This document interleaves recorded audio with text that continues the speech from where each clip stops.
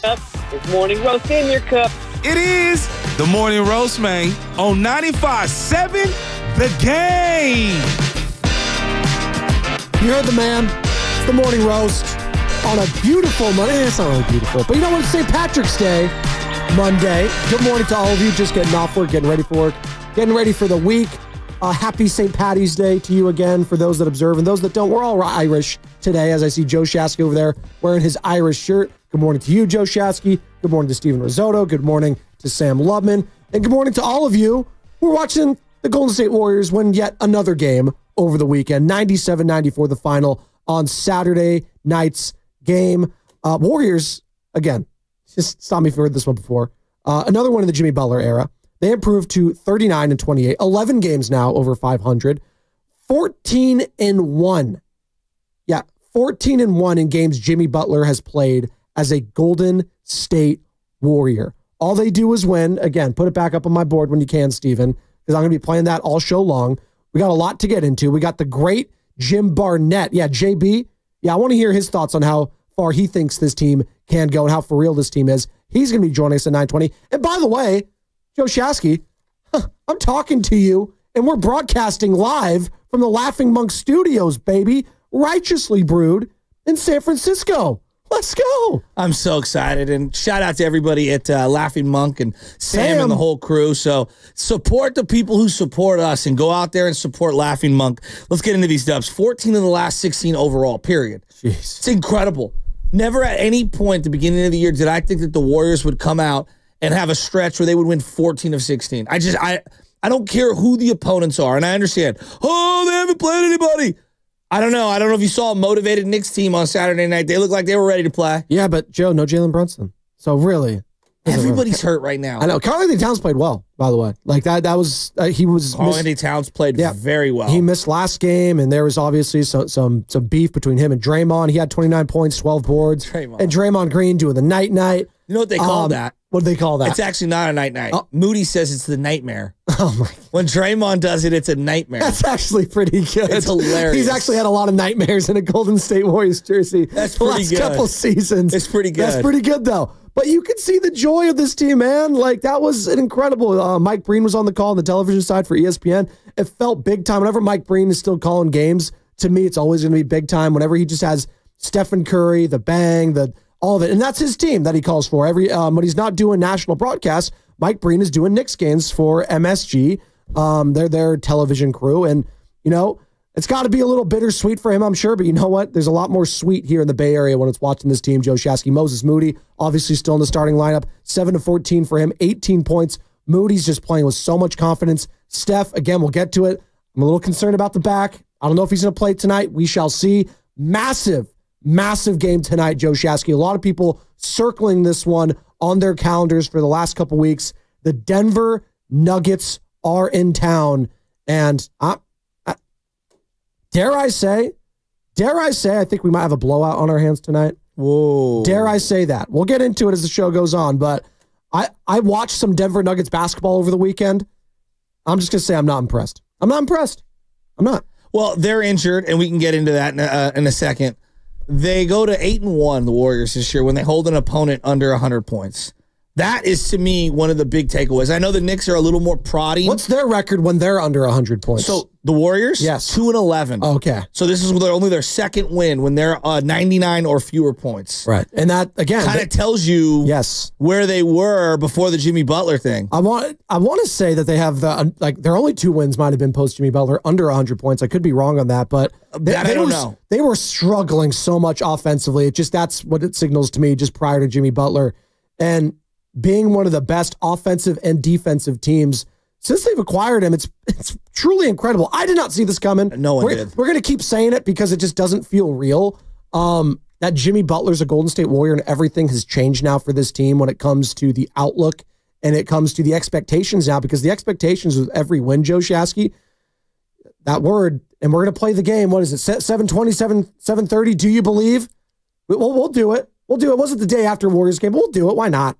And we'll do it again tomorrow, and maybe we'll do it again Wednesday because it's after every single Warriors game. We'll spitball here, but you start believing and believing and believing, and that C word, championship, starts creeping up. Just like, can this happen? can this happen? And if they win tonight, I'm telling you, the belief is going to be off the hook. It's going to be, I don't fear anyone in the West, because the Nuggets have been a team that the Warriors just can't beat. No. In the regular season, they just cannot beat this team. And that would be a huge mental hurdle for them to clear. Again, we'll be talking about it all morning. We'll react to this. 888-957-9570 is the number. Call or text. Definitely want to have a conversation about one Steve Kerr, who over the weekend, and with that win, Joe Shasky, that was his 558th career regular season game that he has won, passing the Hall of Famer Alvin Adels as the winningest head coach in franchise history. It's pretty incredible, man. It's one of the oldest franchises, one of the most winning as well. And for him to do that, it's pretty remarkable. Yeah, and they've done it with so many different lineups and so many different machinations of the team. I'm looking at the more recent, like the way that they've been playing and the way that they're built more recently. I thought Jonathan Kuminga had a great game. You know, he had 5 assists, only the 1 turnover. It feels like he's playing very decisive and patient, and I love what I'm seeing from him in the half court. You know, everybody's kind of waiting for the other shoe to drop. Like, what can go wrong? And trying to identify something like, okay, Guy Santos started in this game. Didn't love that. I kind of like Quentin Post. I understand why they're trying to, like, switch things up. Second career start for Guy. Yeah, you know, I get why they're trying to do it. But you got to keep Moses Moody in the starting lineup. So to me, one of the best developments, I know that the Jimmy acquisition is going to be, you know, the headliner, but one of the best things that has happened in the last month and a half, 2 months, is the Moses Moody, you know, jumping to the forefront. I don't know if this guy can be an all-star, but I'll tell you this, right now, he is a perfect plug-and-play player alongside Jimmy, Dre, and Steph Curry. And then I think you have optionality with that fifth person, whether it's Kuminga, whether it's Quentin Post, whether it's maybe it's GP2, depending on the matchup. Maybe it's Guy Santos. Maybe it's Kevon Looney. Maybe it's Buddy Hield. But if Moses Moody continues to play the way that he's playing, shooting decisively from beyond the arc, attacking the rim at times, playing really good perimeter defense, getting switched onto bigs and holding his own underneath the hoop, Moses Moody to me has been the best of all the developments that isn't the Jimmy Butler headline. I mean, and he was the guy that I think Warriors fans were clamoring for to see more after all these seasons. And I got to keep it a buck. I didn't know what Moses Moody was. I don't think a lot of us did, but there were some fans. They said they saw, you know, greatness, and greatness might be strong, but very good player in Moses Moody if he just had consistent minutes. And we're seeing that consistency now, and we're seeing that confidence pay off. And we always knew he was what? Like, the thing we always talk about Moses, like, wow, what a mature player, wise beyond his years, a high IQ guy. Just he'll do the right thing all the time. Shout out Spike Lee. So 18 points for him, 4 of 8 from beyond. The consistency was always a question mark for me because clearly the head coach saw something that he just didn't want to give them those consistent minutes. A lot of people were upset last year, Joe Shasky, because they thought Pods was getting the minutes that Moses Moody should have been earning prior to, you know, the rookie season of Brandon Podziemski. And to credit to Brandon Podziemski, in his rookie season, I thought he did some really good things. Had a sophomore slump. He got hurt. And I think that, coupled with some of the moves they made, allowed Moses Moody to, you know, have more consistent minutes and be able to shine. Obviously, Jonathan Kuminga being out, they just didn't have the bodies. So they had to force Steve Kerr's hand. I think it was a blessing in disguise and all of that, because now we're seeing just a much more confident, consistent, and dare I say, man, when he's on, just lethal. He's making shots. What I love about him is that he doesn't have to be ball dominant to be able to have an impact on a game. No. And so many young players that come into the league, they have to have the ball in their hands. Yeah. You know, and I would even say JK to an extent. That's been one of the things I think he's had a tough time, you know, working out in the half court, is that maybe he's used to having the ball in his hands at certain spots. And, you know, playing off ball is tough. You're relying on others to be great passers and to set you up and get you open. And when you play in second units a lot, which is what Moses was doing, you know, second and even third units, right? There's not a lot of guys that see the floor well, and they're worried about getting their own. And so I just think it's hard to have an impact. But when he plays with the good guys, the good starters, the good players, as in Steph Curry and Draymond Green and Jimmy Butler. Starters, yeah. When he plays with the legitimate starters. Guys who see the floor, he balances it out. And I think that his play has been accentuated, and we're really able to see what he can bring to the table. He's a winning player. Yeah. And I love the way that even in a limited amount of touches, he's having a big impact. Great way to put winning player. I love that. I think that, and that's kind of what the Warriors have right now. They have a lot of winning players and guys that aren't me first. And that's a credit to the buy-in that we talked about last week from the organization top down, from Joe Lacob, from Mike Dunleavy, and it trickles all the way down. And to the head coach, who I just mentioned, is now the most winningest head coach when it comes to regular season games. 558th career win in the regular season for Steve Kerr, the most in franchise history. 55 and 302. That's basically a 650 winning percentage. That's the incredible. fifth best winning percentage in NBA history among coaches with at least 300 regular season wins. And by the way, all those other head coaches, Hall of Famers, you probably heard of them, the Popoviches of the world, the Phil Jacksons of the world. So, by the way, both those guys having coached Steve Kerr, and Steve Kerr having a lot of their philosophies. And again, we're going to have a very large portion of our show today dedicated to one Steve Kerr, because I'm not sleeping on what he did over the weekend, what he has been able to do with this team since the acquisition of Jimmy Butler. And by the way, shout out to those watching on YouTube, Twitch, and Twitter, all brought to you by First NorCal Credit Union. For a low-rate auto loan, apply online or just ask for First NorCal financing at the dealer. Joe Shasky again. We could talk about this game over the weekend. It was Saturday. I know a couple days removed, so it's always weird. We got March Madness officially. Where's my bed? I need my bed. Like, it's official now. It was, you know, the tournament was set. Selection Sunday. It's right here. I got it. Thank you. God, I needed that. I think we're doing something with KCBS. I think you guys did it last year too. We have our own bracketology. Now, we're not Joe Lunardi. It's Joe Spadoni and Joe Shasky. And that the music still does something to me. Still means something to me, damn it. I guess we're all mad because North Carolina, there's something got included. Yeah, it's North Carolina. Sorry, they're a brand. We have like 80 teams in there, whatever it is now. I really don't care that. No, how dare North Carolina gets in over Turkey Tech University? Oh my God. Shut up. And then we got a playoff happening. I think right now over at the Players, your boy Rory McIlroy and JJ Spawn. Yeah, nobody cares about that. They don't. But I was enjoying it yesterday. But here's what I would say about Rory's Steve on Kerr. top, by the way, after one hole. I know we're going to talk about him playoff at length, and we can get into this a little later. I'm a big believer in, there's fate, and then there's like, fate will open the door for you. That's just how I believe. Everyone's got their own spiritual, emotional beliefs, things like that. I'm not here to like tell you what to believe or anything. Just how I live my life. Opportunity will knock on the door, and it's up to you to not only open the door, but stick your big fat foot in that doorway. Or nose. And squeeze your way through, right? And I truly believe that there are people in the world that have a lot of talent, and they would have been, successful anywhere, but it's their mindset and their dedication and their ability to outwork you and out-hustle you that really puts them over the edge. Like, for example, is Jerry Rice the most talented player ever to play? No. Not even close. I'd say probably Randy Moss is more talented. Clearly, yes. Jerry had a baseline of talent that got him to where he was. But to me, it was the dedication to the craft. And like, if you wanted to beat Jerry, you better dedicate your whole life to it. Same with Tom Brady. Same thing. You brought me right to it. Kobe Bryant. I think Kobe was born with some unbelievable skills. Yes. I don't think he was the most talented player to ever play. No. Right? I think he willed himself into the player that he became. Worked harder than you. That's what he hung his hat on. 100%. Yep. Steph Curry shares a lot of that, right? Like, that's why I think he's so endearing for a lot of people. Tony Gwynn and Greg Maddox. I just want to go across sports. Sure. I look at Steve Kerr, and I say to myself that this guy could be labeled on St. Patrick's Day as one of the luckiest people to have ever... That's a good thing, yeah. To have ever been in the sport of basketball. And I would argue, and I would counter... Yeah, luck has a lot to do with it, but persistence and being in the right place at the right time and making the most of your opportunities are what create the legacy of a Steve Kerr. Think about this. He got to the NCAA and he played for Lute Olson, a legendary coach. One of the greatest of all time. Legendary coach.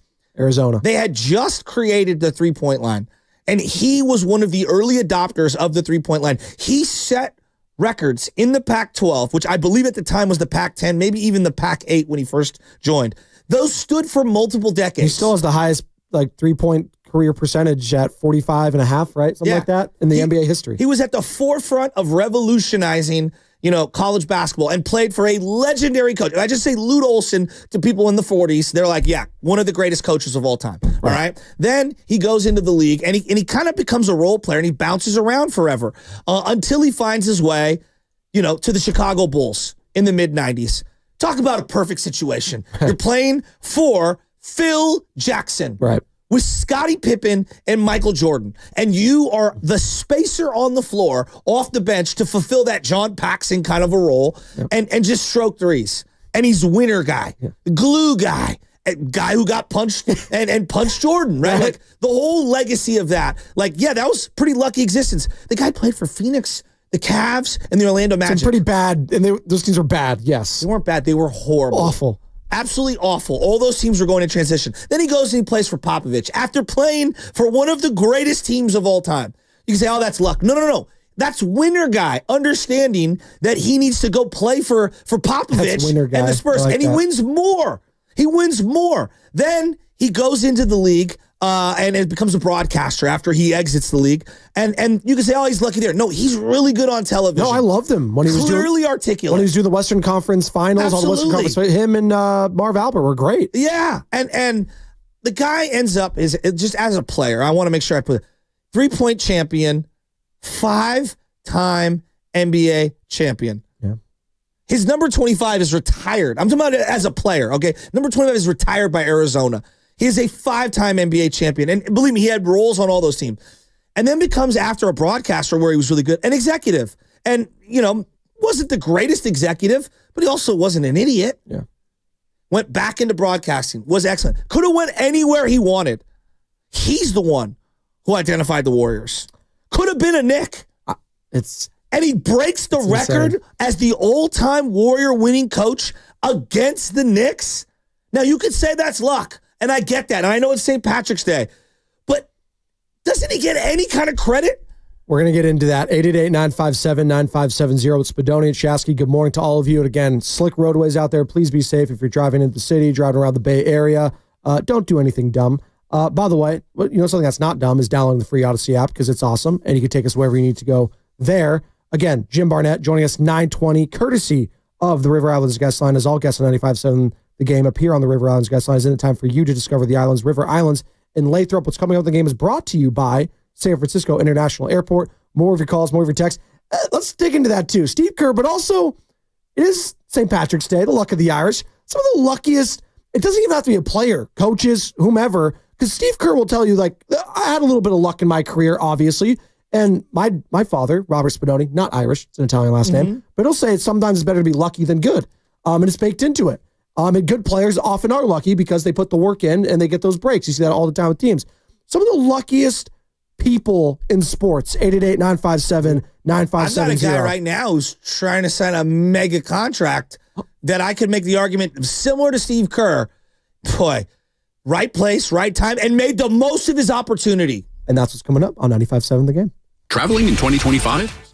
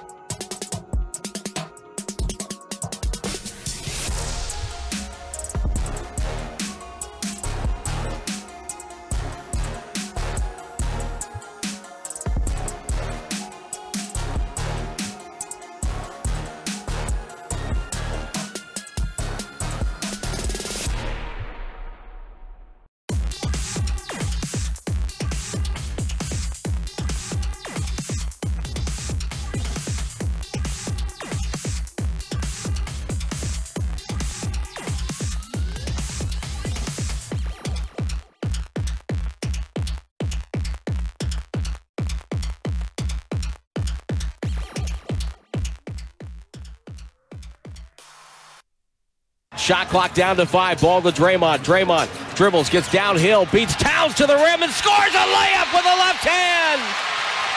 Timeout, New York. The Warriors lead 94-88. No, it actually just came to me once I laid the ball up. I wasn't really thinking about it. Then I laid the ball up. I turned, I saw Steph. And it was like, dang, it's time. At least I think that's what happened. I don't know. Sometimes I just be in the moment and lost. It was fun. That's what we said in the locker room. Draymond do the nightmare. Dub Nation is Moses Moody. You're listening to The Morning Roast with Joe Spadoni and Joe Shashky on 95.7 The Game. What's up, Moses? Calling it the nightmare, not the night for Draymond Green. I love that. Moses Moody, dynamic in a Warriors 97-94 victory over the New York Knickerbockers. 18 points, 4 of 8 from beyond the arc for Moses, getting the starting nod. And again, all they do is win. I know we're saying Jimmy Butler era. In the Moses Moody era, Joe Shasky, all they do is win. What are they now? 18-1 when he's in the starting lineup. It's crazy. 18-1. It's insane. That obviously coincides with James Butler III. But again, Draymond Green, 9 points for him. Wasn't his greatest shooting night, but I like that he was staying aggressive. 1 of 5, but he's getting the shots up still, like we were talking about, having that aggressive mindset. 4 boards for him, 3 assists, and obviously he had that one late, which obviously meant more than just 2 points because it was basically night, and the game was over. By the way, you heard the music. It's St. Paddy's Day. We'll do some St. Paddy's Day style rejoiners all day. Shout out to you. I don't do the whole Irish thing, by the way, if you're not wearing green. Well, why are we hurting people if they're not wearing green? Like, we're just going to pinch them? Like, He's an Italian. I am, but it's just, and I have love for the Irish. Don't pinch me. If you were going to say, don't tase me, bro. What's the bigger drinking day, Cinco de Mayo or I was actually talking about St. this. Patrick's Day? That's a great or call. 4th of July. What's the bigger drinking day? It's a good one. As a non-drinker. Or the day before, what is it, Thanksgiving they do that? Well, that's like the week. Everyone gets hammered on Wednesday night. Right. I'm going to go, they're both on Mondays this year because Cinco de Mayo is also on a Monday this year that I've seen. I'm going to go Cinco de Mayo, though. Okay. I think so. Okay. But maybe here in the city's different. I don't know. Maybe it's we have the diversities there. Both of them feel kind of fabricated. Not going to lie. It's just like, what are we doing here? Green beer. Nothing and then wrong with it. We're going to just eat some tacos. Hey, and have bro, some I went to the burritos. Irish Center over the weekend. We had a great time. Did they have the parade over the weekend? Yeah, here? so the parade was downtown. Okay. I had double baseball games. Afterwards, me and the whole family went over to the Irish Center, and my niece, Elizabeth, she's in 8th grade. She was dancing, and my buddy Jim's daughter, Emma, was dancing. 5th grader with all the 8th graders. It was really cool. And the little guy was sitting in I was sitting in the front row, just like mesmerized by the dancing. And then my other little nephews were in the doing the bagpipes. So Tanner and Sawyer and Manning were doing the bagpipes. So yeah, it was pretty cool. It's a big day for our family. We always have fun with it. My mom loves watching the dancers. That's awesome. Yeah, no, that's great. In the city, it's a big deal. Let me give you an example though. That's everybody sees all these people on stage, right? Or the bagpipers, and they go like, maybe not everyone, but people are like, oh, anyone could do that because all they see is the results. They don't see the hard work. Real quick, your boy Rory McIlroy, luck of the Irish. 3-shot lead heading to three-hole playoff. He's going to win the players. Yeah. So there you go.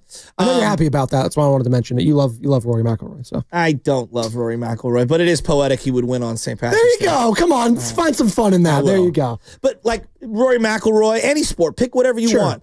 I think people, not that they dismiss the journey, but we're in such an Instagrammed, TikTok society that all we see is the results. Yeah. For example, I'll see these trick shots all over the internet. And I'm like, yeah, well, how many times did they practice this and edit it and cut it just right to where they hit 15 shots in a row or whatever it is?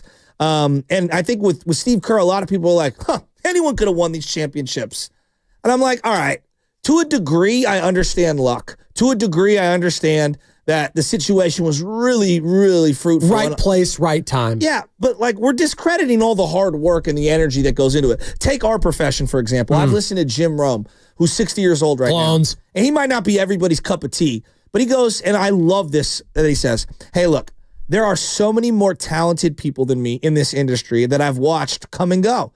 Do you know why I'm still here? Because I vowed to myself no one's going to outwork me. And I hear some of my buddies like, Joe, you've got such a great job. And I do. I'm very lucky. I'm very blessed. We're very blessed. Right? But they don't see me waking up at 3:30 in the morning. They don't see me maniacally rewatching. And look, I know, I'm not trying to say this job's hard, but they don't see all of the energy and effort and all the work that gets put in. They weren't with me when I was working double shifts and going and working nights and taking any shift at 95.7 in the game that I possibly could. Then also working weekends. And I don't get to see my family. And there are certain sacrifices that we bake in. I would do it 10 times out of 10, though. And there have been way more people that are, more talented at the oration, if you will, than myself. But I vowed, like Jim Rome, ain't nobody going to outwork me. Right. And I've made the most, as best I can, of the opportunities I've given. I've watched you from behind the scenes grind and show up when no one was here at 4 a.m. every single day for years on end, doing a solo show by yourself, which is really difficult. Shout out Sam for helping me too. Sam Levin. After staying up till all hours of the night, trying to raise 2 kids, work on yourself, watch every single game, balance the whole thing out, and you're here when no one's here, and people don't see the energy and the effort. You know what they hear? They hear you on the air a little, and they see the results. Yeah. And so I just think in life, too many times, people see the results, they see whatever the product is on the stage, and not that we discredit, but we don't understand the hard work that's put in. And I look at Steve Kerr as a great example of someone who's lived an unbelievable existence as an NBA player, coach, executive, etc. But I do believe to a degree, we discredit the hard work that's put in behind the scenes. And we do this thing in sports, anyone could have won those titles. Yeah, I don't know if I agree with that. I just don't know if I agree with that. Has he been fortunate? Absolutely. Has he made the most of those opportunities? Hell yeah. But I don't think that anyone could have won those titles with the Warriors. I don't think that anyone would have won those titles with KD and Steph and Curry. Yeah, it was easier. I'm not denying that. Show me a coach that didn't have Hall of Fame players that won titles. It's very few and far between.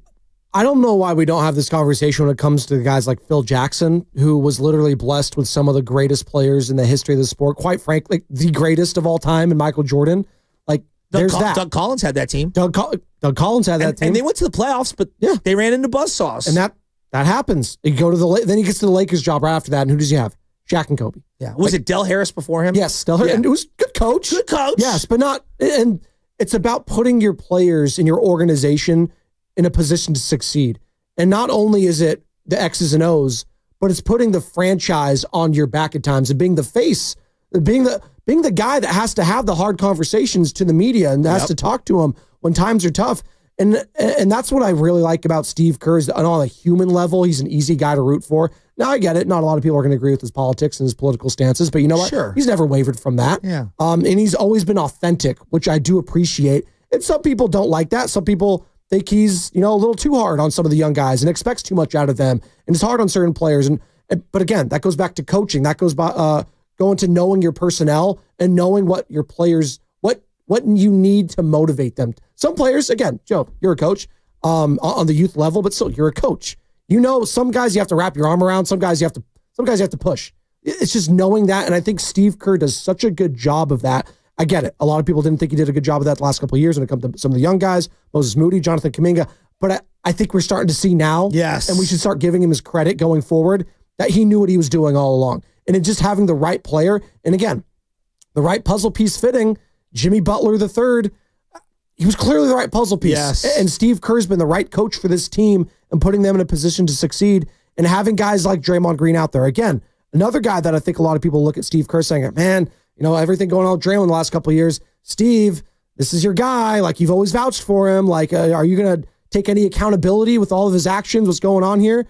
So I understand that part of it. And Draymond Green's been playing very well this year. I think he's been a great leader on the team for the young guys. And I give Steve Kerr credit for that as well. Stephen Curry, unlocking Steph and knowing who he is as a player, I don't think there would have been a better coach for him.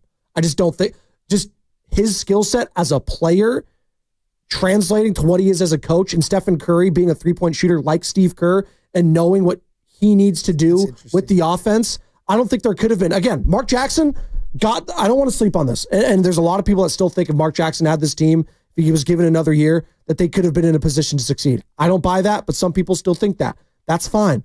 I just think Steve Kerr was the right head coach at the right time, specifically for Stephen Curry, and instilling an offense that wasn't going to get stagnant. That wasn't just going to be an ISO. That was going to be ball movement. That was going to be the San Antonio Spurs offense that he learned under who? Greg Popovich. Yes. And he has elements of the triangle offense. What do you learn from Phil Jackson? And being able to take both those guys, two of the greatest at their sport. And throw Lou Olson in there. And Lou Olson, throw Lou Olson in there. Great point. I know Dean Smith, and there's a ton of college coaches, but for guys my age, like Lou Olson is one of those guys. And when it's all said and done, Joe Shasky, it sounds crazy, but for me, and people might disagree with this because they might have Pat Riley over him. They might have Red Auerbach for sure, right? But I'm going with a couple championships. So like the Pat Rileys of the world. If Eric Spoelstra's your cup of tea, that's fine. Like I understand he won with the super team. He's taken to two teams. I have tremendous respect. Exactly. But it comes back to the respect level of Steve Kerr and why he's not involved in these conversations. If they win the 5th ring this year, I think you're talking Red Auerbach, you're talking Phil Jackson, Greg Popovich, and I might be taking Steve Kerr. And what's crazy, that sounds insane, but I might be. And what's crazy is I think in our own backyard, people don't even have him in the top 1 or 2 greatest Bay Area coaches of all time. Let's pick that up on the other side. That's what's coming up in the game, brought to you by Valvoline Instant Oil Change. Spring into action at Valvoline Instant Oil Change. Your 15-minute drive-through oil change. Stay in your car while friendly technicians check oil, batteries, lights, tires, and more. Locations and coupons at BayAreaOilChange.com. All vehicle types are welcome. Hey, it's Willard and Dibs for Safe.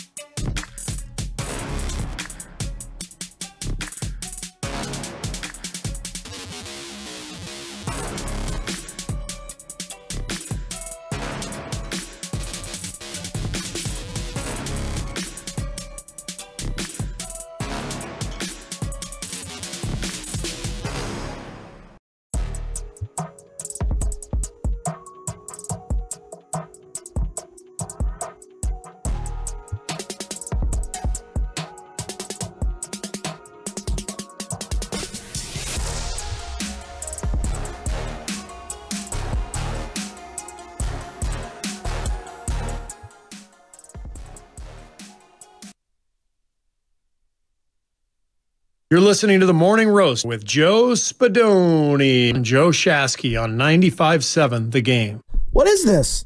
Who is this? It's called Breathless. What's the artist? Come on, Steve. Hang on. Oh, God. I want to give credit. And thank you, Steve Kerr. It is the thought you morning were going to go like U2 on me. Well, no, we can go U2 or Cranberries. They're Irish as well. Course. Okay. All right. There you go. And the Cranberries are coming up. Just be patient. Thank you. All right. Thank you. I'm not mad at it. We're playing Irish stuff. It's the luck of the Irish. It's a Joe Spadoni. That was. I don't know. I was trying to blend Irish and Italian. It's not. It wasn't happening. It's tried. Okay. It's not O'Shea. All right. It's not O'Neal. Shout Shaq. Manja. Yeah, there you go. Manja. Eat. Yeah, thank you. I'm actually really hungry right now. I had some In-N-Out burger last night, and it was great. I had to wait in the drive-thru for like 20 minutes or so, but that was okay. We had In-N-Out on Thursday, and it was delicious. There you go. I will forever die on that hill. There's another hill that I will die on also, Henry. And we're going to get right back into Steve Kerr and whatnot. But I'm telling you right now, Giants fans, if you're out there, the game was over the weekend, but real quick, 30 seconds. Ready? It's very simple. Okay. Kyle Harrison is not that guy.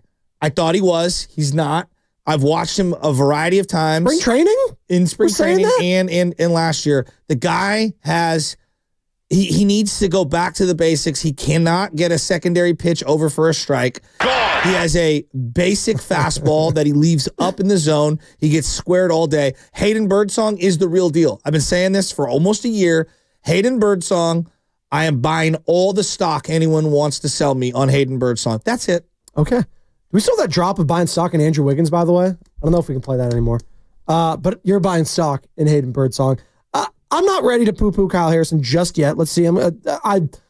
I'm very hesitant to overreact to anything I see in spring training. I get it. It's the only thing we've seen and can go off of. They're trying a lot of new stuff. But the velocity just being in the low 90s, if you don't have those secondary pitches to get you out of that and you don't have a lot of ball movement, yeah, it's gonna be tricky to try to fool these batters. This is a sentence I never thought I'd say. He's closer to Ty Block than he is even Noah Lowry at this point in his career. We were talking years ago, you can't trade this guy for Juan Soto. I know. He's untouchable. Quick. Things happen quick. Real quick, no one's untouchable when it comes to big trades. I'm buying stock in Andrew Wiggins. Oh my God. That's mean. Oh my God. Bonte's probably listening. He's probably still buying stock in him. That's okay. You always got to buy. Hey, the stock's probably low right now if you want to buy it. It's probably at an all-time low. Brought to you by Golden State, serving the Bay Area for 3 generations. When you succeed, we succeed. Visit GoldenStateLumber.com. You know who I am buying stock in right now? It's this Golden State Warriors team. 14-1 when Jimmy Butler suits up for the blue and gold, baby. Steve Kerr, now the winningest head coach in franchise history. We're talking about luck. We're talking about the Irish. We're talking about it all. And it's better to be lucky than good sometimes. And you know what? It's baked in to great careers, right? You could ask all the greats. You could talk to Steph Curry. You could talk to Klay Thompson. You could talk to Kevin Durant. You could talk to Draymond Green. You could talk every single Steve Kerr, anyone, Michael Jordan. There's always luck involved with everything. But you know what? It's about being at the right place at the right time and, taking advantage of the opportunity when it comes. A lot of people don't see the opportunity when it is presented to them, Joe Shasky. For whatever reason, they have a lot of stuff going on. They're narrow focused. But when an opportunity is presented to them, you got to take advantage. And there was an opportunity presented to Mike Dunleavy in regards to getting one Jimmy Butler. And he took it. And he ran with it. And it's changed the fortunes of the Bay Area sports scene going forward. Because I got to tell you right now, it was looking, if we didn't make this Jimmy Butler trade, it was looking disastrous. Oh, by the way, the 49ers made a move over the weekend. They brought back Kyle Juszczyk. So we're back, baby. The juice is back. We talk about making the most of your opportunity. Brock Purdy's probably the greatest example. It's great. Of making the most of his opportunity. And there's a quality that Brock Purdy has that everyone loves, which is he's try-hard guy. No one's going to outwork him. You don't question his work ethic. No. Right? I think one of the things that drives people crazy in life and in sports, has the talent, doesn't work hard enough. That's probably the worst label you can have in sports. Wasted talent. Maybe in life. Yeah, wasted talent. Exactly. And I think one of the things that I've noticed about the Warrior team right now is that all these guys that had a lot of talent, whether it's Podziemski before the injury, Quentin Post, Moody, Kuminga, it feels like they're finally all starting to realize that talent simultaneously. And that's coaching. But I go back to the way we talk about Steve Kerr It kind of drives me crazy. Look, has Steve bugged me over the last couple of years? Yeah, I don't think he's a perfect coach. Who is? But if we're going to field calls relentlessly for 5 years, he doesn't develop young players. He's not that great when it comes to half-court offense. He's not maximizing Steph Curry. He doesn't trust the young guys. He's obsessed with the vets. His lineups suck. He loves small guard lineups. He hates bigs. Like, all these things that we've crushed this guy for year after year after year. When he does become the winningest coach in franchise history, when they do go on how many wins in a row, Joe? 7? Yeah. Okay. 14-1, you said, with Jimmy? 14-1. Okay. When Jimmy Butler plays. Yes. Can we have a real conversation about giving Steve Kerr and Dunleavy some credit? Where are those phone calls? The 5th best winning percentage in NBA history among coaches with at least 300 regular season victories. I mean, we're talking about the greatest of the greats of all time. 888-957-9570. Why don't we talk enough about Steve Kerr when it comes to not only just the national perspective, but here, let's just keep it local. Like, if we're doing a Mount Rushmore of coaching right now, who we take? Bill Walsh. Always. Bill Walsh. Okay. Bruce Bochy, for sure. Absolutely. Who we taking third? Well, I think that one's a toss-up. Like, to me, there's an argument for Seifert. There's an argument for Tony La Russa. John Madden. Yeah. What he mean? Like, I get John it. Madden's a great one. Like that.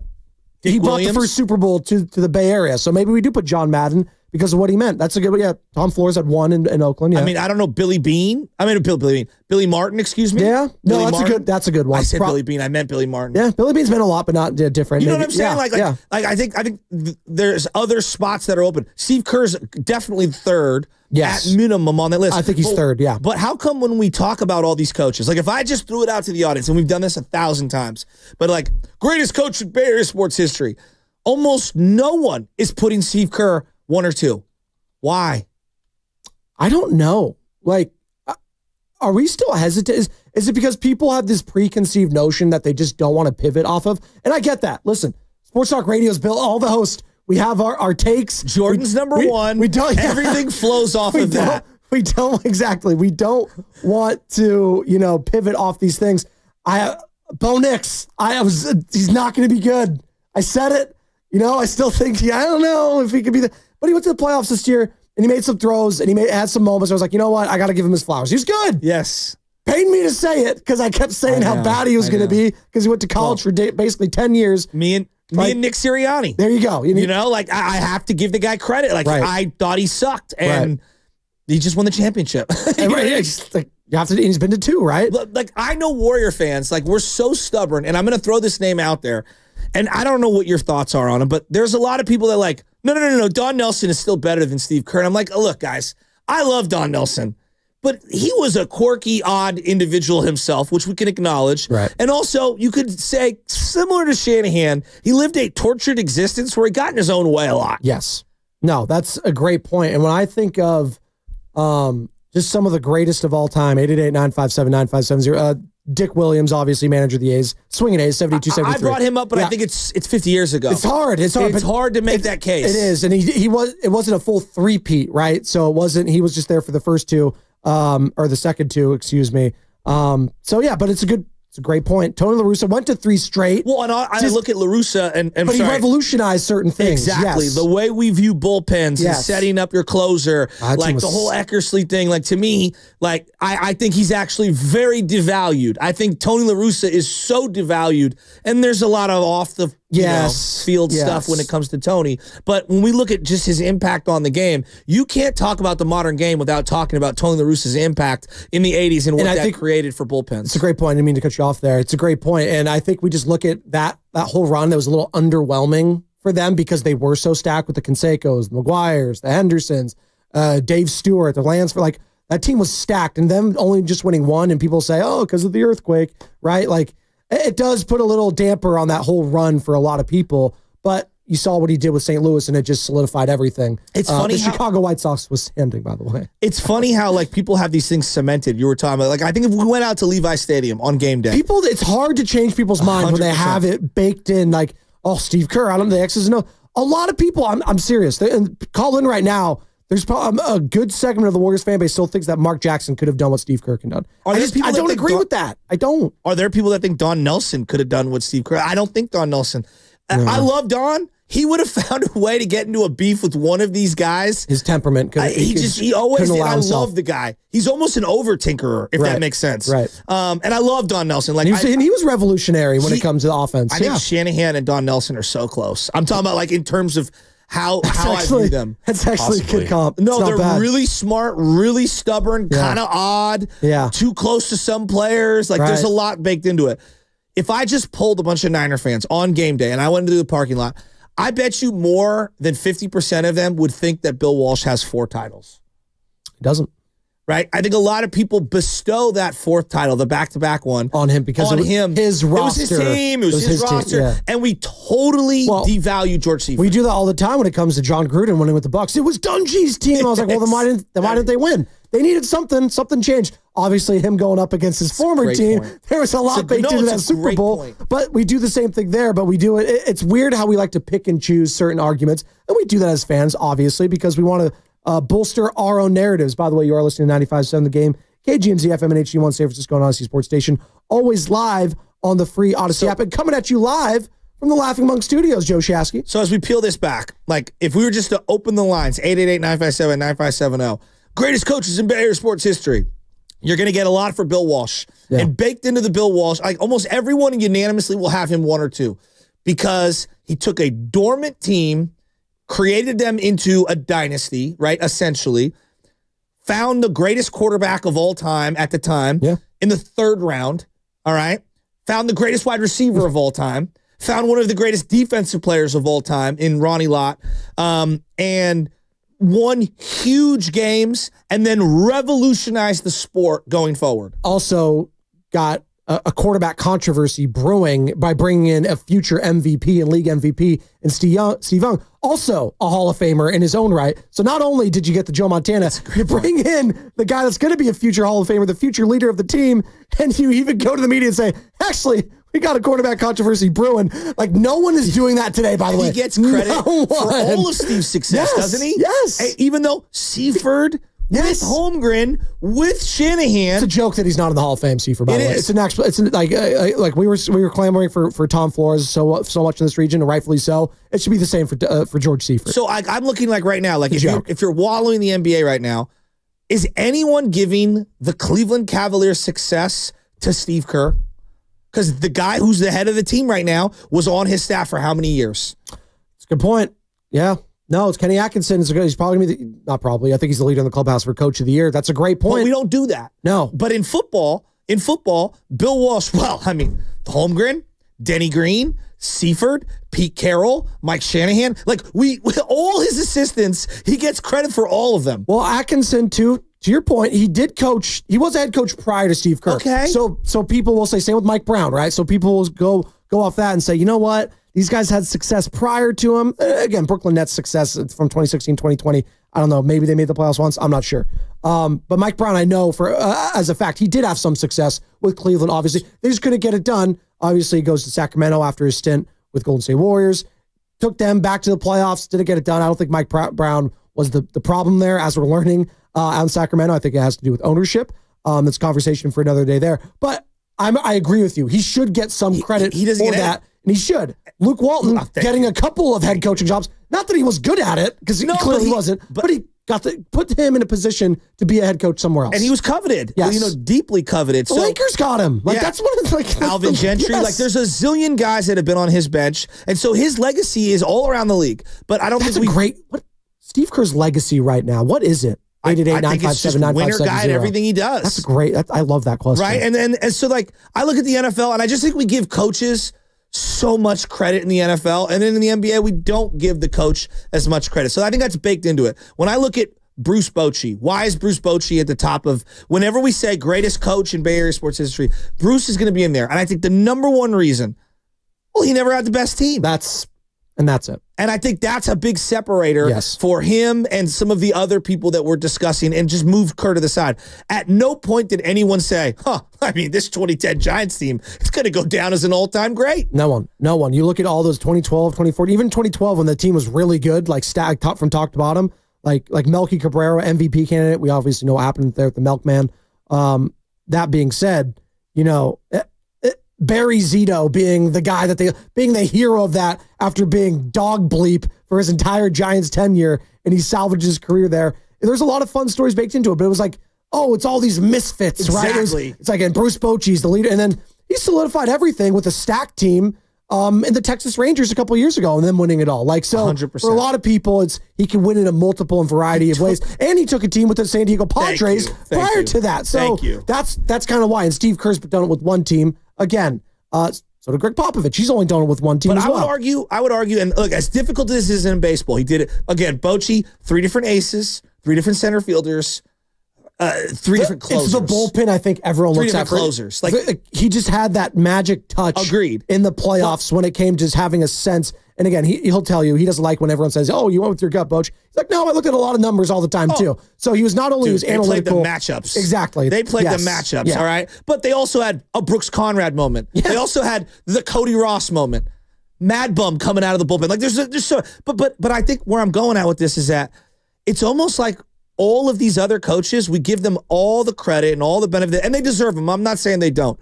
What if I told you in the NBA, being a great coach with the egos and the player empowerment in that sport, it's insane, might be more difficult than like navigating the bullpen in a playoff game? Because all those guys are making like $700 grand, $900 grand. Okay, Sergio Romo might have made a couple of million and Affel a couple of million. You're dealing with Draymond Green, and Steph Curry and Kevin Durant and Iguodala. Do you know how much money and how much power and how much ego? And I'm not knocking these guys. I'm just saying the NBA player has a level of entitlement that we couldn't even fathom in the other two sports. All while playing for an owner that wants to win at the highest level and will pay anything what it takes. What if I told you, Joe Lacob. I think Joe Lacob is more maniacal than even Eddie DeBartolo? Oh, no, I'll hear it. Think about, like back in the 80s, you couldn't just text someone at 11 o'clock at night. No. You couldn't just be sending them stuff nonstop. I couldn't imagine working for Joe Lacob. By the way, for just joining us here, it's Benoni and Shasky, the Morning Roast, and we're talking about Steve Kerr. Why? Because he won his 558th career regular season game, passing Alvin Adels as the winningest head coach in franchise history. He has the 5th best winning percentage in NBA history among coaches with at least 300 regular season victories. We're just simply asking, why don't we view Steve Kerr as one of the greatest in the history of the sport and in the history of the Bay Area when it comes to head coaching / managing? 888-957-9570. We are going to get into the game at some point. That's taking place tonight because it is massive. It's a playoff Joe game. Shasky, Warriors, Nuggets, Joker, Steph. And by the way, all eyes on Stephen Curry because he has a back injury, Joe Shasky. Is he going to play tonight? I'm not sure. You have a back-to-back tomorrow. Do you hold him out for both? I don't know. I am concerned about that, though, because this is a very strong likelihood that you're playing this team in the first round, potentially, in the Denver Nuggets. So we'll break into that game at some point as the show goes on. This is a huge one for the Warriors tonight. Just getting back into the whole like Steve Kerr thing. You alluded to it. If you bring up Joe Montana, you immediately say Bill Walsh. Yes. It's like name association. And I'm asking sincerely, do we really think Stan Van Gundy, who was rumored to get the job, or even Mark Jackson, who had him before, do we really think Steph Curry's career is better with another coach? Pick who you want. I don't care who it is. Like, you want to say Spoelstra? I actually think Spoelstra would have tried to rein him in a little because his view of how the game is played is a little different. I know he's evolved over time. I'm not sure we get this version of Steph with any other coach in history. Well, it's a great point. And the thing that's with Spoelstra that's so different is because there's a Pat Riley angle that's involved in all of that too. And Pat has tremendous, whether you agree with it or not, I feel like he has tremendous influence on what happens with that team. And rightfully so, because if I'm Eric Spoelstra and Pat Riley's one of the greatest coaches of all time, I'm going to be listening to him if he has advice on X's and O's. But that's baked into it. Like, Bob Myers wasn't telling Steve Kerr X's and O's, Joe Shasky. No, he like, wasn't. Mike Dunleavy, Mike was a player, so maybe he has some thoughts on certain things, and I'm actually going to give Mike credit for that because he played in the NBA for a very long time. I think Mike's actually really smart. He's very really smart. Very well, this trade is showing that he's clearly knows what he's doing. Really smart. But I like that you brought up Eric Spoelstra because if you pull anyone in the NBA right now, if the number one pick is probably going to be for most people, Eric Spoelstra when it comes to, because I think, like you alluded to, the teams like with Bruce Bochy that he had to take, there weren't a lot of household names. No. and they won 3 World Series there. With Spoelstra, you look at what he did with the Miami Heat past the Heatles, because obviously the super team, and he won 2 titles there. And some even say maybe they underwhelmed there, even though they went to the 4 straight NBA Finals and won 2 in between there. But you look at the teams that he brought with Jimmy Butler as the best player. It was him and Bam Adebayo basically, and then a bunch of young guys. Duncan Robinson, Max Strus, Gabe Vincent. Like, who are these guys? Tyler Hero. Who are these guys now? But you give credit to Eric Spoelstra with the development there, the Jaime Jaquez's of the world who have shown some promise. Some of the younger guys, the other Jovic, right? I love him. Nikola Jovic, other Nikola Jovic, right? So we give him a lot of credit there, but we don't want to give Steve Kerr credit. And maybe we're going to start doing that lately when it comes to the Moses Moody's. If JK has a deep run, right? The Quentin Posts as of late. Guy Santos, like, we're going to start seeing, hey, why don't we give credit to Steve Kerr with the Gary Payton II being able to maximize a player like that? Why don't we give him credit? Andrew Wiggins. Who was Andrew Wiggins before he came here with the Minnesota Timberwolves? He was a letdown. As a non-Laker fan myself, you know what I said when Phil Jackson got his hands on anyone? Oh, that'll work. It's Phil. When they made the Pau Gasol trade. It's Phil. It's going to make it work. Okay. Ron Artest only works with Phil. Yeah. Like, of course it's going to work. It worked with Dennis Rodman, right? Devin George? Of course it's going to work. Like Rick Fox? Of course it's going to work, right? Like, because I gave Phil the benefit of the doubt. Think of what, like, Steve Kerr, take a step back. No one's getting another 2 months out of Andrew Wiggins like what he got out of him. It's one of the greatest accomplishments he's ever done. Do you think there's a head coach? Like, do you think Eric Spoelstra could have coached Draymond Green this long? No. There's not a chance in hell. And I think the part of a lot of the criticisms of Steve Kerr, Draymond's baked into a lot of it. Because I think people feel like he was the enabling / a pushover when it comes to him. And I think Bob Myers is baked into that equation Inability too. to rein him in. And let's keep it a buck. I think that is, when we look back, that's probably one of the lower moments when it comes to Bob and Steve. There's things I regret. Not suspending Draymond after the punch, I think would probably be on the first on the list. But I don't think Draymond becomes the player he is today without Steve Kerr. No, he's a tweener. Yep. A lot of guys would have went back to their veteran in David Lee. That was a great. There's a lot baked in us. How many guys have the cachet to tell Andre Iguodala come off the bench? No, it's a great point. 888-957-9570. We're up against it. I want to pick this conversation up on the other side. Plus, again, we're going to be diving into this massive matchup tonight right here on 95.7 The Game. Warriors Nuggets. It's the one we've all been waiting for, folks. Everyone's circling this game. Oh my God. Like, I think you can beat all these bad teams, but can you beat the Denver Nuggets? I'm not scared of the Nuggets. Quite frankly, I watched them over the weekend, and they might be a first-round exit as far as I'm concerned. We're going to get into that. Warriors Nuggets coverage of that starts at 6 o'clock tonight with Warriors Live. Tip off at 7 with the voice of the Warriors, Tim Roy, Tom Torbert on the call as well. That's all coming up. Brought to you by San Francisco International Airport. Traveling in 2025? Start your journey right.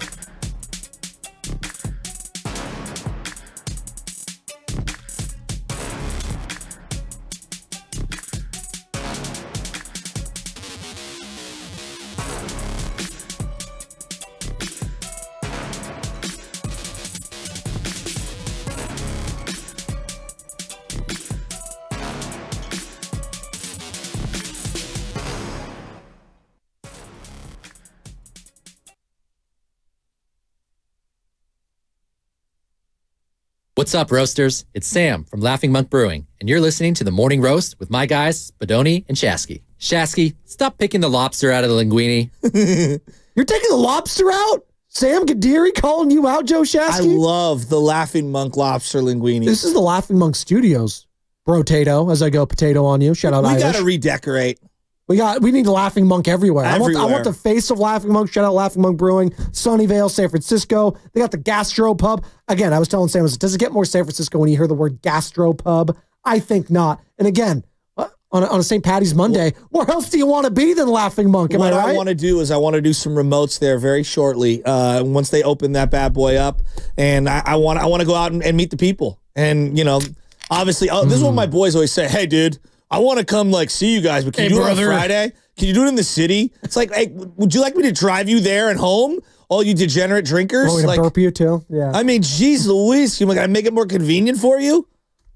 Love you guys. I love Laughing Monk. I'm now thinking about that lobster linguine again. He said he's named after Shasky. It should be, Spadoni. Shout out to the guy that's actually Italian. You can have the Irish dish, a corned beef and cabbage, if you will. That's also a good one. Why are you looking at me like that? What? There's lobster linguine, there's corned beef and cabbage. Some people want, corned beef and cabbage. Shepherd's pie as well. Oh, sure. The Irish are known for their eats. They do a lot of curry too. Really? Yeah, a lot of curry. A lot of Indian influence. I'm not mad at that. Okay. A lot of curry. All right. I'm not big on the curry fries. Oh, no. Oh, okay. Oh, I'm not big on curry. Oh, really? Yeah. What about Steph? It's probably a huge hole in my That is a big hole. You haven't had the right curry. That's what I'll just say.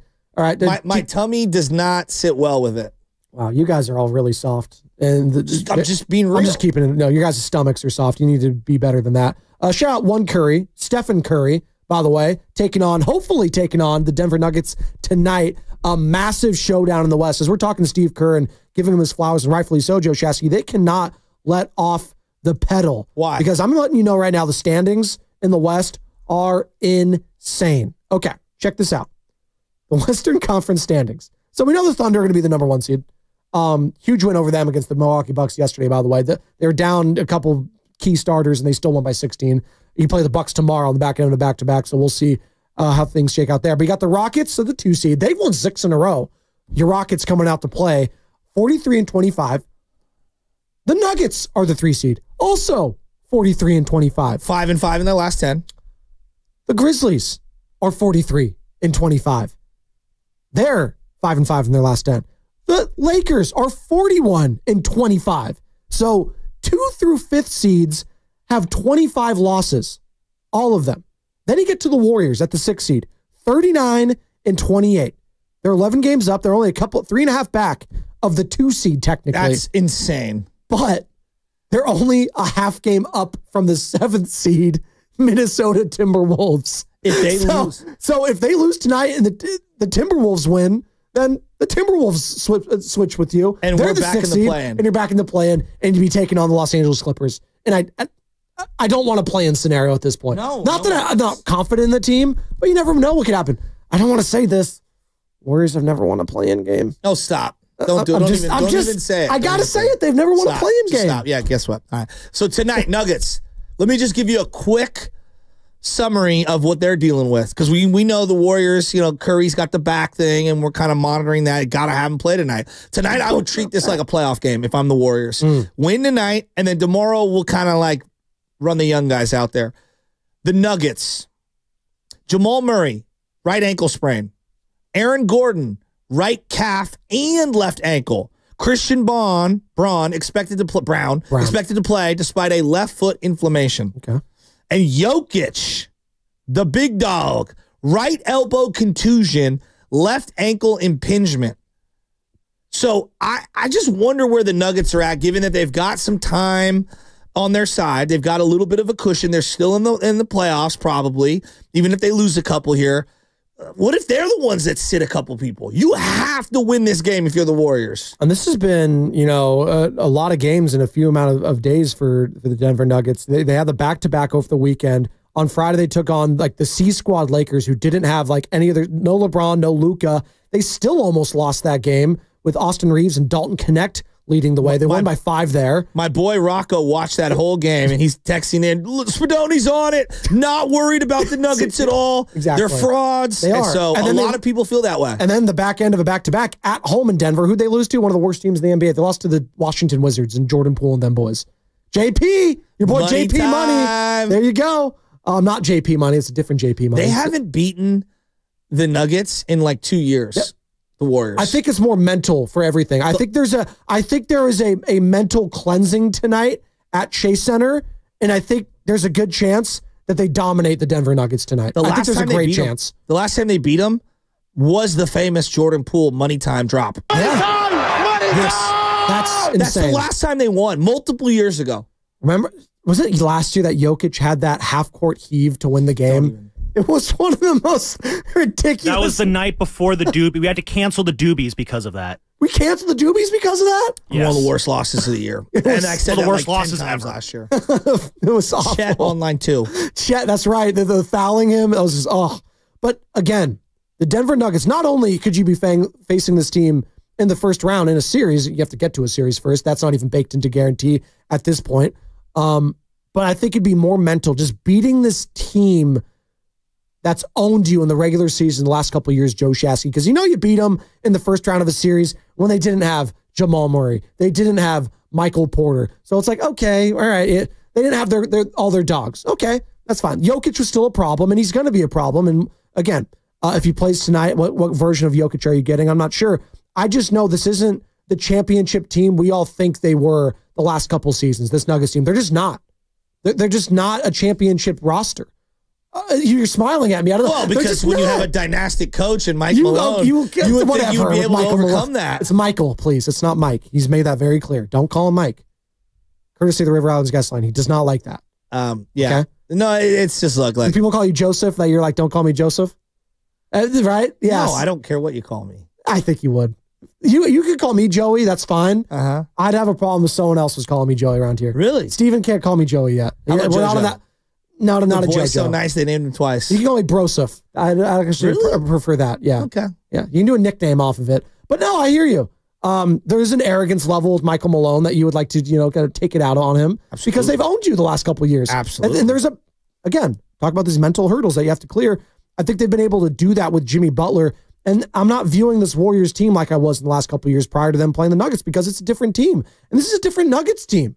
These are two different teams. And I think we're having a hard time separating this lens, if you will. By the way, 888-957-9570. We'll get back into Steve Kerr. We have a YouTube poll up right now. We are streaming on YouTube, Joe Shasky. Who is the best coach in Bay Area sports history? Bruce Bochy, Bill Walsh, John Madden, or Steve Kerr? You put Madden as the fourth? I'm not mad at that. Do you think that would be Madden? He deserves his recognition. But similar to Steve Kerr, he's kind of got a Forrest Gump quality to him because he's kind of a part of a lot of different things. He is. Right? Steve obviously has coached longer in his sport. And I think he has the highest winning percentage if he's trying to do it. Yeah. John Madden with at least 100 victories. He has the highest winning percentage of all head coaches. Okay. So he's a winner, and he got to. Unfortunately, he was synonymous with losing in the conference championship law, and obviously the immaculate deception, not receptions, the deception here in the Bay Area. That is what he's linked to as well. And they kept coming up short against, the Dolphins of the world or the Steelers. And they finally broke through.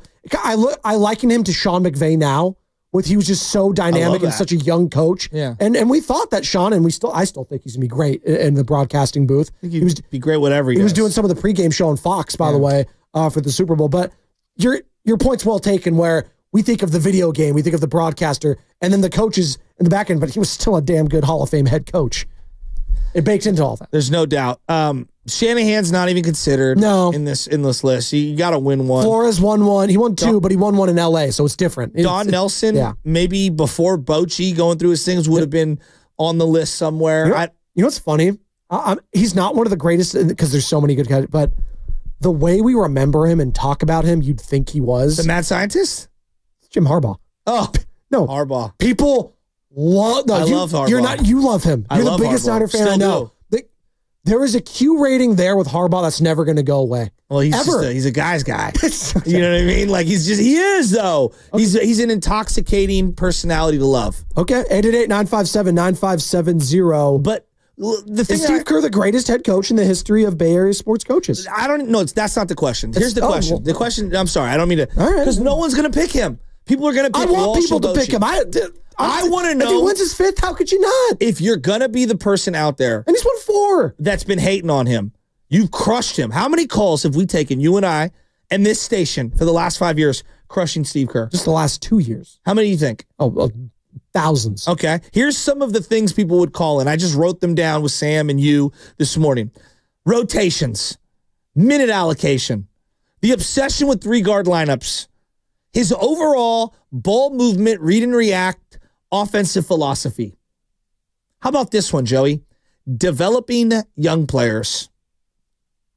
This is a guy that chose Anthony Lamb and Ty Jerome over Moody and J.K. Hey, he was right about Ty Jerome. I'll give him that. He's been great for Cleveland this year. I'm going to give him that. And maybe that was Kenny Atkinson whispering him in his ear the whole time. Does he get credit for Moody now?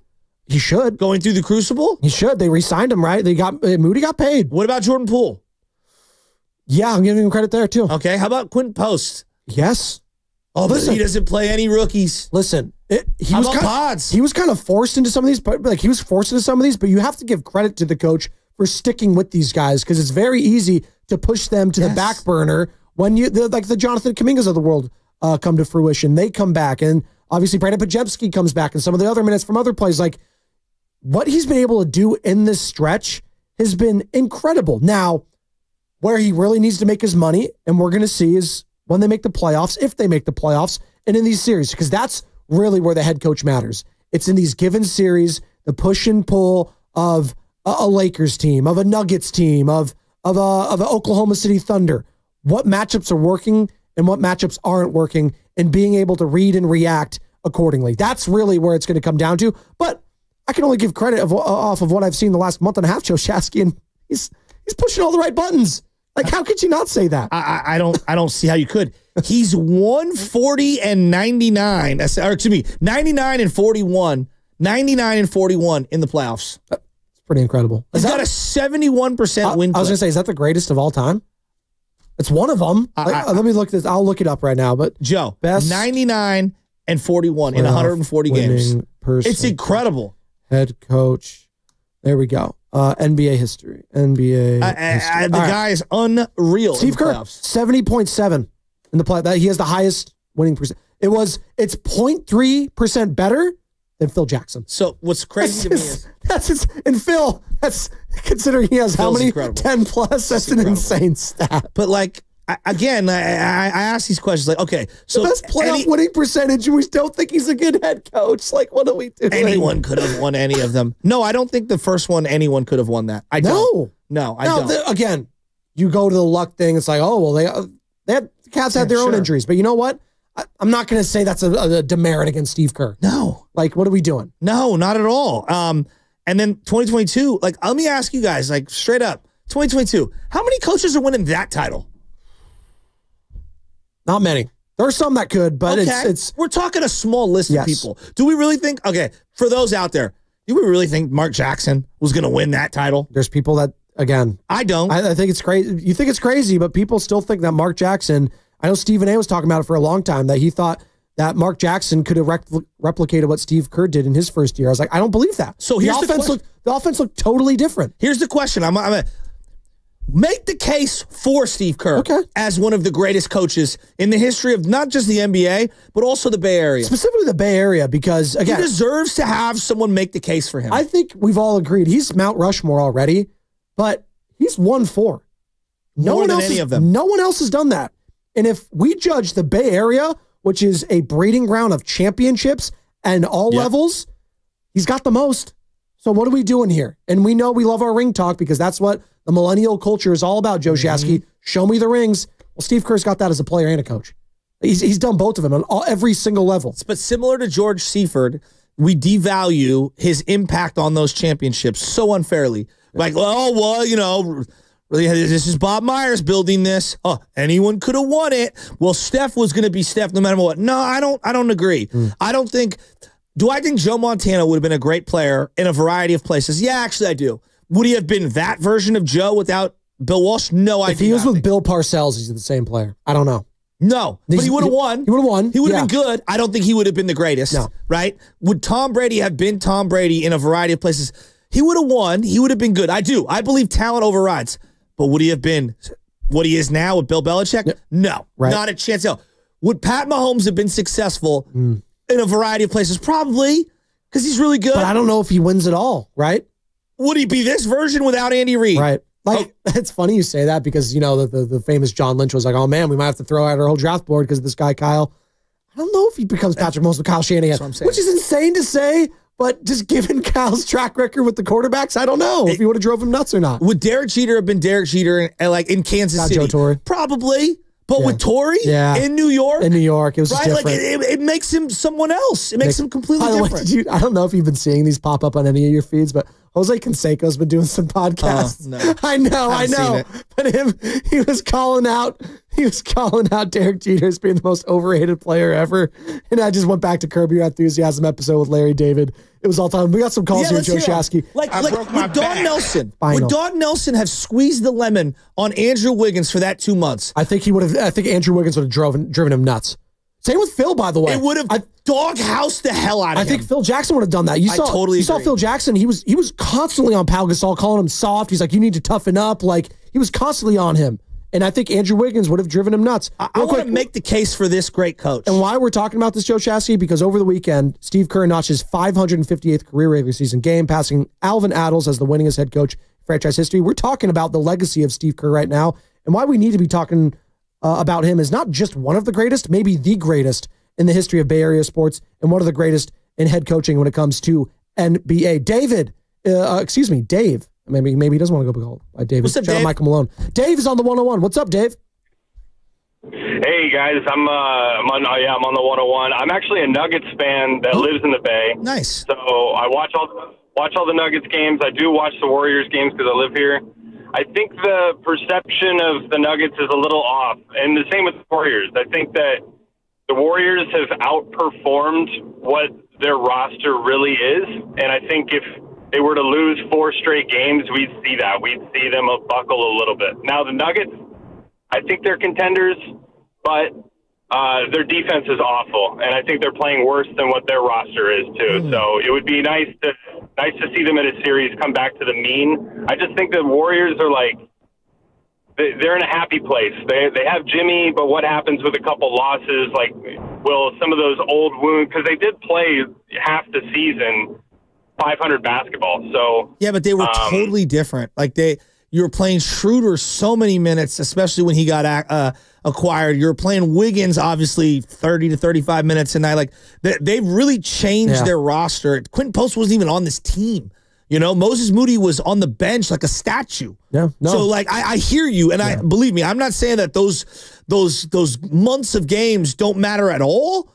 But we have to also acknowledge this is a completely different team. It's way different. I view a couple of these teams way differently. And unfortunately, you know, like are the Lakers the same team? They're completely different.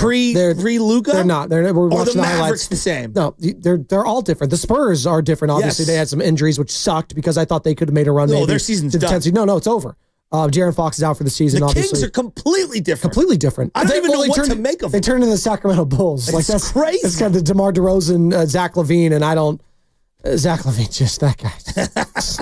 What does he do? Like, I don't know. Why are we talking about Zach LaVine? He's got the coach is in Vallejo. What's up, coach? I respect the coach. What's up, coach? And the coach wants to talk about another coach, Steve Kerr. What you got, coach?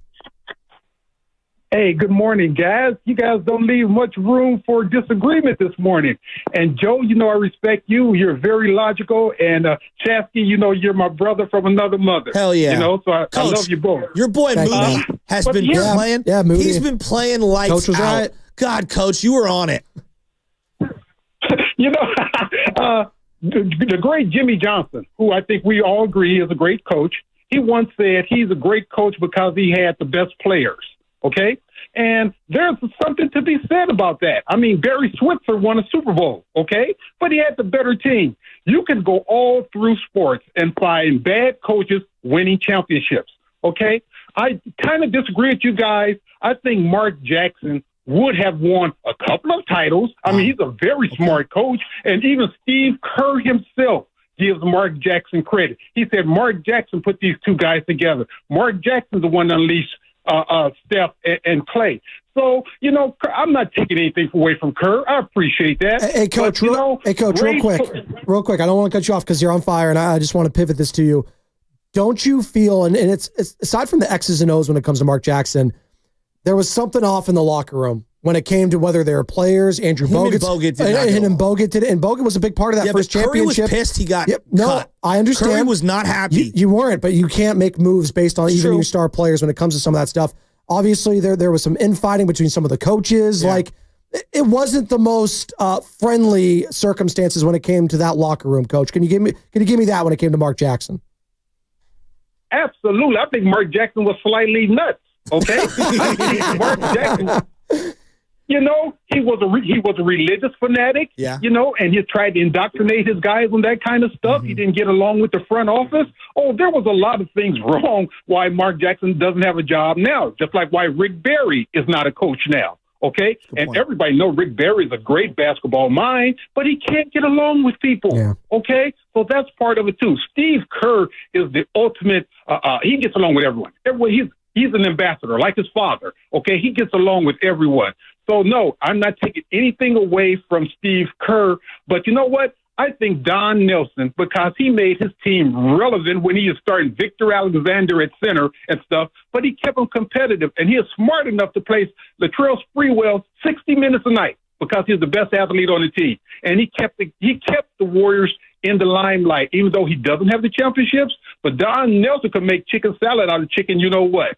But that's what I got to say, guys. Yeah. And great show this morning, and I appreciate the good call. Great call. So a couple things. Let's start with Mark Jackson for a second. Yeah. He's right. Like, Mark Jackson does deserve a ton of credit for the empowerment. There's no doubt about it. I'm just going to go, like, adjustments in series. They had the Spurs. They had them.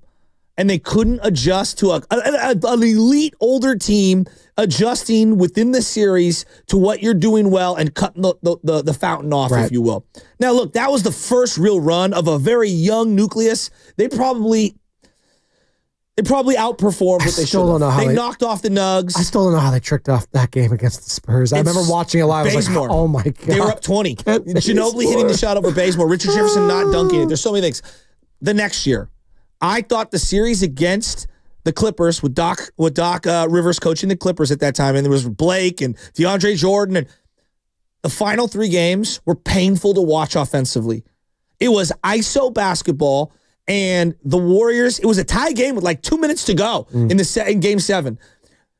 They had no offense. They needed a jolt. It was predictable. Yes, he got them to play defense. He deserves a ton of credit. They did. They never played defense before Mark Jackson. Right. He got them to play. That's one thing that I think we've totally forgot. He got them to play defense. And that's slept on when we think about the Warriors as champions. They were a two-way team. Absolutely. Like of course, the three-point shooting, obviously one of the greatest of all time, but they played defense. Like Andre Iguodala was no slouch, man. No, but Andrew Bogut was no slouch. Klay Thompson, two-way player. But their offense was nothing like what it was when Steve Kerr got Zero here. Creativity. It felt like your turn, my turn. I was like, okay, this isn't going to work. And I mean, literally, you're throwing the ball in the mid-block to Steph Curry and say, make a play. Right. Now, Don Nelson, look, I love Don Nelson. He's a mad scientist. Didn't you think he's like, real quick, like Mark was a point guard. Like, you think his offense would have been more creative? Like, it's just, the style of ball play. Pounding at the top of the key. That was him. And you would think, though, with Reggie Miller, the off-ball stuff, but, whatever. Getting to Don Nelson,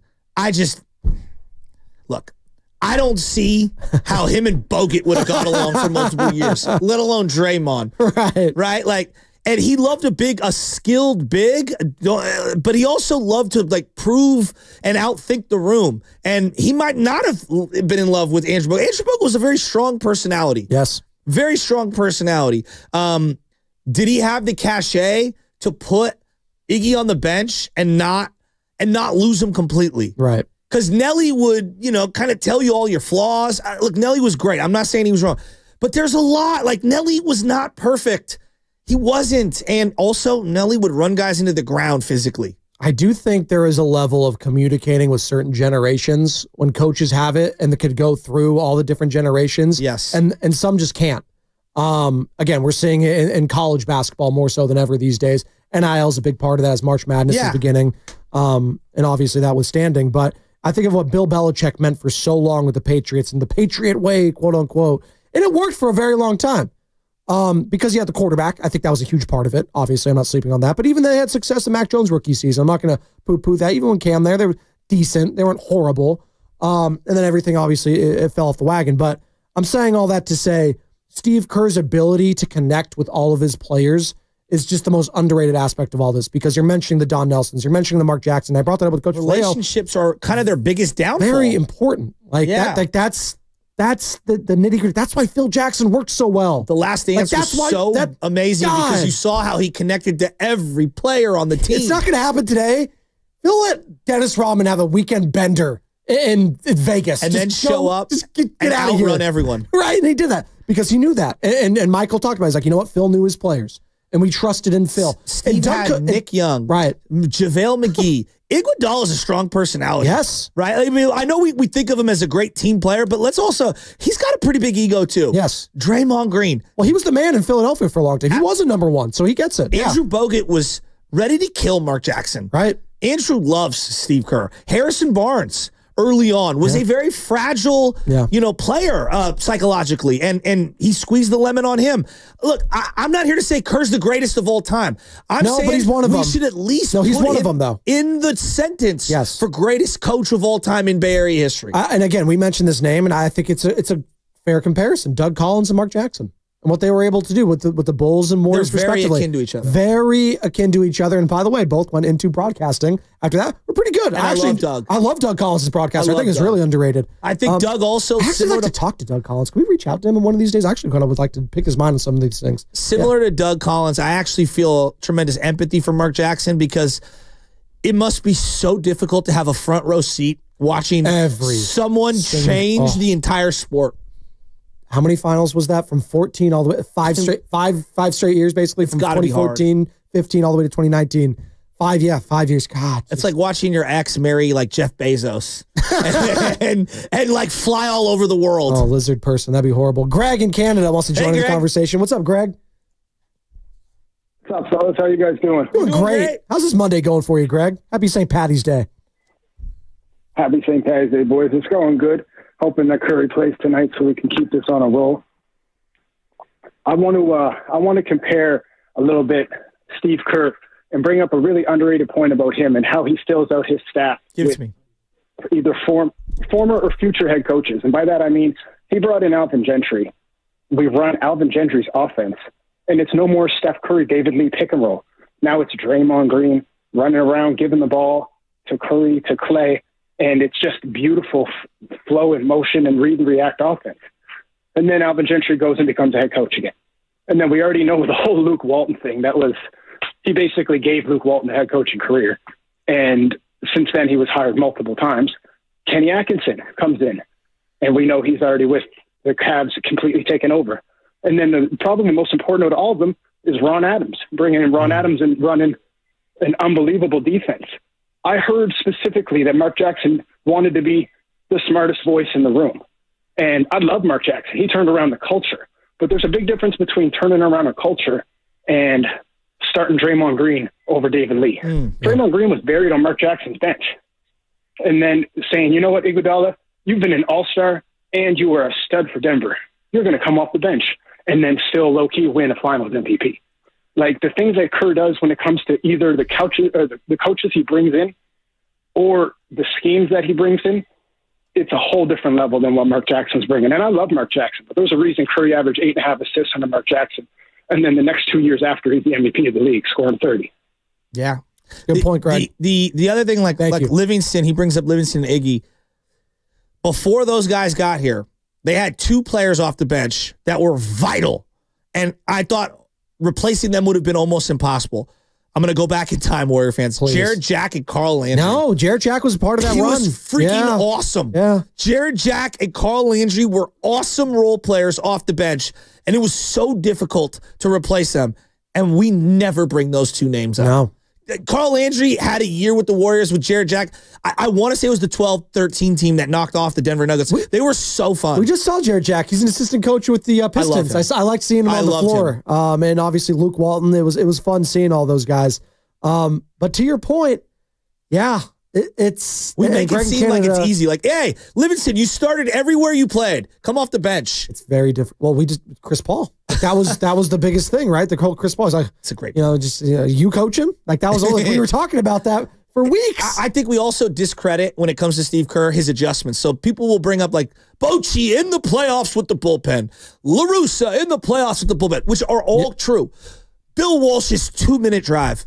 I think one of the seminal moments in NBA history, and it was coming before this in terms of positionless basketball against Memphis to lay off of the non-shooter in Tony Allen is one of the great schematic things that has dominoed the league to where it's at today. If you play one or more non-shooters on the floor, the defense tilts in a completely different way than it did the era prior. Yeah. And I go directly to that series where they said, oh, we're going to put Andrew Bogut on Tony Allen, and we're going to say, you shoot as much as you want, buddy, and we're not even going to guard you. You know who's a perfect guy to ask? I'm so happy we're having him on today at 9:20 is Jim Barnett, Warriors icon and legend, broadcaster, player. We love JB, and he could tell us up close and personal some of the differences between some of the guys we're talking right now, the Don Nelsons, the Mark Jackson, and what separates Steve Kerr from those guys, because I'm very curious to hear his perspective, obviously as a broadcaster and a trusted voice there, but as a player, right? And what's involved in those locker rooms and talking to the head coach and the head coach, and again, Steve Kerr, we're talking about like it's all sunshine and rainbows when it comes to his relationships. I'm sure if you ask some of the players, they still have very hard feelings. I'm sure if you asked Harrison Barnes, he does probably have some hard feelings when it comes to either the head coach or some of the players. But I know for a fact there's one player that probably does look at Steve Kerr a little bit different. It's Jordan Poole. And I get that. And I bring that up because that's probably going to be one of the lower points of his head coaching career is how that situation was handled. Now, you still have Draymond Green, and if Draymond, as we all think he is, he's a big part of this run that they've been doing as a scorer and obviously defensively. Like, if they win another title, it was the right move sticking with Draymond Green. Now, how it was all handled, probably not the best, but that's all baked into the equation when it comes to Steve Kerr. Now, not everything was sunshine and rainbows when it came to his approach to some of these young guys. And again, the Moody thing, clearly he should have been playing more because he's been great, but maybe he wouldn't be this version of Moody with the team a couple months ago if he was getting these consistent minutes, right? I think that's fair to say. Jimmy Butler's unlocked everything, and Steve Kerr, again, is putting these players in positions to succeed, and he deserves a tremendous amount of credit for that. Do we think, longevity-wise, do you think Phil Jackson, had he started at the same age or whatever, would have stayed with the Warriors this long? I don't. No. He was very picky and choosy on, and not that his health wasn't a factor, because I don't want to diminish the health, but I thought he was very cerebral and you know what? I need a year off. They need a year off, and I'll come back when the time is right. Well, he also knew that the greatest player of all time is hanging him up here. So and they all kind of knew the writing on the wall. We all knew that Phil and Michael, they were communicating. Same thing with the Lakers. Same thing with the Lakers. When Phil took some time away. He did. That was very calculated. It was very strategic. Shaq, this year is over. And then we're gonna, we get Pau Gasol back. Oh, let's come back over here. And think of Nelly. Nelly, like Jim Harbaugh, he doesn't last long in places. No. George Karl had that same kind of attitude of a coach of that era. I can't stand George Karl, but very much so he ran so hot. Very few people could work for Joe Lacob and work with Draymond Green and last this long. Right. Who's the second? So it's obviously the longest tenured is Eric Spoelstra as a head coach, right? Well, I know Popovich. Popovich is I think he's going to hang him up. Yeah. I know he's not coming back this season. So Popovich, Spoelstra, and then is it Steve with the Warriors? It's got to that's got to be it, right? Probably. How long's Michael Malone been there? Now they're playing the Nuggets tonight. Obviously, he's been there for a second. Came from Sacramento, obviously, but he's been there for 2015 sneakily. Wow. So just a year out. That's what I was thinking. So these two guys have been some of the longest tenured head coaches, and obviously both champions. You can't say that for a lot of these head coaches right now. You got Spoelstra staying with the Heat, winning with them. You've got Steve Kerr staying with the Warriors, winning with them. Popovich staying with the Spurs, winning with them. And obviously, this is the second team as head coach for Michael Malone. But I'll give him. He's stuck with the Denver Nuggets for a decade now. I I don't sleep on stuff like that. Like Doc's moved around. Ty Lue's moved around. Would Curry be Curry with Doc Rivers? Would Curry be Curry with Tom Thibodeau? No. No, hell no with Tom Thibodeau, no. Would Curry be Curry with Van Gundy? No. But he'd still be a Hall of Fame talent. Yes. Of course. I'm talking about this version of Steph. If you love Steph, don't they kind of go hand in hand? Yes. It's almost like kind of what I saw. Well, it's interesting, I'm not right? saying Steve made him. We kind of had like an up close view of that with the Miami Heat. In that year they beat the Dallas Mavericks. Was that 06? 05, 06? Yeah. When it was Stan Van Gundy. Yeah. And then he got burnt out. He was emotionally, and who took over? Pat Riley, just coming from the front office, like, I'll take over this team.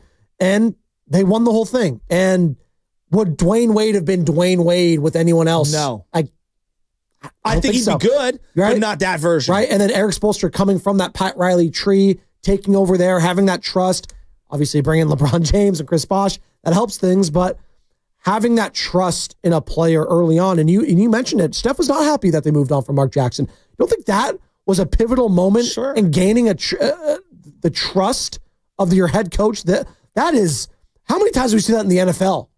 When you bring in a new regime, I'm out. Yeah. This guy, things aren't going my way, I'm out. The Diva wide receivers on line one, right? Devontae Adams on line one. You see all these guys. I don't want to play here anymore. That easily could have happened with Stephen Curry early in his career, who, by the way, I don't think he wanted to play for Golden State. He made it known that him and his dad, I want to play for New York Knicks. Kind of like the Eli Manning thing. Exactly. Well, like Mike D'Antoni. And we'll see maybe with Shador, too. Had they run nothing but pick and rolls for the last 7 or 8 years, he's probably worn down physically. Yes. Yeah. No, that's like this style of offense. So, like, Greg Popovich could have, I'm without a shadow of doubt, he could have maximized Steph Curry. I would agree. He would have loved, because again. So we're talking about like a couple of coaches I think in the last 40 years. I think Spoelstra could have had a game plan. I think so too. Yes. I want to make it clear. I'm not saying Kerr made Curry. What I'm saying is would this version system, of Steph Curry and where he's at in his career and how prolific he is and the style of play and the freedom and the joy and everything that's baked in, would it be this way with any other coach? I don't think it would, outside of a couple. 888-957-9570. Start lining them up. Where is Steve Kerr? I'm not going to say where he is because we're going to be putting... Why don't we put Steve Kerr at the top of the list for Bay Area coaches? Well, and when it comes to NBA coaches, the history of the NBA is all about winning chips, right? Well, he's got 4 of them. And if he wins the 5th, I might just be putting him there with Phil Jackson, Red Auerbachs, and Greg Popovich, which sounds crazy, but it's really not when you start looking at just everything that's coincided there and also the Olympics. Yeah, I'm adding that in part of it too because they didn't lose a game. You know what we have not said all morning? They won 73 games in a regular season. And I know he wasn't there for 25, 30 of them. But they won 73 games. They didn't lose a Western Conference playoff series, until 2 years ago against the Lakers. It's in the second round. And again, they win a decade. He has the highest winning percentage in playoff history. It's more than Popovich, more than Jackson, more than Red Auerbach. Injury report time. It's time for the injury report. It really hurts. Brought to you by Boxer & Gerson, Northern California's premier workers' compensation law firm, helping injured workers get their lives back for over 40 years. Big game tonight. Nuggets, Warriors. Warriors live 6 o'clock. Tip off at 7 right here on 95.7 The Game. I am fired up for this game. I'm going to be less fired up if Stephen Curry can't go because Curry is questionable for tonight's game between the Warriors and Nuggets. Steph has been dealing with some back soreness over the last few games and has been seen on the sideline wearing a heating pad on that troublesome back. Also questionable for tonight is Nikola Jokic, who is dealing with an elbow and ankle issues. I hope both those guys can go because that would be a lot of fun if they can't go. Again, got Jimmy Butler, but I would feel a lot better with Stephen bleepin' Curry there. The injury report was brought to you by Boxer & Gerson, Northern California's premier workers' compensation law firm, helping injured workers get their lives back for over 40 years.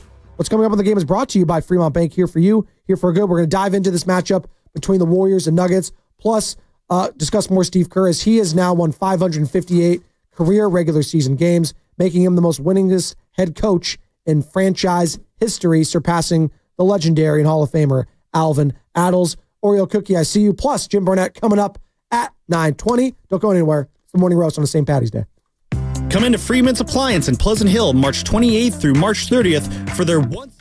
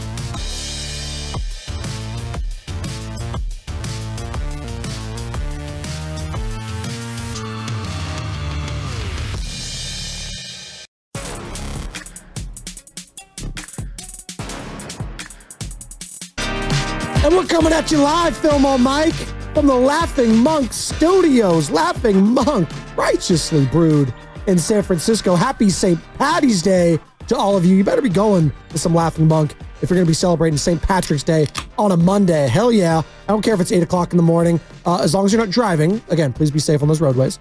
Don't do anything dumb. And shout out to all of you who are watching us and listening to us on YouTube, Twitch, and Twitter, because we are streaming all day long on those platforms, brought to you by First NorCal Credit Union. For a low rate auto loan, apply online or just ask for First NorCal financing at the dealer. I love Laughing Monk. I love the Golden State Warriors and what they're doing right now. I love Steve Kerr as he becomes the winningest head coach in Warriors history. And I love me some Joe Shasky, who's also wearing some green. He's decked out today. We've been having a grand old time halfway home here on a Monday, Joe. Monster, and I mean monster matchup tonight, Chase Center. Dare I say a playoff matchup between the Denver Nuggets and Golden State Warriors. 7 o'clock tip. Joker, maybe. Steph, a maybe. They're dealing with some injuries. I'm hoping both of them can go because that would just add more fuel to the fire. Nuggets have been reeling a little bit. They just lost to the Washington Wizards, who, as we know, are not a great team. They struggled against the Lakers, who had their C squad out there on a Friday. So they have not been playing a good brand of basketball. You know who has been playing a good, if not great, brand of basketball? It's the Golden State Warriors. So maybe they're catching the Nuggets at the perfect time, and they're going to need to keep winning, Joe Shasky, because they're only 3.5 back for the 2 seed, which is crazy. But they're only a half game up from the 7th seed on the Minnesota Timberwolves. So they got to keep winning. Good morning. I'm viewing this as a playoff game. Yeah. Who's coming with me? Yeah. Right? Like, that's kind of the way I'm viewing this one. And someone's going to probably counter, Joe, they're all playoff games at this point. You're probably right. And what's crazy to me is that I don't think we've even come close to seeing the best Jimmy Butler yet. Didn't even play well again on Saturday. Like shooting-wise, he was what? 3 of 11? Yeah, 3 of 11. Like, hey, knocked down a 3, though. You know what's funny is the assist totals are I saw 6 a stat and 7 and just I saw a stat from him that he had 0 40-point games as a Miami Heat member in the regular season. 8 in the playoffs. See, playoff Jimmy. Are you kidding me? Playoff Jimmy. I couldn't believe that. So he had kind of alluded to it in the post game, like, hey, not that I'm not trying, but like, I really wait to assert myself until playoff time. Look, these next couple of games, couple of weeks, I need to see more of a playoff Jimmy version, right, just to put the fear of God into everyone's head and for them to go up in the standings. The last thing I want is to be in that play-in game. Yeah. No, you don't want to be in the play-in game. And as well as they are playing right now, Joe Shasky, like the notion is not laughable. If you play in a play-in game against the Clippers, like you could lose that game. Like if Kawhi and James Harden are playing, let's not act anything like can happen. Anything can happen in a one-game situation. You can lose to the freaking Wizards, right? You can lose to anyone in a one-game situation. The way they're playing right now, it feels like they're not going to. Yeah. But it can happen, right? And then you don't want to be in a situation where you have to play a Sacramento Kings team in the second round of a play-in scenario where they would love nothing more. That is their World Series, Super Bowl, all 100%. NBA Finals. That would be the cherry on top of a season that's been very up and down for them. So, yeah, I say all that to say, stay out of the play-in, keep winning, because the Minnesota Timberwolves, you've won 7 in a row, they've won 8 in a row, which is insane. We need them to lose tonight. They got the Pacers. Pacers, that's right. We looked at this pre-show. Yeah, no slouch. They're the 5th seed in the Eastern Conference, but the way they're playing right now, the Timberwolves, we should be talking them. I know they're 7th seed. We should be talking about them as a team that can make a deep run into the playoffs. They were in the Western Conference Finals last year, and we're all just kind of poo-pooing that. Well, it's because they got rid of Cat. And we saw Cat's very talented Saturday night. What'd you make of Draymond Green and Cat going at it? It's a lot going on in that game. It was the game within the game within the game. I have a lot of feelings on that because of what took place back in Madison Square Garden when Draymond and the Draymond Green Show went on his podcast with Baron Davis. I don't think we have the sound, but he basically insinuated that Cat was ducking him.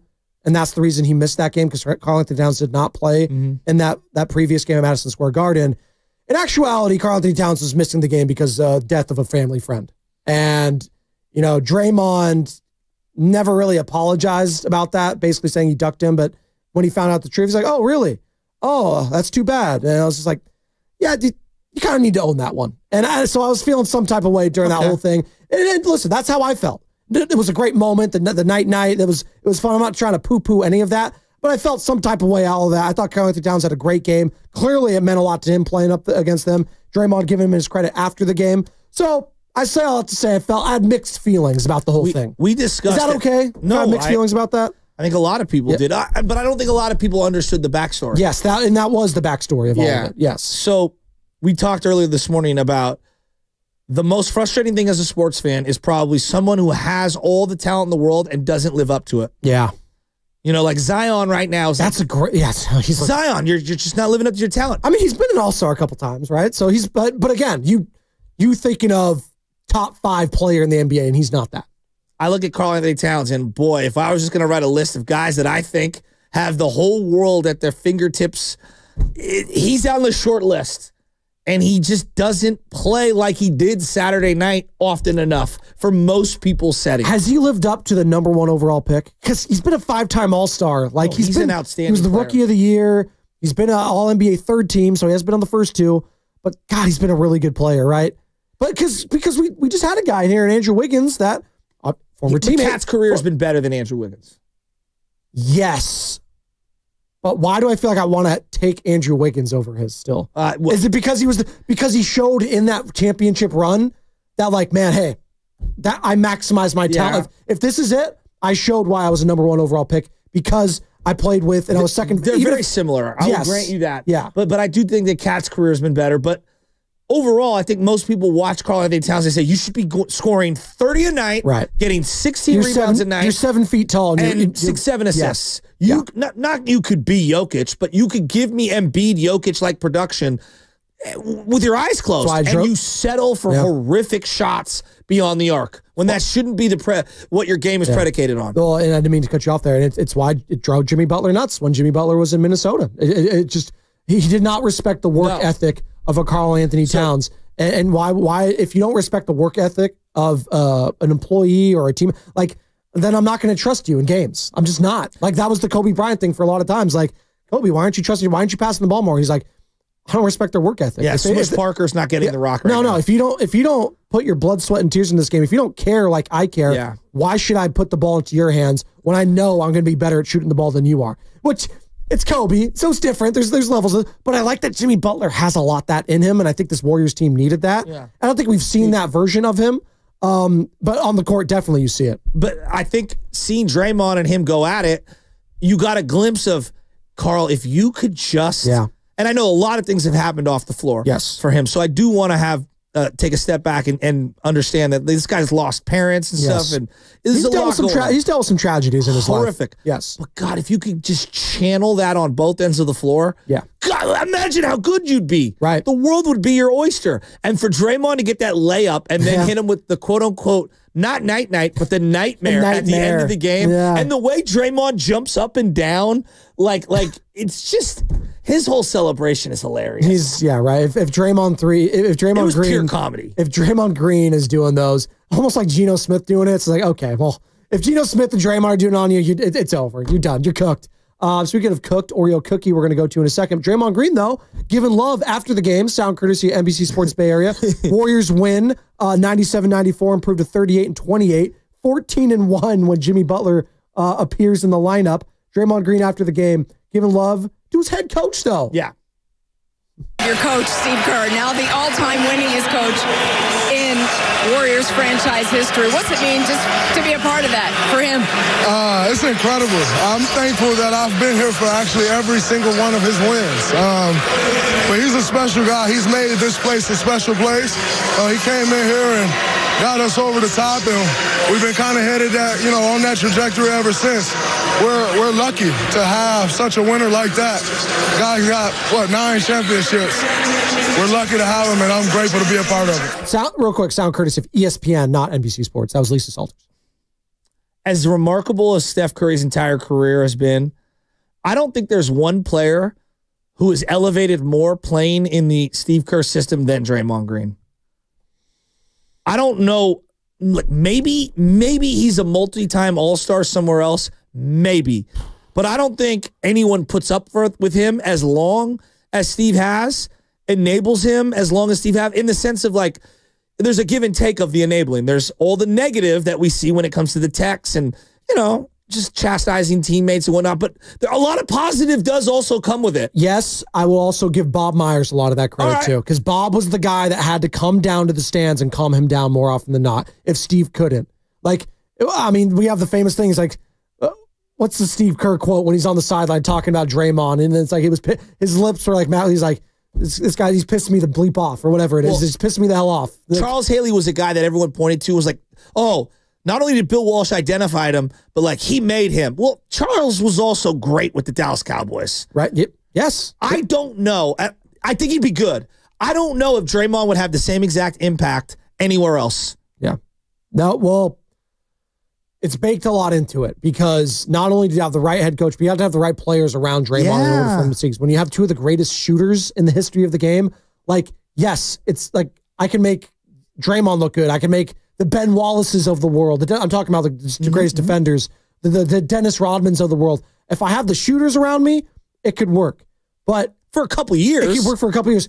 But everything else baked into it, the antics, the going at, the officials, the technical fouls, like, it would have been like well within their rights back in 2016, how everything shook out, if they wanted to move off of Draymond. I would have understood why they're pissed off. Now, Draymond showed out in Game 7 of the NBA Finals there, but the reason they were in a Game 7, it was in large part because of what happened in Game 5. So yes, that is baked into it, but I do give Bob Myers, I give Joe Lacob a lot of the credit here because it was a team effort, It's been a roller coaster. It's been a roller coaster. Dipper, yes. But I would say this, like, now you're on the other side of that tunnel for now, and I think you're getting the best basketball of Draymond's career since 2016, at least, for me. The quote was, "I'm so bleeping tired of Draymond." That's what it was. I was trying to find, like, he said something about him, and then he doubled down on it. He's like, "No, the lip readers weren't wrong." Yeah, no, but he's exhausted. I get it. Yeah. How many? Come on, you're all listening. Even if you're the biggest Draymond Green fan, you've all cut or traded him in your mind 15 times. Well, all of you. Even the biggest. No, some of them he could do no wrong. So it's true. It's the truth. How many coaches some fans think he's the this? ride or die with it. How many coaches would have gotten this version of Draymond Green out of him in the history of the game? A handful, maybe. His greatest accomplishment might not be even a title or the 73 or Steph or even the 2 months of Wiggins. I think his greatest accomplishment is Draymond Green's career. I really do. I'm watching. I'm not taking anything away from Dre individually. I'm just saying they were made for each other. You know who's made for the morning roast? It's Oreo cookie in Oakland. We love me some Oreo cookie. Double stuffed, mega stuffed. They have the Post Malone salted caramel ones now, Joe Shasky. But whenever an Oreo cookie stops by, we're going to take a dunk into the morning roast. What's up, Oreo? What's up, Oreo? What up, man? Happy holidays, you guys. So I did want to slow down as far as on the curve being one of the greatest ever. And he's on my team, so I'm glad he's successful. I want him to succeed because he's on my team. So this is just my opinion on things that I've seen, so it doesn't make it right or wrong. But let's go back to the very beginning. We had young Curry, Clay, Green, Iguodala, Livingston. And I hate to say it, man, but we would have won a chip with someone eventually having those guys with us. Where was Kerr making adjustments when we were up 3-1 and we did lose that series to Cleveland? Now, everybody's saying, oh, we lost, but Kerr never gets any blame for that. Some of that has to go to him. Can I ask you a question? He does. Yes, he does. sir. He does Yes, deserve sir. criticism. Does Belichick have a loss or two on his resume in the big games that he wants back? Greatest season ever. They lost in the Super Bowl. How about Popovich not putting Tim Duncan out on a rebound with like 30 seconds to go, subbing him out of the game? Like, Phil Jackson. Find me a great coach, and I'll find you a horrific loss. Phil Jackson lost to the Pistons when everyone had the Lakers favored. Yeah. Yeah, no, you guys are right. But there's also other instances. A lot of the so-called adjustments that he has made have been not by his doing, or it's been done by force. Let's go to the Kuminga minutes. He never played him. He had to play him because Kuminga came out.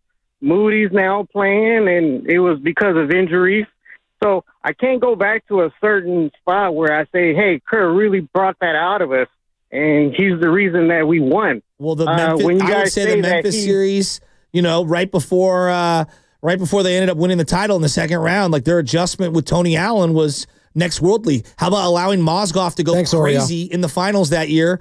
And remember that? They were like, we'll let Mozgov do whatever he wants. Remember Timothy Mozgov? Timofey Mozgov. I mean, yes, like I'm not here to say he's the best ever. I'm just saying, like, I don't think that's fair to say that he didn't do any adjustments. I mean, they did find a way to adjust down 3-1 to OKC and win one of the greatest series in playoff history. I know. It's slept on because they also blew a 3-1 lead subsequently. Down 2-1 to the Celtics. Well, no, it's a great point. And also, like, and I hear, Oreo, what you're saying. He's like, well, he was forced because of the injuries. I was like, yeah, but also the team just wasn't very good. Like, let's just call it what it is. Before Jimmy Butler, this team was just not very good. We were literally talking. We had segments like, I don't know if Phil Jackson, I don't know if Greg Popovich could maximize what we're seeing with this team right now. They just didn't have the bodies or the depth. And Steph, he had to do everything himself. And like, again, the minute allocation for Moses Moody, it increased because of the addition of Jimmy Butler. So yes, you do have to be lucky. And I don't like to say injuries are lucky, but you do get pigeonholed sometimes,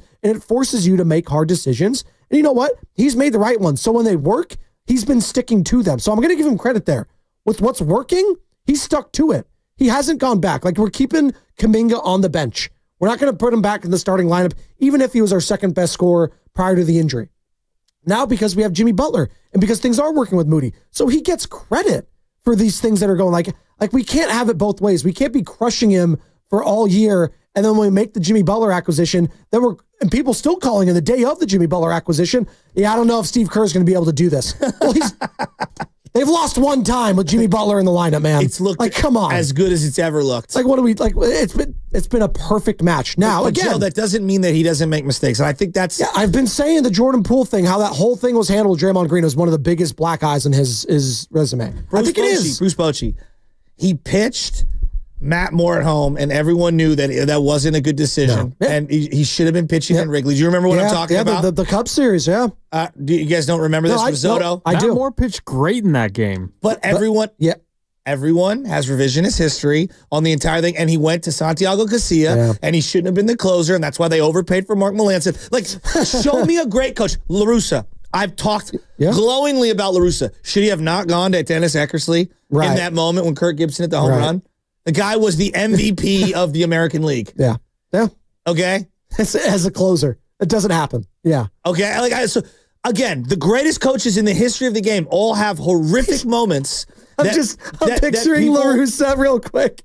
Give him the 4 to Kirk. The bum-legged Kirk Gibson. He got shot up with God knows what. Right. He couldn't even walk. X, like, I've walked like 5 guys all season long. What are you doing? That's a great call. I'm like, so, like, for example, over the weekend, I'm not even pretending to be Steve Kerr, but, like, you've been on the diamond long enough, you're coaching, you're going to do things that you're like, what was I thinking? I sent a kid the other day. I'm like, we need to generate a run here. So I'm like waving him home. He got hosed by like 30 feet. And I literally brought the whole team in. I was like, guys, that's on me. I totally whiffed. I don't know what I was doing. I am so sorry.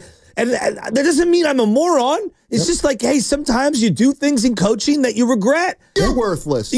Like playing Brad Wanamaker as much as they did, he probably regrets that. What did Guru call him? Wanamisser? It's one of all-time nicknames. We got some callers here that are fired up about this current conversation. Let's go to WC in San Leandro. What you got, WC? You're all Spadoni and Shasky. Hey, guys. Hey, I'm a Steve Kerr disciple. Man, the dude, he's the Knicks. I don't want to say our back, but definitely maybe a Popovich, Phil Jackson. Pulling this off, the crew finding Butler, which you can talk to my brother. I wasn't liking no Butler until I realized that he has an inside-out game I didn't see. And, man, that fit the puzzle. But Draymond Green, until you find another point forward that can push the ball, that is the speeding up of the offense. It sets everybody up. I remember when Kerr got the job, and everyone was mad about Jackson losing it. And Kerr said something that was interesting. He said, I like what we got, but I'm going to speed it up. I'm like, what? Speed it up? And sure enough, he sped up the game with a point forward, pushing the ball, looking for the cutters, picking, getting rebound. I mean, I don't know if y'all ever. I see Draymond like a Magic Johnson, because he can see the floor. Yeah. He can even take it coast to coast. He does a layup when you're not watching him. You're looking at Curry, and then he's laying the ball up. He's cutting or doing something. That's why you can't trade him. He gets in your face. I don't like it. Sorry about that, guys. It's all good. Good call. Thanks, WC. No, it's great. You know how many times I've traded Draymond on this station? Oh, what do you think? 888-957-9570. We could do it right now. You mean like 250 times? Yeah, thousands. Okay. Have I not for the last 2 weeks been singing his praises? Whatever has happened, whether it's just the Jimmy Butler trade, he feels healthier. I don't know. Like all the stars are aligning. He has played the best ball on both ends of the floor. I feel like I've seen in close to a decade from him. The shooting, the passing, that's it. The turnovers are down. The defense is there. Like he's yelling at the refs, but he's not stepping across the line. Have we said the word technical? No. In weeks. No. When it comes maybe to him. Once or twice, maybe, but it's again nothing that we thought he was going to. Well, actually, there was one moment where I thought he was going to get ejected. Well, the other day, Thursday night, he got right into his face, and he was clapping like this. But no, like we've gotten the best version of Draymond Green, and you question if that could have been done with any other head coach. I don't think it had. For this long, it's not just it's one thing for like the honeymoon phase to work. It's another to do it a decade later, and still be able to not lose your mind with someone. 888-957-9570 is the number. We're gonna have Jim Barnett at 9:20 today. JB. One of the longtime voices and broadcaster with the Golden State Warriors, obviously played for the Warriors, and obviously just an ambassador of the game and a guy that I respect his opinion on when it comes to head coaching, because he's played for head coaches. He's talked to these guys. He knew Don Nelson very well. Obviously Mark Jackson. Like, he's been involved with all of these coaches, and I want to know, and he's been involved in the Bay Area for so long, so he's known all these other guys. Like, what separates Steve Kerr amongst his peers? I'm very curious, and the things that we don't see, again, that you're alluding to, like his relationship and his ability to connect with these players, like in the young guys too, because I think that's, and I've been a part of this, and I've been a big, critic of Steve, is like his ability to connect with some of these young guys. I've called it out, absolutely. Whether it is the Moses Moody's or the Jonathan Kumingas, I was like, yeah, Steve, you've kind of gotten lucky in your career at times, and he'll tell you he's gotten lucky. You played with Mike, and you were still one of the younger guys. You played with some of these other players. You were the old grizzled vet on those Spurs teams, and you've played with Phil, you've played with Pop. So yeah, it's easy for you to say to some of these young guys, like, hey, if you just wait your moment, so-and-so came off Dwayne Wade came off the bench. And remember when he's trying to connect with Anthony Edwards, and Anthony Edwards scoffed at him? He's like, Dwayne Wade came off the bench for Kobe Bryant. Yeah, there's not Kobe on this team. Like that's what he said to him, to Steve Kerr. And you're watching all these young players. They're watching their peers get the money, the accolades, the minutes, the shots, all these things, and they think that they're on that level. And you're trying to get that buy-in from these guys, and it's very difficult to do so. I think Steve Kerr's done a great job the last couple months, specifically with Jonathan Kuminga. Just judging what I've heard from Jonathan Kuminga, the maturity that I've heard from him, I'm going to give Steve Kerr some of that credit too, because I do think that their communication has been key in all of this. Horace in Texas, Kurt in Oakland. We'll get to you on the other side. We got Jim Barnett at 9:20. That's what's coming up in the game, brought to you by Life Source Water Systems.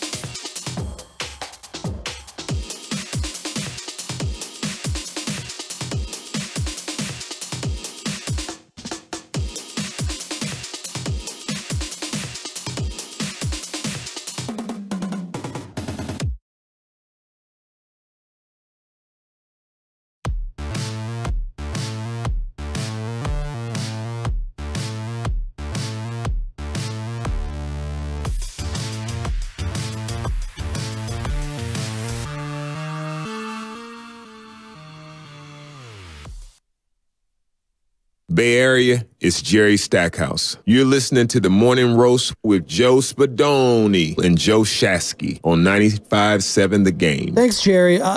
Is this a Gilligan's Island? A 3-hour tour? Like, is it St. Patrick's Day music? What do we... I forgot to get a St. Patrick's song during the break, so I settled on that. You failed with that one for sure, but that's okay. I don't know where we can I ask you a question? Can I ask you guys a question? No, you can't because we're broadcasting live from the Laughing Monk studios. Now you can. Okay, just wanted to throw that out there. When Don Nelson just randomly got up and left in 95, okay, from the Warriors, we know that he returned. There's been basically 10 other coaches from Don Nelson in the early 90s to Steve Kerr. Okay. How many can you guys name collectively without Googling? Do we have? I'll let all three of you I in. need game show music first before we start doing that. All right. I'm gonna go Musselman. Musboss. Eric Musselman. All right. He had a 457 winning record. He's with 75 and 89. He's with SC right now. Fight on. Okay. Mike Montgomery. Mike Montgomery. 415 winning record. All right. Risotto, you got one? You weren't alive. I don't. That's two. Keith Smart. Keith Smart is on the list. He was 36 and 46. 1 year, 439 winning percentage. PJ Carlizimo. Oh, Charles Spurl's favorite coach. You guys don't even want to know. 46 and 113. A 29% winning percentage. Okay. This is where it gets a little. Was Gary St. Jean? Yeah, the saintly one. Yeah, was he his GM or is he a coach? He was a coach. He was a coach for a hot He was second. 13 and 42. Yeah, but those are big. 24% winning That's a percentage. big 13 wins, though. We love the same. Okay, old Celtic. Can you guys name him? Cowens? Dave Cowens. He had a 24% winning percentage as well. Brian Winters. You probably don't remember that name. That's still okay. 13 and 46. Feels like you're just making names up at this point. Okay. Bob Lanier. 12 and 25. Okay. Rick Adelman. Now, Rick Adelman's he's been around legit. forever. Yeah. 66 and 98. The point that I'm trying to make is, guys. You faded out. Guys. Steve Kerr is unequivocally the greatest coach in the last 30, 40 years for the Warriors. I mean, anybody who wants to be his harshest critic, I get it. Trust me, I do. I get it. I'm saying it. He's the best coach in Bay Area sports history. You guys can scoff at that. You can get Boach. You can do that. He's got 4 rings. He starts at number 3. He starts number 1 for me because he got the most rings. And what we love about Bay Area, we love championships. Well, he's got the most of them. That's all the answer I need for that. 888-957-9570. Jim Barnett, 920. Can't wait to talk to some JB, talk some hoops there. Got a massive game tonight, guys. I don't want to underscore this enough. This is a playoff level game tonight at Golden State. Warriors, Nuggets. This has a lot of ramifications. Right now, the 2 through 5 seed in the West all have the same number of losses. They're 25 losses from the 2 seed from the Rockets all the way down to the 5th seed Lakers. They all have the same amount of losses. Warriors are 3.5 back from the 2 seed potentially, but only a half game up from the 7th seed. So 7 through 2 is a logjam of a lot of really good teams and teams that need to start separating themselves sooner rather than later. It starts tonight right here on 95.7 The Game. Warriors live at 6, tip-off at 7. Will we get the Joker? He's dealing with injuries. Will we get Steph? He's dealing with the back injury. There's so many different levels with this. And we're talking about coaching, Joe Shasky. Again, one of the longest tenured coaches you're going to be playing tonight as well is Michael Malone, who started just a year after Steve started with the Warriors. Michael Malone started in 2015 with the Denver Nuggets. So both champions, by the way. And I don't think I'm not going to say there's a huge correlation with staying that long and winning a title because a lot of guys have stayed for a long places, have never won a title. Terry Stotts, who's now a Warriors assistant coach, stayed a long time with the Blazers, never won a title. I think he was just in a bad era because he was just going up against the Warriors a lot. And I thought they maximized those teams out in Portland, what they could do. I think they got to a conference finals once. They got swept. But Michael Malone, I don't scoff at him when we're talking about some of the good coaches in the league. I know you want to poke fun at him because of what he said. Yeah, sure. But he's still one of the most respected coaches, I think, in the league. But why don't we do this thing then? Why don't we go the extra step? So let's say they were matched up with Mike Malone in the playoffs, hypothetically, because tonight is a playoff preview. Yes. Why wouldn't we give Steve Kerr and his staff the credit? Like when you do Andy Reid against, just pick whoever you want. Everyone was doing against, what was it, McDermott. We always go, well, I mean, it's Andy Reid and Spagnuolo. Why don't we ever do, it's Steve Kerr and Ron Adams. And Jerry Stackhouse. Why don't we ever Terry do that? Stotts. Because when I look at the Memphis matchup, right, I'm like, Taylor Jenkins is going to outcoach, Steve Kerr? No way. No way. If things are very close in terms of talent, either side, who do I trust to make these 7-game adjustments? Just give me the entire West right now. Let's just go top to bottom. Are you trusting Mark Daigneault in a series over Steve Kerr? Are you trusting Ime Udoka? You've already seen that in the finals. No. Are you trusting? The only one that gives me pause because he won a title, Michael Malone. But I'll give him credit, but I'm still taking Steve Kerr. You're still taking Steve Kerr. Even JJ Redick. Can I see a playoff game? He's a rookie, right? Like, you have to take Steve Kerr on there. I've been impressed with JJ. But I will give LeBron credit because I know LeBron will be... He's a coach on the floor. Yes. He's coaching the... Yes. So, and he's going to help influence things. And Luke is a smart player, too. I'll give him that. But there's nobody. There's no one you can name in the West where I'm like, oh, my God. Finchy. No, Chris Finch? I love Finchy. He's good rookie season he had there, though, or second season where he got all the way to the Western Conference Finals. Ty Lue, I will say this. Ty Lue, I'll say this. That's the guy that could do the X's and O's. I will. Yeah. Ty Lue can go mind for mind. Yes. And he can play the chess match. I will definitely give you that. But we also have to acknowledge we never bestow that benefit of the doubt on Steve Kerr when we talk about these things. And I don't think league-wide is. I just remember, as a non-Laker fan, my own mind, they've got Phil. Yeah. They've got Phil. You always bring this up. Phil, when it came to the refs psychological and the warfare in between games. He loved when he spoke through the media. Yeah. He was great at it. Yeah. And he'd pick and choose his spots, and he'd be like, oh, Kobe's getting destroyed off ball. We got to look at this. And what would happen next game? 3 or 4 quickie fouls in the first quarter off ball. Steve is really good at doing that. He learned a lot of that from Phil, and he's really good about talking about that through the media after games. Specifically, it's funny that you say that because I would say one of his big criticisms is I don't think he whines enough about Steph Curry's fouls. I think we've heard it early on. I agree with you, but the last year or so, I've been hearing his frustrations more and more through the media. And again, we'll see definitely in this playoff series when they come or play in, whatever. We're hoping it's a playoff series. That's not even baked into the equation just yet. But yeah, we're going to see that. There's a mental aspect to it, talking to the refs, pointing stuff out. Draymond, his leash when it comes to the referees, it's going to be extended come playoff time as well. And being able to check him in and out of certain situations when you feel like he's getting too ahead of himself is going to be a part of that. We got a couple calls here that want to join the conversation. Kurt is in Oakland. He's been hanging on. What's going on, Kurt? You're on the Morning Roast with Spadoni and Shasky. What you got on Kurt? Hey, guys. Thanks for taking the call. I'll be quick and simple. Steve Kerr helped make the Warriors elite and legendary, which I never thought I would see in my lifetime because I've been a Warrior fan since '94, so I know all about the dog years and the laughing stock and the hoping that they would be the top of the franchise, but it never happened. So all those coaches that they had through the years, it's like, really? This is what we had. We had Felton Spencer, who was supposed to be the savior of the Utah Jazz, and we had him briefly. The list goes on and on. 2 quick things. Jim Burnett should come on sometime to talk about Bill Russell and Wilt Chamberlain because he did play with Bill when Bill was a player coach, and he played against Wilt Chamberlain. And another quote that I wanted to give was when Steve Kerr was a commentator, and he'd probably even bring it up. He had asked Bill Russell, he said, in today's game, how many points would you score? Right. And Bill Russell goes, about 12 to 14 points. And Steve Kerr goes, that's it. And Bill Russell goes, well, I am 75. That's good. That's a walk-off from Kurt. That sums it up. That's a good one.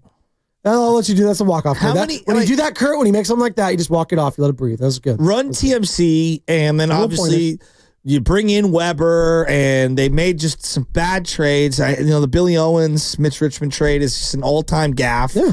And then they made a bunch of trades after that, a sequence of trades. Did Steve Kerr not bring a level of respectability when he chose the Warriors over the New York Knicks and his boy Phil Jackson that was there, I the GM? Took the Knicks job.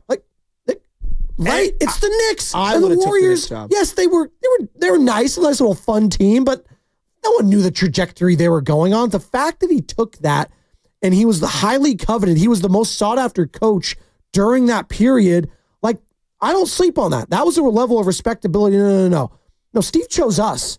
He didn't choose the New York Knicks and working with this guy, Phil Jackson, who he was very close to. Joe, we didn't have an all-star for 16 years. Yeah. And then David Lee became an all-star, and we were ready to throw block parties. Yeah. I'm going to read these names off because he brought up Don Nelson again.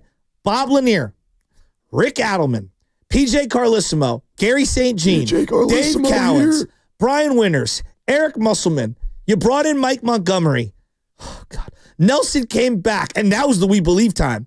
Keith Smart, Mark Jackson, Steve Kerr. The only one who had a good winning percentage, and Nelly didn't, by the way. When he came back, he ended up with a 44% winning percentage. And that's during the We Believe. Right. When they had 2 great back-to-back years. Mark Jackson, 53% winner. Yeah, that was it. Steve Kerr is 65%. All the others are in the 20s or in the 40s. And again, we're talking about Steve Kerr today. Why? Well, you surpassed Alvin Adels with the most wins in franchise history, 558 career regular season wins for Steve Kerr. He has the 5th best winning percentage in NBA history among coaches with at least 300 regular season victories. Oh, and by the way, still has the greatest playoff winning percentage in the history of the sport, 0.3% better than the Zen Master himself. So, like, part of the Don Nelson thing for me where it gets, like, I love Nelly. I do. And I think a lot of people gravitate towards him. We love Nelly. Like, we love Nelly like we love Harbaugh around here. Sure. But Nelly's also the arsonist as well as the one who puts out the fire. Yeah. Like, Nelly's very complicated. Yeah. He was very complicated. And I think it's easy for people nowadays to be like, oh, well, Nelly would have won multiple. Oh, yeah. I don't know about that.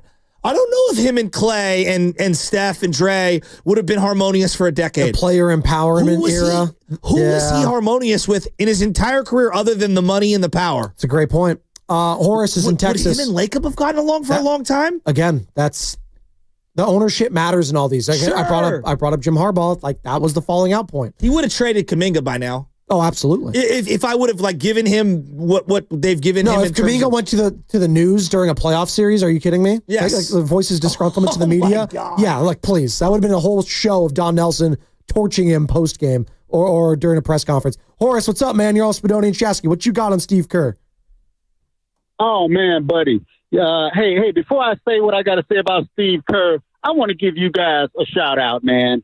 Both of you, the two Joes, got to throw Bonte in there.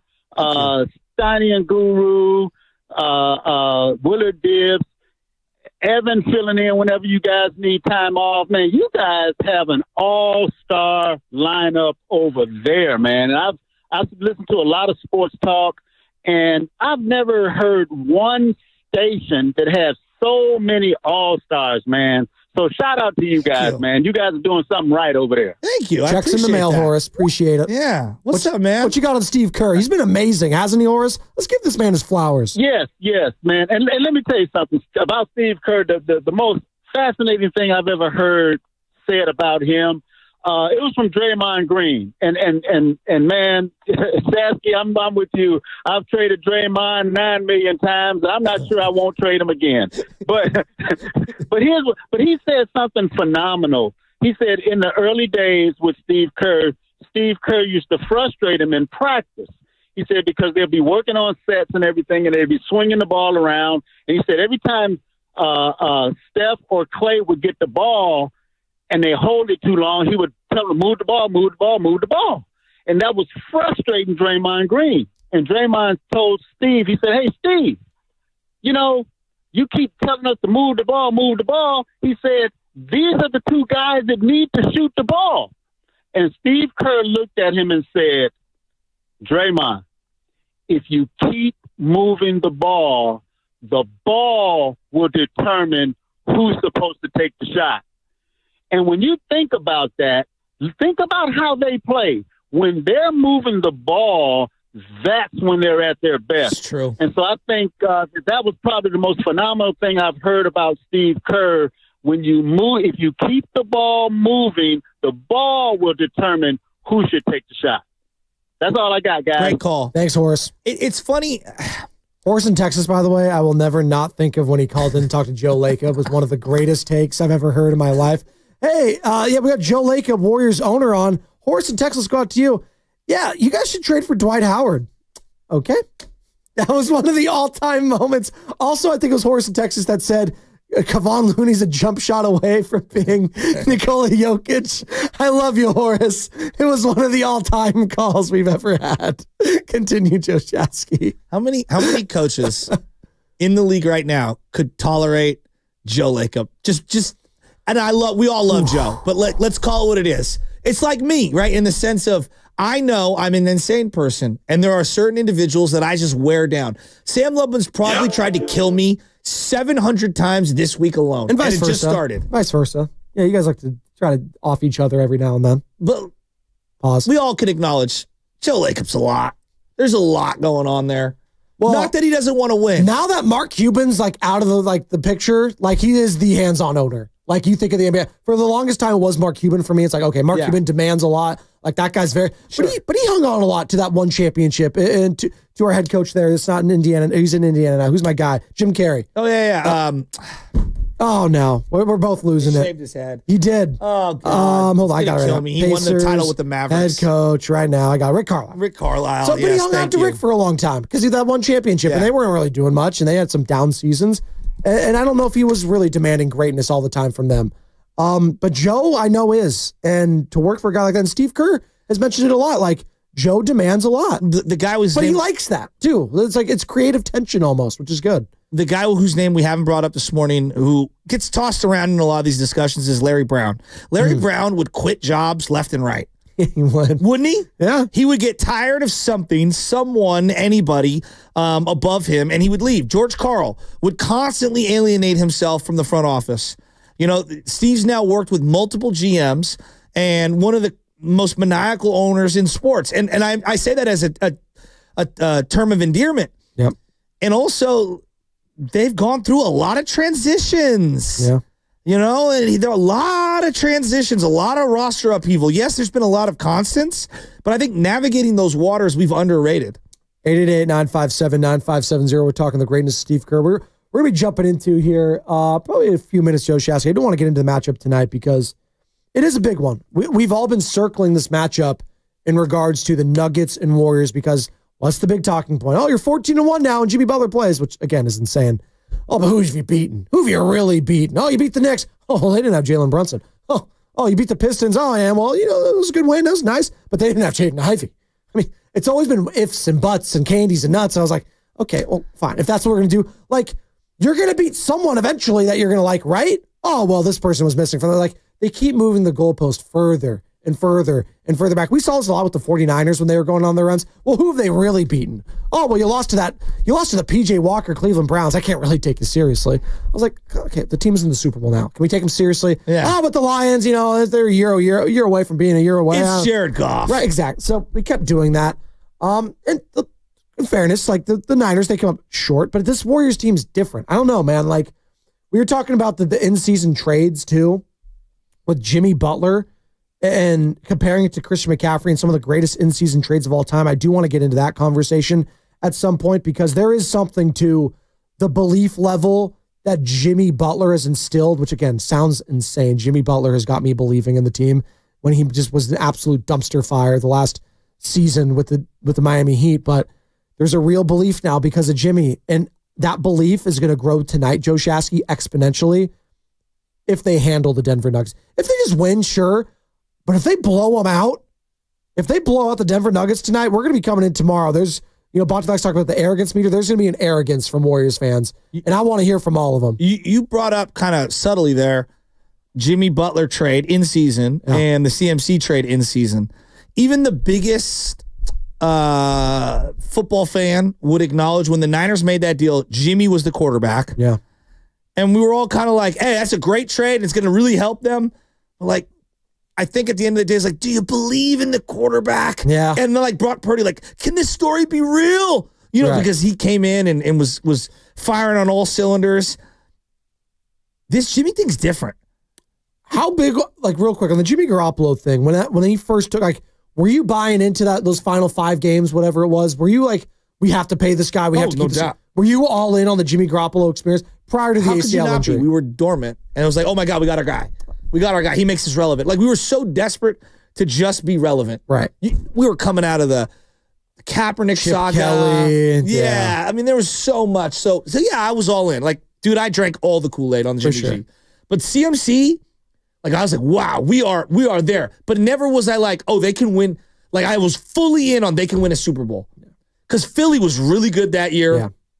Going into that game, even if Brock Purdy doesn't get hurt, it if you would have won that game, and I said it that day, leading up to it, day after, it would have been an upset. Yes. Had the Niners won that NFC Championship game in Philly, I thought it would have been an upset. Personally, it would have been. It was a rookie quarterback. Like, it's kind of crazy. That's what I'm saying. They barely beat the Cowboys the week before. Philadelphia's last 2 NFC Championship games, they've hosted them, and they've gone up against rookie quarterbacks. It's been Brock Purdy and then Jaden Daniels. And blew the doors off both of them. Blew the doors off both of them. So like, and look, I'm not trying to say that I, didn't love the CMC. It was great. But imagine you made the CMC move and you have Josh Allen and you have Patrick Mahomes, meaning like one of those all-time great players. Getting Jimmy Butler alongside of Steph Curry, to me, that's like, oh yeah, I believe you can win a championship with this particular nucleus, because I've seen that other guy do it with different versions of the team. My belief level is just so much different with this Warriors team compared to that 49ers squad, to your point, because I know I have Steph Curry. Yes. I know he's won it before, and I know Steve Kerr's won it before. I know Draymond Green's won it before. I have championship players like Christian McCaffrey, who came from, I'm not going to say a losing organization, because they did some winning with him in Carolina, but it's the Carolina Panthers. It's not the San Francisco 49ers. But that being said, they don't have the Shanahan era doesn't have a championship pedigree. They've been to the title game, but they haven't won it. So it is different. The belief level I have with the Warriors team is I do believe they could win a title because of what is already there taking place. And on top of that, yes, Jimmy has been to 2 NBA finals as the best player, baked into all of that. So yeah, again, they have to do it first, and I do think they're going to win a series. But if they even get like a deep run, or get to a finals, yeah, I do think it's the greatest trade in the history of Bay Area sports. I do. In season. Now, Fred Dean was an in-season trade. Was Ricky, when he came back to Oakland in season? He was at the deadline, 89. That was huge. I know. Obviously, he was amazing. The Giants tried to get him. The Giants tried, exactly. And they didn't. And the A's got him. Because there's like a lot of non-in-season trades that were great. Obviously, the Warrior, we believe one was in season. Even given where this team was, just the life support they need, they were just so bad. They were dead in the water. water. They were down in the dumps, hovering around 500. Oh my God. And again, Steve Kerr giving him credit. I want to wrap up some of these calls. So like Wiggins was an in-season trade, but it really didn't materialize until a couple years later. No, yeah. And again, the Jimmy Butler giving hope the way that even Christian McCaffrey, I didn't have that much hope. He was a good player. He was nice. Injured. And the injury history scared the hell out of me. And there's, again, with Jimmy Butler, these guys are old. I think the quarterback, too, was like that. Well, this quarterback, can we see? Like, you know what I mean? There was this doubt on the team because quarterback's so important. There's no doubt. And then I look at across the league, and I want to go to the lines here. But, like, if OKC had a title or 2 under their belt, we would view this whole differently. Right. They don't. They don't. So you feel like, oh, we've got championship pedigree, and they don't. It reminds me a lot of the New England Patriots. Yeah. John, Oakland, wants to join on the Steve Kerr conversation. What's up, John? What you got on Steve? How you doing? Hey, guys, I'm doing pretty well. And Spadoni, you're doing great. It's been good to hear you, man. I appreciate it, man. Appreciate you. Yeah, good stuff. So listen, Steve Kerr is an all-time coach. I think we are giving him his flowers as much as possible. He is the reason that the Warriors had their championship run. He gave the Warriors the piece that they were missing with Mark Jackson. When Mark Jackson left, Steve came on, and he had the tactics. Mark Jackson just didn't quite have the X's and O's. So I don't want you to think that I'm not giving Steve Kerr his flowers. But just a quick correction here, guys. Steve Kerr is not the reason that the Warriors are on this 14-1 tear. Mike Dunleavy and Jimmy Butler are the reason for that. And the thing that gets me here is the reason I'm calling it out is the only time that Steve Kerr started doing exactly what you guys and the fans have implored him to do all season, which is start the same 5 guys every single night. The only time that he started doing that was when Jimmy got traded, and magically all of a sudden it's Moses Moody and Pajemski, and those are our guys, and those are our starters. It's like, oh, really? We couldn't pick 2 guys or 3 guys to go the whole season and then figure it out from there? So I've been a little frustrated with Steve Kerr on that front, and from the coaching perspective, because he was mixing up the lineups all the time. But yeah, definitely give Steve Kerr his flowers. But man, he is not the reason that the Warriors are turning around. He's had some great coaching moments in the last 15 days. Wait a minute. He doesn't get credit for sticking with Moses Moody now. Now, I was frustrated that Moody hadn't had a role up until this time, but like, can't both be true? Like, he is part of the reason, like, he's stuck with that. That was before the Jimmy thing, and he's kind of rode it out. Quentin Post came out of nowhere. It's not like he relegated him back to the bench. He told TJD to take a hike, you know, and he's been sitting down. Like, I think you get credit for adjusting on the fly, no? Just a little? If I can respond, I'll give you Quentin Post, but Moses, 4 years not playing, I'm not finally giving Steve Kerr credit for 15 games. Okay. That's all. What about GP2? GP2's been awesome. Yes. For a month. Well, and he's chosen GP2 over Moody at times. Now he's got them both playing well. I'm not saying that he's not wrong in terms of critiquing it here and there. I'm just saying, like, I think both could be true. Moses might not have been ready for that role. Again, like let's just enjoy what was like. The team wasn't healthy, first of all. You lost DeAnthony Melton, who was a big part of what this team wanted to do early on. Buddy Hield turned back into a pumpkin, and the team wasn't very good. Has he been overplaying Buddy Hield since? Now that he's got more options? No, I feel like he's kind of like picked and choose his spots with Buddy. It's been perfect. Buddy Hield, again, against the next 15 minutes. Look 15 minutes. Andrew He didn't have a good game, but it was okay. Andrew Wiggins was so inconsistent. I think it made all these decisions look worse in hindsight. And I think Jimmy has made all these decisions look good. And it's easier. And I'm not trying to rip Andrew, but let's call it what it is. And it's easier. We overrated him. Again, and Jimmy Butler is taking over his spot and he's doing great. It's like you weren't replacing Andrew Wiggins with Moses Moody. Like you just weren't. Oh, you could play two of them together. Yeah, great. But the consistency was nowhere going to be near what you needed to win games. No one else was stepping. Was real quick with Moses Moody, because I get it. And Moses has been amazing. He's been incredible. He was never going to be your second leading scorer. No. Like, and that's what I feel like we were talking about him. Like, he was going to be this, Kuminga got hurt. Oh, let's bring him in. I was like, okay, yes, he's not going to be that guy every single night. The consistency's been there, and it's been really refreshing. It's been awesome to see. But I do think the fans really want to have an I told you so with Steve Kerr right now when it comes to Moses Moody. But I don't know if we get this version of Moses Moody without Jimmy Butler. So it's all baked into the equation, right? Yeah, and Moses, we have to give him credit for the player he is and what he's done, and I am doing that. But we watched him early this year, and he didn't look like what he's looked like this month. And again, the counter would then be, oh, well, you didn't play him enough. You didn't give the consistent minutes enough. But that was because we were all so happy about the depth. Oh, my God, all these lineups. They had too many players. Way too many. They had way too many. And it was great that this team has kind of forced themselves and forced Steve Kerr's hand where they had to isolate the players and the minute allocation, and it's finally done that, and it's been great to see, and we can give Steve Kerr credit, we can give Moses Moody credit, we can give everyone credit here. It doesn't have to be this person or the other. I just don't know why it's so hard to give the head coach some, like, just give him his love. Because, again, I actually do know why. It's because we have preconceived notions as fans that this isn't my guy. Whatever he does, I'm not going to give him credit for it because I want to be right. I want to be right. That's what it is. I just don't understand.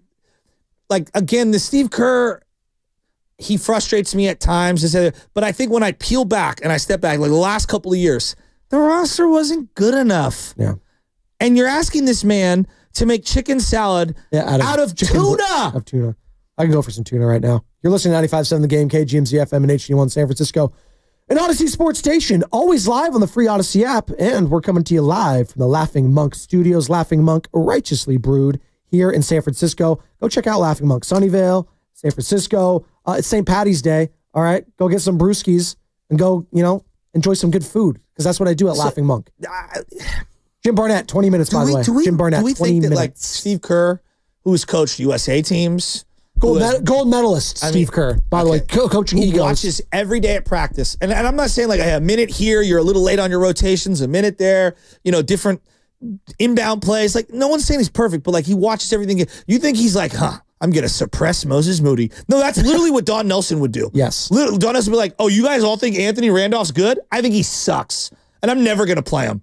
And not even if not that Anthony Randolph was something special, but like coaches play who they think is going to help them win. Yes. Now, we could disagree on assessment and how they play him and where they use them until we're blue in the face.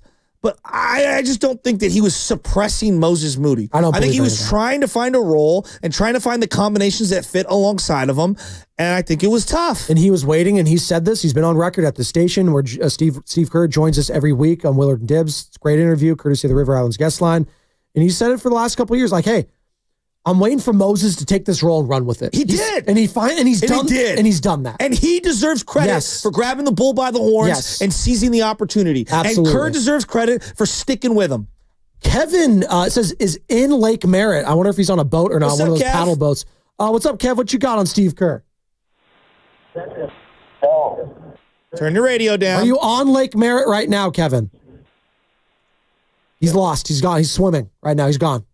That was it. Like that, he's gone. Sleeping with the fishes. I don't know. Was he on the White Lotus? Don't spoil it. I haven't seen this last episode. Don't spoil it for me, okay? I'm going to watch it tonight, all right? Are they partying? Are all the white moms partying? Things are certainly happening. Let's just go with that. Things are percolating? There was a percolation sensation for sure. All right, yeah, the Russian masseuse. One thing that kind of does bug me is that I think that at times, I feel like we take some of the players off the hook when it comes to having onus and responsibility on their own careers. And it's easier to put it on the head coach. It always is. Like they're the ones shackling the players at every single turn. We see it right now, Joe Shasky. I'm not to cut you off. Yeah. Literally the Trey Lance thing. Yes. People will not let Kyle Shanahan off the hook and Trey's at not all. good. They're never going to because they think he ruined Trey Lance. Well, they will always. They made a wrong pick. They will always forever say he was the reason they failed. Okay. And Kyle owned it to his credit. He's like, I put Trey in a bad position. They made the wrong pick. He owned it, but people still want to be mad at him.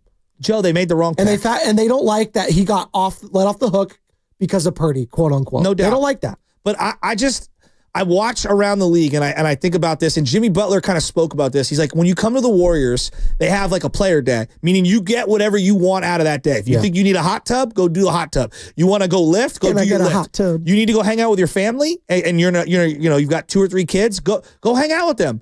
But I trust you to be responsible for your own career and to be able to figure out what you need. Now, look, some guys do need a plan in place. We've all have a friend that's like, hey, dude, if you don't have every minute accounted for in your day, you're going to get yourself into some trouble. Yeah. But at the end of the day, I do think that we take a lot of the onus off the responsibility of these players having a full culpability of their own careers. Yes, the coach is a steward of playing time, and he can put you in positions to succeed, but you can also put yourself in positions to not succeed. Think Jordan Bell. Do you not think the Warriors... No, I'm asking sincerely. Do you not think that the Warriors wanted Jordan Bell to work? Yes. Do you think Jordan Bell maximized his responsibility as a player? No. From what little we know about Jordan Bell, and I'm rooting for him, and I thought he could be a player. A little bit of a knucklehead at times. A little bit. Patrick McCaw. Yeah. Right? Like, I could go down the list of players who probably shortchanged themselves and had nothing to do with the coach. Yeah. Eric Paschal. There you go. Going to evolve his game. Kevin is back at Lake Merritt. We'll see if he's back on shore or not. Hey, Kev. What's up, Kev? What you got? We're giving you one more opportunity. You want to talk Steve Kerr? 20 years. This guy just get off. Get him out of here. This guy's useless. What are we doing? Is he celebrating St. Patty's Day too early out there at Lake Chalet? I don't know. He was fine on the phone, and then he gets on air, and suddenly he's underwater. Lake Chalet is where he's at. You need to take responsibility of your own call. That's good. By the way, Moses Moody scored in double figures in 23 of his last 27. If that's him calling in, I swear to God, tell him to kick rocks. The Warriors improved to 18-1 when he appears in the starting lineup. Moses Moody, baby. It angers me, Joe Shasky. It pisses me off. Because I've been where Steven is on the board. I was like, I'm not putting this guy. I refuse. Yeah. You know, and like we get these texts, 4 and 5. Well, then how do you explain Kerr not playing Tatum in the Olympics? Earth to Jason Tatum. You're not better than Kevin Durant. Wait, how is this hard? Is he trying to say that was a bad move from Kerr? Great. We won the gold. It was the right move. Steph and LeBron worked. Those guys were amazing. What are we doing? What are we doing? Like, come on, man. What are we doing?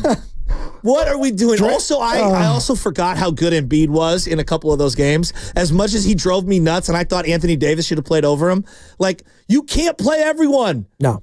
You just can't. You can't. Like, especially in that one, talking about egos being fragile. Oh, Jason Tatum. Just stop. Know who you are. Is he like, you're not him. Is he trying to like talk about him being the face of the league still? Just stop talking about it. It's just the fans determine who the face of the league is, and your personality is just kind of meh. You know what? Talking about future faces of the league, Joe Shasky. Yeah? There's one that I think is going to be the future face of the league. It's Bryce Eldridge? But it's on the ice. Oh, it's on the ice. It's 60 seconds of Celebrini.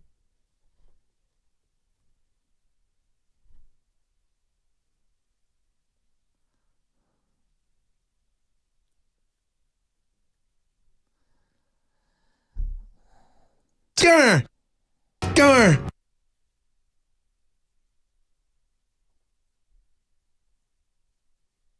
Let's go, Sam. Let's go, yeah. So one of the better wins for the Sharks this year was that 2-1 overtime win over the Caps back in December. Without Alexander Ovechkin, Ovi was back on the ice for the Caps on Saturday night, and yeah, Sharks are not able to beat Ovechkin. They lost 5-1. That one goal, though, coming from our guy, Macklin Celebrini. Here's how it sounded. Skated what would have been a breakaway. Here we go. Now Celebrini! Macklin Celebrini! And it's 3-1! That's Randy Hahn on the call there for NBC Sports California as Macklin shoehorns his 21st goal of the year in there, crossing the 50-point threshold to be tops on the Sharks, second among rookies behind Lane Hudson. His 21 goals are, of course, still tops among rookies. Consistency has just been Macklin's game this month. 8 games, 8 points. That's why we need to get this kid the Calder Trophy at the end of the year. The Sharks have started the hashtag already. They're calling it the Calder-Brini for Macklin to win Rookie of the Year. For those who do not know, the Calder Trophy is what the trophy is given to the top rookie in the NHL. Why can't they just call it Rookie of the Year? They have all these names, and I think hockey would actually do it better if they would just like not do that. If they're trying to get like grow the game, just and I guess the Hart Memorial, you're celebrating the names of the game that no one knows about. Like, I'm sorry, I don't know who any of these people are. Yes. Yeah. Speaking of like, celebrating the game. He's minus 190, by the way, to win it, courtesy of DraftKings Sportsbook. So he's Lane Hudson of the Canadians is the other guy. He's and then also Matvey Michkov and Dustin Wolf. Dustin Wolf could walk in here and tell me he's Dustin Wolf, and I wouldn't know what sport he played. Speaking of faces of leagues, is Jokic the face of the league? No. Okay. Let me give you what he's averaging. 30, 13, and 9.9. They've won the last 8 against the Warriors. Yeah. Let's dive into it. Is he going to play tonight? I want him to play tonight. Me too. Like, I don't like. It's like, well, I get it. There's 2 of it. Like, if he doesn't play, well, it increases your chances of winning. But if we're going to see this team in the playoffs, like, I want to see what it looks like right now. And by the way, I do think Jokic should win the MVP. But we've had. Is he going to be like the Barry Bonds? He should win it. Roger Clemens going to win 7 of these. Well, no, he should win it. Shea's the favorite, but he should have won it last year. But again, he did win it last year. The year before. Here's the he won it last year. The year prior. The separator for me for Shea, why I think Shea should get it is A, he plays better defense, and B, look at the standings. His team is significantly better than Denver. So I'm going to give it to Shea this year. Denver would be a lottery team without Nikola Jokic, and they're like the 3 seed right now. I'm just saying. Okay. Like that's where I give it there. But to your point, Chet did miss multiple months. He did. No, in fairness, but Jalen, like the depth of the Thunder is just, it cannot be questioned right now. They are so freaking good. So is Jim Barnett. He's so freaking good. He's going to be joining us next, courtesy of Valvoline Instant Oil Change. Spring into action at Valvoline Instant Oil Change. Your 15-minute drive-through oil change minute. Stay in your car while friendly technicians check oil, batteries, lights, tires, and more. Locations and coupons at BayAreaOilChange.com. All vehicle types welcome. Meanwhile, at Xfinity.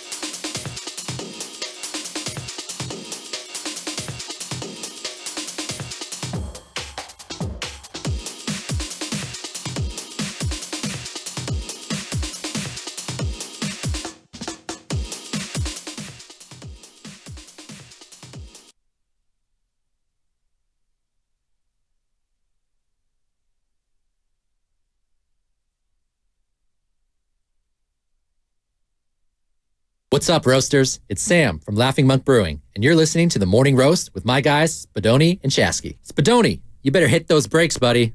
That's all I do. Sam Gadiri, coming to you live from the Laughing Monk Studios, baby. Let's go. Love me some Laughing Monk. Again, Sunnyvale, San Francisco, multiple spots. Got the Gastro Pub. Hey, I hear pub. I hear St. Paddy's Day. Yeah, put two and two together. There you go, Joe Shasky. You're decked out in your Irish gear. We're all Irish today, right? Is that how it works? I'm not really Irish. If I have my Ancestry.com, there's 0.0% I'm Irish. But you know what? Today, I feel a little Irish. When you drive by St. Cecilia's many moons ago, they would have this right in front of the church, it'll have, kind of the bulletins and stuff. And it'll say Giants are mentioned 25 times in the Bible. The Dodgers mentioned 0. They'll do certain things like that. That's good. That's fun. Yeah, it is good, right? I wish I was at St. Cecilia's Church is one of the things that they would put out in front. Nice. That's good. That's clever. There you go. You know who else is clever? One Jim Barnett, who joins us now, courtesy of the River Islands guest line, as all guests on 95.7 The Game appear on the River Islands guest line. Is it time for you to discover the islands, River Islands, Lathrop? By the way, tune in for Warriors Live today, presented by Xfinity. Stream sports for the best seat in the house with Xfinity. Bring on the good stuff. We're bringing on Jim Barnett, Warriors legend, icon, player, broadcaster. The guy does it all at such an extremely high level. And Jim, we're going to bring you in this conversation right now. It's Joe Spadoni and Joe Shasky. Steve Kerr becoming the winningest head coach in Warriors franchise history. I say that to you. You say what? Well, he just took Al Attles, who was my coach, and just passed Al Attles. And so it's quite a little step for him to do that. And, I played for Al all those years when I was a Warrior.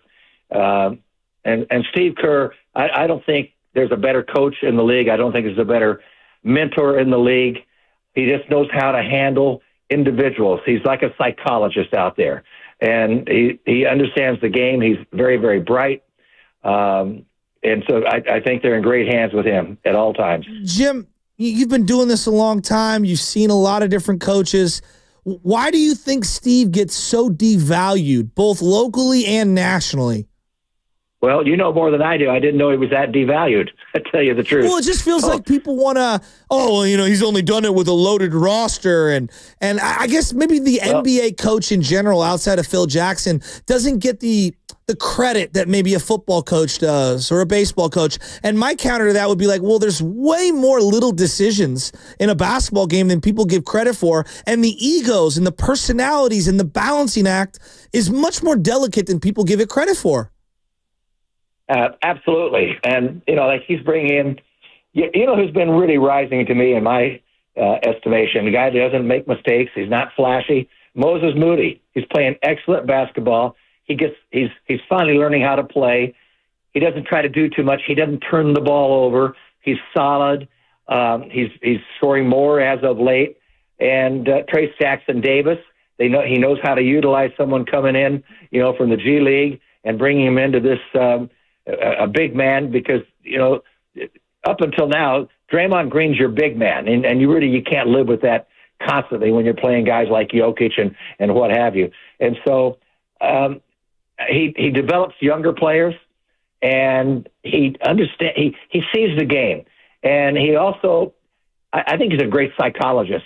I really think Steve Kerr could be a star in any area, and I think he could be certainly a personal psychologist for people when they come to him with their problems. He solves problems. I might actually have to reach out to him, Jim. I have some problems too that I need solved. Jim Barnett joining us here on the River Islands guest line. Yeah, take a seat on my couch. Jim, obviously the Jimmy Butler acquisition. I mean, This guy has come in. Obviously, all the stuff that happened in Miami was standing, because there was a lot there. But he comes here, and when he suits up for the Golden State Warriors, they are 14-1 now. What's been the biggest reason they're 14-1 with Jimmy prior to him being here? What has he brought to this team? Well, I tell you, he's an audacious basketball player. He believes in himself. He loves to have the ball in his hands. First of all, it's taken a lot of pressure off of Stephen Curry. So Stephen Curry, before Jimmy Butler, would have to take a lot of dribbles and pass the ball, cut, get the ball back. He'd have to work so hard, and now he can just kind of float around because Jimmy Butler is able to penetrate. He's not a great shooter from the outside, but he can score, and he can score inside, and he's not afraid of anything. He's got such confidence. So when the ball's in his hands, he goes inside like that. He draws defenders, and he gives Steve Kerr, with Stephen Curry, a chance for him to float around a little bit. And so he's not having to create his shot. He can catch and shoot, and maybe the guy runs at him, one dribble to the side, and he doesn't have to work as hard to score. And Stephen, as you know, is just deadly from three-point range. He just, made over his 4,000th three-point shot recently here. So Jimmy Butler is a big, big part of what's going on with the Warriors right now. And the reason they won, 12 of their last 13 games or 15 out of the last 16, whatever it may be.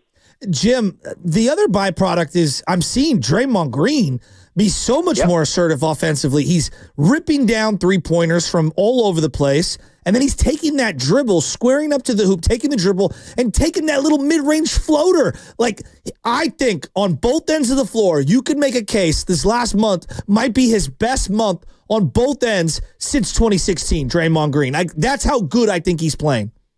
Yeah, I agree with that. And, of course, Draymond always believes in himself, and that's one reason while, I think over the last 12 games they've had 6 road games, 6 road wins, and 6 home wins. So they're winning on the road as well. Draymond, he has no fears, and sometimes that can work against you if you think you can do too much. But he plays with himself now. And as I say, to me, the whole difference now is having Jimmy Butler, who has changed the whole tenor of their attack. And so it's a nice thing. It's taken pressure off of Draymond Green. It's taken pressure off Stephen Curry, and they're really rolling right now. They just absolutely, and you can just feel the confidence that they have. Are you as surprised with the whole Jimmy thing? We knew he was a good player, right? Like everyone knew he was a good player, but for them to be able to mesh so quickly, everything was just so toxic in Miami, and it's Pat Riley and it's Spoelstra. It's an organization we have a lot of respect for from afar. There were a lot of red flags on this. This is really surprising, I guess, is where I'm going. Are you as surprised as I am? Well, I knew that Jimmy Butler would bring some energy to the team. But I'm surprised that, he will also give the ball up. Now, he loves the ball in his hands. No question about it. He loves to create the offense. He believes in himself. As I said before, he'll take some chances in there. And he's not a knockdown, clear-out three-point shooter. But he likes the ball in his hands, and he can get inside. He's not afraid to go against bigger people. He's not afraid to challenge. And he can be a little reckless at times. But with this club, he's got other people around him. He knows he can shoot the basketball.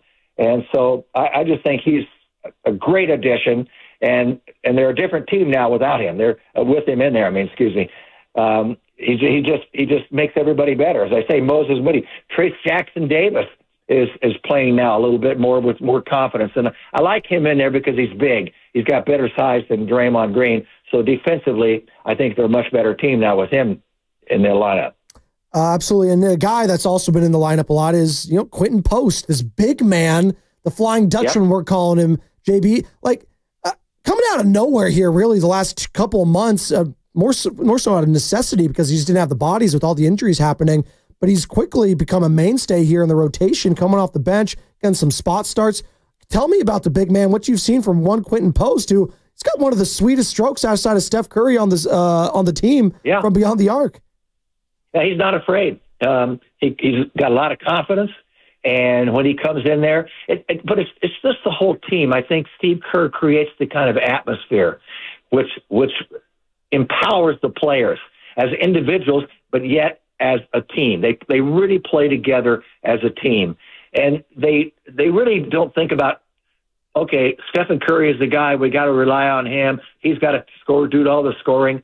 In fact, the last couple of games, he had what, some big game where he had 54 or 56, whatever it was, a while back. but everybody shares the ball, and so they empower everybody out there, and everybody's encouraging. It's a real team, and that starts with Steve Kerr and just emanates throughout the roster. And that's why Quentin Post can come in, not be afraid, because he's got a coach that has confidence behind him. What'd you think of Jonathan Kuminga's assimilation the last couple of games? He missed 2 months, and the team is rolling. We need his athleticism dramatically. We need his pressure on the rim, but you don't want to mess things up. And he kind of talked about it like, I don't want to mess up the chemistry. Yeah. And I thought he's been really good the last couple of games. What have you seen from Jonathan Kuminga? I think I've seen maturity and understanding that it's just not athleticism, that you've got to play good fundamental basketball defensively, rebounding. You got to remember to block your man off the boards, which he does. And you can't just run wild out there. He's that type of player. If you put him on another team where they weren't as disciplined, you're going to see he's the type of guy that will give you 30 points one night, and he might give you 6 the next night and go 3 for 18. So I think, with Steve Kerr, everybody's more disciplined, and Jimmy Butler probably is, to me, it looks like sometimes he doesn't play with discipline, but he knows what he's doing. And so I think they've got a really good team, and Steve Kerr knows how to bring the best out of everybody, and even if it's a guy that's coming off the bench and the 9th player. And so I just have a lot of confidence in this club right now, the way they're running, and over the last couple of weeks is really, really fun to watch them. Another good team and great team that they're going to be playing tonight is the Denver Nuggets, Jim. I mean, obviously we know about Nikola Jokic. The guy's just unbelievable. He could win another MVP this year. It's him and Shai Gilgeous-Alexander. He's that incredible. They have a championship pedigree with their head coach, Michael Malone, obviously. They won a couple years ago. Big matchup tonight. And is it, listen, it's not a must win, obviously, but for the standings, it's big. But also, how big is this matchup just to get a feel for this team? Because you could potentially be seeing, if the season ended today, Jim Barnett, they'd be facing the Denver Nuggets in round 1. So how important is this matchup tonight to maybe get a potential feel for this squad in a potential first-round series? Yeah, I think not only tonight, but this whole week when they're playing Denver, then Toronto and Milwaukee. This is going to be a big test this week for them. And they've been playing well. I'm hoping that they can continue that. And it is a test. But I think with the coaching of Steve Kerr, the wizardry of Stephen Curry, and the maturity of this club that they have, I think this is going to be a big week. Not only tonight, it starts with Denver, but then Toronto and Milwaukee before they go on the road to Atlanta, Miami, and New Orleans, or what have you. In fact, I think they've got 6 straight road games after this week, after the game on Thursday night against Milwaukee. Jim, there's always these lovable guys on the end of the bench. GB2 is kind of one of those lovable guys, and he'll get thrusted into bigger roles depending on the matchups or whatever. But I'm watching this kid, Guy Santos, and he's got a little Brian Cardinal in him, right? He's got a little Matt Barnes in him, a little JTA. He's just got a knack for energy and making plays and just doing all these little things. And he's not a guy that's going to fill up the box score, but when I watch him play, I'm like, I just love watching him. Do you like Guy the way I like Guy Santos? Yes, I do. I like everybody right now, and I think it goes back to how Stephen Curry plays and how he empowers people around him, and then back to the head coach Steve Kerr. It's the atmosphere that they have on that club is really, really good. I don't think there's any team that's better in the league at matching this, and the confidence that they empower everybody out there. And it starts, but on the floor it starts with Stephen Curry and the way he is, the way he handles things, and he makes everybody better. They make him better. And it's right now they're just on a really, really roll. We'll see after this 3-game stand now with Denver, Toronto, Milwaukee, how they go on the road and how handle people like Atlanta and Miami and New Orleans, San Antonio, and Memphis, and of course the Lakers. So we'll know a lot more in about 3 weeks from now. We'll see if they can weather the storm here, and their 39-28 record will improve our will it, get more towards 500?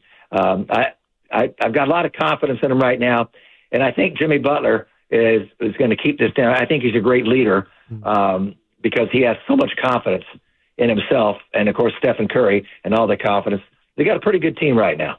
No, it's a great point, Jim, and thank you so much for your time today. That's the word that I feel symbolized with this team right now, confidence. You can just see it from top to bottom when it comes to ownership, because the GM, head coach, is a trickle-down effect. There is so much confidence with this team right now in a big test today against the Denver Nuggets team that you have struggled mightily against if you're the Golden State Warriors in the regular season. Hey, Jim, we really appreciate the time this morning. Let's do it again in the future, man. I appreciate you having me on. It was a pleasure. Thank you. We all miss you. Thanks, JB. Jim Barnett, who joins us on the River Islands guest line. As all guests in 95.7 The Game appear on the River Islands guest line, is it time for you to discover the islands, River Islands, and Lathrop? God, this voice, man, just certain voices in the Bay Area when it comes to broadcasting. It brings a smile on your face. Absolutely. Jim Barnett is one of them. He's just synonymous with Warriors basketball. He just is. And again, Bob Fitzgerald climbed to do a hell of a job, but you always still think, Jim Barnett, and obviously right here on 95.7 The Game, for the long time we heard Jim Barnett alongside Tim Roy on the radio side. Do you hear every answer had something to do with Steve Kerr? I love that he called him my psychologist, too. I mean, it almost tied into the whole theme of the show that we've had today. It was incredible. Well, we didn't do that by accident. Well, he's a P1. I mean, JB's been, he's it just was coincidence. He listens. I love it. How could you not love this team right now? And I love the little parting. In 3 weeks, we'll know who this team is. I was like, in 3 weeks, it's been like a month and a half, Jim. We don't know. That brings me to this. Do we not know who this team is? Is there still question marks with this team to find out who they really are? Is this 14-1 with Jimmy Butler somewhat fugazi to some people? It's not totally, but we've had Anthony Slater on, who does know this team inside and out, our 95.7 The Game Warriors insider. He does think it's he says the word's misleading, which not saying it's totally smoke and mirrors, but there's some aspects of a lot of this where they haven't been really tested by great teams. But a month ago, you were buried in the standings and you look up and it's so even if you just step back from the Warriors. I think that's a championship lens we're viewing it to when you say misleading, because that's a little. Yeah, no one's saying they should be the championship favorites. No. I just think that championship's not off the table, which is a totally different way of saying it. And crazy, because 2 months ago was absolutely off the table. Yeah, but the West is free falling. No, I'm saying 2 months ago for the Warriors, it was off the table. Both things are true. Yes. The Warriors are on fire. Yep. The West is in shambles. Well, the West is also... Besides the Timberwolves. Well, the West is also not in shambles, because you look at... Everyone's muddled up there. No, I mean the way we viewed it. I viewed... Memphis a certain way a couple months ago, and Houston, and they're all over the place. Okay, no, for sure. But Houston, all of a sudden, they've won 6 in a row. It's this ebb and flow when it comes to who do you trust, who do you not trust. Oh, I trust the Lakers again because they've been winning more. Oh, I don't trust the Nuggets because they've been losing some bad teams. All of a sudden, the Minnesota Timberwolves, they were in the Western Conference Finals last year, guys. Yeah, I trust them again. So there's a lot baked into it. And you might say, Joe, this is every year. There's about 6 teams I trust. Cleveland? Really? You trust Cleveland? Boston. I think they deserve it. Cleveland deserves it. Big loss yesterday, coming off 16 straight wins. I don't know how they'll recover. Okay, well, Cleveland, Boston, LA Lakers, OKC, that's 4. Warriors, Denver. That's the way I think it shakes down. It's going to be one of those teams that wins it all. You'd be confident. I have a very good feel that, one of the teams is going to come out of that 6. Okay. And look, I could be reading the whole thing wrong because I'm biased and I'm hypersensitive on the Warriors. Maybe Denver gets booted. Maybe the Warriors get booted out of that tough 6. Maybe it's the Lakers. Yeah. But while LeBron's out, I'm watching Luka, and it looks like he's assimilating. I mean, it's blessing in disguise. Can you say that? Because you lose LeBron. Shockingly, when I've watched that team, because they were on primetime on Friday against the Denver Nuggets, because the Nuggets just did not look good at all.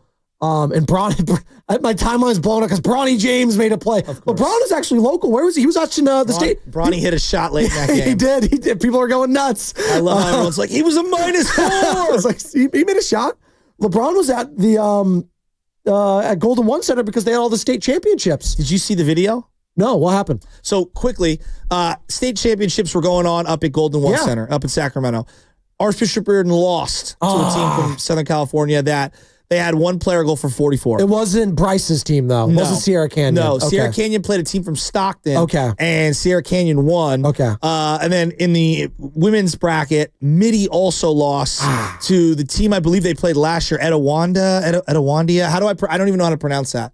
It was something like that. Erewhon. It's in. I apologize. Erewhon? Is that the grocery store in LA? Both of the local teams lost. While there for the game Friday night, there was a kid hanging over LeBron James, who was in the front row with it looked like his daughter and his wife, I'm assuming here. And the kid's just railing LeBron. And I'm like, come on, everybody. He's here to watch his kid. Now, I know it's LeBron and everyone wants to pick him apart and everything, but I'm kind of like, can you just let him just watch his kid? Like, what do we, like, that's the thing. They're people. Like, that's not like let him watch his son. And why does a Kings fan hate LeBron James so much? Like, what? He made his debut there, by the way, in Sacramento. People forget. Back in the day, in the 90s, we were out at the polo fields, which is here in the city. Say Polo Grounds. Wow, going back to the polo New York fields. City. We used to play a lot of soccer games out there. Big throwback. And Robin Williams was at the height of being Robin Williams. You got to remember, he was the voice of Aladdin. Trust me. Mrs. Doubtfire. Yes. I mean, he was at the height of his heights. Oh, I go Jumanji, brother. Come on, let's go. Too. And his son played in a soccer league that we were all in. And I remember so many people would run up on him. And for the kids, he would always be like, hey, I'll give the kids all the time in the world. Yeah, but for the adults, it was like, hey, I'm here to watch my son play soccer. Yeah. Can I just watch him play soccer? And I always felt bad for him.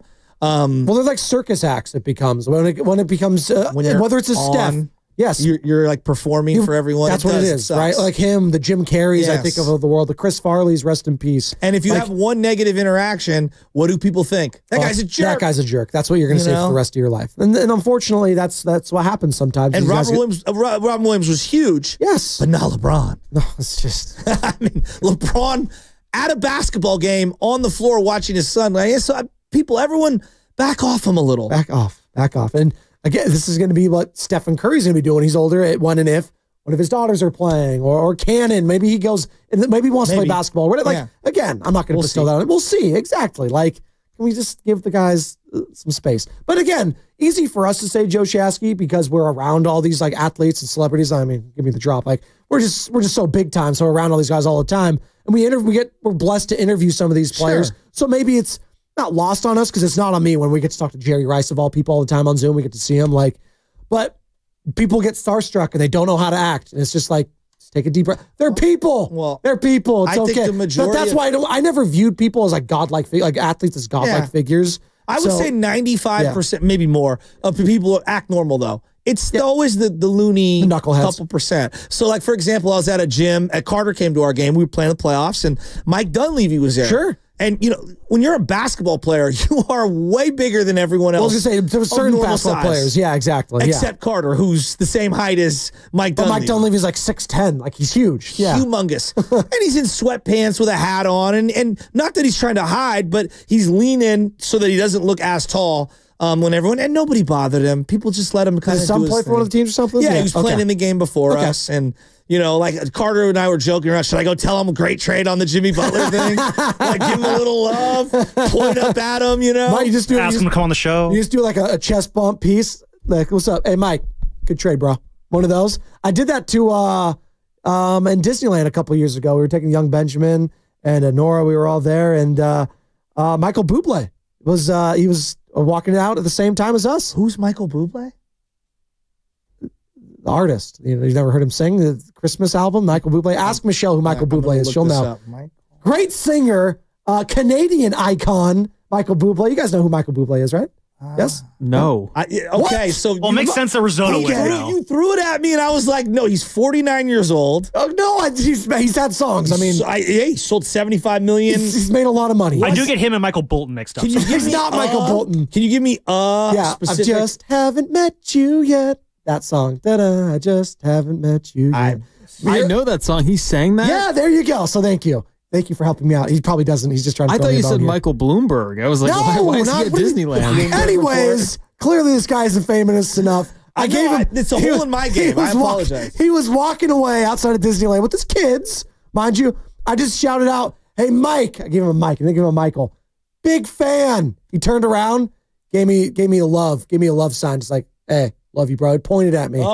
Basically, we're best friends, is what I'm saying. That's the way you do it. Now. Yeah, I met him. There you go. I play a song. I don't know. Sure, we'll pull it up there. I just derailed the entire show. No, I apologize. I feel like a jerk. I apologize to everyone. That Michael Bublé, I guess, wasn't big time enough to name drop. So there you go. It's fine. No, it's cool.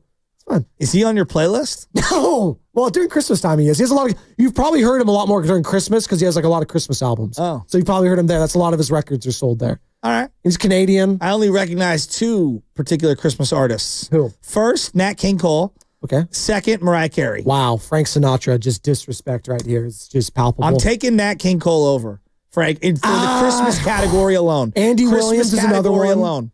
You guys don't know about Nat King. No, what are we doing? No, I do. Everyone has heard the Christmas song. That album knocks. Yes, the chestnuts are roasting on the open fire. Yes. We're all familiar. And I love Frank. Don't get me wrong. I love Frank. Clearly you don't. I'm taking Nat King. Okay, sure. All right, it's fine. I like Bobby Helms. Begrudge the Italian on St. Patty's Day. Jingle Bell Rock. Jingle Bell Rock. There you go. It is St. Patrick's Day. Well, we want to do a little St. Patrick's Day fun here. Do we want to do that? Do we have any? I didn't ask for a bed. We don't need a bed. When Michael Bublé. He's trying to find you a Michael Bublé song. The most famous one you find, play it for him. But we could talk little luckiest athletes if we're doing a little luckiest players ever. So if I say luckiest athlete of all time, it's funny you say what? It's funny that you say this because literally we're having this conversation. It's literally Steve Kerr. I mean, like as an athlete, as everything. Not only did he play for the greatest team ever, he played for the Chicago Bulls and Arizona. In Arizona, one of the right? Did they win a title with him? No, but they were very good. Yes. He gets to play with Michael Freak, the greatest player of all time, Michael Jordan. Gets in a fight with the guy, so that's a cool story to get to tell the kids. Hit big time shots. Nick, I almost got in a little tussle with Michael Jordan in practice. Like he has to do that. So he gets to play for one of the other greatest teams of all time, the San Antonio Spurs, and one of the greatest coaches. Oh yeah, by the way, played for Phil Jackson, played for Greg Popovich, was one of the grizzled vets on the team, wins titles there, gets to do that. Has a little dabbling at GM work, and he's not very good, but he's a solid broadcaster, does that, very good. Oh, I'm going to go ahead and coach now one of the greatest players of all time, didn't know it at the time, but Stephen Curry I get to coach, one of the greatest two-way players of his time, and a future Hall of Famer, and Klay Thompson, one of the greatest shooters of all time, maybe the greatest defensive player I get to coach of all time, Draymond Green. Oh, and by the way, we get Kevin Durant, one of the greatest scorers of all time, one of the top 10 players, fringe top 10 guys. So not only did I play for the greatest team ever, I might have coached the other greatest team of all time in the goals. Like, he'll be the first to tell you I'm the luckiest guy in the world. Like that's his luck overriding Robert Ory's luck. I mean, because like when I think of like winner guy, Robert Ory is like at top of the list. It's true, and him and Rob. Well, I'll say this, but both of them they had iconic shots in the playoffs. Iconic. Robert Ory was so sick. Those early Rockets teams. For three, yes, dude, so good. How about Derek Fisher? Yeah, that's a good. Fish was really. He was a starter though. Like he was a legit starter on some of those title teams. I loathe Derek Fisher. Oh, well, he's a Warriors legend. Don't even stop it. What? Stop it. Just stop it. He was a good Warrior, right? That shot at him on the exercise bike will never leave. How about Pat McCall winning 3 in a row? Is he lucky? That's a good one. That's actually pretty high up there. That's a good one. Luke Walton. He's another. No, that's Luke Walton won it. He was as a player with the Lakers. If his name was Luke Smith and not Luke Walton, would he even be in the league? I've been to Berkeley. Luke is a great player. He was good at Arizona, though. Did he win a title? Was he teammates with Iguodala? I think he was. I don't know. I think he might have been teammates with Iggy over there. Maybe not. Maybe that was after his time. They're both old. No, Luke was good, though, because he was interim coach. And, dude, they won like 25 or 26 in a row. Now, it didn't end up being good after the interim when he became the Lakers and the Knicks or the Kings head coach. Was not a good time there. What about Lonnie Smith? 3 championships, 3 different teams in baseball. It's not bad. You guys probably way before. You throw Jock Peterson on that list too. Was he on the Braves and the? When I think Dodgers, of Jock, whatever. I don't think of lucky. Hey, Will Smith, that was one right for a while. Wasn't he? He's lucky. It was only a slap from Tommy Pham. Only a slap. That song. What about Andrew Friedman? What do you mean? I think of skill. Wait, what? Lucked out? How did Friedman luck out? Well, he's got owners that are willing to do anything. Oh, but he also made some bold trades and Yes. acquisitions. I'll throw one on a list. How about Russell Wilson? Oh, I thought early in his career, he had one of the best defenses ever cleaning up his mistakes. Two NFC title games against the Niners, which basically swung on a fumble play that couldn't be reviewed. Shout out Navarro Bowman. And then the next year against the Packers, he had one of the worst games ever, 3 picks, ends up getting off with one of the luckiest Hail Mary throw-ups ever, where he chucks the ball up. I think his left tackle or something caught it, and that helped set up overtime. Then, of course, what's his name, botches the onside kick in overtime to set up the Seahawks win there. It was just Mason Crosby. All of the success that the Seahawks had early on was because of that defense, and Russ got to ride that defense to 2 Super Bowls, one that he won. That's actually really good. That's strong. 888-957-9570. You can call or text the number, by the way, 888-957-9570. Some of the luckiest. I did think you he can was say lucky luckiest forever. figures, just fake because you can do coaches, or because some people say Steve Kerr's lucky to be coaching this team, or Phil Jackson lucked out. But I was like, well, if you watch The Last Dance, I don't think anyone was that lucky. How about Hunter Pence, like the luckiness, the three hits, the bat splintering into 1,000 pieces and hitting the ball 3 times, the catch against the fence, the dive with. I mean, he's made some. I mean, he was not luck, but I don't know, man. I think of lucky plays. Well, I think about the home run that didn't go over the fence against Detroit. I mean, David Tyree, right? Luckiest play. That's a good call. I mean, one of the luckiest plays in history. And people don't talk about it. Like a play or two before, Eli should have thrown an egregious interception that whoever was the cornerback at the time just dropped. I can't think of his name right now, but it was just one of the all-time, like, oh no, it's funny watching that play back, the David Tyree catch, because he would have been sacked. He would have been 9 times out of 10. No, he would have been, if it was today, he would have been called dead. Blowed whistle. The whistle would have been blown. He would have been like, you can't do that today. No. It's just, and the fact that they beat him not once but twice, and Tom has to hear it from Eli all the time. Does Kyle Shanahan have a little bit of luck? I was going to say Jimmy G. Luck of the Irish. Jimmy G gets traded to a dormant Niner team. They got a little soft schedule. He looked good. No, he hit the genetic lottery for it. Come on. He might be the luckiest man alive in terms of how he looks. Just look at him. Come on, man. Paisan. You got Schlepp Rock wants to join the conversation. Hey, Schlepp. This is a good one. I mean, this is anonymous. What do you got, Schlepp? Luckiest person of all time. Who? Let's just go iconic. Let's go retro. Let's go just on general purpose. GP. Lou Garrett on his retirement speech. Yeah. Tearjerker. Hey, I'll talk to you guys later. That's a great call. That's a good way. Today, that was in and out. I consider myself Yep. the luckiest man on the face of the earth. It's great. It's one of the all-time speeches. Can you be lucky if you have a debilitating? Well, no, but it was the mindset of all. I hear you. It was the mindset of it. Just like, it's the mindset of a Fast Five is what you need.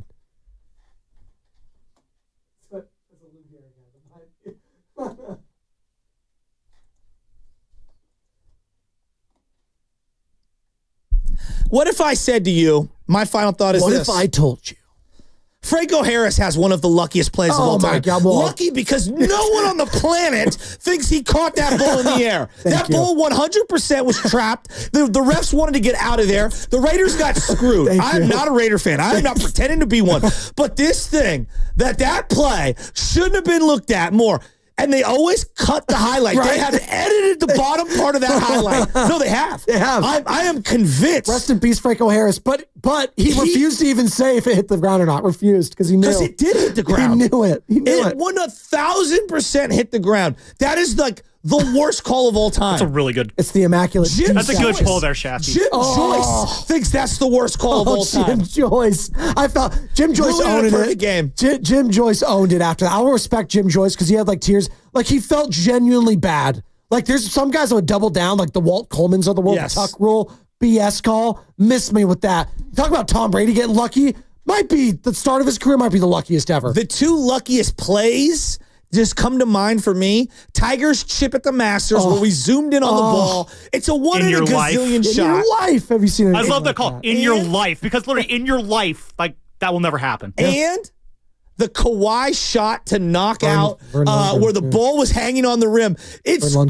You cannot tell me that wasn't luck. I mean, don't get me wrong. There's skill and all that stuff. Right. That ball was on the rim forever. What about Katie's foot being on the line against the Bucks? That's unlucky. That is unlucky. Well, lucky for the Bucks, but unlucky that's for great. Katie. No, it's a great point. Well, you know why? Because the Bucks were wearing green that day. Prince Fielder getting hosed at the plate? Well, that was just skill. I mean, that was one of the best executed relays ever. Play. No, he's like 400 pounds. He should not have been going there. That was textbook relay right there, His son, by the way? Beast. His son... Cecil's grandson is going to be a star. They're all just going to mash at every level. I love that. Cecil Field. Cecil or Cecil? I always forgot which one it was. But Sure. Sure. There you go. Yeah, Sam, you're wearing green today. Yeah, I mean, we're talking about lucky plays. Are We you were talking Irish, about that. by the way? Yeah, Okay. on mom's side. I don't like to assume, not all redheads are Irish. Yeah, they Just mostly letting you are, know. though. Not a lot of redheads in But we were Italy. talking about the 2016 Giants earlier today, and we're talking about, lucky plays and stuff like that, and that team had no luck.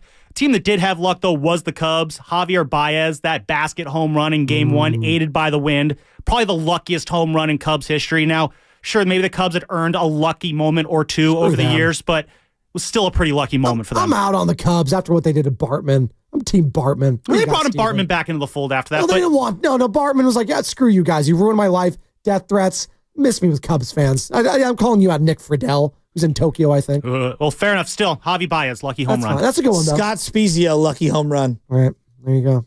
Okay, I think we're going to things that aren't really lucky now. Anyhow, by the way, this is my fast five because I didn't have one until now. Cecil Fielder and Prince Fielder finished with the same amount of home runs. That's pretty cool. It's almost impossible. That's now, pretty that cool. is lucky. That is Chris Davis. What was it? 242. No, it's That is 247. 247. That's what Every it was. year. For like Crush. Crush With Davis. the worst arm I've ever seen. The John real Katie. Cannon thinks your arm sucks. Dude, he had a stretch there though, or just 50. Joe. Just I don't think he hit 50 actually, but he was close, but he was insane. If I said throw off Johnny Damon versus Crush Davis. Two A's legends, by the way. I mean, Denard like, Span. they're Denard at the Span. carnival. They're at who? Denard Span. Oh, 100%. Denard Span's a good one. They're all at the carnival trying to hit the glass bottle. None of them is hitting it. I think I broke my headphones. I just kicked it. There's no snare in my headphones. I don't hear anything now. Chris Davis, he was a DH at least. So that was his. No, he there we played go. We're left a lot. No, he did sometimes when they needed him to. Oh, this is the song. Michael Bublé. Don't know it. This isn't the instrumental. You have the lyrics, right? Why did you get the lyrics? I don't know. He's not going to know the instrumental. I don't know. You're killing me, Steven. You're killing me. That was Fast Five. Brought to you by Xfinity. At home, we're on the go. You'll get the fastest internet to all your devices. And you know what? We're going to have some Michael Bublé tomorrow because we're going to feel great after a Warriors win. I'm calling my shot right now. Yay! Warriors by 10 plus. Steiny Guru next. Brought to you by Fremont Bank. Here for you. Here for good. Still getting around to that fix on your car?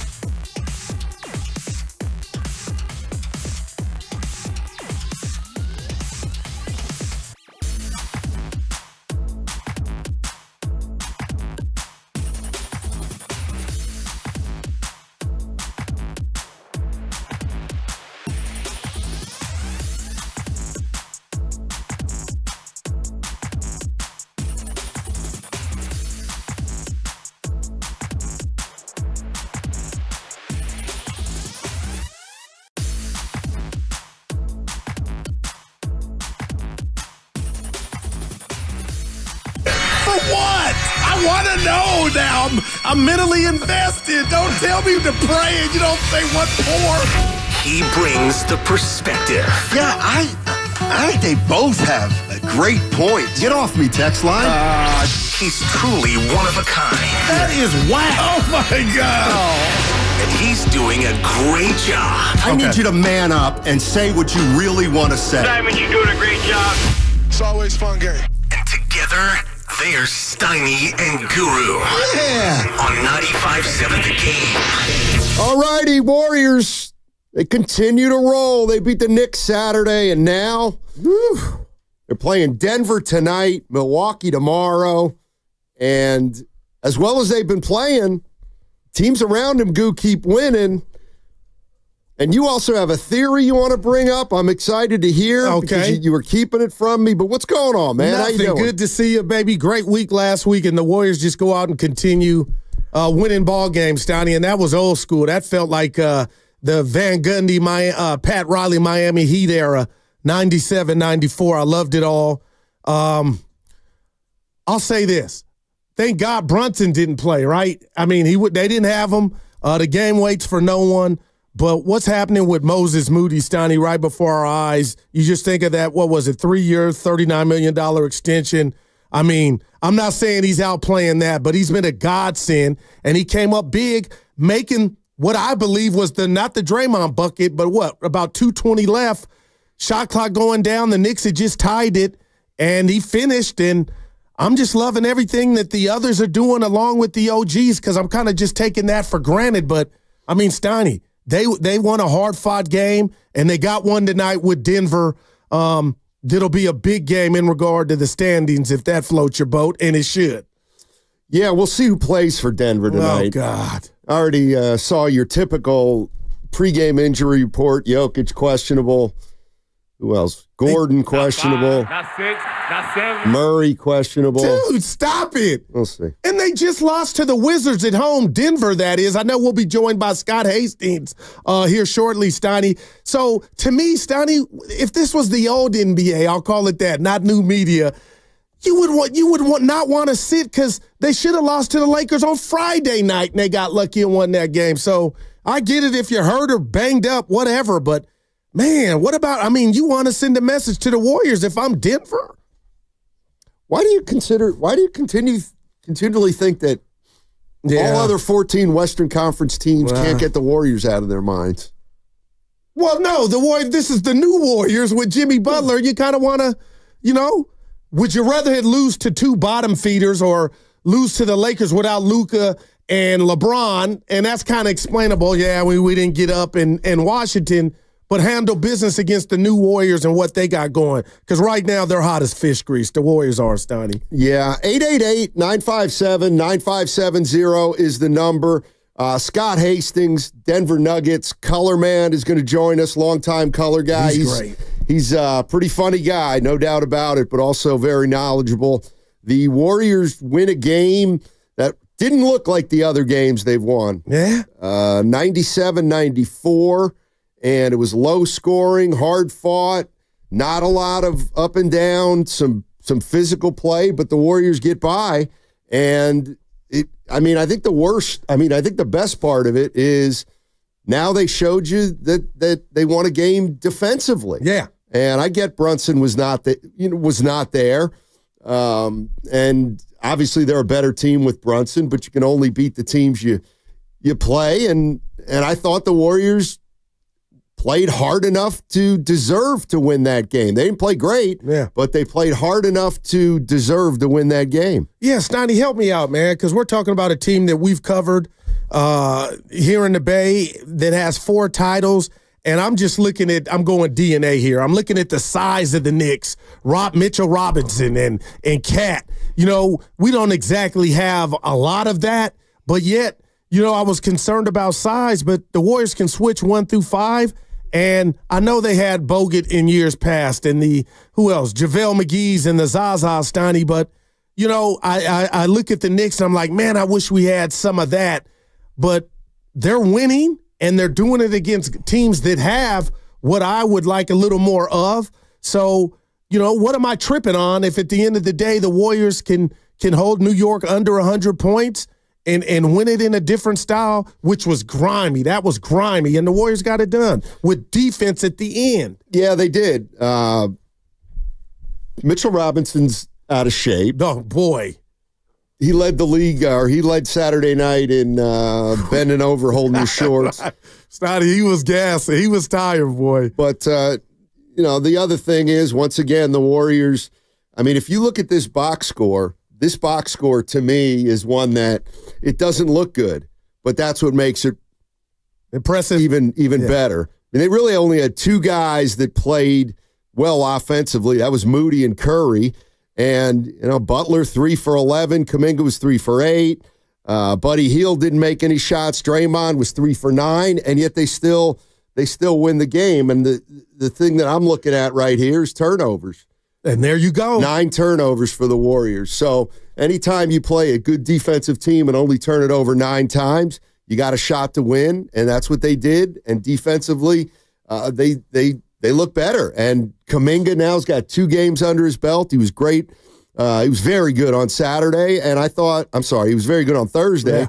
And then I thought on Saturday he was pretty good too. Didn't try to do too much. That's one of the aspects of the Warriors that I think, you can feel pretty good about is Kuminga's game coming back. Yeah, no doubt. 5 rebounds, 5 assists, Donnie, and the 8 field goal attempts. So, the makes will come. And like you said, the game before, he shot it better. But Stoney, I'm loving the fact that GP2 has a running mate in regard to being scrappy and quick as a cat on the defensive end. And again, the game came down to Bridges trying to switch on Steph, and there's GP2, Moody and Dre in the passing lanes. And you talk about the turnovers, the Warriors are getting theirs at the best time of the game, Stoney, and we can't ignore it. So I don't know if Moody, I keep talking about Moody, Stoney, GP2 keep coming up with these steals, but more often than not, I heard Kerr in the post-game presser talk about most often,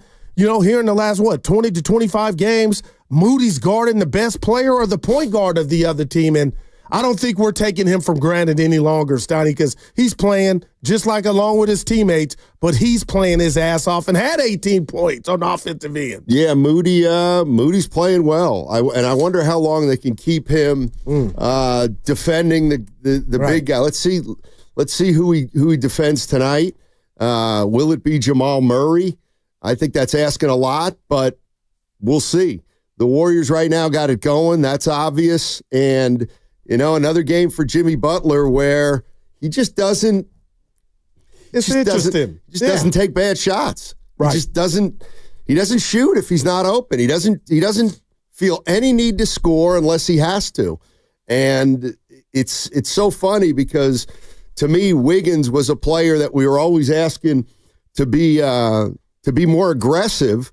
And the reality is that Butler's not that aggressive when he starts games, but he certainly doesn't float. And I think that's the one thing about Butler to me that's been fascinating is he hasn't come in here and taken the bull by the horns, but he's impacted kind of every aspect of the game. And then when you need him to score, if you do, he'll score. But if you don't need him to score, he could kind of care less. Yeah, he really just does not. Stats don't matter to him. Hey, I love that. And we can't sit here, 16 games since he's been here and ignore the rat on the table, brought to you by Atco Pest Control early, Stoney, as he's a jack of all trades. And I love it. It's just not the box score. And you talk about it, just 11 shots. And I think I got it down here. Stoney, these are his shots the last 3 games. 10, 5, and Saturday 11. And yet they're winning. But he said something after that I'm going to tell you on the other side. I'm not concerned, but I got a theory, and I want you to, get your parking attendant on and tell me if it's validated. My /concern and theory, and you tell me what you think on the other side. All right. 888-957-9570 is the number. Warrior fans, what'd you think of that game Saturday night? It was a little different than they've been looking with Jimmy Butler. But it was gritty. They played defense. They made the shots when they need them. They got the holds when they needed them, and they beat the Knicks 97-94. Yeah. I got good news and bad news. The good news is the Warriors keep winning. The bad news is they can't seem to get anywhere. That's all over Twitter, Stani. People like, you're right. You got to keep doing this. The Minnesota Timberwolves, they've won 8 in a row. They're howling. The Warriors have won 7 in a row. Clippers have now won 3 in a row. They're still just a game and a half behind the Warriors. I guess the good news is some teams have fallen back a little toward Golden State. The Lakers now in 5th. And look at the Rockets. They've climbed all the way up to a tie for 2nd. And they're still 3.5 up on the Golden State Warriors. Which could be a good thing if you kind of envision Houston, for whatever reason, Stani, them possibly being a first-round matchup. I mean, they're 2 right now.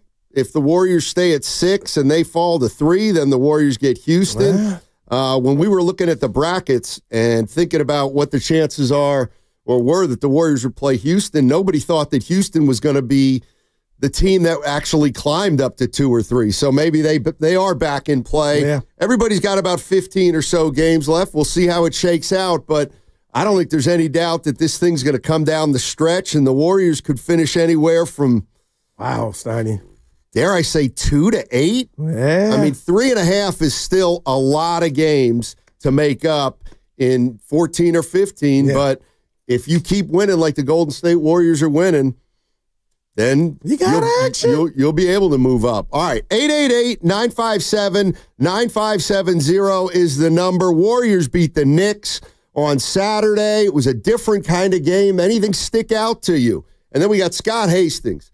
He is the play-by-play color man for the Denver Nuggets. He's going to join us at 10:30.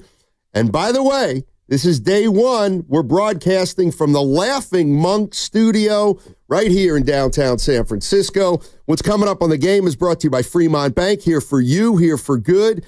Tune in for Warriors Live, presented by Xfinity. Stream sports from the best seat in the house.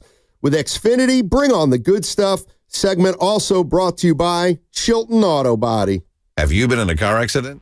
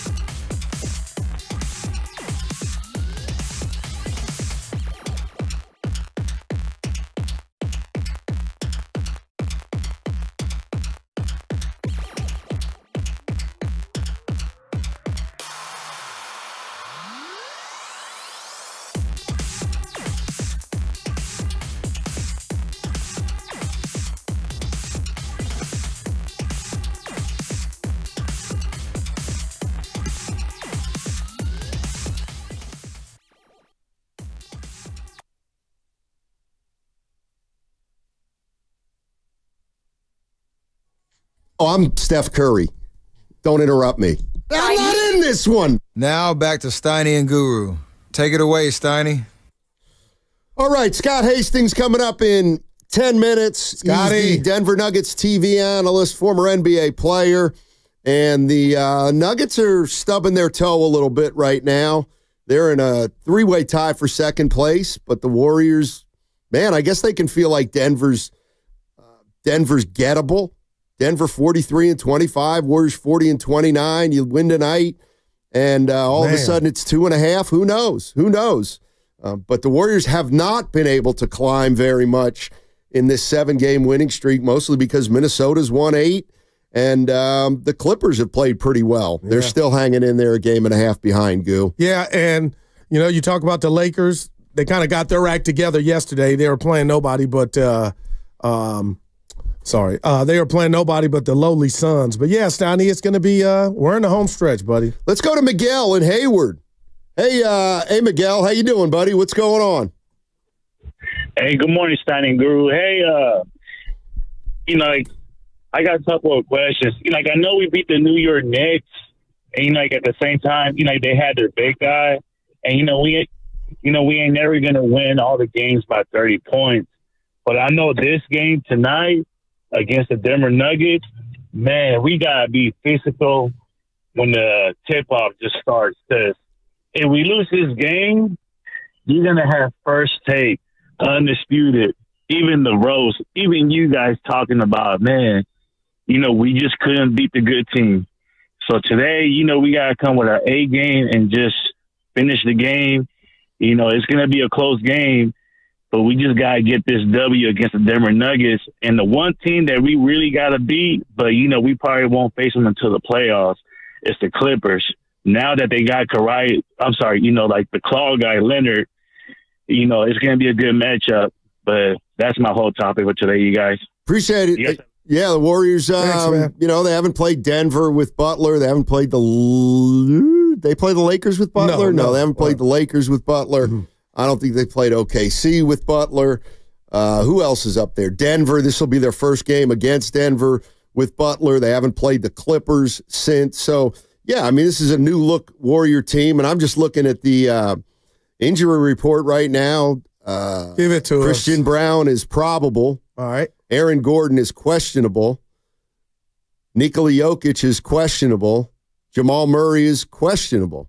So we'll see what kind of team we have. But then again, Steph Curry's questionable tonight. You just stole the words out of my mouth. But, Steiny, do you think when he mentioned all the national platforms, because the Warriors have won 7 in a row, Steiny, they're hot. Again, it's fish grease. So it's just how much do you believe what you're watching in regard to, I talk about sometimes the Warriors are their own opponent. I get what he's saying, but the Warriors are getting so much love that they've earned. I don't think they need Denver to solidify what you've been watching. And we just watched Denver, go 15 rounds with a Laker team without their 2 best players and lose to the lowly Wizards at home. So, again, I'm not going to overreact. Hell yeah, you want this win, but I think what we're watching is bigger than just any opponent that they're going to play here shortly. But I told you and Evan this to start the show in the green room. Steiny, I can't ignore that the Warriors will be getting some breaks on who they're playing and maybe who's not available. And that happened Saturday, but they still went and handled business, but you can't apologize. I think the most important thing for the Warriors right now is just that they're winning. The schedule isn't brutal on the way in right now.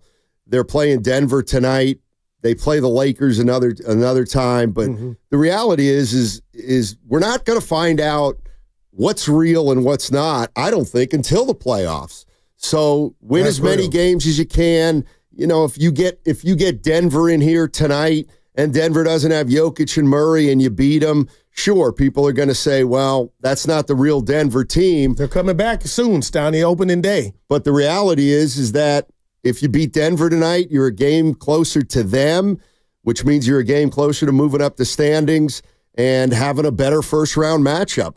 The bottom line is if they could somehow get to 4, and I know that's a long shot as far as I'm concerned, but you get to 4, then all of a sudden you have home court in the first round, and who would have thought that a month or so ago? They're 3.5. You're right, Stoney. That, but not that it can't happen, but 3.5 behind Memphis right now. Let's go to Coach Duran in Union City. What's up, Coach? How you doing?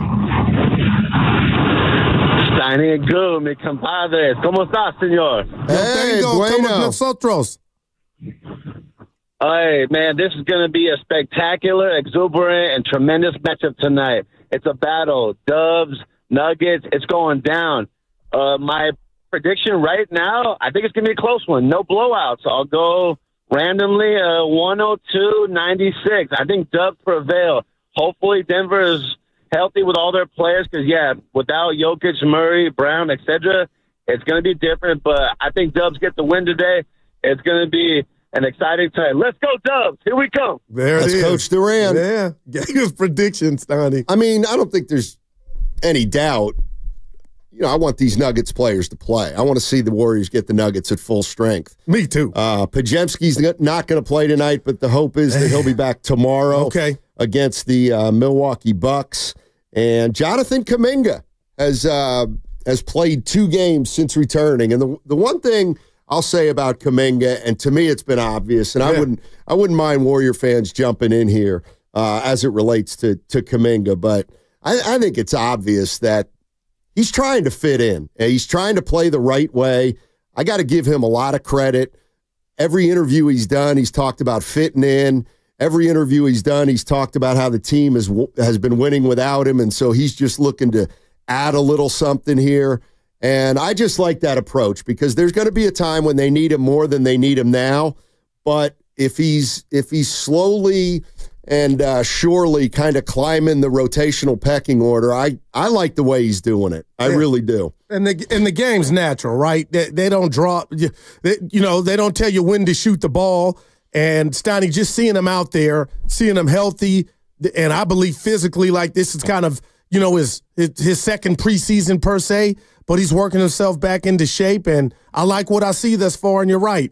I don't know if he's doing or playing the game or approaching it any different, but it looks natural. And like I said, I feel like they're complete, and you mentioned Pods. Once he comes back, they'll be ready, and they'll be whole. Also, Steve Kerr became the all-time winningest Golden State Warriors coach. Man, congrats. He surpassed Alvin Adams, I'm sorry, over the weekend. And, I mean, his place in Golden State Warriors coaching history is secure. I mean, there's no doubt about it. He's won 4 titles. And I wouldn't mind talking about him a little bit today because what's happened with Jimmy Butler and how he's integrated him, and they're 14-1 when Butler starts. I mean, when does Steve Kerr start getting credit for what this team's done? Because if you're critical of him when they were 500 or so, you got to admire what he's done right now with Jimmy Butler, if for no other reason than nobody thought the Warriors were going to play this well under Jimmy Butler, and somebody's got to get credit, so Steve Kerr's the one who deserves it. Yeah, and I'm hearing you, partner. You just stuck me, too, with it, because I'm like, man, the guy had 4 rings before this season, the ball even tipped off, so what was that even about? A guy that's got it done 4 times, a couple different iterations of the team, with Durant, without Durant, twice, and it's like, Steiny, what does he have to prove? But you're right. That was out there, and, a lot of Warrior fans, I'll call them new Warrior fans, didn't like the way Kuminga and Moody had been handled. But don't let that supersede what the guy's done. And he's won a title in his first year, 2014-15. He took over for Mark Jackson. I don't got to tell you, we were right here. But Steiny, he gets it done right there, implements the motion offense, and the rest is history. Let's go to Big Smooth. What's up, Big Smooth? How you doing, man? What do you got? Hey, good morning, guys. Hey. So just my thoughts. First of all, let me tip my cap to Cat. Cat played a phenomenal game. He just has an issue with fouling at some of the weirdest times. But Cat was drilling, man. Cat was playing. But listen. And then also let me say this. I'll give Steve Kerr credit for this. He could have just been stubborn on the Moody thing because we all knew Moody needed more time. I was even saying trade him, let the young fella have a good career. It was good to see that he did not be he didn't remain stubborn. He played him, and as we all, I think no surprise that Moody getting more time is resulting. That's the result of what we're seeing now. But here's the thing: I think the Warriors have a good shot at sustaining this 4 through 6 because number one, Houston they got a couple tough games this week. Phoenix Suns are doing us no favors. Thank you, Phoenix, for sucking.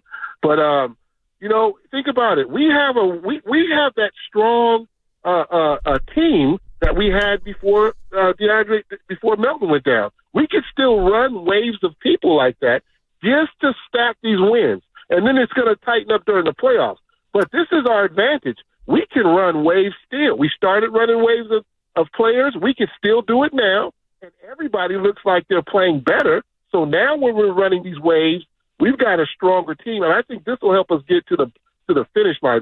All right, Big Smooth. I hear you. Yeah. We got to go out and talk to our main man, Scott Hastings. All guests on 95.7 The Game appear on the River Islands guest line. Isn't it time for you to discover the islands? River Islands in Lathrop. Let's welcome in Scott Hastings, Denver Nuggets television analyst. Hey, Scott, how you doing? Hey, guys, how are you? Let me change there. How's this? Is it a little better? Yeah, it's much better. Thank you. What's going on with the Nuggets? Everybody thinks they're struggling right now. Is that what's going on, or is it just kind of a normal late season malaise? I think they have a malaise. Listen, Aaron Gordon is a big part of this team. I think he's already missed 29 games, something like that, and they've not gotten into a strong rhythm. I think the starting unit they came out of training camp has played 18 games or 19 games together, something like that. So I think there is a malaise. I think it's strong. Last week was a tough week. Very emotional game and win in Oklahoma City. And then the 3 games at home, just well, for lack of a better word, a really short attention span, attention to detail kind of games. They ended up playing 5 games in 7 days that week. And I just think, to be honest with you, when you're talking, games 65 through whatever they're 68 or whatever it was, I think it just wore them out. I honestly think they just wore out and struggled a little bit. I mean, lost, Minnesota game, you figured they'd be up for that game, but that was a day after or 2 days after just, having a big emotional win in Oklahoma City. Weren't ready for that one. Lakers don't play anybody, so as teams will do, let's just play as hard as we need. They got lucky and won that game. And then Washington stinks. And so they did the same thing in that Washington game, just kind of let's do that. And then all of a sudden, Poole hits a 40-footer and he ends up losing the game. So, yeah, listen. They are what they are. When they're healthy, when Gordon's back, when they're playing well, I mean, just like I said, go back and look at the Oklahoma City game, and that's probably their ceiling. And then you look at the Washington game the other night, and that's probably their floor. Yeah, that's interesting, Scotty. I couldn't wait to have you on because I got to be honest. Warrior fans would trade places with you guys in the standings right now, and I've been telling my partner every other night for about the past month, it's just something about Denver. I can't put my finger on it. But let me ask you this, Scotty. What about the bench? How has the bench been playing this year for Denver? Well, if you're going to spell Denver's bench out, you probably leave off the CH, and it's just Ben. Wow. It's been a struggle all year. Excuse me. And now you lose. You're really one guy that you would bring off the bench that could, stretch the floor and be a threat to shoot threes is Julian Strother. And now he's going to miss a month. And I think that just puts him in a hole. They've kind of gone back from, DeAndre Jordan playing the 5 and actually playing pretty good there. You can slide Zeke Naji to 4, where I think he's better suited, to also they play small ball lately, the last 5 games. And let's be honest, not the only reason, but they've lost 3 of those 5. So, I think they're, trying to figure out what to do. The bench is, they're in trouble there. They got too many bodies You know, and you guys know this. Once you get to the playoffs, you're playing 8 guys anyway. You got a day in between every game, but can you get Gordon back? That's a big get. So that now you're starting 5. Well, listen, when they're starting 5s attacking playing, they can play. You got a chance in every game because Nikola Jokic, right? Yep. And now if Murray comes along and he's having a good game, you can beat anybody. And now you throw in if Porter or Gordon, one of those two, can have a better than average game, then you can win 7-game series against anybody. So, but they haven't had that, and so now you're relying on other people. You got Russ in here as an energy guy, but you want him off the bench, and he's had to start probably way more games and played way more minutes than you wanted him to, and he's been fabulous. But he's not a threat from outside. He's a downhill player. And that would help the bench because, other than Strother, you really don't have guys that are consistent, knockdown shooters. So, man, it's been a funky year because if you don't watch, you just watch standings, you go, oh, what's going on? Right. How do you lose to Washington and da-da-da. But, listen, SGA is going to win the MVP. That's just what it is. I love what Shannon Sharp said the other day on Club Shay Shay that SGA, and he deserves a great player, having a great year. I will say this, when he's off the floor, they're still a top 10 offensive team. When Nikola Jokic is off the floor for Denver, they're the only team worse than them offensively efficiency-wise is Washington. So you go from a top 4 or 5 offense to 29. So he's phenomenal. He's, you just got a chance every game because of this cat. He's stupid good, man. He really is. Scott Hastings joining us on 95.7 The Game, Denver Nuggets TV analyst. I'm looking at Jamal Murray's numbers, and they look like they are back to where they've always been. Of course, he was injured in 2021, 2022. Is he the player he was right now, or does he still have a little further to go, do you think? What's the eye test tell you? Well, when he's on, he's on. And when he is engaged playing downhill, I think the key for him is downhill.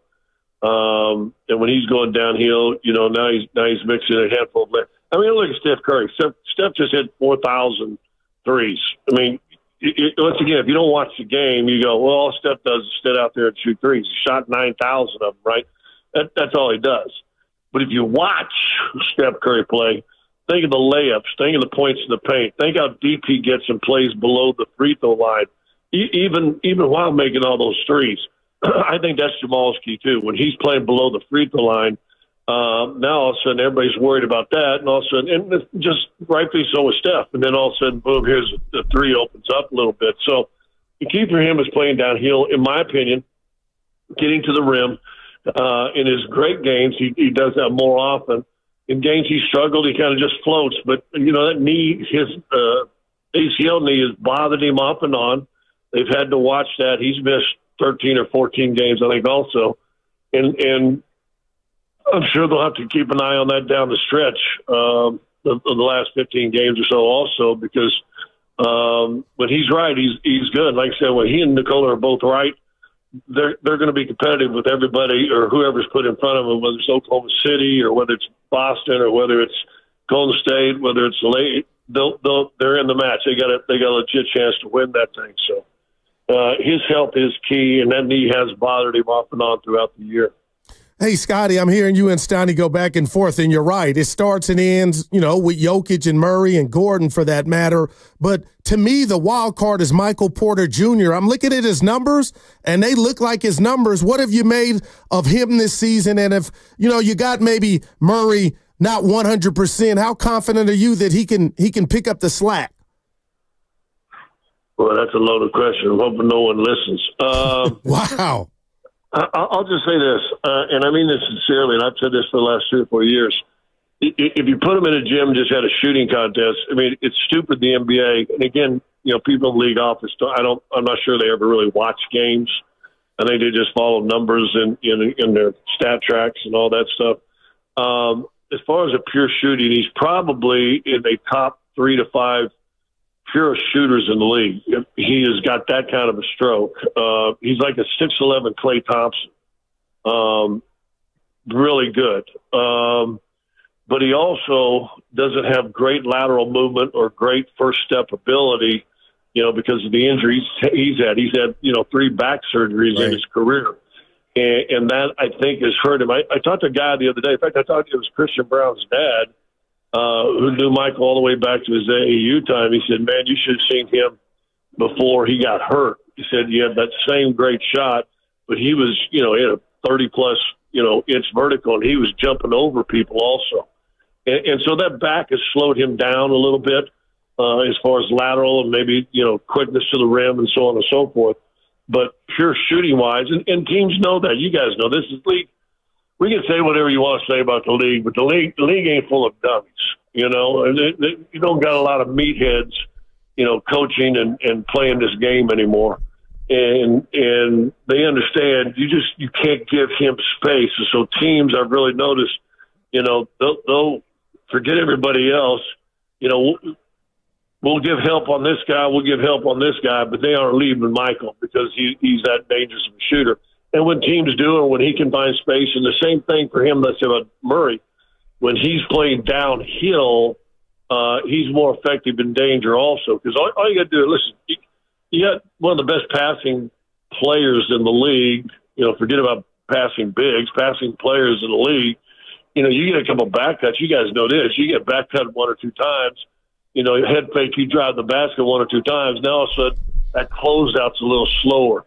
That up in the chest, before I got back cut, is a little softer. And so,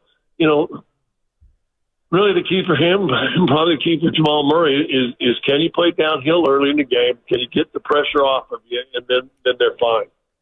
Scott, thank you so much for joining us. Appreciate As always, should be a fun game tonight at Chase, and look forward to talking to you in the future. Yeah, anytime. We may see you in late April. Maybe. They're poised to maybe play each other. A lot us to shake out. Scott Hastings. Yep. On 95.7 The Game. All guests appear on the River Islands guest line. That's Scott Hastings, and you can hear him on all the Denver Nuggets broadcasts. He's a good guy. Yeah. Little frog in his throat. Yeah, early. I got you. Little frog in his throat, but. Hello, Dave Fleming. He did fine. Yeah. I got to tell you, I was getting ready to kind of get under the desk down here about, oh, boy, he's about to blow Porter away, but he didn't go that bad on him. We just talked about, the history of, the 3 back surgeries. Yeah, I mean, he's averaging a career high. Well, no, he's not quite, actually, but 18, he's averaging 18, which is more than he's averaged in the last 3 or 4 years.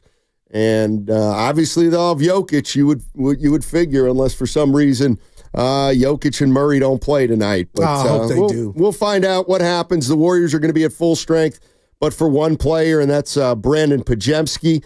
All right, 888-957-9570 is the number. The Warriors, they've won 7 in a row. They beat the Knicks on Saturday, and now comes a test. 1-2 punch against Denver and the Milwaukee Bucks. But what did you see on Saturday's game?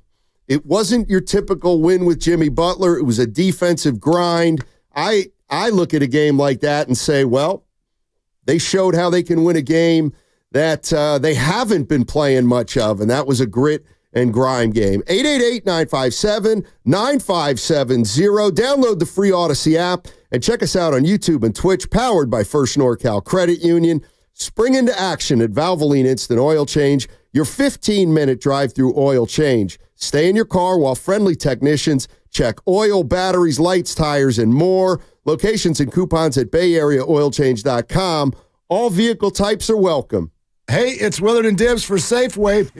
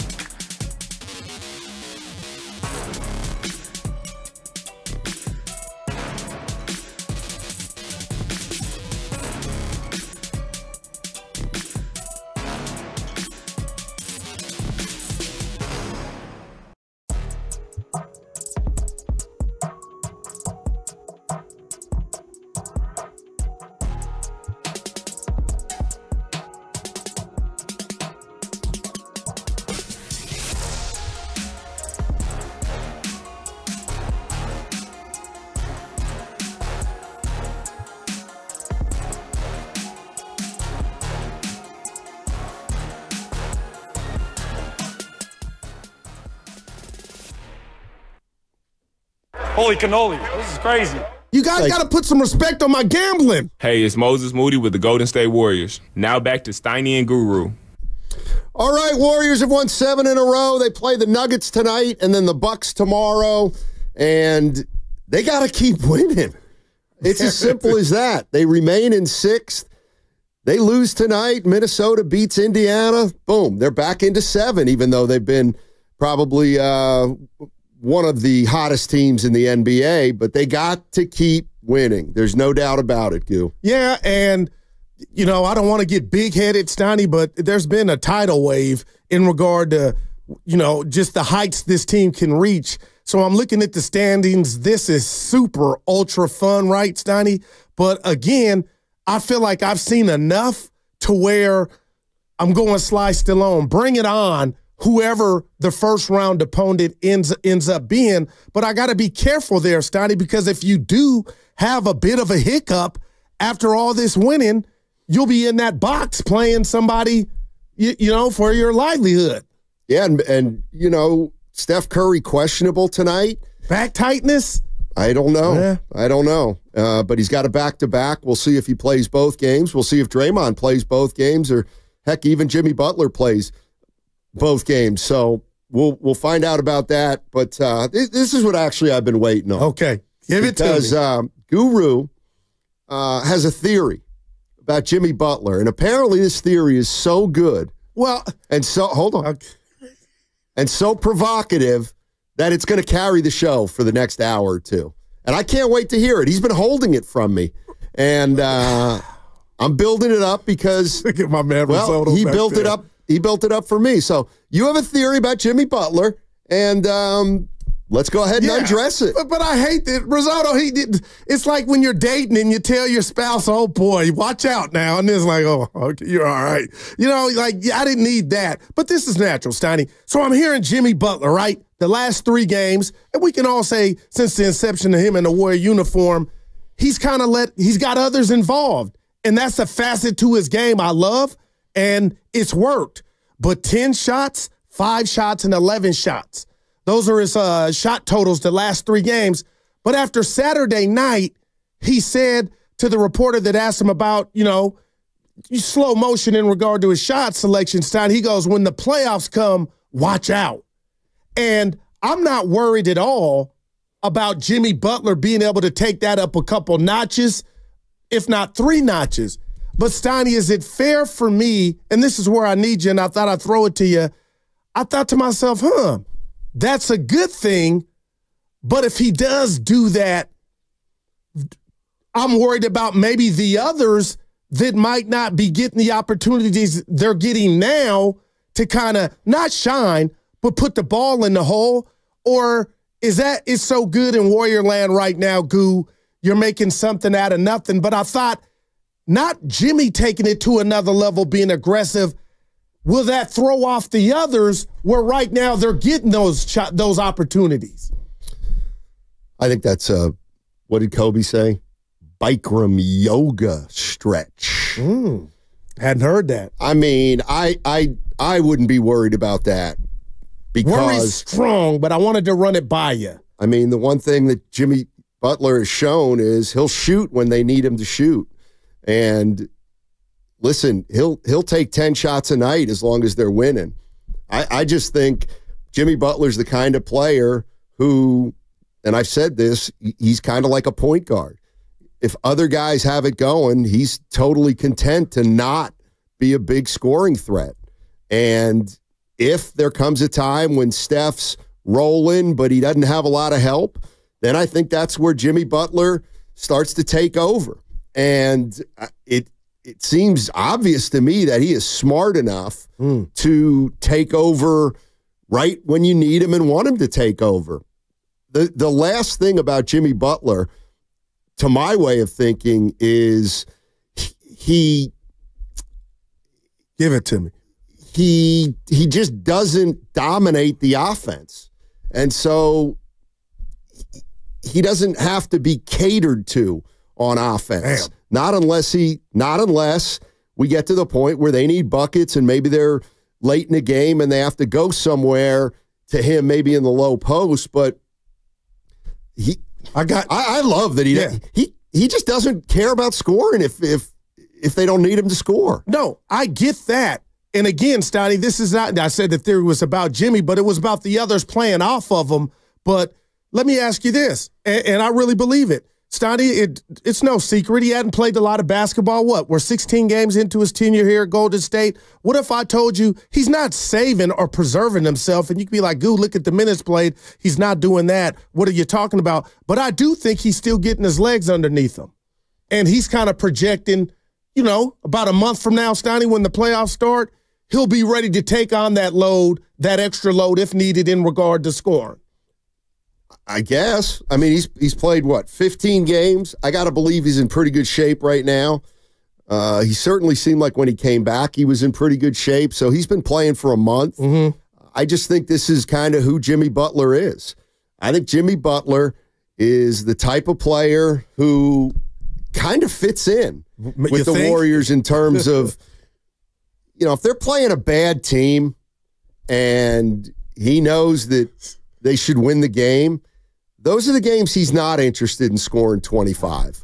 Now, obviously, Saturday's game, they could have used a little more scoring out of him, but Saturday's game was tough. Yeah. I mean, it was kind of one of those old-fashioned Eastern Conference games. Neither team scored 100, and he didn't have a ton of points that night, but I just think Jimmy Butler knows exactly who he is as a player and exactly what the team he's playing for needs out of him on a given night. All right, there you go. And like I said, I'm not complaining.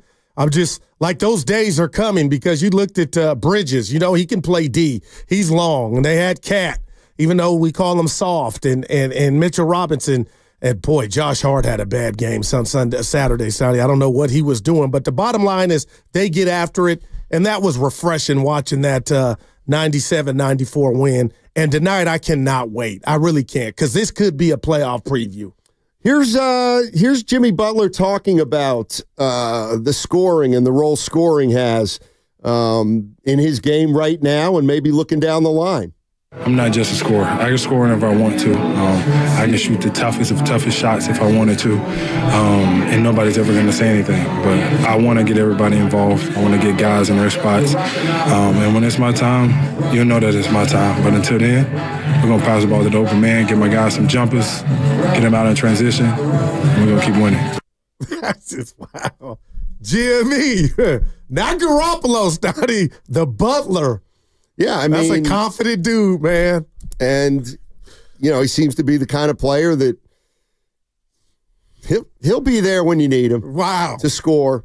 When you need him to score, I get the sense that he's going to be able to score. Yeah. And that's kind of what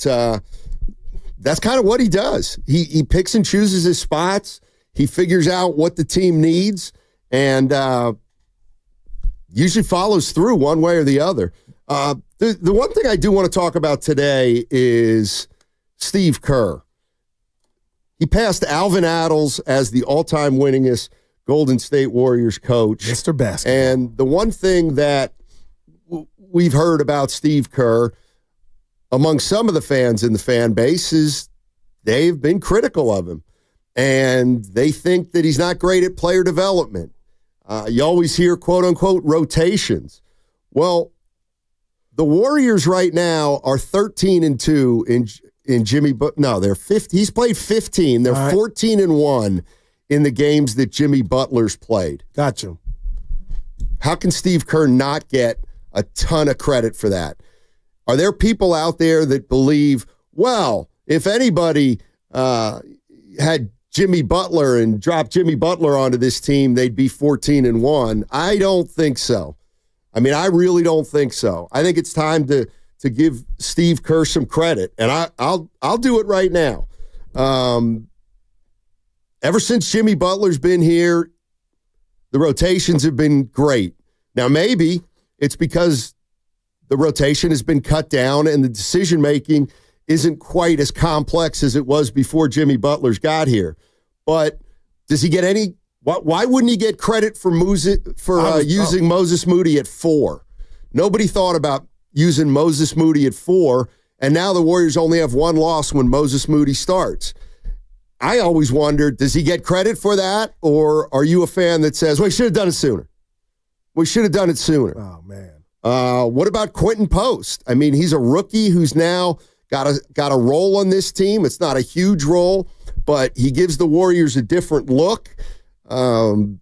Steve Kerr's always been kind of criticized for player development, and now all of a sudden I'm looking at this team with Podziemski, Kuminga, Moody, and Post, and they might be perfect young players to play playoff basketball. Maybe that's what he's been doing for the last 2 or 3 years, is getting them ready to play playoff basketball, not just in small stretches like they've been asked when they've had superstars on the team. But can anybody argue that right now Moses Moody is more equipped to play in the postseason than he's ever been? And Steiny, I'll take it one step further. He deserves that credit. When I make a mistake, I'm the first one to admit it. And I was wondering about the maturation between Kuminga and Moody, but guess what? It's working out. And you asked me about Moses Moody and the young guys in the playoffs. What about Kerr getting credit for Moses Moody's career now? And Podziemski being able to come in year one and be able to facilitate and run a Warrior offense. So, again, I just find it hogwash that a guy that's got so many skins on the wall would need this year to prove it to anybody out there. And I'm not telling you Steve Kerr is perfect, but my God, Steiny, I'm with you in regard to look where they're at now, and I'm putting Kuminga in there. I think he's months or days away from a new contract, but the bottom line is they all came up under Kerr's tutelage, and maybe it was a little later for some, and I know that for a fact, but when it's all said and done, look how these guys, and you mentioned Post and Santos, are performing. You got to tip your cap to Coach Kerr. You're listening to 95.7 The Game, KGMZ FM and HD1 San Francisco, always live on the free Odyssey app, Twitch and YouTube, powered by First NorCal Credit Union. As it relates to Moody, the one thing that I think's happened since Butler's gotten here is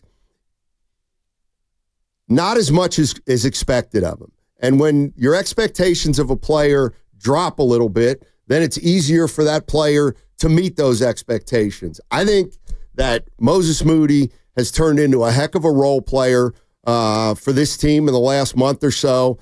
And one of the reasons he's thrived is because some of the things that the Warriors have improved on are things that take a little pressure off him. And that is at the offensive end of the court. I do think I do think his defense has been really good the last month, and he's making the big shots that he's taken, but it doesn't feel like he's taken as many three-pointers. And that means the ones that he's taken are more important, and he seems to be making them at a higher rate. I just, as it relates to Moody, I like the way he has been kind of slid into his right spot. And his right spot is as a role player on a real good team, and he's filling that role right now. And as long as he fills it, I think he's going to play a lot on this team, because Kerr tends to play in high-leverage situations the guys that he trusts the most, and it feels like slowly but surely Moody's won Steve Kerr's trust. Yeah, and I'll say this. For me, if I had to describe it, you didn't ask, Donnie, I think it's been difficult. Moody could have wilted if he wasn't strong-minded, but you and I have gone back and forth like ping pong, table tennis on what Moses Moody is, Donnie, and I think he's proven scoring double digits in 23 of his last 27 games he's been there. And I know it's just more than scoring, but Steve Kerr said Saturday he's guarding often the best player on the other team or their point guard. But Stoney, not only is he a role player, I think he's showing everybody he's a starter in this league. And he had 8 field goal three-point attempts Saturday, made half of them. And I do remember the one miss in Dallas, but the bottom line is he had the guts to take it. So, I mean, Moses Moody right now can do no wrong, Stoney. I wonder if he's a starter on another team or whether Kerr is kind of fallen in love with him at the power forward position. I don't know that he'd start at power forward on any other team, but it doesn't matter because the Warriors are a team that doesn't mind playing small. They don't mind putting guards on bigger players. Yeah. And so far, I don't know if the right phrase is he's gotten away with it, but so far so good with Moses Moody. No at the turnovers in 33 minutes Saturday, Steiny. Here's Steve Kerr on being the Warriors' all-time winningest coach. Yeah, it was a great moment. Being awarded the game ball by the Adels family. It was really beautiful, to be honored by their presence. And, obviously Al Adels is Mr. Warrior forever. The record, it's kind of surreal to even think that this could happen. But as I said earlier, it's a reflection of our organizational strength and stability and the talent level over the last, 11 years since I've been here. So I'm incredibly lucky to be part of this organization and part of this city, and very humbled by the honor because of Al's greatness and what he means to the franchise. But I will definitely enjoy the evening and the memory and being with his family especially. That was Steve Kerr talking about becoming the all-time winningest Golden State Warrior coach. Yeah, did you see the presentation? I mean, the Warriors just class personified. But did you happen to see the presentation where they gave the game ball to his wife, Stoney? I was like, man, that's just it's touching, it's moving, and they don't forget their own, man. And congrats to Coach Kerr, man. Yeah, it's still going. The other thing about Kerr too is, does he get any credit for using Trace Jackson Davis and then saying, yeah, I can't use Trace Jackson Davis if we want to play a certain way? Why wouldn't he? Or are you saying we haven't fielded any calls, or there's not much written out there about that maybe? No, I'm just saying how do you have a gripe about Steve Kerr right now?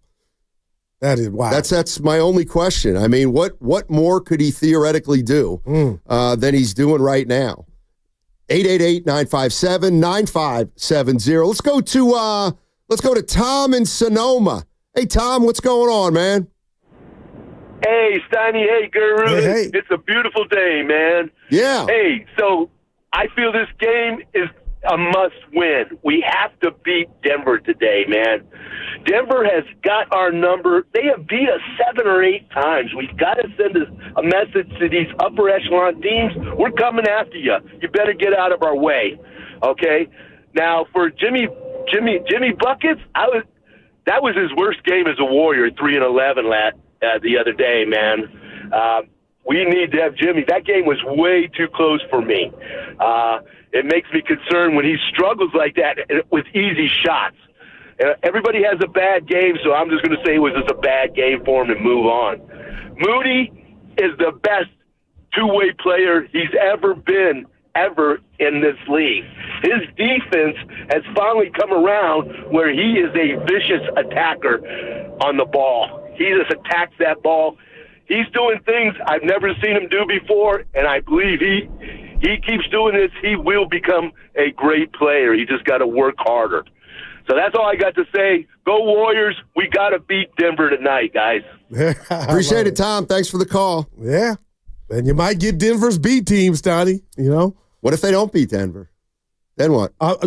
It'll be disappointing, but I damn sure won't, just for me, because you asked me, Stoney, I won't come in here and strip down everything that I've said in regard to the heights this team can reach. But, they've been getting, some good fortune going their way in regard to guys that are not available that they face. So from that standpoint, you tell me, Stoney, what would you think? What would an L do? Would you be like, man, you really don't want to see him in the playoffs? Because they're coming in here. I can't remember the Giants' home openers. It's some days away. Denver comes back that same day, so they'll see Denver here shortly too. So it'll be 2 games we can look at. I think it's definitely a big game. It might be the biggest game with Jimmy Butler because they've owned you, and he's right. He hit it. It might be if Denver comes in here essentially at full strength. And I know Aaron Gordon didn't play last game, but if they come in here at full strength and the Golden State Warriors win the game, that will be their biggest quality win of the season with Jimmy Butler, I would think.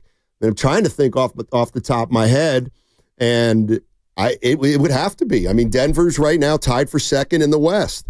If you lose to Denver tonight and they had their full team, well, at least you get a gauge of what you're going to have to do in the playoffs if you meet them to beat them. If Denver wins tonight, we're going to have to look at why they won tonight. Did they win because of Jokic and there was no answer for Jokic? Look, here's the other thing to look for tonight at 888-957-9570. I mean, the one thing Jimmy Butler has allowed Steve Kerr to do is go more to the small ball lineup. Right. And a lot of fans out there think that small ball may not work against a team like Denver, especially if Denver brings Jokic in here and Porter Jr. in here and Aaron Gordon in here. So let's see how Steve Kerr starts the game tonight. Will he start Draymond at center? Does he start Post at center? I don't know. But no, tonight we're going to get a lot more answers, I think, about the Golden State Warriors than we have in the previous week or two. That's a great point, Stoney. And I'm not putting this at the doorstep of Moses Moody, but it does go to him playing the 4. I mean, between OG Anunoby, who I thought was a problem and couldn't believe he didn't have more than 15 shots, Towns and Bridges, Stoney, they had 71 points, between the three of them. That's not all on Moses Moody, but it was jumping out on the TV like, man, they got some size. You still got to put the ball in the hole, but I do wonder, can Denver somehow with Gordon exploit the fact that we're going small? You would think better teams would be able to, right? Well, I think that, yes, if Denver's healthy and they're playing Gordon, Porter, and Jokic, that's going to be an issue for the Warriors. The size. Yes. Compared with the athleticism. No doubt about it. But, maybe that's when Steve Kerr doesn't play small. Maybe that's when he's got to play post in Draymond Green and maybe another big. And let's also see where Jonathan Kuminga fits in. Yeah, post with another 19 minutes. We hadn't mentioned him, Stoney, only 1 for 3, 2 of 4 from the field. But, I mean, he was getting that experience. I mean, the one thing to me as it relates to Kuminga is, can Kuminga win individual matchups over the course of the rest of the regular season into the playoffs? Can he win the matchup? If he plays Aaron Gordon, can he win the matchup against Aaron Gordon? What if he's playing Michael Porter Jr.? Can he win that matchup against Michael Porter Jr.? Get Porter into a little foul trouble or make Porter a volume shooter. Yeah. That's, to me, what it's all going to come down to. He's got the talent. Who's got Jamal Murray? This is where I think Steve Kerr leans on Gary Payton II a lot, just to pester Jamal Murray. But look, this is more than just the next Warriors game. This is a game against a team that has had your number when they're healthy, and it's a team that thinks it can win a title just like you do at this point. 888-957-9570 is the number. Also, where are you at with Steve Kerr right now? Where are the fans who haven't been crazy about Steve Kerr? Are you willing to give him credit now for this turnaround, along with Jimmy Butler? 888-957-9570 is the number. We're also coming to you live from the Laughing Monk Studios. Laughing Monk, righteously brewed in San Francisco. Also, what's coming up on the game is brought to you by Fremont Bank. Here for you, here for good. 888-957-9570 is the number. Warriors poised to play their 2 biggest games of the season back-to-back tonight and tomorrow. The Nuggets in town, the Bucks in town, and Jimmy Butler, he's been in town on 95.7 The Game. I'm still going for it, even with higher stroke risk from atrial fibrillation.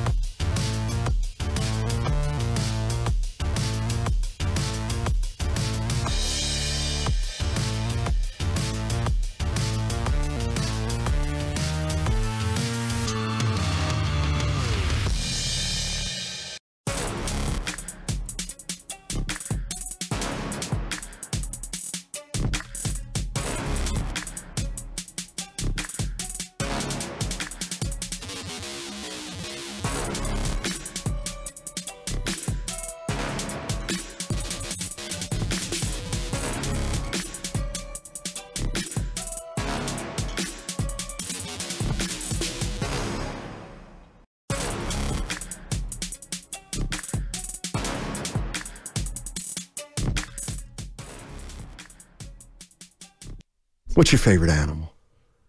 Deer. This is Tim Roy, and you're listening to Steiny and Guru on 95.7 The Game. Thank you, Tim. Appreciate it. By the way, Evan, what'd you think of we lost an NBA legend over the weekend? Excuse me? We lost an NBA legend over the weekend. You're going to have to help me out. Slick Watts. The Supersonic? Yes. Good call. Look at E.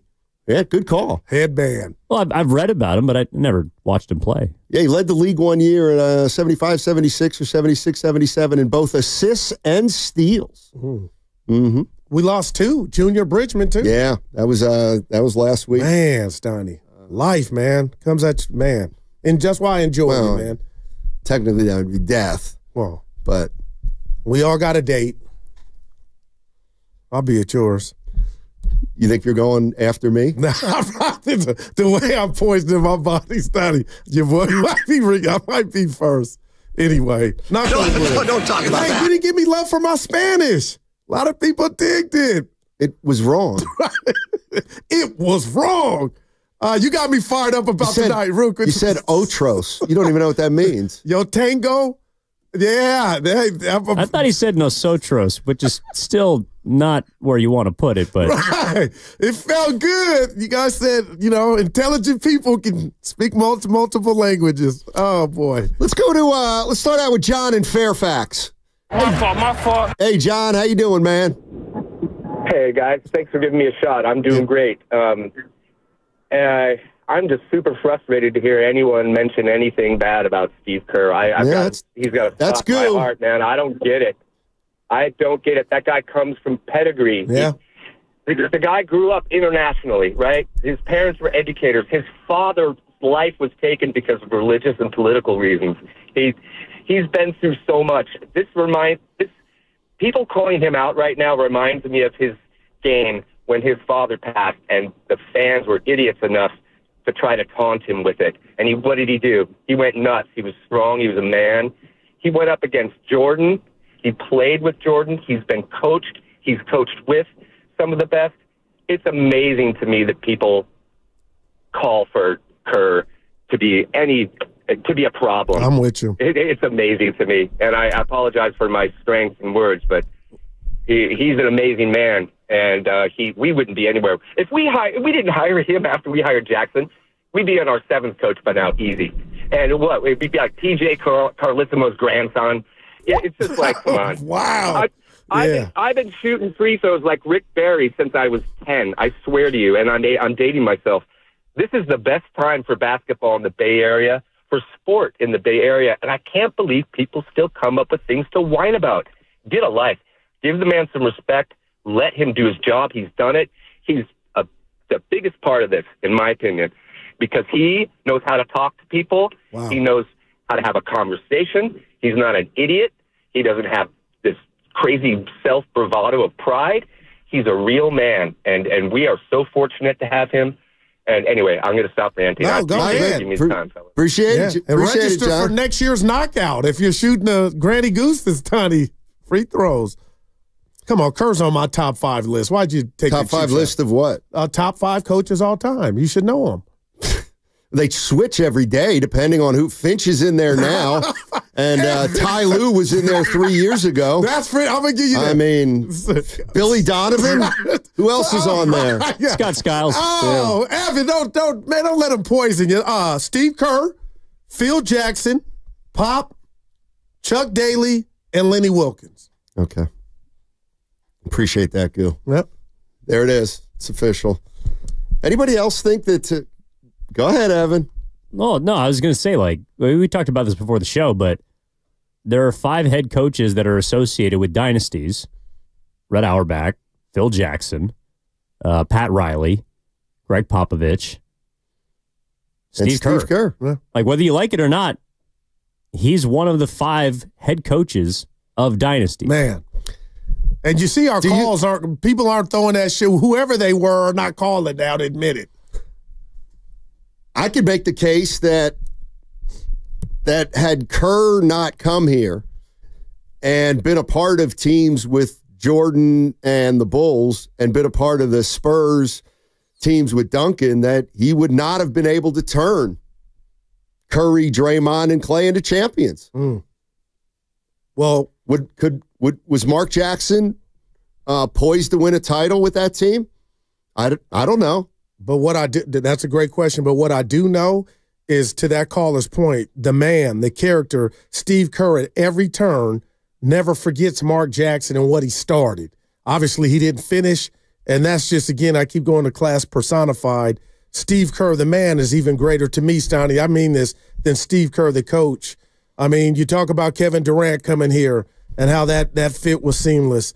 And you talk about it winning it before Kevin Durant came here. And, I mean, man, the phone's not ringing with Steve Kerr slander, and maybe that's because Kuminga and Moody are getting their shot. But come on, man. I'm with you. I mean, the reality of the situation is when he took over this team from Mark Jackson, he changed the entire offense. He turned it from a pick and roll type of an offense to a ball movement type of offense. And so not only did Steve Kerr win titles, but he turned this team into maybe the most dynamic offensive team we've seen in the NBA in a long, long time. So how many other coaches would have been able to come in here and change the way this team played offense? And then, oh, by the way, in the middle of this team being a great offensive team, they hung their hat on defense too, man, by being able to switch everything and playing small and having Draymond utilized in a way where if he got matched up against a big, you could still succeed. If he got matched up against a small, you could still succeed. So I don't think that anybody could have come in here and they would have won 4 titles. I just don't think so. Maybe some guys could have, but I would not. You can't convince me that every coach would have gotten this kind of success out of the Golden State Warriors as Steve Kerr. That's a hell of a compliment, Stoney. And Steve Kerr was having fun at his own expense. I don't know if you heard him just reflecting, Stoney, had he took that New York Knicks job, maybe he's out of coaching, Or maybe they have 4 titles. Well, could be, but yeah, the flip side would be there was no Steph Curry in New York, nor Clay. Let's go to Trevor. Trevor's in Rohnert Park. Hey, okay. Trevor, how you doing, man? Hey, what's up, guys? Hey, how's it going, everybody? Hey, can I get a quick plug-in, and then I'll give my opinion there? Sure. All right, thanks, guys. So, Sideline Bay Area Sports, everybody out there, please go ahead and check it out on YouTube. This Thursday, 2 p.m., podcast with Damon Bruce. Oh. So please check that out. It's going to be, I finally nailed down a time. Should be a great time. Be about an hour long, and that'll be fun to do. So check it out, guys, around 2 p.m. on Thursday. What do you got? I think with Steve Kerr, basically, when the chips are down and the team's losing, of course they're going to attack the coach. He's a great coach. There's no doubt about it. If you were to say Mark Jackson wasn't going to win any championships with the team, that's hard to believe that they wouldn't at least get one out of it just because of the, Curry and Clay and all of that. So, but there's no doubt he's an amazing coach, and he's going to be coaching for the Warriors for as long as he wants to. It's just a matter of when people complain about changing up the lineup frequently, especially this year before Butler came on. Well, you also have to remember he was looking for a combination that probably just wasn't there, and he was just looking for any way to win. So I don't think any coach could have done any better or any differently. I was one person that kind of criticized the lineup changes frequently at that point in the year, but I realized that he's looking for something that maybe wasn't there, and he was just continuing to throw lineups out there until something looked decent, and it wasn't happening.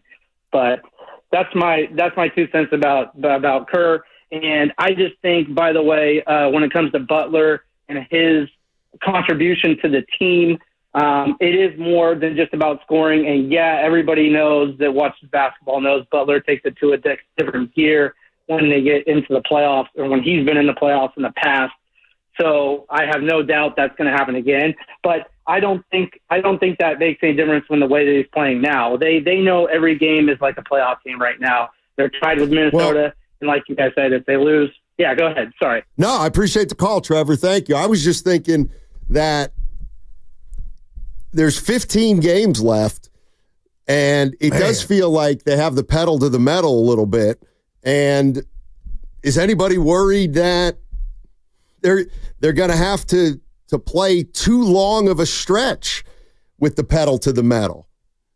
You know, the one thing I was thinking about is this, and correct me if I'm wrong, and I'm saying, Evan, correct me if I'm wrong, because you're kind of like me. You don't remember specifics like Evan does, just because he's younger. Yeah.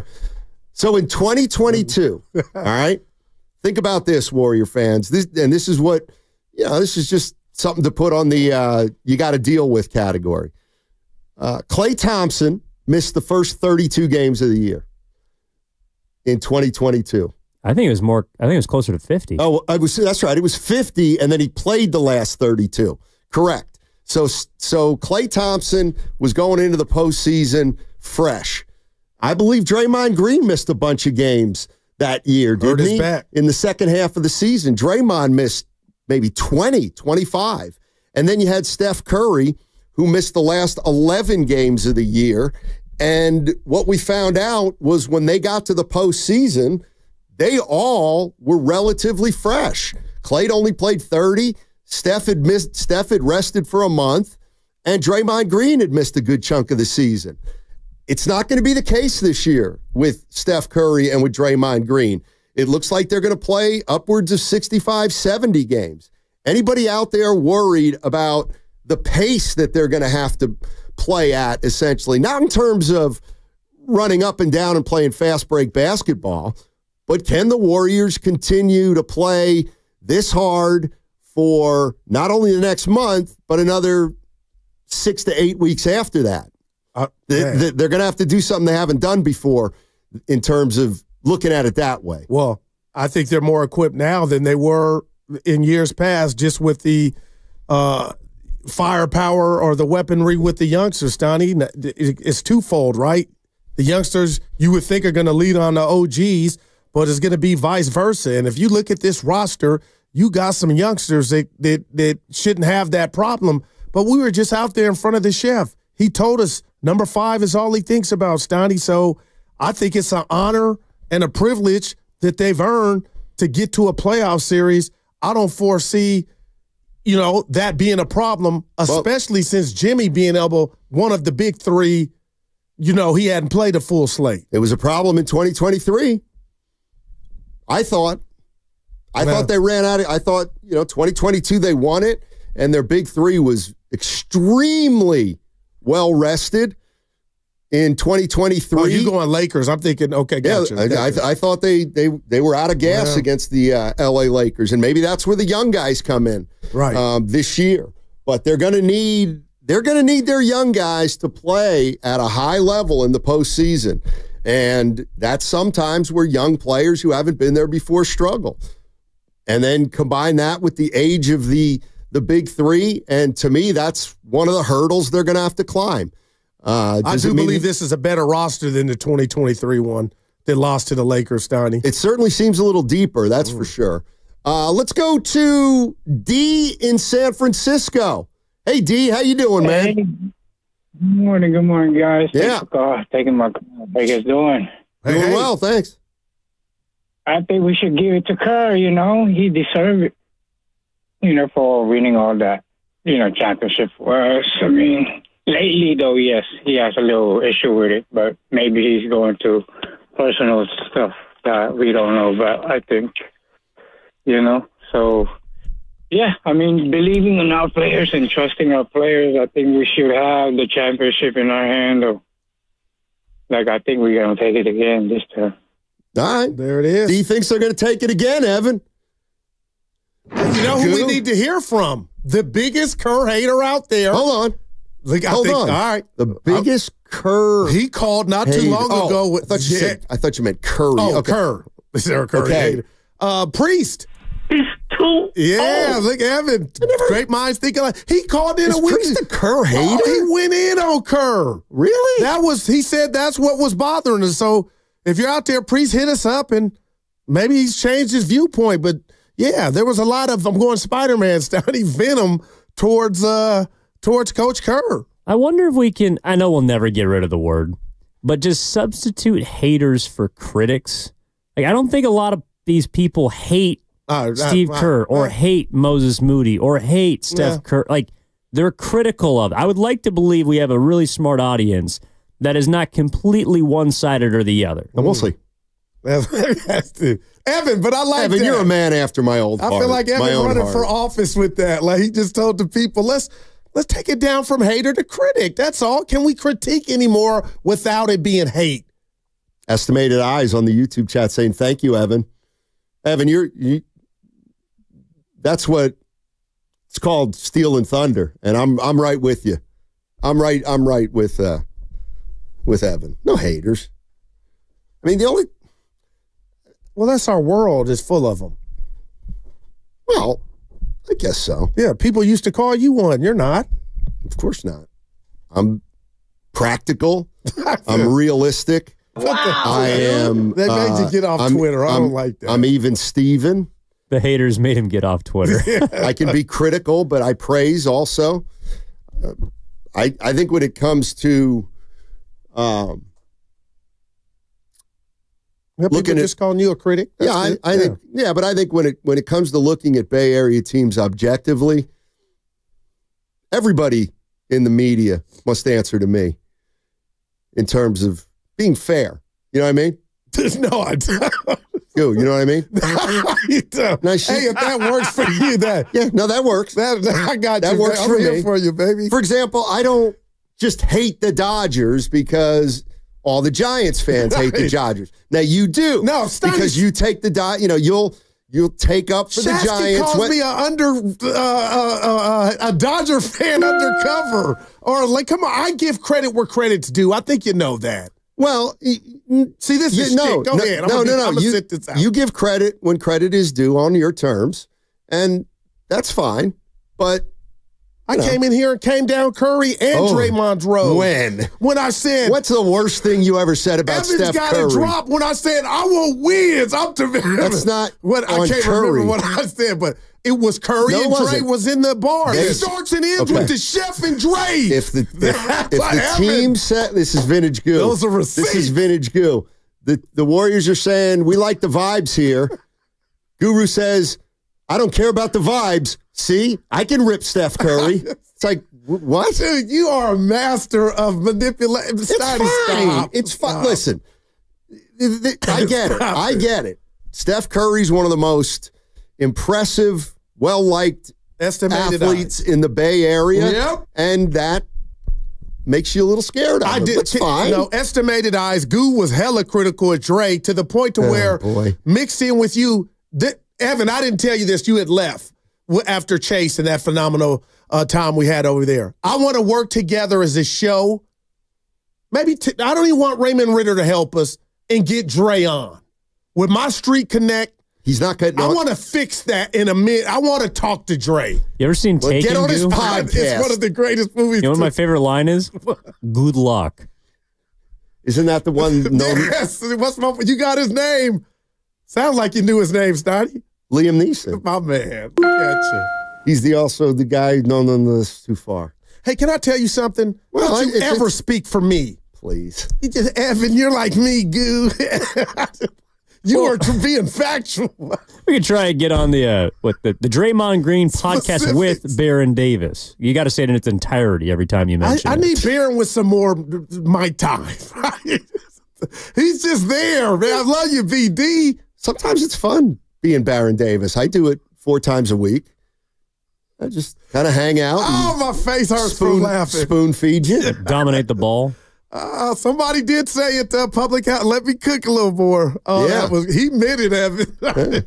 Like, dude, I get my shots. Yeah, I mean, I can give you 4 minutes. And you can tell everybody why the Warriors are going to win it all. Who knows? Maybe they will. Dude, he's not doing any more interviews. Don't you get it? Kobe. He's not doing any more interviews. Nah, all interviews will be on his podcast. I'm talking about these kind of interviews. He'll still talk after a game. But we're the home team. We're the flagship. Come on, Dre. If I run into him, I'm going tomorrow night, Stoney. You can't interrupt his shoot around, so that would be bad. But no, just on the real Just stuff. you can't doesn't mean you wouldn't do it. You break the rules. No, I don't want to get and you're in trouble. goo. That's why it's okay. It's not okay. But seriously, though, Steiny, if you actually wanted to talk to Draymond, seriously, how would he go about doing that? Would that be a Ritter request? Or could I go in the locker room with my credential after tomorrow night's game and approach him, and he could just embarrass me? Could I do that? You'd have to go through Raymond. Okay, gotcha. Because you're not out there all the time. All right, gotcha.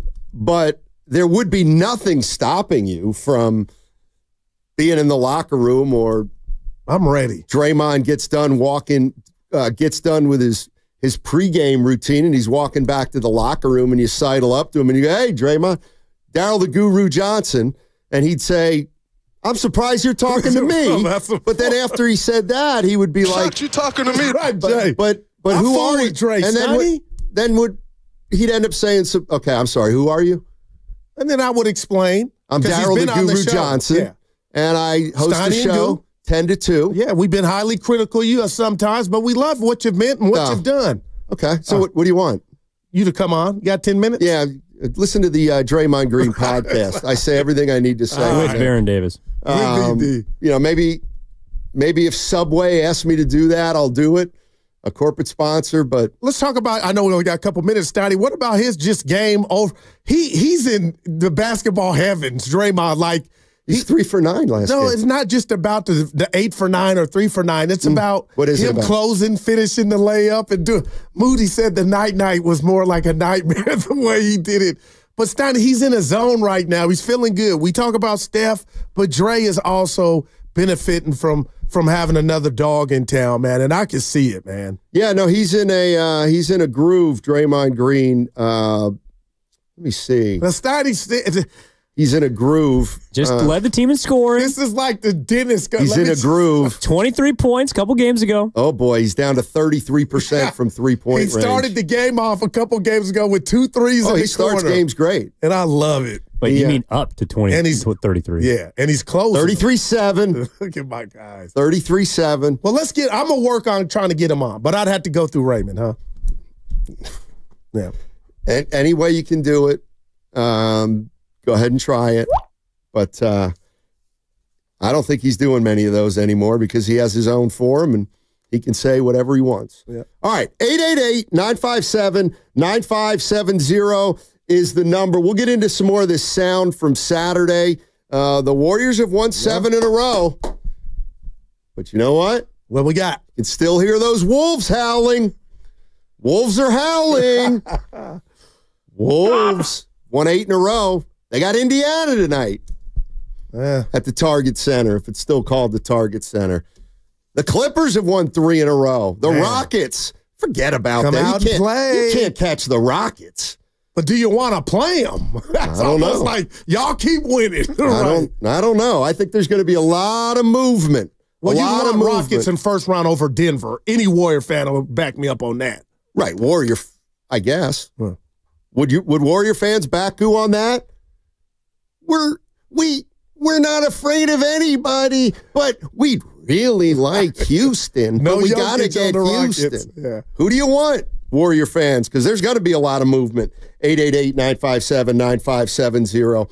Download the free Odyssey app and check us out on YouTube and Twitch. Powered by First NorCal Credit Union. Experience the wonder of Bodega Bay at the iconic Inn at the Tides. Enjoy a walk on Duran Beach and take a dip in the heated pool. Special midweek rates start at just $199 per night now through May 1st. That's breakfast included, too. Book your escape at inatthethides.com. Oh, I'm going to watch tomorrow.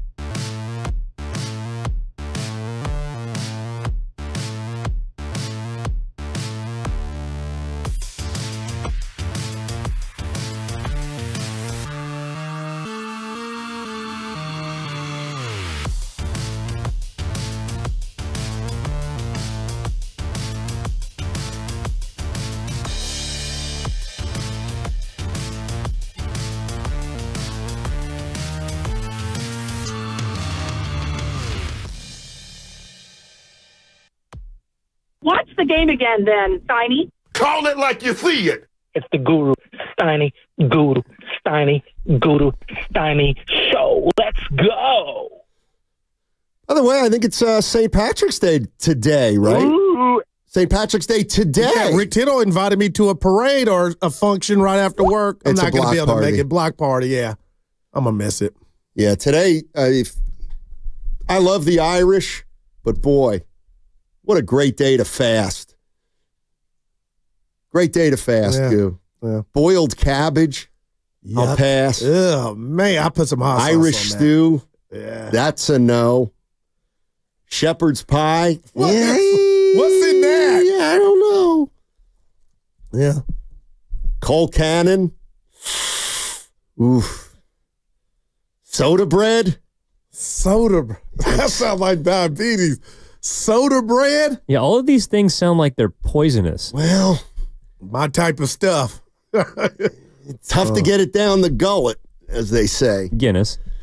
Well, you know what they call Guinness in Ireland? Dinner. Bread. They call it bread. And surprisingly, Guinness. a lot of people don't know this. Guinness is low alcohol, low calories. People think Guinness has a lot of alcohol. But then No. that's not really beer. You're not drinking alcohol. There it is. There it is. Freaking Guinness basically invented beer like 500 years ago, but they ain't the real thing now. No, I'm not saying. Okay. No, you're right. It It's was like diet pizza. Sierra, Yeah, Sierra okay. Nevada. Yeah, Sierra you're- Nevada is the first good beer job. ever You know what I'm saying, Stoney. ever brewed. Right here in San Francisco. Budweiser. I don't have a problem with Budweiser. Spud. Let's go to Manny in Union City. The Yoon showing out. Wants to today. talk about the greatness of Steve Kerr. Hey, Manny. Hey guys, I'm going to preface this by tapping into another sports figure from the Bay Area. The great Joe Montana was on an interview some time ago, and they were talking to him about some of his most favorite plays. He said, "This is one that I love the most with John Taylor. You know, we were pinned deep in our own end zone. It was against the Rams. I threw a 6-yard hitch to JT, and JT takes it to the house, 92-yard touchdown. What I loved about that was he got credited for that 92 yards, not JT. So in people's eyes, Joe was the man because of passes like that. Steve Kerr, you know what, guys? The last caller that came in, I was having lunch and I almost lost it. I literally almost lost it. How much man love can a grown man have for another grown man was ridiculous. All right. Steve Kerr was a gimmick player in the NBA. A gimmick? And he comes on with the coaching scene. Let me finish, guys. Yeah, he comes onto the coaching scene. If I had Steph, Clay, Draymond, Festus, Iggy, Andre, and, throw in KD, you know what? I could win 2 championships, Goo. Hands down. Well, he won 4. But Mark Jackson, who I love, man, he didn't get it done. They got ousted in 7. Did he have KD? Right? Let's put it this way. If KD, and this is hurting me the most because I always said the Warriors didn't need KD. KD needed the Warriors. Yeah, you're right. If Kerr did not have extra, do you think he would have won those 2 games against Cleveland? Because he certainly didn't do so when LeBron blocked that shot. But Manny, right? they won the first one. Manny, 14-15 without KD. Come on now, I feel like you're forgetting that. So we're going to go back to what I just said, because he had that core group. Now, when that core group of youngsters got found out, he had to add on to it because as a coach, he couldn't overcome that loss. He needed help to be able to. Manny, I love you to death. They were up 3-1 on Cleveland. That counts as my book. Counts in my book, Stein. Counts for what? I made it up. Yeah, that's just counts for what? What does being up 3-1 count for? Just finish your thought. If That's all. Ballgate didn't happen, they win it all. That's all I'm saying. And then what happens? Durant still comes? No, man, he doesn't. Like I told you, I wanted to see them bounce back. How many coaches win it in 2022? That's my question. Wow. Damn. It's easy to say any coach could have won the 2 with Durant. But what about the one on the front end and what about the one on the back end? Because are you saying that's the most impressive one for Kerr?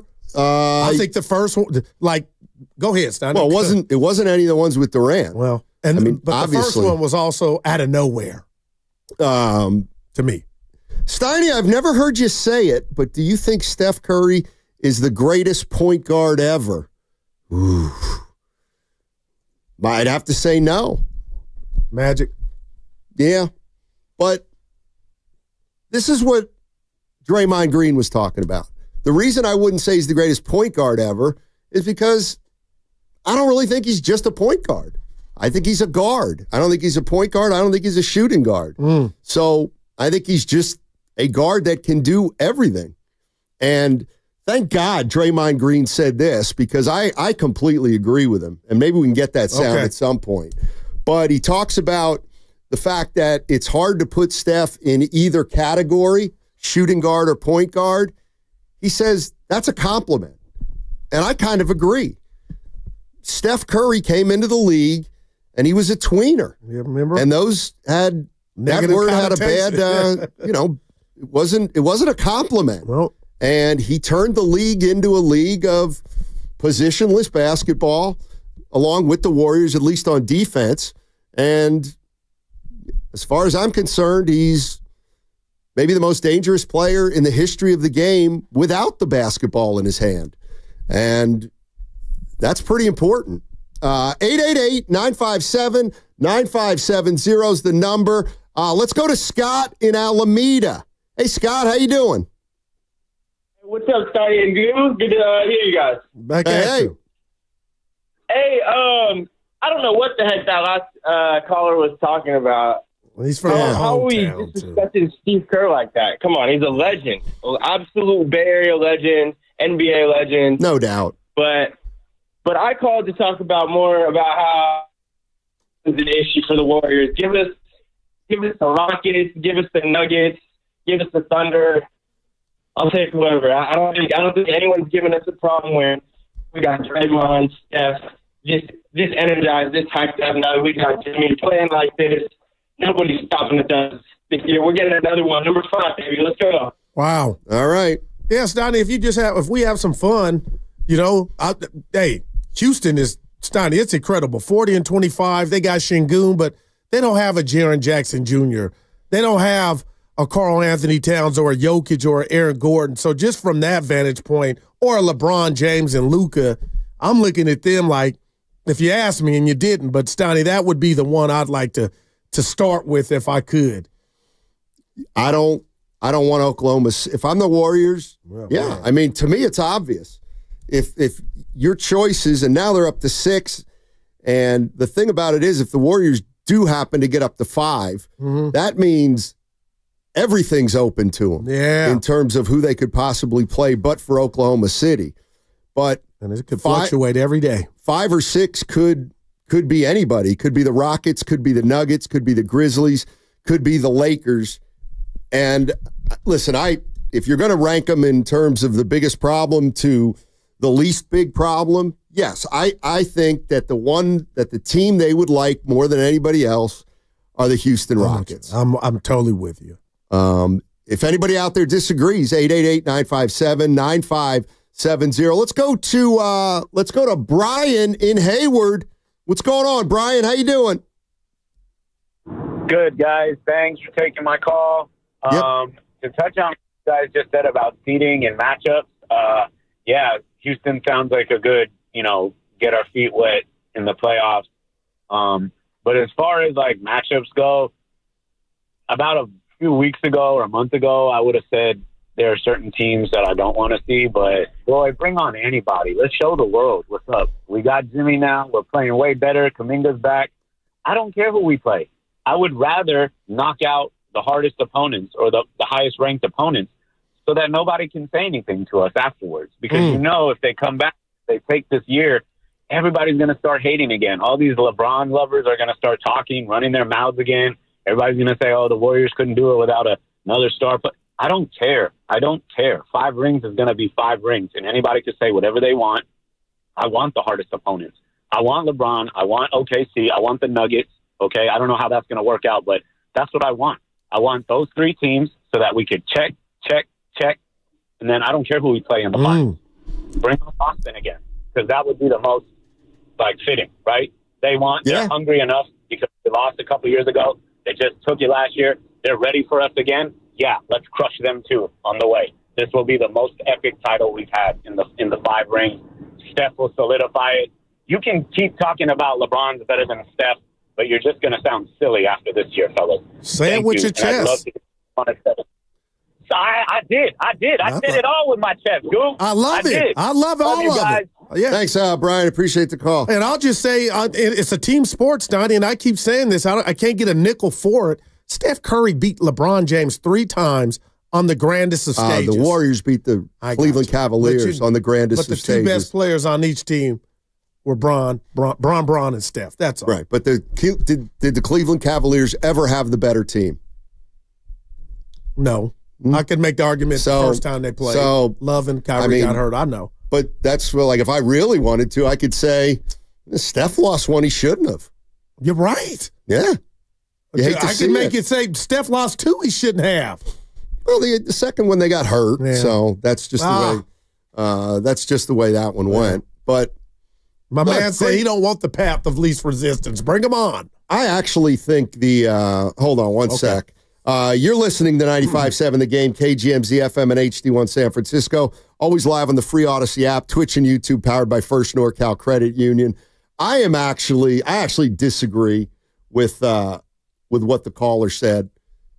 The days of nitpicking are over. If the Golden State, I don't care if the Warriors get Houston, then get the Clippers, then get Minnesota, and then get the Knicks.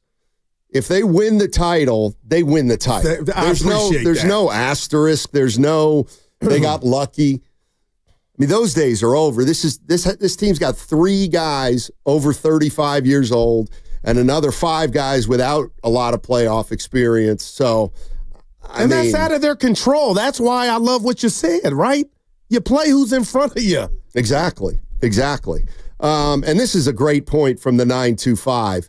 And I think we have a tendency to forget this, but it's absolutely positively true. Michael Jordan begged and cried for help also. Remember when it was Michael Jordan and his supporting cast? I need more help. Well, he got it. Scottie Pippen and Rodman. Granville Waiters. Right. And Orlando Woolridge, who I loved. Yeah. That's who Steph had. Brad Sellers. Right. Just say both Steph and Jordan needed help. Right? Just say that. I won't say it. Why not? I don't like how you talked about Mike. Well, so much disdain. Michael never in your won voice. anything without Scottie. Mike didn't need me to defend him. No, because there's no, I'm just spewing facts. And the fact is that Michael did nothing until he got help. Celtics swept him. Just absolutely swept him with Jordan. Jordan never got over on Bird, ever. Bird called him Jesus in tennis shoes. Yeah. And that's why I think I'd want that more than a ring. Larry Legend said that about you. And that's why Bird's the classiest guy. It's easy to say. Good, hey, Michael, you're the greatest. You just lost 3-0. We swept your ass. Mike went through the legs 2 times when he went for 63, and Bird's mullet was shaking, and he was trying to guard him, Evan, and Mike, and then hit him with the, come on, Steiny. That series was swept by the Celtics. Said he called him God. Dude, in tennis shoes. And there it is. That's a hell of a compliment. Cindy Lauper, true colors. You'd rather have 63 and a loss? I get it. Sorry, I'm not. It's fine. I'd rather be God. 415, tell it to Guru. I get it. It's sports talk radio, but please stop talking about the finals and counting another championship. Qualify for the playoffs first, please. Now, hold on. We don't do that. Name is not on that. We don't do that. I don't like when you do But that's what you're doing. That was not addressed to me. No, it wasn't. And I feel better now. You said it as if it were addressed to me. Well, you said they're going to the Western Conference Finals. That's called a prediction, Jack. Right. And he's saying, stop talking about the finals until they make the playoffs first. It's not. It's to you. How far you got him going? Don't you see the G in it? It says G. Stop. You are a professional troller. You're good at it. Please. Dallas is By the way, Karl Anthony Towns. Bad look for Draymond. The whole thing's been a bad look for Draymond. Do you think he knows that and he's just not saying it, Stoney? This is the we love you, Day. Look, this is the closest thing Draymond will ever come to an apology. Your coach, Steve Kerr, now the all-time winningest coach in Warriors franchise history. What's it mean just to be a part of that for him? Anyway, he said that Karl Anthony Towns played well. I have the sound. Oh, you do? Oh, I love it. Oh. Evan did a rescue. It's fourth down. Oh. My bad. The painstakingly coming together? Why don't you do it? Evan, why don't you just tell me what movie you want to see? It's good to see Cat show up and play like that. Oh. Play hard, play well, physical. Probably most physical I've ever seen him. Had a little extra motivation, so that made the game really fun. That was great. Stoney, that's why I love him. Dude, he was kicking everybody's ass, and you're saying it was a welcome sight. Come on, Dre. Come on, man. That's all. That's why we love him. He will not give in. Cat missed 2 wide open. Good look threes, though, Stoney. Yeah, he did. Man. No, good point, 510. Steph never won without Draymond. Okay, what are we saying here? There's no Guru without Stoney. There's no Evan without Goo. Well, Evan's going to be fine without us. Evan's going to thrive once he gets. I already said it. I said it. Once the Valkyries, dude. I'm telling you, Stoney. I don't want to go down that rabbit hole of who cares. Yeah. If they did win it this year, though, you could say they didn't need Clay. That's true. But could I ask you guys this, and I'm not being mean, what warped individual would even think of that? Like, why can't we just celebrate they won? Why do we gotta, they want to, was that criticism, I'll ask Evan, towards Clay? I don't believe it was. Or is that just a natural stat, like a factoid, they got it done without Clay? No, I mean, they got a long ways to go to win a championship. Right, but I get it. I don't think people would hold it against Klay Thompson. I guess. I think people want him to succeed, and actually a lot of people I've talked to kind of feel bad for him. So do I. It's no different than we talk about Brock Purdy. He's got a great cast around him. Simmer. Well, he just got one of those guys back, by the way. What a joke. Dude, what? And Mason is gone. By the way, I hope McCaffrey's healthy, Steiny. 650 says there is a Steiny without Guru. What you mean? On Thursdays. That's a 4. That is pretty good. It might be a 5, but if we really took that to the lab and broke that theory down, your boy's here. Now, the 510 is saying he kind of went down the list. Steph never won without Draymond. Pippen never won without Jordan. Larry never won without McHale. But you know what, 510? And this is how you parse greatness. Championship year, Bird's first title, McHale was coming off the bench. He came off the bench more than half the season. So didn't win finals MVP. No, he didn't. Was that cornbread? Yeah. Boy. But he got, Bird's got 2 finals MVPs. And back to back to back. How many MVPs? 3? 3 in a row. Damn. I told you that stat. I just wanted to 8 straight years. Evan, this guy. 8 straight years, Bird was either first, second, or third in MVP voting, and he was third once. So in other words, he was first or second 7 out of 8 years. He's a bad And the dude. year he didn't get first or second, he was third. Well, So Michael has that thing. He could have won MVP every year. Why? You can't win MVP if you're on a 500 team. No, Stotty, man. You can't. So you do Unless you're care Moses about Malone. individual accolades. There we go. Only when it's Bird, though. I was waiting for him in the bushes. Once 30 years passes, we can talk about individual accomplishments for sure. Not now. You know what's scary? Oh, go. We're up against it. No, it's 12:08. Yeah, we got 4 I need minutes. glasses. Listen, You know what scares me just about, Evan won't feel this, but about life and how fast it's moving? When Evan played, or we played that sound of Stackhouse in the dunk, and Dickie V said Stackhouse, baby. And Jerry Stackhouse said, that was 30 years ago. Steiny, I got in my car like, this thing is moving fast, man. What do you mean by this thing? Life. Up in here, or let's make love to the mic. Let's not fight it like we used to. Tomorrow's not promised. That's what I'm telling you. Yeah, I get deep on you. I'm just telling you, Steiny. You and I have a relationship outside of here, which I think helps us on here. I'm cherishing that more than I think you think. My mom and dad taught me to be literal. Tomorrow is promised. It's just that you might not be in it. So there will be a tomorrow. Right. But not for the person that doesn't make it. Okay. And but tomorrow is promised. I mean, the world ain't blowing up. Yeah. At least as far as I know. Well, the Teslas are. See, I like to get political with you. You got to let that one go. Save it for dibs. Save that for dibs. I forgot. That was a great I don't do that. Dippers. Oh, boy. And the planes. Dude, he's headed to Vegas this week, March Madness. Dibs isn't here? Yeah. I think later on in the week. He'll be here today. But how many brackets have you filled out? 3 for me. And 0. You're smiling. Yeah. I'm not filling one out. You're just. And you're filling them out because what? You know so much about college basketball? Well, 2, there's money, and here then 1 for KPIX. Yeah, that's the one I don't want to do. It's your job. That's why I don't want to do it. But you will. See, I like to do things that are optional. I don't in this one. I don't like to do things that I'm told to do. You don't even know how to fill out an expense report, and then you're rude to the guy that you told Lucas, you better help me. He better. Or what? Or why don't you're too smart not to know how to do it. Those Concur things are hard. You are just... In fact, if you... Evan, how rude was he to Lucas? Lucas comes in, good morning, everybody. Hey, you're helping me or else. I said, you're going to help me with my expense report today, buddy.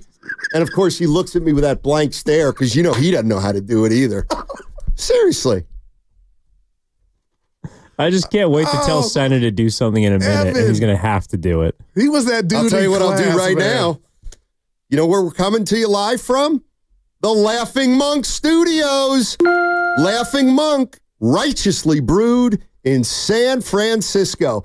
And, sometimes I almost feel like I just to bother people out there, I'll say, the Laughing Monk, rightfully brewed in SF.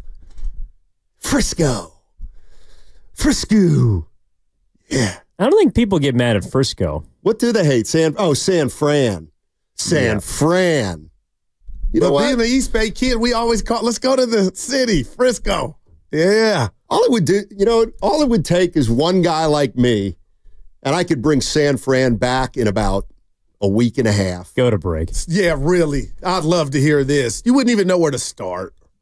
I'm starting right now. You're listening to 95.7 The Game. Downtown San Fran. And that's going to be a shout out to my dad. He used to always call it San Fran. R.I.P. Bobby. What's coming up on The Game is brought to you by Fremont Bank. Here for you, here for good. By the way, I see Antonio, John, Jim. We'll get you all on the other side. Fremont Bank, here for you, here for good. Segment also brought to you by Crystal Geyser, Alpine Spring Water. Danny, you're wrong, buddy. What makes Crystal Geyser?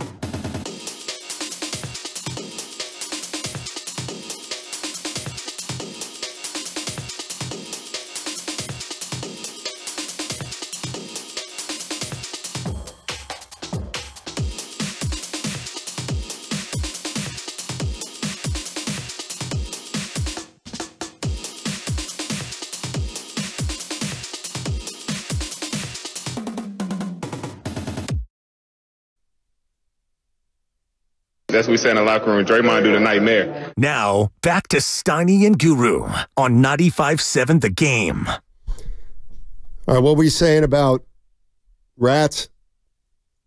I won't bust out the institution, but restaurant around here that's had videos of rats on, and it's going viral. So imagine you and I somewhere eating or playing video games, and rats are. So it's making the rounds. Yeah, it's on the wharf. Yeah, that's what happens. Near the wharf. Anything near the wharf is going to have rats. We did a show. Remember, I didn't see rats then. When? The Super Bowl week. You, Bonte, and I, Okay. we did remote. We did shows the whole week. The boss is incredible. And this day we were on the pier, and I wonder if it's still there, but I didn't see rats in the venue. You're good with names. Oh, yeah, that's right. Well, you used to be. Well, that was on the second floor of the wharf. Yeah. You can see it coming up through the boards. Well, in the video, these rats were in the rafters. Oh, Dude, boy. No, that's where the banners go. Yeah. Rats? Steiny, I'm telling you, man. By the way, I couldn't help but think of this as I saw a video over the weekend. You got so lucky with your mouth. It's unbelievable. It's really unbelievable. Oh, yeah. I had a slow weekend, bud. No, it has nothing to do with this weekend. But you are so lucky that, what was his name? Jordan Bell never took you up on a one-on-one game. I know where you're going. You would have been embarrassed beyond belief. He's not as big as Scal, Steiny. Let me tell you something. What Scal did to George the Messiah. That was incredible. And he meant it. I loved it. Oh, God, did I love it. Dude. This clown, George the Messiah, thinks he's some street ball legend in New York. Starts talking about how he can beat guys one-on-one, and Brian Scalabrine, a.k.a. White Mamba, a.k.a. my former podcast partner. Yeah, I remember. He embarrassed him. He embarrassed him. They weren't quite at Rucker Park, but they were in the streets. Now, I will say this. You're right. Scalabrine's bigger than Jordan Bell, but Jordan Bell's 5 times more athletic than Scalabrine. He would have jumped right over you. You know what we would have been doing? What if I wouldn't have given him the room I'm to not even jump? looking at you right now. Evan, Hey, you know what we'd be doing? We'd be doing this thing. What was it? Right on your head. Yeah. Right on your head, Bell would have. Well, I'm watching the video right now. He got him. Nobody scored. They just kept fouling each other. That's all he can do. That's all he does. He's like Draymond, George the Messiah. Well, he got 6. Yeah, Scal got one on him, though. Scal. Yeah. I didn't see George the Messiah make one shot. He didn't make one. Scal just big boyed him all day. And everybody went crazy when Scal whoop-de-dooed him, and I thought he threw it down. Scal was not having it. He went in there with his game face on. You got to love him for that. He wore a white Mamba jersey. Yes, he took did. it serious. That's what you call pulling up, Steiny. Yeah. Let's go to Jim and Martinez. Hey, Jim, how you doing, man? Hey, guys. You guys are killing me. Oh. As usual, Baron Davis to Guru Draymond. We're a long way from it. I'm liking our chances, but think about it. There's 15 games left. Some people have 16, whatever. One tweaked ankle on, Nikola Jokic. And, you know how it is. Yeah. We got lucky. We got unlucky. We got really lucky. But I want to go back a couple callers. What was it? Kerr was a gimmick player, and I could win the championship. Our guy Manny, right? Manny, you're gonna manage Draymond Green. You're gonna manage Kevin Durant, and you're just gonna roll the ball out there, right? What's his name? Jackson, the great coach. Hell, he had Kobe and Shaq. He had Michael Jordan and Scottie Pippen, and he still gets all the credit for being the greatest coach ever. Somebody has to organize these humongous talents with the gigantic egos attached to them. Think about it. We would have had another one if Draymond just controlled himself when LeBron pulled that quick one on him and he fell for it. Yeah. But the idea that Mark Jackson was going to win these championships, that guy couldn't even win a game. If you remember, that guy could not win a game on Monday because he was not practicing the team on the weekend because he was going down to L.A. to his church or his girlfriend or whatever was really going on. Hey, slow down on my man. Thanks, Jim and Martinez. Mark is my guy, Stoney. But we talked about it at the public house in Emeryville. That wasn't cool that allegedly minutes were being dispersed based on who came to church. Yeah. Yeah, I would have been there, though. Front row. When Mark Jackson got into his office, whoever had put an apple on his desk was entitled to 20 minutes that night. And Bogut never brought apples. Oh, man. But he did dub this backcourt the best. That's what I always remember from Mark. Yeah. And it wasn't you cool won't remember you won't remember the flame out against the Clippers? It went 7, but yeah. Lakeup and Myers were not happy. Yeah. 888-957-9570 is the number. By the way, did you see Rory McIlroy won the Players today in a playoff? So I'm almost, what? Here I go. I said he was going to have a big year. So should he be automatically my Masters pick? Not necessarily. But then where's the momentum at? Well, the Masters isn't this week. No, I know it's the next big one. Right, they spread them out over the course of a summer. Easter. He'll be one of the favorites at the Masters for sure. Well, that I know, but I feel like him winning this one, you feel like, go ahead, it's pretty solid. Well, the Players is a big one. It's considered the 5th major. Okay. So not technically a major, but the 5th most important. This is the biggest tournament outside the major. You watched it all? I did. I watched it all yesterday, and I actually missed it today. There was a 3-hole playoff that he won. Oh, jeez. But, Rory McIlroy, for sure. Yeah. Let's go to Antonio in Oakland. He's happy. He's always happy. Well, he's got to really He's like, be you know happy. what? How about this? What do you give me for Antonio in Oakland and Buddy Hield? 2 great dispositions and demeanors. What's up, eh?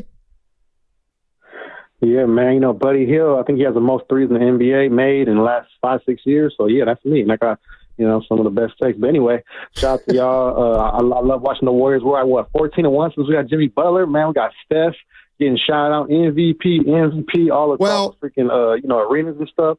Well, not everyone, but, a couple of them. But anyway, Steph Curry is a true point guard. Yeah, he can play 2-guard too. He's a versatile guy. He's like Shohei Ohtani. He's Jerry Rice, man, record breaker. Just like Steph was a 3rd point guard taken in his draft, Jerry Rice was a 3rd receiver taken in his draft. And they both GOATs, big-time GOATs. Man, Steph is in the GOAT convo, man. Took a laughing stock to a dynasty like that, popping his collar. I love it, man. Hey, Antonio. Antonio, real quick, would you have a problem if tonight the Warriors are winning against the Nuggets. They're playing well, and Butler goes to the free throw line. Shouldn't the MVP chance come then when Jimmy Butler's at the line? Yeah, he's the other candidate. I wouldn't mind because I'm going to be there tonight. I might shout MVP myself. Yeah. There you go, eh? Thanks, eh? Appreciate it. Yeah, where are all my Chase Center fans? Can we get Jimmy Butler an MVP chant? I tried that this week, and people got pissed at me. Why? Wow. I suggested he might be the MVP. Of this team? Did they really see? How can he not be? What? Because it's got to be Steph. They're 15-1 with Butler. But I would go games played. Right. So, in other words, they were a 500 team with Steph, and they're 962 with Butler. Did you catch this? Is not. I missed it. Yeah, people did not like it whatsoever. The things that they'll say about you on the internet, man. See, we got to get as people and sports fans, we got to don't take that as like slight. It's improved since he came to town. He's their version of Gandhi. Like, it's real. It's working right now. I mean, who's been the biggest difference maker on the Warriors this year? Jimmy Butler. Exactly. Okay. Now, that's a different award than he's the MVP. Who's the closer? We've yet to see playoff Jimmy yet. Who's the MVP of the Warriors this season? Steph? No, I don't think so. Are you being fair, though? Well, everything changed when Butler got here.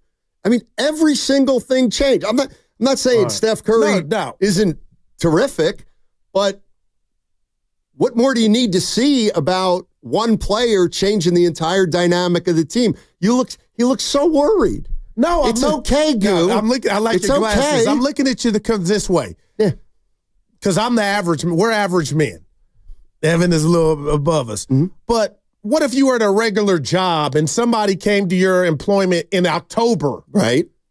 And they get Employee of the Year. That would be unfair for the people that have been there all year, Evan. So to give it to a guy that showed up in October, you had a great quarter, way to fit it. But to say he's Employee of the Year, I think that's, so in other words, the Warriors were going along. Yeah.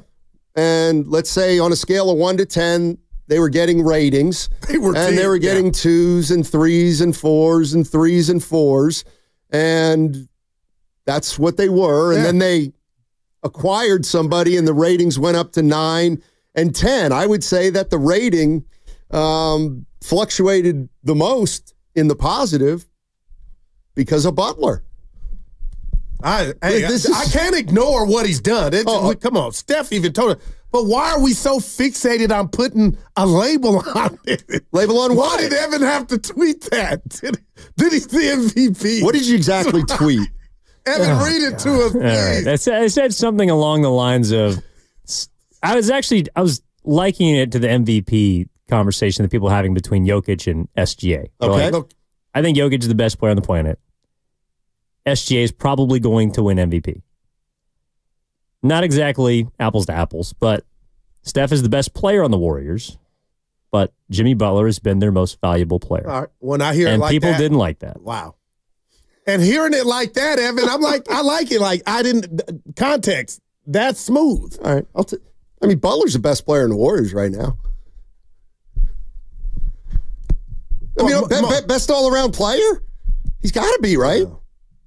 It's okay. No, who's afraid of what? Well, you are. You are so scared. You're funny sometimes. You're scared, dog. No, Evan, I like how you worded it. People just, Look, what a combo. Is that okay for you? Yeah, they're both. Here you go, Goo. They're both great players in their own right. I think the Warriors got one of the top 3 duos in the league. Tatum, Brown, Jokic, Murray when Murray's on. I don't think SGA. How about Luka and LeBron? Oh God, I forgot about. All right, they're in it. So that's 3. Give me 2 more. Mitchell and Mobley. I don't trust them, but I'm mad at Shea and Chet. I don't know. Yeah, they're only 57 and 1. Hey, the Shea part I got. Chet, okay. No, he's a bad boy when he's right. Well, I mean, the greatest thing that Jimmy's done is create to space. Steph. Yeah, like Steph's numbers have been unbelievable since he got here. Averaging 30. Exactly. I mean, I think that's like if you make the best player the best version of himself, is that not value? Hey, I hope you guys don't think I'm reluctant to say get it. No, you're reluctant. That's okay. I'm in. I don't know why I was thinking. No. I don't need to be taught. I get that. Okay, no, I'm laughing at the people that take offense to that, Evan. That's all. Listen, come on, Goo. I get it. Don't make it about me. You got the Curry glasses on. It's fine. It's underwear, but no, I don't have any. Listen, come on. The guy is absolutely phenomenal. Sports, man. I mean, when they're healthy, how about AD and Kyrie? Oh, I would, man, I'm right there. Okay, so that's like 6 already. No, but the fact that we don't know where Butler and Steph are, but the fact they're in it wasn't Curry and Wiggins. It wasn't Curry and Dre. And the fact that you're in it and people can slide them where you want to, that's why this thing is taking off, man. And it's not ending anytime soon. Well, you don't know that. He's got a contract, Butler, is what I'm saying. Oh, I thought you meant this role. Yeah. This is Steve Kerr on how this Golden State Warriors roster has come together. Take a listen. So we got a great roster. We really do. And I give Mike Dunleavy a lot of credit for putting this thing together over the last year, painstakingly, one step at a time. But think about him drafting, BP and Quentin, in these last 2 drafts, the impact those guys are making, the trade for Jimmy, just the development of our young guys, seeing Moses, JK come along is very gratifying. And this stuff doesn't happen overnight, but that's why I mentioned the organizational stability and strength. I just think that over time, this group, who I work for, and have worked for in the past. They've continually made great decisions to build really good rosters. And that is quite a different tune than, I mean, we just don't get to the foul line or get easy baskets. Or lack of confidence. Man, I'm with you, man. Oh, come on, Stoney. There's no, like, again, I'm saying, I mean, all they did was bring in Butler. But are we really surprised at the effect from the basketball standpoint? Yes. You're not? You're not surprised that the Warriors are 15-1 with Butler. I'm surprised. Okay. 15-1 with Butler. I want to give you this. Yes, I'm surprised. Because I'm going to say I'm surprised too. But just because you're feeling pressure. No, not at all. That's all right. He had the best line of the day. Curry washing his car with Stoney's jersey. After saying that he's the MVP, that Butler's the MVP. But yeah, listen, I had the line before him. What line did you have? I said he's probably using it as a dust cloth. I didn't hear that. Yeah, see, I'm not afraid to be self-effacing. Right. I know you're very sensitive about it. Oh, no, come on now. Go ahead. I taught you that. Mm-hmm. My point would be, are you more shocked that he took the Heat to the finals if we go over who he had? So why would we suspend or think less of the impact he would have on the likes of Curry and Dre? The bottom line is that all. As great as he was taking the Heat to the finals, the East stunk. The East wasn't very good. And he did it as AC too 1 year. Yeah. No, I'm not taking anything away from him. And I hope I'm not from him.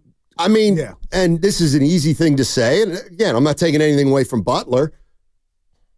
Do the Miami Heat roll through the West with Jimmy Butler the years that they ran through the East? I don't think so. But again, I'm not taking anything away from what he did with the Heat. Yeah. And the reality of the situation he's got a better supporting cast around him here. And maybe the addition of Jimmy Butler turns the Golden State Warriors into a championship type team. But I will tell you, and it was all, you didn't ask, Donnie, it was all predicated on curiosity. As much as the more we watch this team, you know, I have questions, and it's not a bad thing, but I'm wondering, okay, if I'm Moses Moody, or you could throw any other Guy Santos, am I going to play the same way with Sharon Jimmy? No. It's playoff Jimmy. No, you're not. No, you're not. That's it. Because you're not good enough. I got it. You what do you want, Moses Moody to try to take over playoff games? No, not at all, but basketball is a game of rhythm, and right now guys are benefiting because Jimmy is not being passive.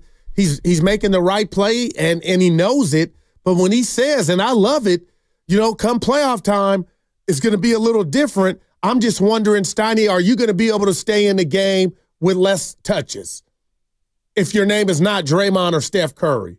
That's all. Well, they have to. No, you're damn right. You're damn right about that. I mean, it was just a thought I had. It's not bad, but I'm like, oh, that's interesting. But I'll tell you what it is, or what it's going to be, because I expect it to happen, Steiny. It will be different for the others. I mean, I'm looking at his I didn't look at his playoff numbers, but this year he's taken 11 shots a game. Last year he took less than that. He took 10.7 shots a game. He's definitely not a high volume shooter. Well, can you go to the year they went to the finals, Donnie? That's when I gotta believe. What was that to Denver? They lost a couple years. When did Denver a couple years ago? Let me see. Playoffs 22-23. Yeah. It got to be on steroids a little bit, or the same. No, he takes a lot more shots in the postseason. Okay, all right. But playoff Jimmy. But he should, because he's the Warriors' best player, second best player. Exciting times, man. Yeah, absolutely. Including tonight. Huh? Including tonight if the Nuggets show up. But Steph what's Steph dealing with? Not with a back strain? Well, his injury's more important than Jokic or Murray, right? No, I want him to be there. Oh. Antonio's on his way out to Chase. I'll be there tomorrow night. Oh, if he plays tonight, he ain't playing tomorrow. That's been a while since they've been doing that. Remember those days? By the way, Steph questionable tonight. Okay. For the Golden State Warriors. This is more Steve Kerr on Moses Moody, who's been playing terrific ball of late. Well, it's been huge. I thought, that layup was the shot of the game, when he snuck around the defense. But it's his defense. He's really taken on the role of guarding the opponent's best player or, point guard, ball handler. He's done it night after night. He's embraced it. I think one of the reasons we felt so strongly about, locking up Moses this past fall was just character and peace, how hard he plays, what a great human being he is. And then, you look at the length and the shooting ability. I mean, he's clearly a guy who can have a long career in this league. I admire him so much because of his fortitude, his resilience over the years. It's not easy being a young player coming to a great team and trying to find your way. And he's a metronome. He's like a young loon. He just puts in the work every day. Total pro. Wow. Talking about Moses Moody. Man. That contract kicks in next year. 3 for 39. What are you laughing at, Evan? That's a good template for another guy who's going to be a free agent for the Warriors. If he's starting for a team that's making a postseason run, he is vastly underpaid. Man. And I think that was just going there, guys, fellas. I don't see him coming out of the starting lineups, Dottie. What'd you say? I know Pods is due back. I don't know. Boy. I mean, the way Moses Moody right now, Dottie. Don't say it. I mean, the way I look at it is Moody's a starter, making 13. Don't say it. You're going to pay Kuminga more to come off the bench? Wow. I didn't say. I'm asking a question. Kuminga's going to get more than that. His upside going to get more than the mid-level. No doubt, to me. All right. And it's going to be from the team right here. Evan, I don't know what you think, but the upside is yes. Okay, thank you. I got to sell you. Yeah. You would think so, but who knows? Well, I should have got it done this summer if they were so worried about it. Man. Yeah, no, I think they are rolling right now, man. I mean, this team. Maybe they can get Kuminga to come back with a hometown discount. 3 for 30.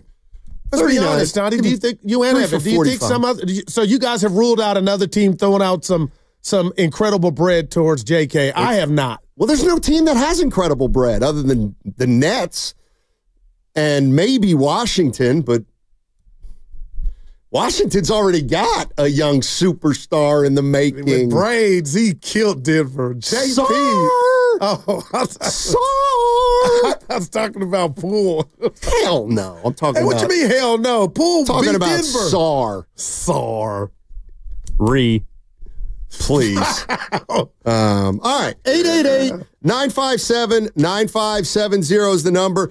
We can talk about Kuminga on the other side because he's come back, played 2 games, and he's chipped in both. And I like the way actually he is playing. The way he's playing, to me, helps the team in a much bigger way than maybe if he were out there just scoring.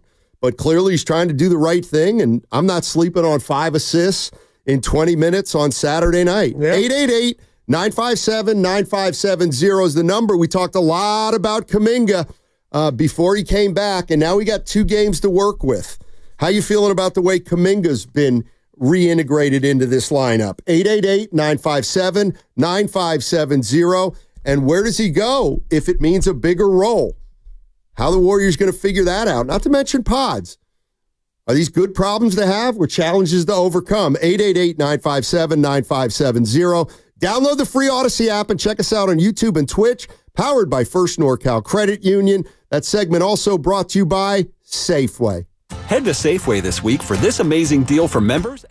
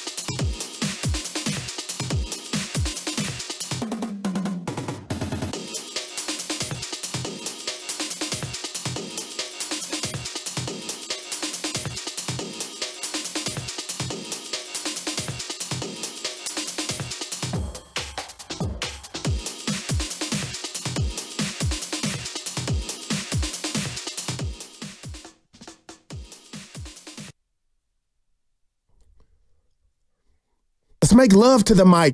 Now, back to Steiny and Guru on 95.7 The Game. I mean, Goo, think of what Jimmy Butler has done for Steph Curry's mentals. Oh, it's. I mean, that's MVP worthy in and of itself, I would think. You got it. We all know that Jimmy Butler's helped Curry on the court, but boy, he seemed to have provided Curry with a confidence that he'd been lacking. So, I didn't tell you. And when Steve Kerr said that, you had a problem with it. But we know Steph was struggling with his role before Jimmy Butler got here. He deserved it. I just want to tell you this, Evan. I wasn't bored, but I had nothing to do over the weekend because it was raining. And I went and played our video interview with Steph on the big screen. I was watching. And there were 2 times I wanted to reach out and hug the person we interviewed. Buddy Hield, when he said he wished it was him that got traded instead of Wiggins. Stoney, I'll never get over that. And then Steph, when he looked at you and said, all I ever wanted was a chance. And now he's got one. So to your point, the mentals are on 1,000. Wow. My goodness. Yeah, random. I thought I'd share it with you guys. When you think about the greatest of all time, think Jordan ever lost his confidence? Never. Kobe? Never. Bird? What? Magic? No. Yeah. And Curry either. Oh, I thought he said he just did. He seemed to lose a little confidence before Jimmy Butler. I said despondent after. Oh, I thought. No, I was saying. All he ever wanted was a chance. they got a chance now. Gotcha. I'm not saying he lost his mojo. Oh, of course. No. What do you want from the guy, Stoney? From who? Curry. Guy gives you a jersey and you're like, he ain't the MVP. Listen, I'm playing. Listen, 2 things. If I changed my tune on Steph Curry because he gave me a jersey, what would that make me? We wouldn't make me a sellout. We wouldn't have a show. Would make me somebody who could be bought and paid for. Yeah, you'd be ready for politics, though. In fact, by the way, I've already done the right thing, and I've submitted to my college, Franklin and Marshall College. I will not accept any Hall of Fame honors at this point. What? Because it would look like there's impropriety. To who? To everybody at FNU. Stoney, look around. No. You see our world? Stoney. There's so much corruptness. Just get in where you fit in. You got into the Hall because you got a Steph Curry, Franklin, and Marshall. That's what it would be. Okay. That'd be the only reason I got in. All right. Stoney got Steph Curry to say I'm a diplomat for the day. Put him in the Hall of Fame. That's not who I am. That's not who I am. Merit only. So, yeah, I work with Prize Picks, right? Courtesy of the station. All right. And if Prize Picks said, hey, Guru, we got a Cadillac Escalade that we could put you in for nothing because you're part of the family. Right. That comes with the territory. So that's all Franklin, and I would do it if they offered. So we see that every day, all day in life in America. So why wouldn't you go into your house? Why are you your own worst enemy? Why do you think that you're not worthy when? Because I didn't get in already. But you had a Hall of Fame moment with the chef with that jersey. That supersedes anything you did on the court. Well, and that's why I'm not going to take it. Evan, go ahead, man. Does this make you ineligible? Because what if in 5 years the Veterans Committee of Franklin and Marshall says, you didn't quite cut it, but you did something pretty cool, and you helped get us this great recruit because he saw the Franklin and Marshall jersey with Steph. Let's just throw him a bone. But they don't tell you that. But in 5 years, you think that the period's up, When's the grace period end, Steiny? That's all. It doesn't. So enjoy it. No. If it comes. I couldn't now. You wouldn't go anyways. Wow. Yeah, it depends. I might be retired by that point. Austin in San Jose said you would be a sellout if you did that. I would or wouldn't? You would. But I know I would. Stop. Yeah. Let's go to Victor. We all got a price. Victor in Fremont. That's true. Hey, Vic, what's up, buddy? How's it going? Hey. I'm doing good. I'm going over the bridge, so you might lose me. Hopefully not. Okay. But I just want to first say I love you guys. You guys, thank you. Chemistry, Back at you. The above par. When I get off work, you guys make my day. I just love it. Love the pros and the cons. You guys work well together. Thank you. Now on the point with Jonathan Kuminga, well, the whole saying is don't fix nothing if it's not broken. The chemistry right now is doing great. That doesn't mean you can't tweak it. I think Jonathan Kuminga, just talk to him and say, hey, look what Iguodala did. Came off the bench. You can become an MVP off the bench and still play good and get high points and make a change in the game. Because the Warriors that did that, it's no more 5 deep. It's 10 to 12 deep. So I think with the addition of Kuminga coming back and Pods, they come off the bench and they can still rotate, and depending who they're playing, I think they'll be phenomenal. They certainly look good now, Victor. Appreciate the call. And yes, no doubt. I mean, we haven't spent a lot of time talking about Kuminga his first 2 games back, but I'm happy. I think he's been good, really good, and more than that.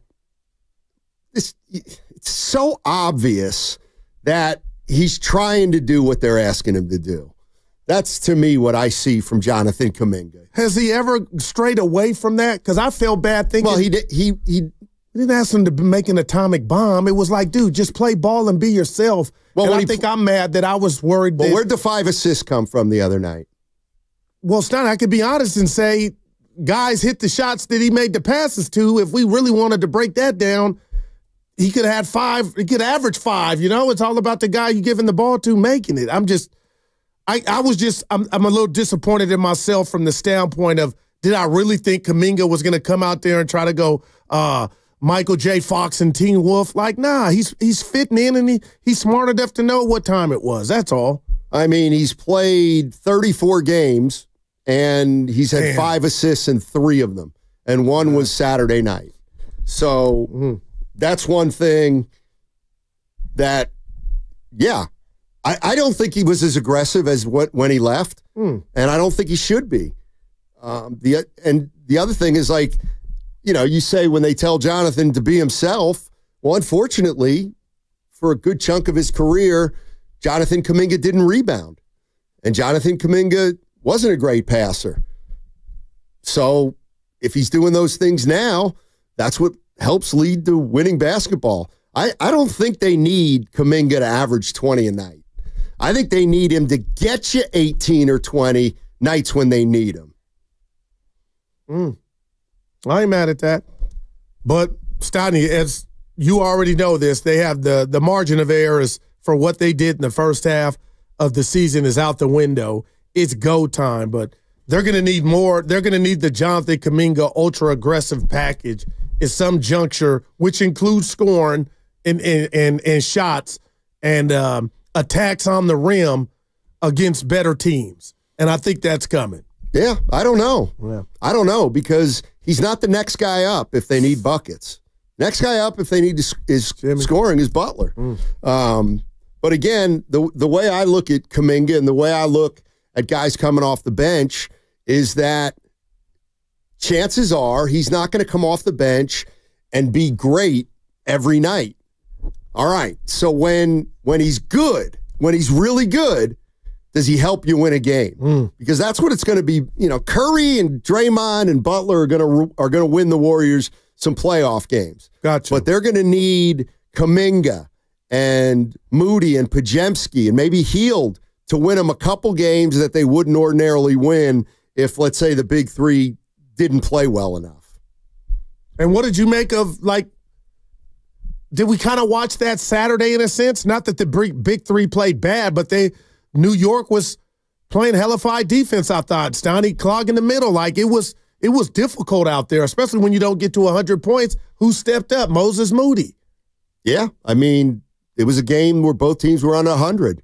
And I don't know if that's going to be the norm in the postseason or not. But they've played defense when they've needed to play defense, and they've scored enough when they've needed to score enough points. So 888-957-9570 is the number. Jonathan Kuminga, 2 games in, looks fine to me. I mean, to me, more important than, the 10-5-5 or whatever he had night 1 is he does not look like he's favoring an ankle at all. He looks completely healthy at this point. Yeah. What was it, 4 dunks in the first game back against Sacs in the fourth quarter, I believe. This is Draymond Green. Heyday. Talking about, and this is, if you ask the Warriors what their challenges might be, we hear a lot of talk about size. Draymond Green talking about the Warriors' size. 100%. I think before we just didn't quite have the size to match up to that type of size that team has and physicality that they play with. Now we do. And it makes the game a lot more manageable, a lot more fun to play in. And it obviously gives us I got it.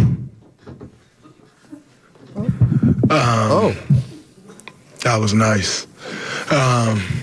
Yeah, so I think, and obviously you can see in the wins that, you know, we can stand up to that type of physicality a lot better than we could before. My question would be why?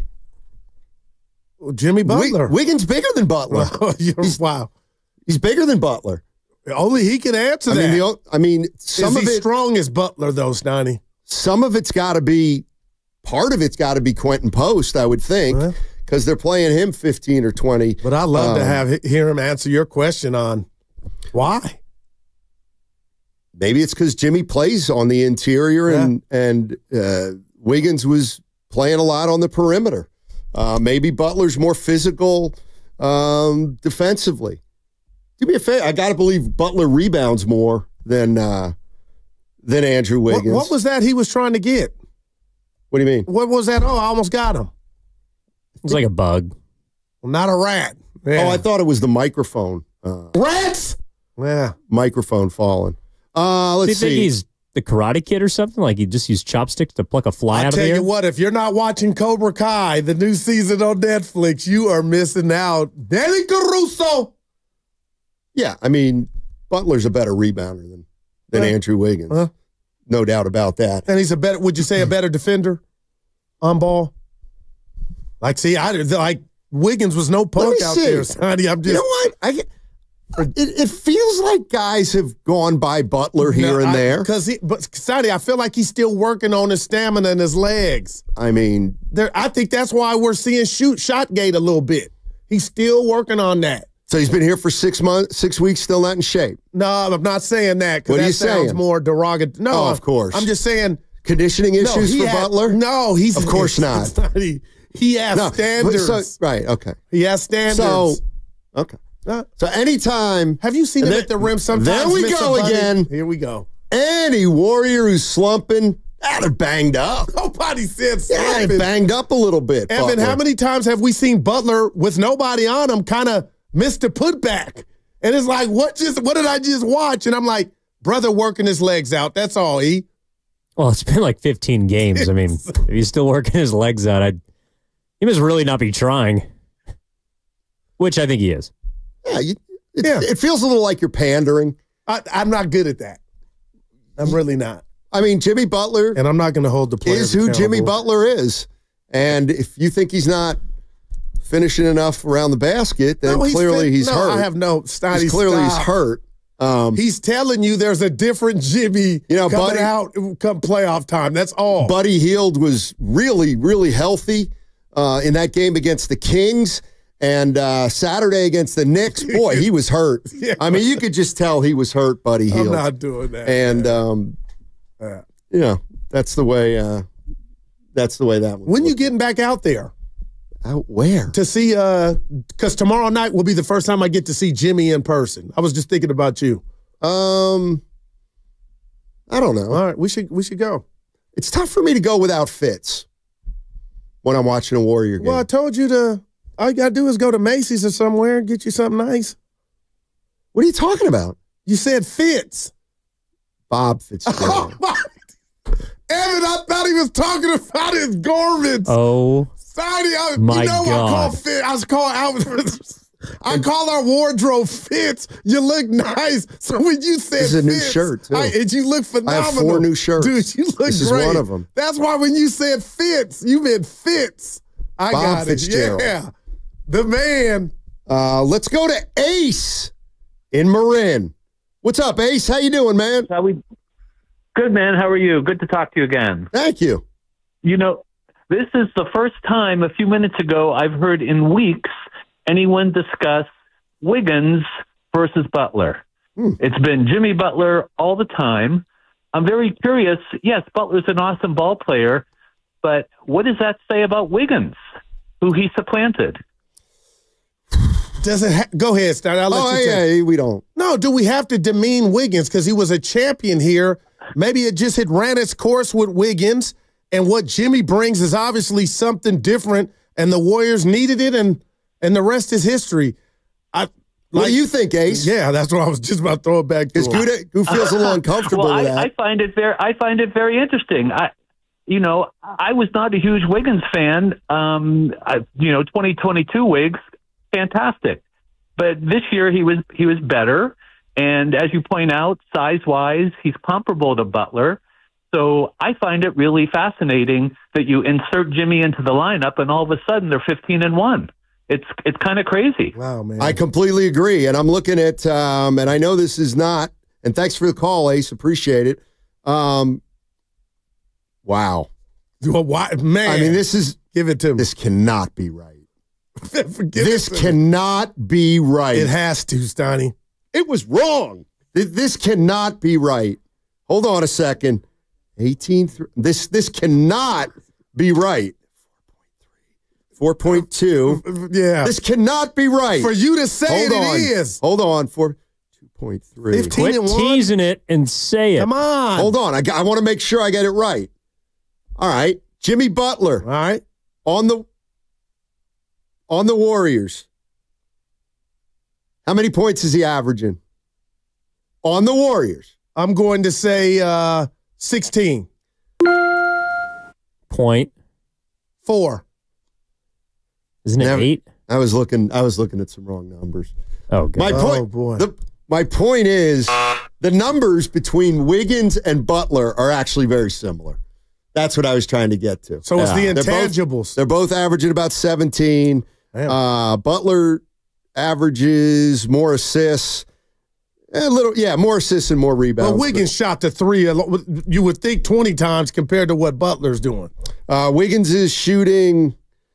Shot attempts from the three. Forget it. I got it all mixed up. We'll see you tomorrow, class. I got the numbers right here. Yeah, God, thank you, Evan. Well, do you want the full year, or do you want since they've changed teams? Whatever makes Wiggins look more similar to Butler statistically. Okay, how about this then? Yeah. When Wiggins was playing for the Warriors this season, he averaged 17.6 points per game. Yep. On 44% shooting. Okay. Jimmy Butler, since he's gotten to the Warriors, has averaged 16.4, so Guru was correct, points per game on 44% shooting from the floor. Okay. Can you go the other stats, rebounding and assists? Butler is averaging just about 6 rebounds and 6 assists, and Wiggins averaged 4.6 rebounds and 2 assists when he was with the Warriors. There it is. The assists to me are the big thing. And that's called playmaking, right? That's the difference, Tiny. I know, and that's why he's setting these guys. What he's doing is not on in the box score. And that's just kind of why I always, when Wiggins was here. Go ahead, Evan. I want to know what stats you were looking at. Well, I'll tell you exactly what. Fascinating. I was looking at Jimmy Butler's 18.3 career average and Wiggins averaging 18.3 this year with the Warriors. Well, Wiggins actually averages 18.5 points for his career. Yeah. So, I don't know. So they're the same guy, basically, is what you're saying. No, they're not. The assists are the big difference. But it's always why but he's a connector. That's not in the box score. Right. But when, remember we talked about Wiggins? Oh, Steiny, Wiggins. And I'm like, Wiggins cannot put the ball on the floor and make a pass. And Jimmy Butler can. And that's a big difference. No, we love Wiggins, Steiny, but Evan, who does? You don't have to. No, we did. He's not here anymore. You can rip him. That's the MO. Go ahead and rip Schroeder, too. Stop. And Kyle Anderson. Stop. You got something to say about Lindy Waters? In Detroit. Yeah. But I'm going to say this. Wiggins was about Wiggins, and that's not selfish. He didn't know how to play make and get others involved. And Jimmy Butler, even without those assist numbers, Donnie, he's doing that. He's a master, a maestro at it. And that's what it is. Yeah. That's what it is. That's what it is. What else? Like defensively? I'm not sure what the difference is at this point. It's almost like he's a center, man. Like you said it, the Wiggins is bigger than him, but he don't play bigger than him. You know what I mean? It's like, man, Jimmy Butler, boy. 707 isn't the biggest stat free throw shooting. We were near last before Butler arrived. Now we're in the top echelon, correct? Yeah, Warriors have been making foul shots, no doubt about it. And I got a question for you. Yeah. Also, They were last in this metric and now second in defensive rating. Speak to the people that don't know exactly what that entails as to how impressive that is. What is it, 104.7, Stoney? They're second in the league in defensive rating. And that's one I want to see over time. That's the one I want to see over time. Especially because they really haven't played anybody. And the teams that they've beaten, a lot of them weren't quite at full strength. And again, I'm not holding it against the Golden State Warriors, but I do believe their defense is better. Are they the second best defensive team in the league? Boy, I don't know that I'm ready to say that right now. 107.9, but they've been winning games with it. You've been watching Minnesota? No, I get that. I mean, I get it. Those teams really get but after you. How did the Warriors beat Detroit, scrapping at the end? Moody getting the ball out of Detroit was on the last game of a trip. No, I'm just saying GP2 stripping, who was it? Cat and Bridges. I mean, what have you. They're just playing. You got to earn what you get against this Warrior team with Butler. That's all. That's what it feels like, Stoney. We need the Warriors just to lose a game so Goo comes down to earth. Just a hair. I thought I was down to earth with this. No. With this shot gate. No. People want to hear more about what numbers you were looking at. That was great. No. Evan to the rescue. Well, it just took you so long to get there that I know you were crunching them. I heard you were carrying the one. I heard it too. No, sometimes Goo gets caught up in when we win. We do because I'm mad now. Watch the game again, then, Tiny. Easy, Trixie. Settle. Which one was that, by the way? I don't know. There's so many that calling that. Jan set the bar last week when she was like, "This is working." Hey, by the way, we are coming to you live from the Laughing Monk Studios. Laughing Monk, righteously brewed in San Francisco. Laughing Monk. What was our guy's name who came in here Friday? Goo? Remember the spokesman? He came in here? Yeah, he was in knockout too. Dude, he got to like the fourth. I forget what his name is. This is where we're so bad. Why did you bring him up? Exactly. Because I was going to know his name. Because I was going to make a personal plea to start getting some lager in here. You know what I heard they may do? Keep a little pony keg on tap, like all the real. Oh, we'd get fired. We wouldn't do it when we're on the air, but see, I'll explain to you how to galvanize a work staff. I'll do that on the other side. But first, what's coming up on the game is brought to you by Fremont Bank, here for you, here for good. Spring into action at Valvoline Instant Oil Change. Your 15-minute drive-through oil change. Stay in your car while friendly technicians check oil, batteries, lights, tires, and more. Locations and coupons at BayAreaOilChange.com. All vehicle types, welcome. Steiny, I'm on cloud nine. Let me tell you.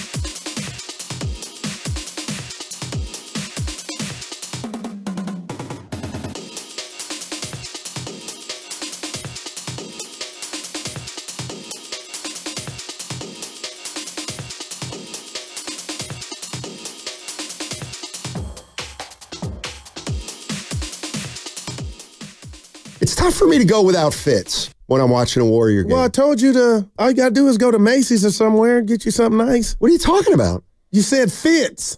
Bob Fitzgerald. Now, back to Steiny and Guru on 95.7 The Game.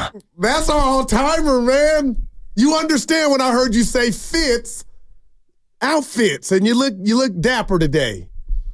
I thought that's why you didn't want to go out there because of your fits. No, I like to watch the game and get my fix. I got you. Fix. Yeah, I got you. That's why I go to the games when I do and then go back and watch them.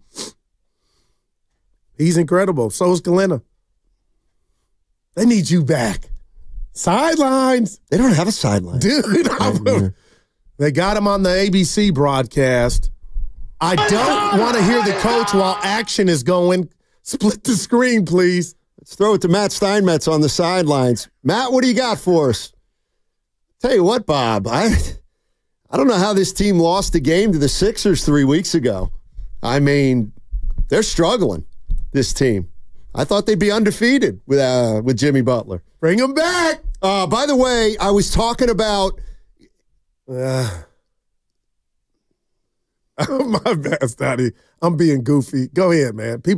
We had some fun with you. One of the things that's happened over the course of my professional life is that we've gone from offices to cubicles to an office building that was just all about work. And now some of these young companies, they have the open floor plan. They have ping pong tables, pinball machines. They have food and drink. And the idea, Guru, is to foster a camaraderie outside of your working hours. So I just thought it was funny the way I said, maybe we'll get a little pony keg of beer in here, and you start thinking about drinking on the air. No, it would be for after the show. Think how much money we could save if we had a couple here instead of going out. Steiny, that idea of office camaraderie, with all due respect, is crap. Yeah. What are you talking about? You know why the big tech companies and finance companies build in ping pong tables and pool tables and all the... Camaraderie? No, it's so you don't leave the office so you work longer. It's incentivizing you to stay there and have no life and work for the man. He's right. Which I'm not trying to do for the rest of my life. Well... And be home wreckers. Oh, where were you? You're out until 12? Where were you? Yeah, I was playing ping pong with Bobby and Matt. I was also working overtime and not getting paid for it. Yeah, it's like we had a great bar in Lancaster called the Library. Perfect name. Where were you at? I was at the library. That was pretty good. Yeah, no, I was. Seriously. I was at the Philosophers Club. Yeah. Hey. Now we're all sailors. Can I ask you guys to back me up on this? We're going to see if you're friends or not. From the 415, it was crickets from Steiny all season about Finchy. First of all, it's Chris Finch to you. Not Finchy. That's his friends. And the Wolves, and suddenly they get the softest schedule in the league, and he's peacocking. Please. Oh, boy. Been talking about the Timberwolves all year. Yeah, there was panic. There was not panic. That's bad. You panicked I did in December. Nobody else panics in December. I was like, Randall's not a fit. Boy, he's been playing his ass off since he's come back. Well, he's thrown his first pass of the season, and everybody in Minneapolis is excited about it. By the way, who'd St. Mary's get? Vandy. The Fighting Festuses. Vanderbilt. Yep. You like that matchup, Evan? If they can get by them, I actually like their path to the sweep because Alabama's second best player just got hurt during the SEC tournament. And that's who they would play in the second round. Grant Nelson. Oh, wow. They do have a Sears, though. Yes, they do. Fill out your bracket. It's waiting for you in your company email. Nope. I don't know how to do it. You just set up a username and a password. I got St. John's winning it on one, and then I got Florida on the other. And then my third one, Lucas, will be tonight. Lucas has one's going for the company. That's the problem. What? I know. Boy. This guy. Evan, you're too young to be this poisoned. What? Evan, what? You get one of my brackets. You get one, and it's for a specific group of people. I'm not paying $20 to be in 10 different brackets or I'm going to end up rooting against all of my teams at some point or another. That's pretty good. That's time you do have to fill one out. Which is the one we have to do? KPIX and Lucas. I got to tell you something. There's something about that I got a little bit of a problem with. It's called an assignment. That's right. And we're not in high school anymore. But you get anxiety over the littlest expense report. So, do you remember when we asked Steiny to watch the Willie Mays documentary, Guru? And had John Shea coming on the next day, and he watched it about Mars. You just went the other way. It was called The Planets. And it was on National Geographic, and it was wonderful. Oh, Stott, I bet it was. It was absolutely wonderful. Oh, you are my guy. Listen, Lucas has the official company March Madness pool contest. That's fine. Okay. I'll choose to do that or not. This other thing with KPIX, I do resent a little bit. And we're going to do Zoom calls on the station. Yeah. We'll see. Oh boy. We'll see. Yeah, we'll see. I don't do this often, but what's in it for me?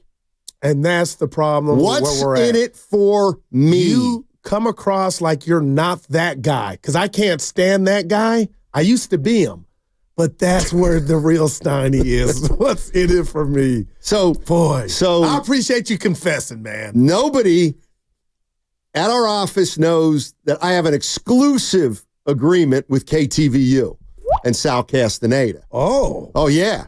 Oh, that's right. Didn't know that. Well, it's not really true, but I'm going to try to sell it. The fact I believed it, Evan. Good Lord. I'm going to try to sell it. Yeah. Warriors play the Nuggets tonight. We'll see who plays and who doesn't. Warriors -4. -4. Curry also questionable. Curry questionable. And the Nuggets have Jokic, Murray, and Aaron Gordon all questionable. But the Warriors haven't beat Denver in forever. This is the one like that caller said, it's a must win. It's really not, but as far as we're tired of your crap, things have changed. You ain't beat us with Butler. Tonight would be the night, like Betty White, and just take care of business. How many times have they beaten Denver in a row? You mean how many times have the Nuggets beat the Warriors in a row? Yeah. 7. 7 straight wins Last for the time they Nuggets. beat them was when they put them away in the 2022 first round. So the Nuggets, the last Warriors win over the Nuggets was Game 5 in 2022. Yes. Wow. That is a wow. Jeez. And remember they erased a 14-point fourth quarter lead here at Chase a couple years ago on Sunday night, just like, it's nothing. But Jimmy wasn't here. Do the Bucks play tonight? Will they be coming in on a back-to-back? Dame does not play tonight. This will be three games in 4 nights for the Warriors. But guess who plays tonight? You're Minnesota, so they're playing Indiana at home. Everybody's playing. And the Lakers are playing. I think the Clippers are playing too, aren't Spurs. Don't look like the Clippers playing. Nope. No Clippers. Yeah, Warriors got to keep winning. Rockets host the Sixers. Because there's no 7 in what's left of them. I mean, they're in second right now. Dude. Tied for second. Sixers, Warriors, kryptonite. It is funny, isn't it? How did they lose that game? No Jimmy. They were without their MVP. That's why. They were without their MVP. Is just being chewed up by the dogs. Yeah, no, Curry's the MVP. They're 500 when Curry plays. They're 17-1 when Butler plays. I'm kidding. I know. I know it's basketball, but we cannot get out of here because Willard are about to join us. We left here last week. No use check. He was gone. He's back. How juiced are you? I did think of you when I got that news. I don't think I could care less. What are they doing? I don't know. I don't know what they're doing. Jordan Mason, go bye-bye. Yeah. I hope McCaffrey and Garendo are up to Steiny, what's happening? I don't know. The window's closed, and they know it. Wow. What do you mean, see? No, I feel that, for you to say that, usually don't talk and, my man said the window, you won't say that to Willard and Dibbs when they come in. You'll be like, let me tell you who's in for too long. Here's my Giants prediction. I think the Giants are going to be lousy. Are you being serious? Yes, I am. And the other past years, you were like, "Good." That's right. But I looked at their lineup, and it's like the same as it always is. Willie Adames. Right, great. One acquisition. But a couple years ago, they won 107. I know that coach is gone. No, seriously, Steiny. Come on. You're a funny guy. You seriously? But you're out. Yes, I'm out on the Giants. I'm flat out on the Giants. They have the same team as they had last year, but they have one additional player, Adames. And by the way, your boy's coming down, going to come back to earth. Oh, Ramos? Yes. See, that's why, man, Steiny, they got more than that, though. Come on. Chappie can play. We saw that. They have two players, Chapman and Adames. What about you out on Jung-Ho Lee? Jung-Ho Lee. Yeah, Jung-Ho Lee. You know what? I do actually like him, but he's got to come back from injury. And you robbing Yaz of a chance to do something. He stinks. Lamont Wade Jr. He stinks. Keep going. Flores. Is he even on the team anymore? Bailey. He stunk last year. With the bat, he did. I think they're in trouble. Kyle Harrison, he ain't making a rotation. I thought he was the next Randy Johnson. I called Butch one night. Right, I know. This ought to be great. No, I said, dude, what am I? He goes, nah, Goo, he ain't never been that. He's good. But, man, Stein, he ain't having a great spring. You're out. You shock me. How come you jump when a guy throws 3 shutout innings, you jump to he might be Walter Big Train Johnson? Nah. That ball was coming out his head electric, and I was like, oh, boy. Man, I'm doing what you're saying we need to do about the Warriors in regard to we got to see some more against one thing they can't control, teams at full strength. I kind of get that because they've had some luck on their side, but nobody can ignore Jimmy Butler and why Steph could look at us and tell us all he thinks about and why he's only playing right now for number 5 and why Draymond would tell the world on All-Star Sunday night we're winning the championship. Random factoid, Stoney. Do you know how they measured Walter Johnson's fastball? With a sundial. No, although it's about that old. No, they literally had him throw as a speeding motorcycle went past. And then however fast the motorcycle was that beat the ball is how fast he threw. Did the motorcycle beat the ball? It was like 85 or something like that. So the ball beat the motorcycle. Yeah. The more you know. The big train could bring it. That's a factoid. The big train could technology bring it. Come along. What was I going to say? Oh, the 49ers. Yeah, Jordan Mason's going to the Vikings. Yeah. Good pickup for them. But we'll see. Yeah, McCaffrey and Garrindo can hold it down, right? Until they can't in regard to health. Dude, I don't know. Oh, yeah, no, this team's going to be. Listen. You watched the Timberwolves last night? Yeah, I did. I watched a lot of ball yesterday. What else do you watch? They played the Jazz. What's your point? Oh, my God. Oh, my God. And I watched the Clippers take on Charlotte. Oh. I'll tell you what. League pass. Oh, my God. I can't. Give it to me. Give it to us. They were literally just fined for tanking. Lowry Mark. Man, that's the biggest L. Okay. Says Larry Johnson. Lowry Mark. Just think about this for a minute. Oh, my gosh. Just think about this for a minute. I think this is, look at last night's box score. I got it up. Lowry Mark. Okay, tell me if I'm right. Hold on. Lowry Markkinen is 7 feet tall. Yeah. He's a 7-footer. You're right. He took 12 shots, 11 from 3-point range, and if I'm not mistaken, he had 1 rebound. Yes or no? You are right on both fronts. 5 of 12. What? 4 of 11 from deep. That's the new NBA, Stoney. A game high minus 22. He had the Levine? Dude, man. What? You know what? I might not be ready for a GM role, guys. I just might. Hey, Mike Dunleavy. Hey, I love you. You've turned it around, but whew. Steiny, could you imagine? And Paul George, let's throw him in there. I was wrong on him. He couldn't even stay healthy, man. I mean, he may not play the rest of the year. I mean, if I'm Philly. And here's the other thing. If I'm Dallas, AD Jeff don't play. Marketing stats up. It's unbelievable. The guy is smack dab in the middle of his prime. Well, he's 27. Huh? 19-6. Look at the games played. Read off the games played for Lowry Markkinen's career. For his whole career. 449. But do it individually. He's never played. He's never come close to 70. Once, his rookie season. Yeah, 62? you got him. 68. Man. Go ahead, keep going. 52. 50. Oh. 51. Oh, boy. 61. Wow. Iron Man. 66. Jeez. 55. Oh, boy. And currently 40. What is it? Yeah, 40-something. I want to say 48, Evan. You got the young eyes. Seriously. But, man. I mean. Boy, I was wrong. Warriors almost pulled a Jeff Garcia and stepped in it. What do you think he's shooting from deep this season? I mean. That would make me feel a little better, but it ain't the worst. Obviously, it's up probably in the high 30s, but. 35. So it's not in the high 30s. It's in the mid 30s. I'm going to go ahead and say it. Lowry Markkinen stinks. Why did they give him all that bread? Because they had to. I don't know why. I absolutely don't know why. By the way, this is the first day we're in the Laughing Monk studio. There we go. And we're laughing. It's pretty fun times here at 95.7 The Game.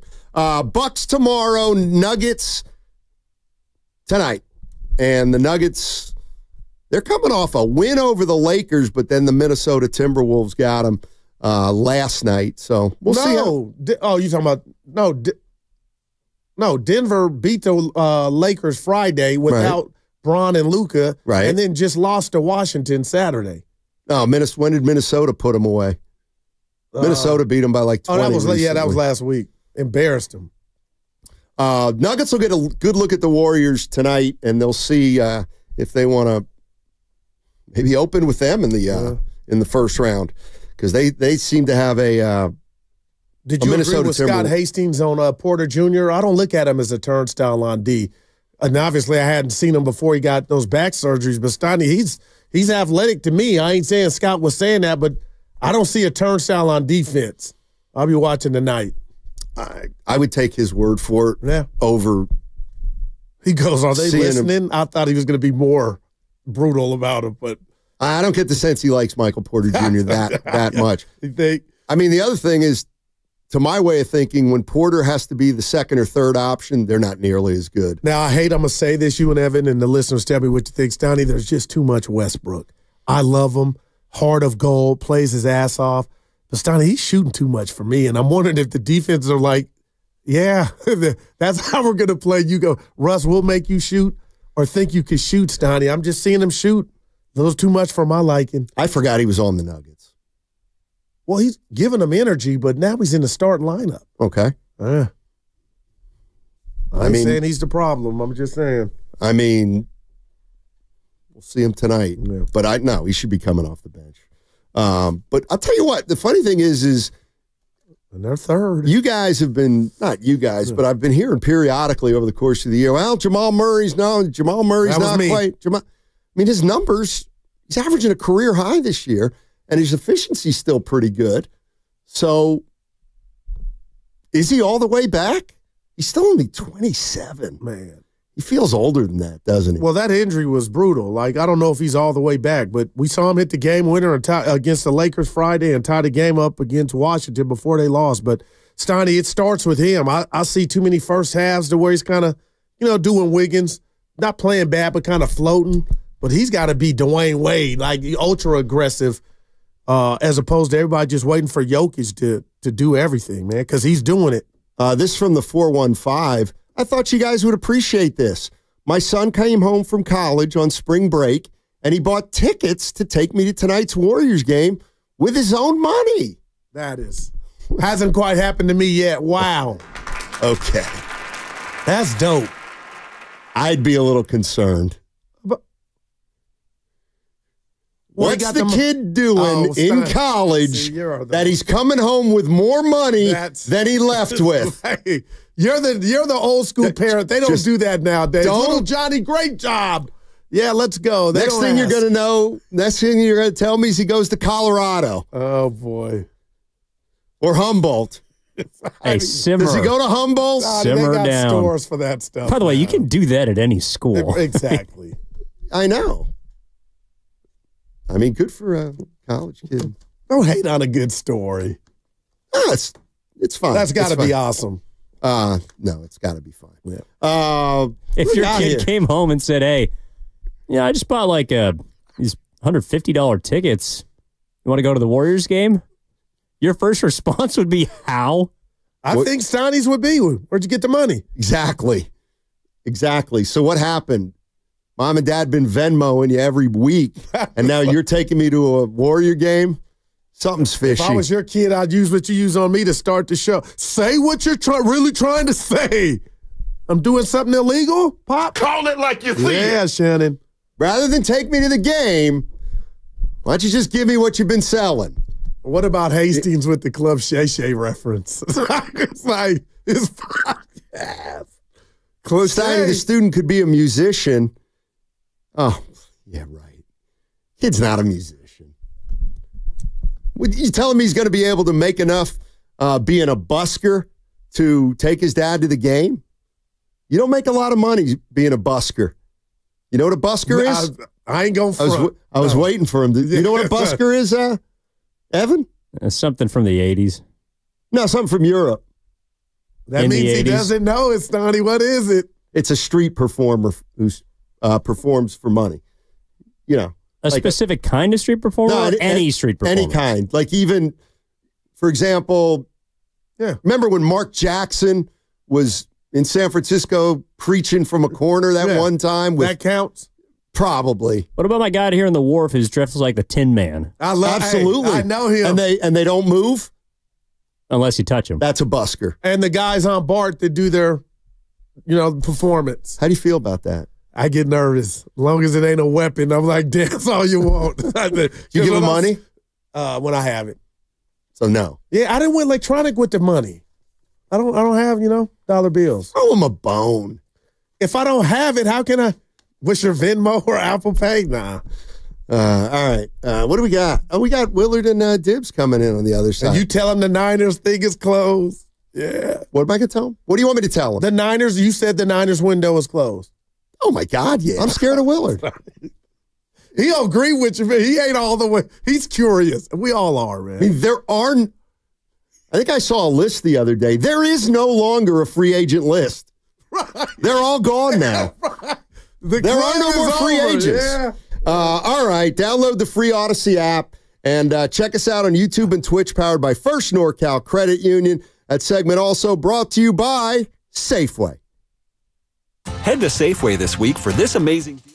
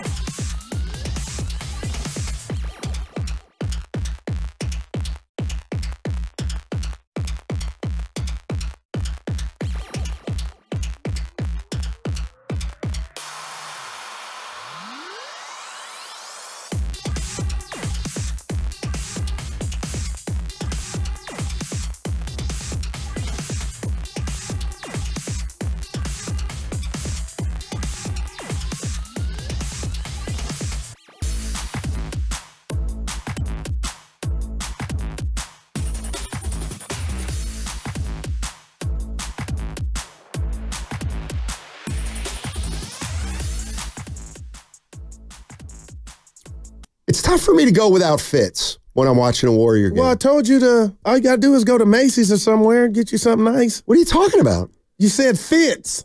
Bob Fitzgerald. Now, back to Steiny and Guru on 95.7 The Game. This is the crossover brought to you by Abundant Life. Abundant Life Weight Loss. They know the secret to losing up to a pound of fat every day. Go to AbundantLifeWeightLoss.com. You guys are great. But you guys should do a show together. Will and I mean, I was really concerned. He said it's Fitz. I go, dude, go get you something. He meant Bobby Fitz. I get it. Yeah. Is that fresh? Was that from today? That was, I was going to say, I haven't heard that one before. That's a good one. That's pretty good. That's a really good one. How you guys doing? Yeah. Great. Yeah. Great. Fill out your brackets? No. Here we It's go. getting started. That, for me, that's not a Monday endeavor. Well, we got tomorrow. It starts. You can still play after that. I'm not doing the first four stupid playing It's part thing, of it, though. I know. Not bet on those separately. I'm not putting my bracket together on Monday night because of the first four in Dayton. I gotta let it marinate. Good. How did it graduate to that? It starts Thursday at 9. Yeah, it does. But I mean, get comfortable now with 68 teams, but they are going to expand it. Of course, come on. Well, yeah, and Everything they've expanded always it expands, over yeah. time, and I think that they're going to get to I don't know if the next number is 80, but 80 feels about right. That way you'd give 4 in each bracket a bye. And then so there wouldn't be a first 4. It would be where the top 4 seeds in each bracket would get a bye, and you'd have 64 play and then 16 wait. So I think 80 is where they're going to get next. Wow. All for the Benjamins, can right? we still fit the bracket on one piece of paper? Oh, it's getting tight. It is getting tight. We're going to need some readers. Yeah. Those brackets are going to get pretty small. I don't know about that. Yeah. That's scary. Oh, man. Yeah, I'll probably be in 3 different brackets, but not the one that Lucas runs, just so I can. Why not? You are. Let me stop. It's a company one. Right. It's our, it's our friends. and Right. Steiny are coworkers. so similar. No, I'm doing the. Yeah, come Yeah, but he's not. And when I get you, he's out. When I get him, you're out. You're invited to the party. Why don't Come you on, come to the dude. party? I get it. Yeah, I don't want to. Why? I mean, there are a number of different reasons. I'd love to hear them. One, I asked about the scoring system, and I was given no answer, which tells me that. Well, then ask again. I did, and he said, "I'm open to suggestions." Wait a minute. We don't know what the score. Where'd he go? I know it's winner take all. Yes, That's reason number 2. What's wrong with that? Winner take all. So if you come in second, you get nothing. I don't like that. I don't like it. Okay. That's fine. I don't like it. You don't have to like it. Which is why I'm not doing it. You have been hanging around with a 2-year-old, haven't you? I don't want to. I don't like it. I don't like I don't like it. The thing about my 2-year-old is her L's are Y's, so it's I don't yike that. Nice. I love Yeah. What's UConn's seeding? UConn? I want to say 6. They got a little number next to them. I don't got it going Yeah. fast, Donnie. All right. Yeah. They're not a 6, are they? I thought. Are they? I got a couple. I got Florida. They're an winning. 8. UConn's an 8. Oh, wow. Yep. Wow. Yeah. Okay. Whatever. I will say this, and you can either take it or leave it. It's just my opinion, but this feels to me like a very chalky year. There's a lot of What does that mean? That means that the good teams are really, really good, and the bad teams are not that good. There's a couple of the bad teams, the mid-majors, who I think you should keep your eye on. But for the majority of them, like you watch over the weekend, and the bad teams, and I apologize, Mark, for giving you Maine. That was a loss.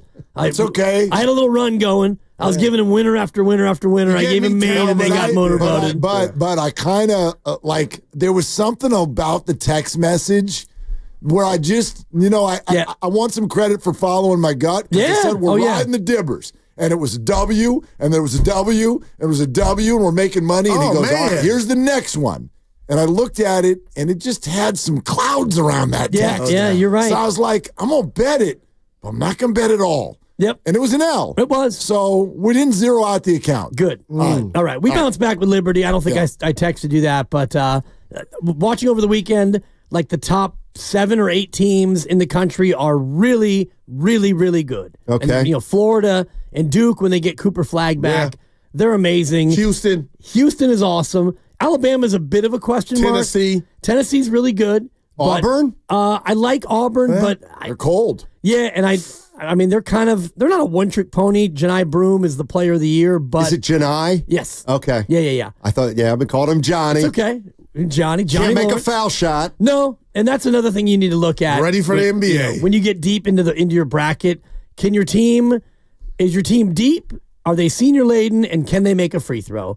That's a lot of times what this comes down to. But I do think when you get down to that second tier of teams, there is a big gap this year as opposed to previous years. Who's your 12 that's beating a 5, Dibs? I've got 1, 2, 3, 4. They're all going to win. What? Sorry, Dibs, Grandy. come on. Oregon goes down. You sure? No You can't say it's going to be chalky and in the next sentence tell me that all the 5 seeds are losing in round 1. Chalky meaning like your I know final what you 4, mean. your last 8 teams are probably going to be 1s and 2s. Okay. Oh, okay. So Gotcha. of the rest of it, Liberty is going to beat Oregon. Apologies, Grandy. Liberty, if you watch, I'll bet you. I watched the last 3 games of Liberty. They've got a kid, I think it's either McNeely or he's about 6'1", pudgy little white guy. He shoots Steph Curry threes. Okay. 30-footers, 35-footers. Who are the other 12 seeds? One of the 12 seeds is favored. Middle Tennessee State is always a 12 seed. Colorado State is minus 2.5 against Memphis. Wow. They're favored to win the game. They're 12. You can go ahead and lock that up now. I've already actually bet that one because they got Penny some Hardaway is a terrible coach. Man, Penny. Memphis is a massive disappointment. Then how are you 5? Because they win a lot of games in a pretty soft conference. They were in the AAC, I believe, and they won it. They won the regular season. They won the tournament. Memphis they're a fraud. Penny Hardaway's a joke. Michigan is only favored by 2.5 over plucky upstart UC San Diego. And if you look at UC San Diego, Michigan should have lost to Maryland. I watched that game. Let the point guard get a miss free, inbound the ball, 4 seconds, go all the way and finish in 2 bigs just sitting there. What happened? Yeah. I'm like, I couldn't coach. UC San Diego 30-4 on the year, and they are 26-8 against the spread. That's what we like. They are number 1 in the country. Does this like it's just right there. Yeah, they're number 1 in the country against the spread. I already gave you Liberty over Oregon. Apologies, Grandy. The other one is McNeese State. McNeese against Clemson's. Biggest underdog of the 12 seeds. Correct. Wow. But if you follow McNeese. 7.5 point underdog. As you followed McNeese, as I have followed McNeese. Oh, I've watched all of their games. 27-win team. They've got a lot of experience. They're a team that won the regular season and the tournament. I believe this is their second straight tournament. The Roadrunners? McNeese? Yeah. I don't have the nickname, but McNeese. Roadrunners? Yeah. They won the league last year, and they won the league this year. But one thing to be cautious about, and we can get off this, but the Cowboys, last year of the 25 small conferences, so outside the Big Six, those winners of their conferences were 5-20 in the first round. So all those teams last year that won their tournament, and everybody wants a Cinderella, Yale was one of the ones who won. Yale's back in it. So if you're looking for an upstart team, Yale. So no St. Mary's? Go. Ask me again if I've filled out my bracket yet. Have you filled out your bracket? Do you see why? I need to sit and listen to stuff like this. Yeah, but that don't mean he's right. No, it doesn't. I love it. But he's got a lot better chance than me of being right because I can name Cooper Flagg, end of list of college basketball players that I can tell you. But this is where you give Granny the pen and she can figure it out not knowing anything. Well, I may do that too. Better than the guys that know it all. I got ladies in my life. We could just give them a pen. I could let my 16-year-old daughter fill this thing out if we want. But Dibs, we want you in the Lucas bracket. I'm all about camaraderie, man. I want you there. Cool. Yeah, he'll take that under advisement. Yeah. Juice is back. Houston, what's going on? And no Jordan Mason. So, I mean, well, what is going on in the world? What I wrote when Juice re-signed was, I am happy and so confused. That is honest as you can I don't know. I appreciate that. Yeah, honesty. somewhere along the line last week, I just got confused. And that does not mean that I don't think the Niners have a plan. I don't suddenly think that they're stupid, nefarious human beings. Right. That's not what's going on here. But whatever the plan is, I don't know it. And I don't know many people who do. Man. It has not shown itself yet. And unfortunately, it may have more to do with money than it has in the past at any point in this era. And I think for fans, that sucks. It's possible. It's possible. I mean, they got to have some sort of plan, right? But I don't want to say Niner fans are spoiled because they spent like Joe Lacob for the last 5 to 6 years and should have 2 Super Bowls. But so can Niner fan really be, what's going on here? Yes. Or this is just the evolution of No, they absolutely can. I think. Kawakami just wrote something on Twitter earlier today that said if you want to compliment them for what they've done for the last 6 years, then that's disingenuous if you don't then criticize them now. Oh, man. Like what? So it's real out here. People were scratching. Like I can't. If I compliment you for something and then you stop doing it, why? I'm gonna stop complimenting you, right? Yes. I mean, what can they do except build through the draft now? What? I get there are free agents out there. You could have done that anyway, right? You could have spent more money, man. You could, and you're gonna have to pay your quarterback. Yeah. So we think, right? So we think. Yeah. I mean, this is amazing. If they were to do all this and not pay Brock, then now I'm really But this looks like you're not going to pay Brock if his name was Tom. No, but I think it does look like they're going to pay Brock. That's the point. They like the cash out thing.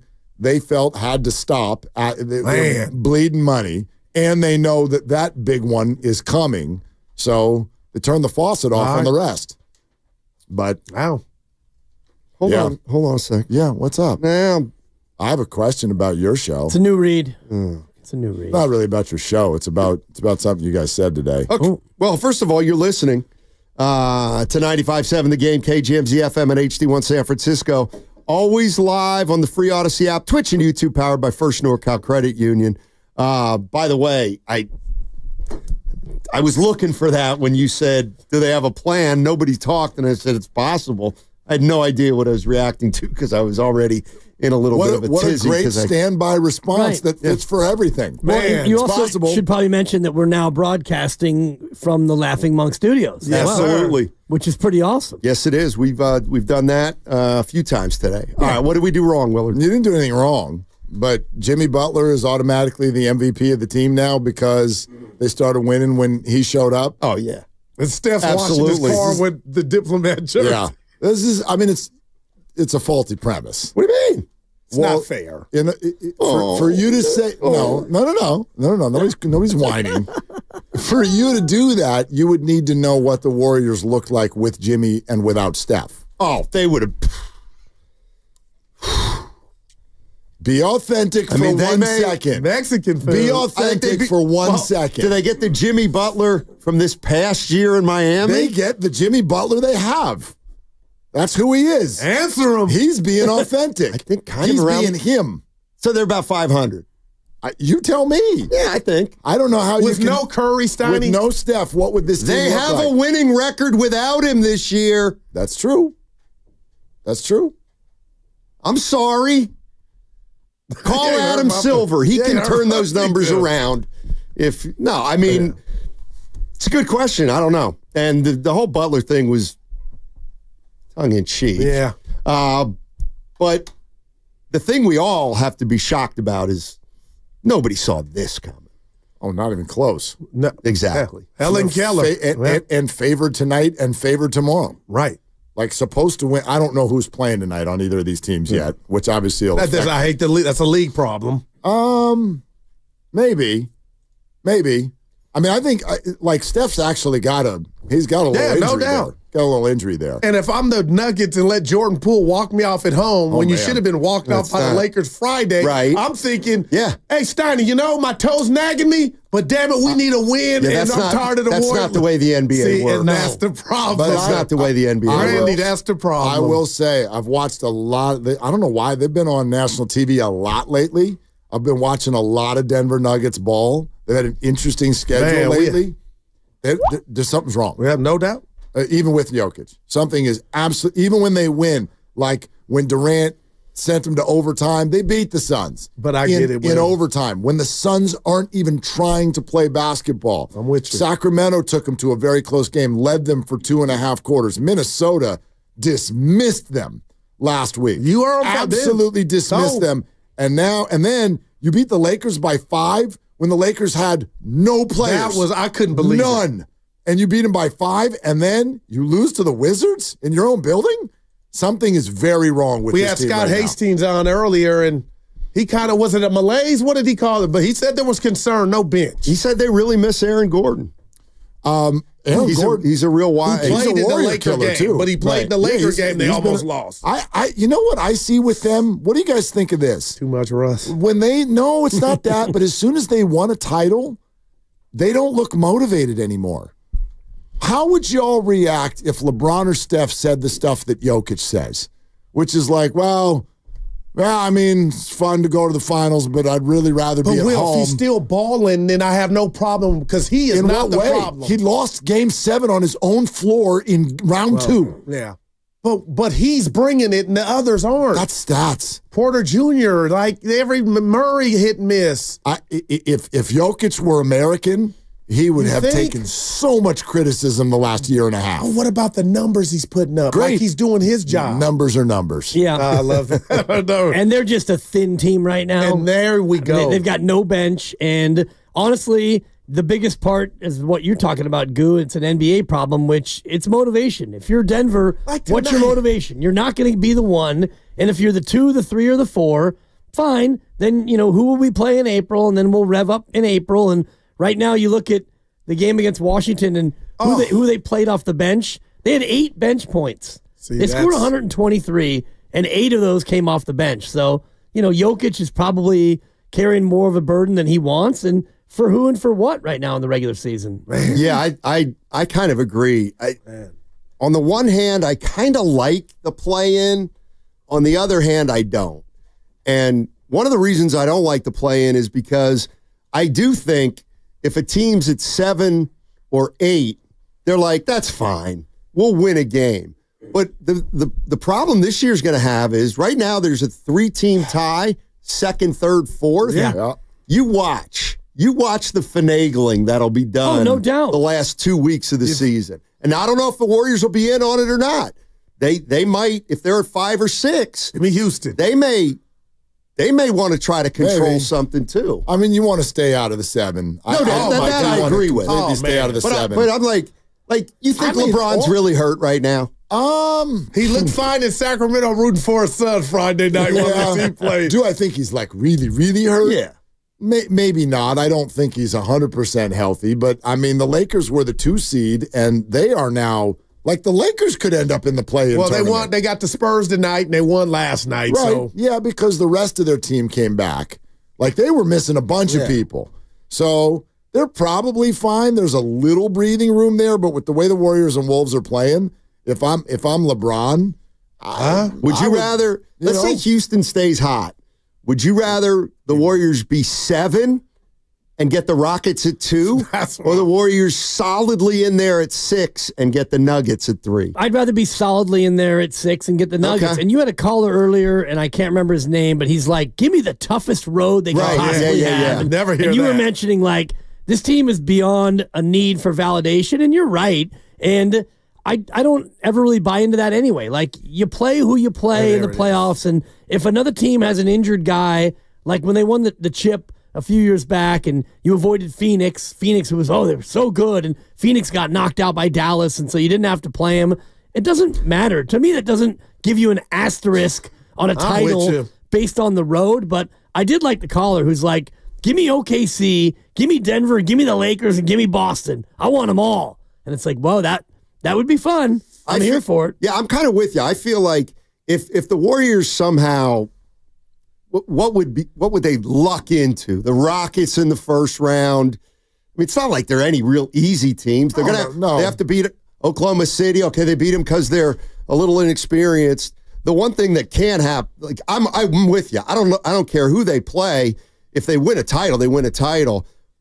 What I do think is a little different is when somebody gets hurt in the first round and then all of a sudden the second round matchup is completely different than it would have been or should have been, because now you're going to win that series because Denver lost Jokic. And remember, I think it was the first year they won the title when Zaza staggered into Kawhi Leonard when he was shooting a 3, and the Warriors were down 25 in that game. And that's going to do it for Kawhi. And then now the Warriors beat the Spurs, a team that they had a whole bunch of trouble against. And, shout out Zaza, forever Warrior, but that nowadays, that's a flagrant. No. It's probably a flagrant 2, but in that moment, Kawhi got hurt, and the Spurs weren't the same. Still take a flagrant 2 if you knew he was going to win the series for you. Probably, no doubt. I had a theory for Steiny. It's not a concern, but Jimmy Butler, what was it, his last 3 games, his shots were 10 shots, 5 shots, and 11 Saturday. And after the game, like the soldier he is, he says,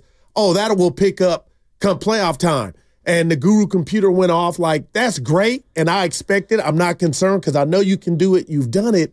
But is there a little part of me wondering what will the Willard and Dibbs do when normally I'm kicking it to you as we get down the stretch to the Moody's of the world, the Kumingas or whoever, the Santos, and now that ball's not coming. I'm not worried about Jimmy, but I'm worried about how will Mark respond if maybe you know what I mean? Moving. 2 questions. A, did you just call us bench players? No, that's what that sounded like. 5. No. That's what it sounded like. Never that.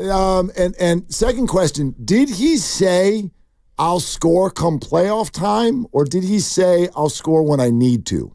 Which was it? When I need to. I want to say both. I just took it as the shot.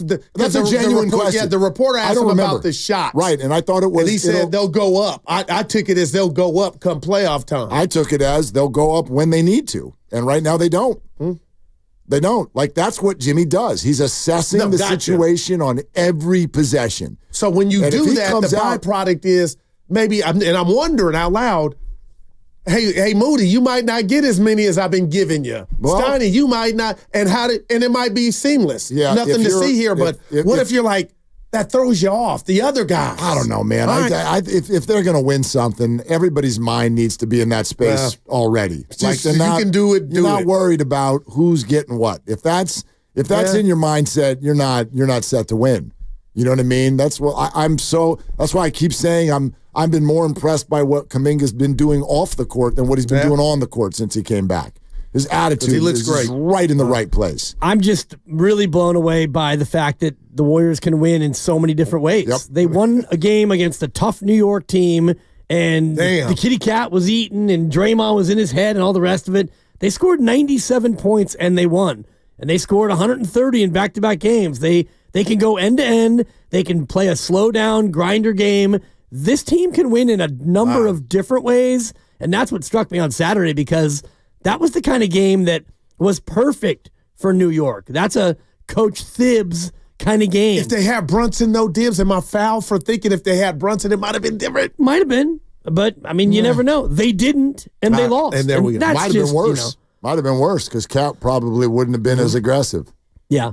And that's always my takeaway. It's like the whole, like, you can't control that. Yeah, you can't control it. If he can't play, if he can't go, then that's the deal. And, that's where we are in the NBA schedule. I'm not saying that he isn't hurt, but like LeBron, in a month, if this was a playoff game, he'd be playing. There's no doubt. No doubt about it. And that's why I want to see Denver come in here at full strength tonight, because they're a team that, with Gordon, with Porter, and with Jokic, that's a big front line. And they've owned the Warriors. That's one area that we're going to have to see more of the Warriors, because they're still not a big team. But what's the current report?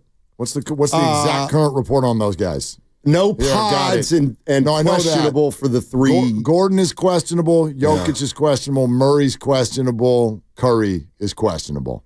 They're all questionable. Still up to the minute. And I'm out there tomorrow to see Giannis. Hopefully Steph is in there. You're going tomorrow? Yeah. See Dame. Are you going? No. Oh. I'm going to go Thursday. Who do they play Thursday? Raptors.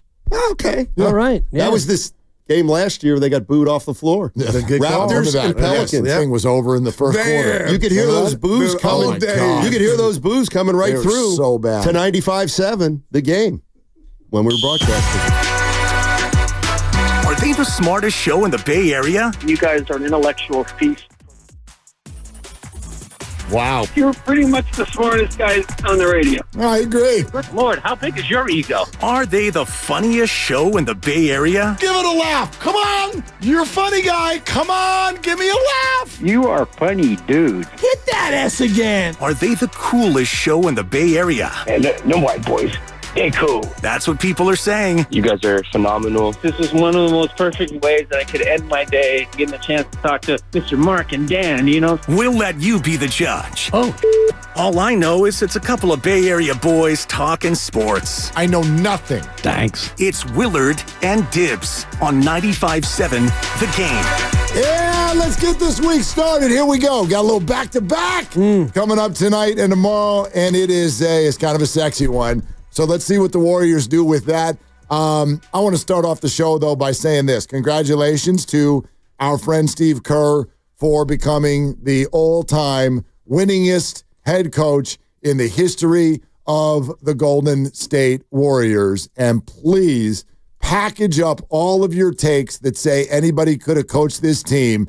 Take them to the post office, mail them to Siberia, because I don't want to hear it.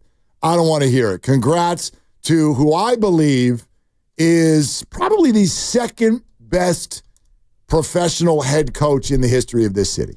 Second? Second. Man. I still got him behind Bill Walsh. Okay. Yeah. And, it's a tough call because it's obviously two different eras, and Bill Walsh benefited from things that normal modern day NFL coaches don't, which is there was no salary cap back then. So he had a couple of teams that were so super stacked, and that's just the way the rules were then, and they benefited from it. And yet, you look at Steve Kerr, and the rules are pretty strict, but he also benefited from a couple things like being able to get Kevin Durant and add him to a team that's coming off a 73-win regular season. So you get one of the 2 or 3 best players at the time in the game to join your team, and you had a super team. So, yeah, he benefited from that as well. And also, Steph Curry having a below-market contract because he was coming off ankle issues. So, yeah, those things are all equally true, but the fact that you still have him at number 2 behind Bill Walsh, it's a tough call, but I could see it. Yep. They both have 4, right? 4 rings apiece. That's accurate. Yes. And they both authored, editions of maybe the best team in Bay Area history. Like Bruce Bochy would be a clear-cut third. Right there. But, and I think Boch did almost as much with less. He may have. I mean, it's such a different sport. It is. It's such a different sport, but I also, I think that one of the huge pieces of the puzzle for someone like Steve Kerr, people will go, he had all this talent. Right. That's actually the challenge. That's a huge part of the challenge. Do you know what the chances are that star players and a head coach spend over a decade together, north of a decade, win multiple championships, and at the end of that run, they're still together and they still like each other? Do you know what the chances of that are? They're not good. They're not good. The managing of egos, the managing of playing time requests, the managing of this, that, the other, all that goes into it, especially in the NBA. Boch really didn't have that. The greatest player in the Bruce Bochy era is like, it's Buster Posey. Right. Like similar demeanor to Steph Curry. Right. I actually don't see that. How do you mean similar demeanor? Super amount of humility compared to the greatness that they have. That's fair. Big time believer in contributing to the greater good of society. And Buster does a lot of that with St. Jude and the rest. And, Steph Curry, of course, does that as well. And also, from an ego standpoint, and I don't know Buster or Steph personally very well, but neither one of them, it seems to me, has an outsized ego that would kind of burst into the room. Like Barry Bonds famously with, 3 lockers and a Barca lounger? Oh, yeah. It's like the locker room, he took it over. No, I get where you're coming from there. Buster's a lot more soft-spoken. I think both of them are like closet, super fiery competitors. No doubt, you have to be, right? In ways that you don't know. Steph, I just think, is a much bigger personality. And then also for sort of the getting somebody's you-know-what kind of an attitude, he lets Draymond do that. Right. Buster did it himself. You know what I mean? Buster did it himself. But he also had, when you're the catcher, you don't have to be as aggressive with it. You had, Mad Bum out there, Snot Rockets, and you had, Kane and Timmy and other bigger personalities. And when you're the catcher, you're just kind of the everyday guy who has to be, kind of a lunch pail, meat and potatoes guy. No doubt. I guess the larger point for me is this. I really feel like Steve Kerr is underappreciated. I really do. And it is for multiple reasons, some of which we've already put out there on the table, which is the idea that he's always had really great players. Then again, I listen to the things that I hear about Steve Kerr through the years, and they have me scratching my head. Oh, the Warriors don't develop young players. They don't? Well, Moses Moody looks pretty good, and Jonathan Kuminga looks pretty good, and Quentin Post looks pretty good, and Brandon Pajemski looks pretty good. And I could argue that some of these Hall of Fame players they have were young players when Steve Kerr showed up. And they developed pretty good. Draymond Green wasn't even a thing yet. So I don't understand the idea that the Warriors don't develop. I don't understand the idea that Steve Kerr hates young people. Steve Kerr has kind of been in a championship window the entire time that he's been here. Therefore, of course, he's going to lean on veteran know-how. The rotations that we've talked about. It's not that people don't have a point there. I guess what I see is in another city, if somebody's won 4 championships, let's give them the benefit of the doubt a little bit more. Like, I wonder, I don't really know this, but if I lived in Kansas City right now, am I throwing nachos at my television set if I don't like Andy Reid's play call on 1 3rd down? What do you mean you're handing the ball to Kareem Hunt on that play? Isn't there a benefit of the doubt that should come with this kind of achievement? And Andy Reid is an interesting comp because he's got the best player. Is he not, though, also considered the best coach in the game? Well, he is now, yeah. I think he is. Yep. And it's always interesting, I think, based on market and team and all the rest of it, because, yeah, you can look at Steve Kerr and you can be critical of whatever you want, but when you look at it, he's won 4 championships for a franchise. You and I are old enough to remember when you didn't even think about the playoffs. You just looked at the schedule and wondered when Magic was coming to town and the other big stars, because that was the highlight. And you'd have 3 or 4 games every year where it was like, whoa, that was fun. They did something really cool. Antoine Jameson had back-to-back 50-point games. I'll never forget it. Well, now you sit here and you stamp championships and playoff berths and appearances in the finals, and so everybody starts to take a lot of this for granted. I just think that we can look at this on a night in and night out basis, and it's completely understandable that no matter who's playing, even Steph Curry, you can get frustrated with Steph Curry sometimes. Oh man, another bad pass there in the fourth quarter, a little loose with the ball. Yep. Whatever. Oh gosh, he's not hitting his threes tonight. That was a warm-up 3. Why didn't that go in? Sure, that's the way that a fan watches a basketball game. But nobody would ever leave the game and be like, "Got to do something about this Steph guy." You'd never do that. And I understand it's a terrible comp because Steph and Steve, totally different roles, and the player's going to be so much more beloved. Steph Curry might be the most beloved athlete in the history of our city. But sometimes when I look at Steve Kerr, I do feel like the fan base does not appreciate him enough. They do not appreciate him enough. And I could take it to a larger conversation. I don't think necessarily now's the perfect time for it because there's a lot of 49er frustration out there and it's warranted. But I think that, and partially it's fair because he hasn't won a ring, and so that makes it completely different. But Kyle Shanahan, to me, takes too much junk for what he's achieved in building a team that when he grabbed it was really in a bad spot, like really in the dregs. And he pulled it up, and it is what it is. And frustratingly, they haven't gotten over the top, and okay. But I do think we're living at a time where good coaching in the Bay Area sometimes is subject to underappreciation. I would agree. Yeah, I would agree with that. And we have had it pretty good. If you think about the 49ers and Bill Walsh, and George Seifert took it over, and he won a ring as well. And even beyond that, Mariucci was pretty good. He had a nice little run. And now you mentioned Shanahan, and he's been really, really good. He hasn't won a championship. And the Giants, he had 3 titles with Bruce Bochy. And now you've got Bob Melvin, who basically came across the Bay, and it's somebody that we know and we respect. And yeah, Steve Kerr, he's been spectacular. You can be critical, but I just think that your point is well made about the lack of appreciation, because you can go around to any number of other teams in the association, teams that have had multiple coaching changes, and it's a constant coaching carousel. Think about the NFL, where I think Shanahan is the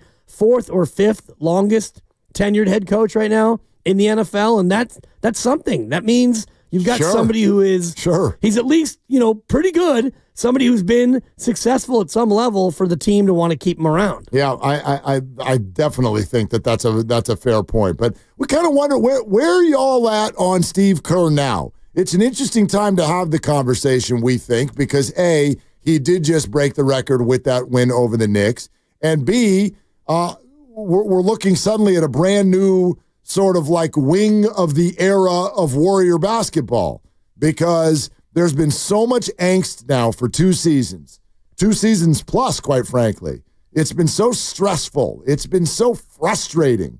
1 year marred by Draymond Green punching Jordan Poole, can't win a road game, get ousted by the Lakers. The following season, Klay Thompson's moping around for an entire year, and you get embarrassed in the play-in tournament and don't even make the playoffs. And then this year starts out, and House of Fire to begin the whole thing. But then you go into a prolonged period of more losses than wins, and everybody's stressing that, oh my gosh, like the end is actually here. We just have to sit with that. The whole Steph Curry thing is over right before our eyes. And then, bang, the Jimmy Butler trade happens.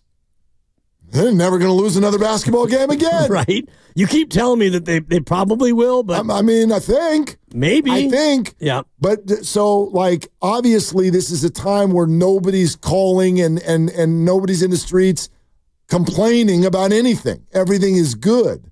So, I don't know. Maybe a time to check in and put the toe in the water. How are you feeling about Steve Kerr now? Because he's the all-time winningest coach in the history of the Golden State Warriors. And he's won 4 championships. And he is architect of a team that is flying back into relevance yet again for like the 5th time in his tenure. And I don't know, man. For other people that have achieved similar type things in their sport, in their city, I think that they're put on a little bit of a higher pedestal than he is. Interesting point, and I'm thinking about other coaches who have done it for a long time. Popovich and Eric Spoelstra are the only 2 longer tenured coaches in the association, and I would imagine that in San Antonio, people aren't calling up and complaining about Popovich's rotations, right? Obviously, he's not even there right now. Right, so but I don't even know more in general. But yes, I got you. But, you know, right. more as an abstract construct. And in Miami, I don't know if people are even that dialed in on Miami Heat basketball and worried about rotations. But out here, it's like, yeah, Steve doesn't like to play young players. Well, he sure is now. No, this is a great point because everybody's, Heat culture. What about it? What about it? You're going to do it our way. Okay, because our way works. Is it? What the hell have you won? Like, you're nice, but are you great? I'll take Steve Kerr's culture. Yeah, Worked do we a hell of a ever lot give him better. credit for that? And Ramona had a great comment when she joined us last week about, take care of yourself day. Like the easygoing approach that he takes with his team. It lets people be them. Right. And for a lot of guys, that really works. And it looks like Jimmy Butler might be one of them. We're sponsored by Chilton Auto Body. Howard Beck's going to join us at about 4:15, but we'd love to hear from a lot of you today. 888-957-9570. We'll take your phone calls right now. How are you feeling about Steve Kerr as he becomes number 1 all-time in wins with the Warriors? Your call's next. Willard and Dibbs. Have you been in a car accident? Chilton Auto Body is 15 convenient.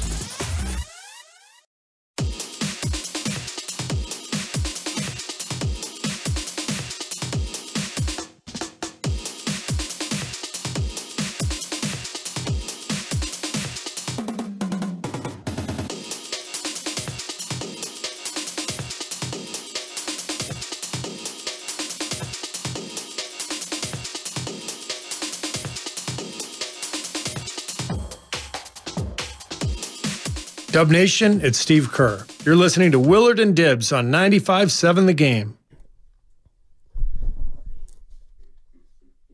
And that man, Steve Kerr, Wednesday?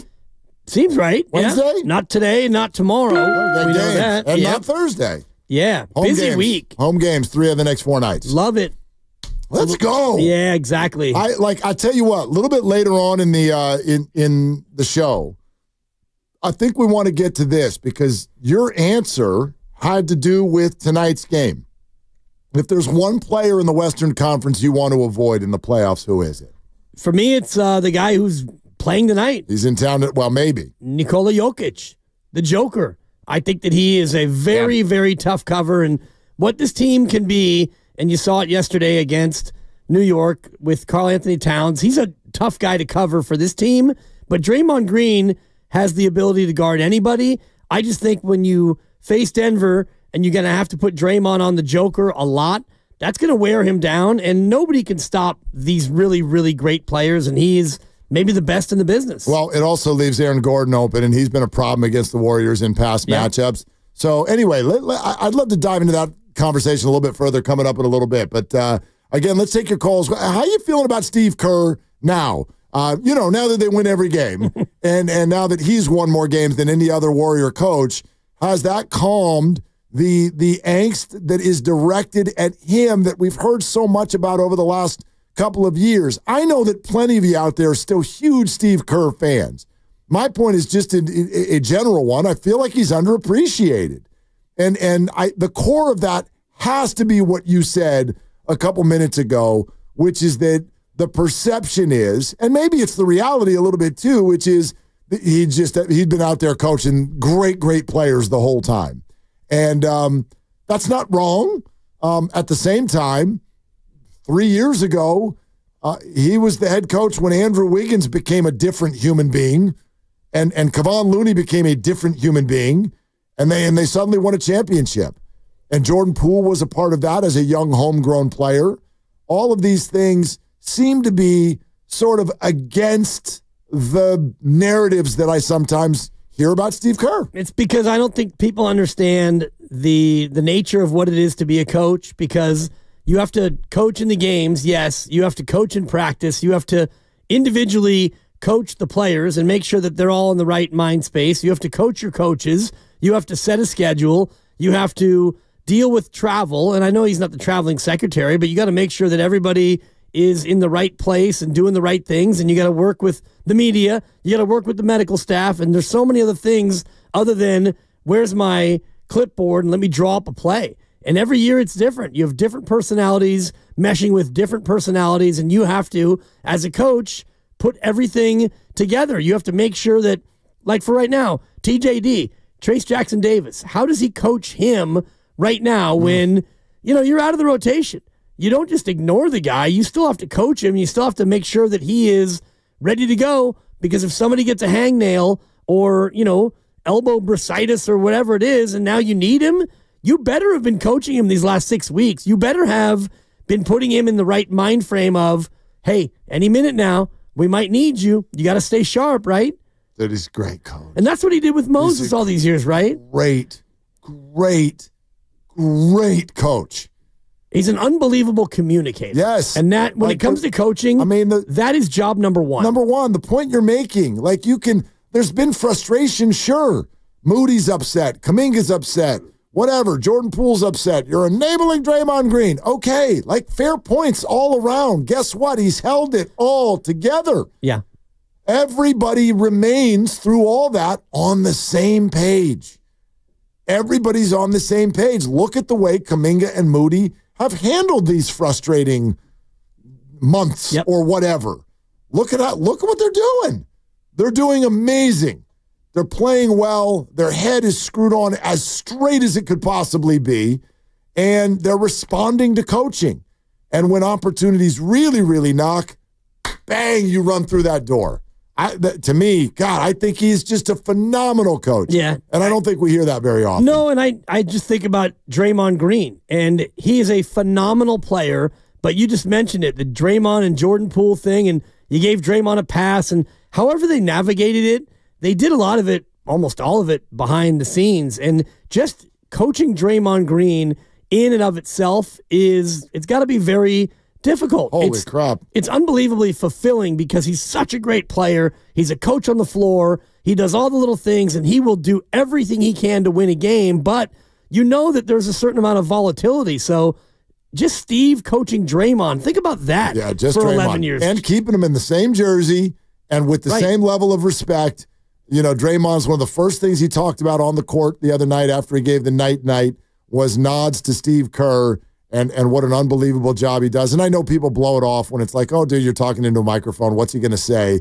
But, like, this would not be going like it is right now if the person at the top was not holding it together. No doubt. It just wouldn't be going this way. Craig in Albany. Hi, Craig. Thank you for calling. Hey, guys. Thanks for having me on. I'm not one of these ungrateful Warrior fans who's been calling in for the last 2 years about asking for Steve Kerr's head, how he doesn't play the younger players. This coach has delivered me to the promised land and delivered us from sin 4 times. I'm a 54-year-old man. I lived in the Bay Area my whole life. Before this, I had the Run DMC and that early Mavericks first-round victory. But I will take Steve Kerr and his 9 championships and his gold medal and his best coach in Warrior winning history until he doesn't want to coach us anymore. And that's what I got to say. I appreciate Steve Kerr. Craig, thanks very much. Yeah, that's the boat that I'm in. And I know what that can sometimes sound like. It's as if he never makes a mistake. Of course he does. I don't ask for that of players, coaches, draft picks, anything. I don't ask for perfection. I don't think that's a realistic thing to do. But he's a phenomenal coach, man. And maybe this is some of my NBA fan and media upbringing. All right, fine, get the drop ready. Right? Like when I first started working the NBA on a night-to-night basis, it was in Los Angeles with Kobe and Shaq. And I'm telling you, to watch a coach keep that together to the point where, oh, by the way, even he couldn't anymore. Even he couldn't anymore. The massive weight of Kobe and Shaq and Phil and the Buss family and even Karl Malone and Gary Payton are in there at the end and all the other things that are going on in that locker room at the time. Dude, the dam burst. It burst. Meanwhile, here in the Bay Area, you've got a dynasty. You've got a personality as big as Draymond Green. You have a star player who has reached the level where people are talking about him as maybe one of the, or even the, greatest player in the history of the league. You have all of that going on. You have an arena switch.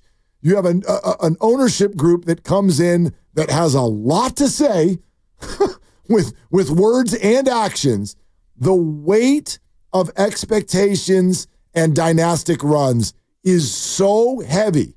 Yet, here we sit in 2025 and listen to these guys talk. They all love each other. They're just like, they're amazing, and they're amazing. The GM's amazing, and the owner's amazing, and the coach is amazing, the players are amazing, and boy, we can't wait to get to work again tomorrow. That's unbelievable. It's almost unheard of, and it comes down to not just Steve Kerr, and he'll be the first to tell you that it's the entire organization, and it's an owner who is a big-time fan and is supportive, and a general manager who worked under another general manager who is also cut from the same cloth, just a good dude in Bob Myers. And Mike Dunleavy's been around the league his whole life. Mike Dunleavy Sr.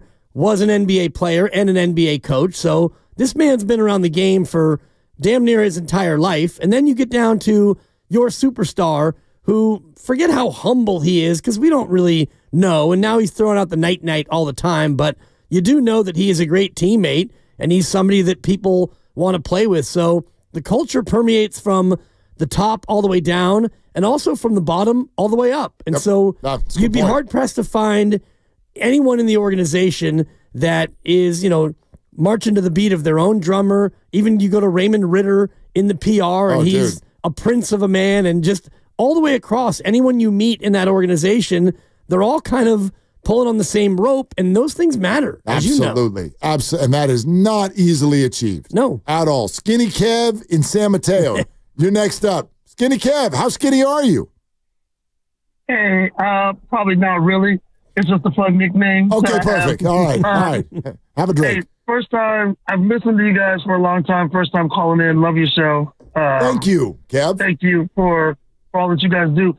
I wanted to call and just say, and you guys, it'll be repetitive to a lot of what you said, but I think that Steve Kerr, I think he's a great coach. I've always thought he's a great coach.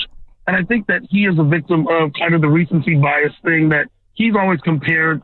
It's more he's compared to himself as opposed to, you mentioned the Niners, Kyle gets compared to other coaches, but you don't really hear people saying, oh, he's not like Don Nelson. Oh, he's not like Al Adams. People are comparing him to the 16 team, the 17 team. And it's kind of that, what have you done for us now? Looking at that, you was right. I mean, we all sat back and just enjoyed the Warriors when we would even sniff the playoffs. And we'd have a phrase, we believe. And now all of a sudden we had heroes and a lot of people and these stars. A lot of people don't remember the old days. They just remember now. And I think what you were saying about Kerr and what he handles, Kerr, he's got the remarkable ability that he has played with probably one of the best. And now he gets to coach one of the best. And I think he brought some of what he learned while playing and observing to how to run the team. And he sits back. He lets the team play. He instructs enough and then sits back and lets them play. And that's why I think they're so successful. And they reinvent over and over. And that's why I think that's where we are now. And I think that he doesn't get enough credit. I think he's an amazing coach, probably one of the best. Yeah, Kev, hey, thanks, man, for the call. And along the lines of what Skinny Kev is sharing right there. I know you'll remember the moment I'm about to reference. It was on this show approximately a year ago, and it was something Moody related, and it was very, as we know, for the last 2 years, very popular to get very freaked out about Moses Moody's playing time. And I get it. And there are two ways to look at the Moody experience, because now he's playing great, and some fans will be like, see, you dummy, you should have played him all along, and this would have happened. Or maybe he's actually getting his opportunity at exactly the right time because it wouldn't have looked like this at other moments. I don't know, and nobody can ever really, really answer that. But there was a Moses Moody game where he went in off the bench and he caught fire, and he got pulled a little bit too quick. And then the game kind of turned the wrong way, and then I think Moody went back in and whatever. This Warriors, is last year, right? Yes, and the Warriors won a game, and you'll remember exactly what happened. And he came on the show, and the first thing we said was like, what was going on there with Moses Moody's minutes? People want to know. First sentence out of his mouth. Yeah, I messed that up. Yep. Boom. Yeah. That's disarming. That's how you lead. That's right. That's how you lead, and that's why he still has the ship together after. What are we? How many years has this been? This is year 11. Okay, I didn't know if it was 11 or 12. Yep. All right. Yeah. Winning percentage of .649 for his career in the regular year, which if you look at all the coaches who've coached at least 5 seasons, that puts him fifth right now all time in winning percentage. Okay. And that's, he's 11 years, and you look at his playoff wins, he's won 99 playoff games, which puts him 7th, tied with Red Auerbach. I don't know if you've ever heard of him. Heard of him, yes. Yeah, and so Steve's next playoff win will tie him with Larry Brown for 6th, and he's only trailing Popovich, Doc Rivers, and Spo among active coaches in playoff wins and championships. Yeah, we need to point out that he has 4 of those babies as well, which also puts him in a very elite group. Only 5 coaches have more than 4 titles on the bench, including Phil and the aforementioned Red Auerbach, Popovich, and Pat Riley. Yeah. And John Kundla. That's the company. Right. That's the company. Popovich, Riley, Phil Jackson, Steve Kerr. I mean, that's and Red Auerbach, of course. But the rotations. Right. And you don't like young players. But the rotations. And you can't develop young players. And then now you look at this team and think about their rotation now. You've got Pods, second year, Quentin Post, rookie, Guy Santos, second year, I believe. Second year-ish. Yeah. Moses Moody, 4th year. Jonathan Kuminga, the same. So more than half of your rotation is with players 25 and under. Yeah. Yep. Yep. Although I think Quentin turns 25 tomorrow. By the way, another quick nod to Mike Dunleavy. Friday, yeah. I just started thinking about this. That Moses Moody contract threatens to be one of the best contracts in the NBA. Right. And I think there's a message there that I wish the 49ers and all organizations would take. Dude, do it early. Do your contracts early. Stop waiting for people to put toes in the water or whatever. You know, the Bengals yesterday did something that every fantasy football player, they get T. Higgins and Jamar Chase. Good luck ever getting an offensive lineman. You just dumped $70 million into 2 wide receivers, which I'm well on record. This is not the most important position on a football field. So enjoy all your fantasy numbers. They were both on the team last year with Joe Burrow. They missed the playoffs entirely. So, you know, and, oh, by the way, you could have had both of those players for probably about $20 million less, at least $15 million less, if you had just done it last year when both of them asked for an extension then. Yeah, do it early. Do it early, and that's what the Warriors did with Moses Moody. They didn't do it with Kuminga, and I'm interested to see when we get to the summer how that's going to work out, because you've mentioned it before, not a lot of teams with a lot of cap room to blow the Warriors out of the water with an offer. And, you know, the Moody deal, you mentioned it, it hasn't even kicked in yet. He's still making 5.8. Right. So next year he makes 11.5, and it goes up a little bit from there. They've got 3 more years of Moses Moody. Deal. The dude is 22. Deal. Right. Super deal. Give me that deal all day. Yep. Jonathan in the city. Hi, Jonathan. Thanks. Hey, good afternoon, guys. You know, Steve Kerr as the head coach, I would put him in the same category as Wardell Stephen Curry. It's slightly below perfect, you know, just maybe a notch below perfect. And let me ask you guys, I think we're all in agreement that if they're ever going to erect the first statue of Chase, it's going to be Stephen Curry, right? You would who's think. That next? But who's the second? It may be Draymond Green. It may be Clay. I think it's going to be Steve Kerr. Yeah, Steve Kerr as the coach, he's a statue guy. Well, Jonathan, that's a fun question. I would actually probably guess Steve Kerr just because he probably threatens to be done coaching before Draymond and Clay are done playing.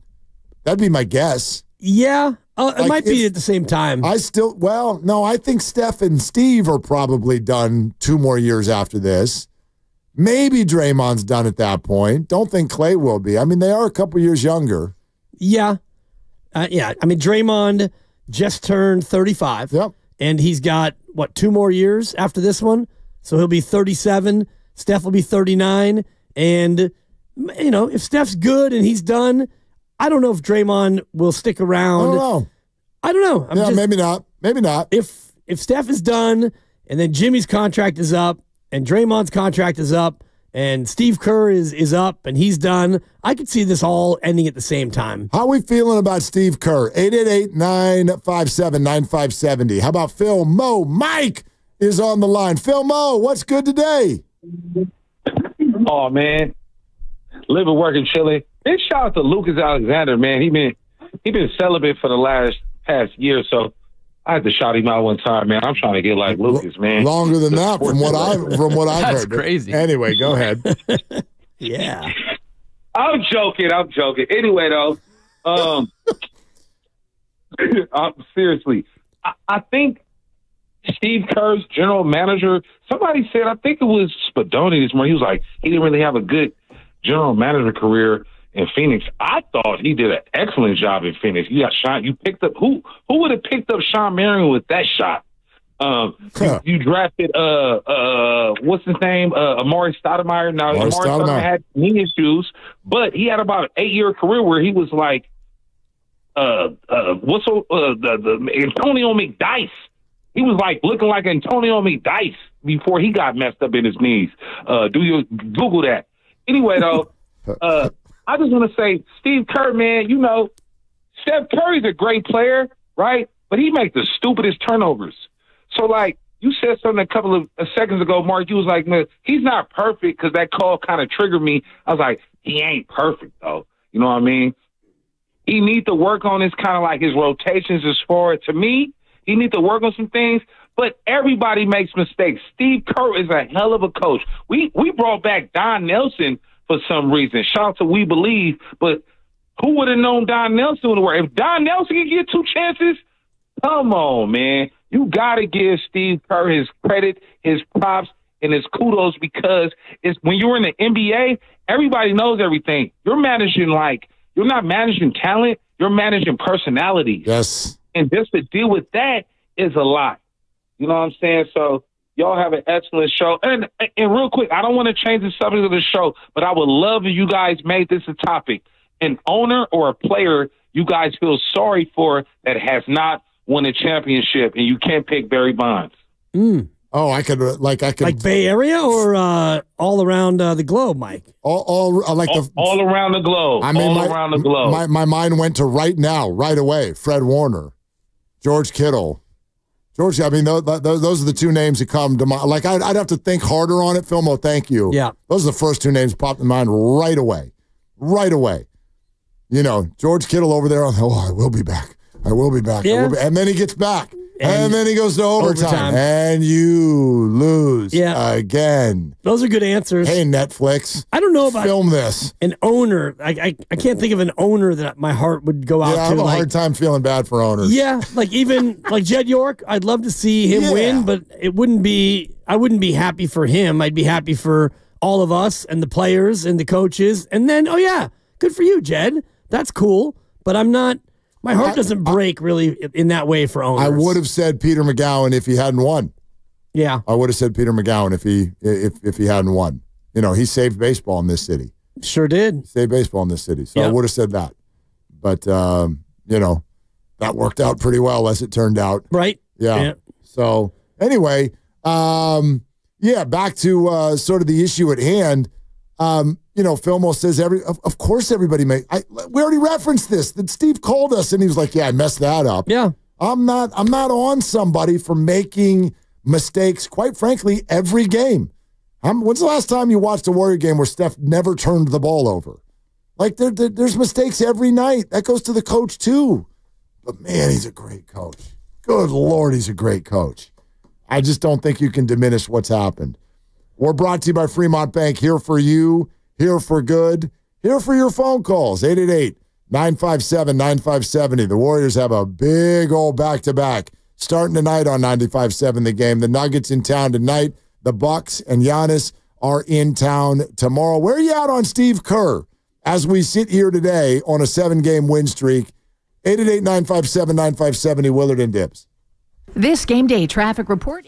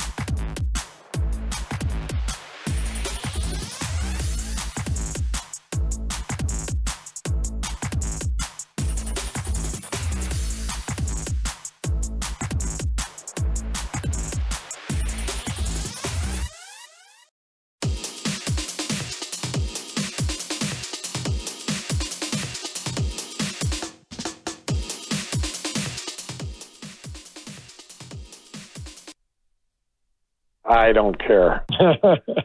Yeah, it's crazy. It's crazy. He deserved it. No, you don't. No, you don't.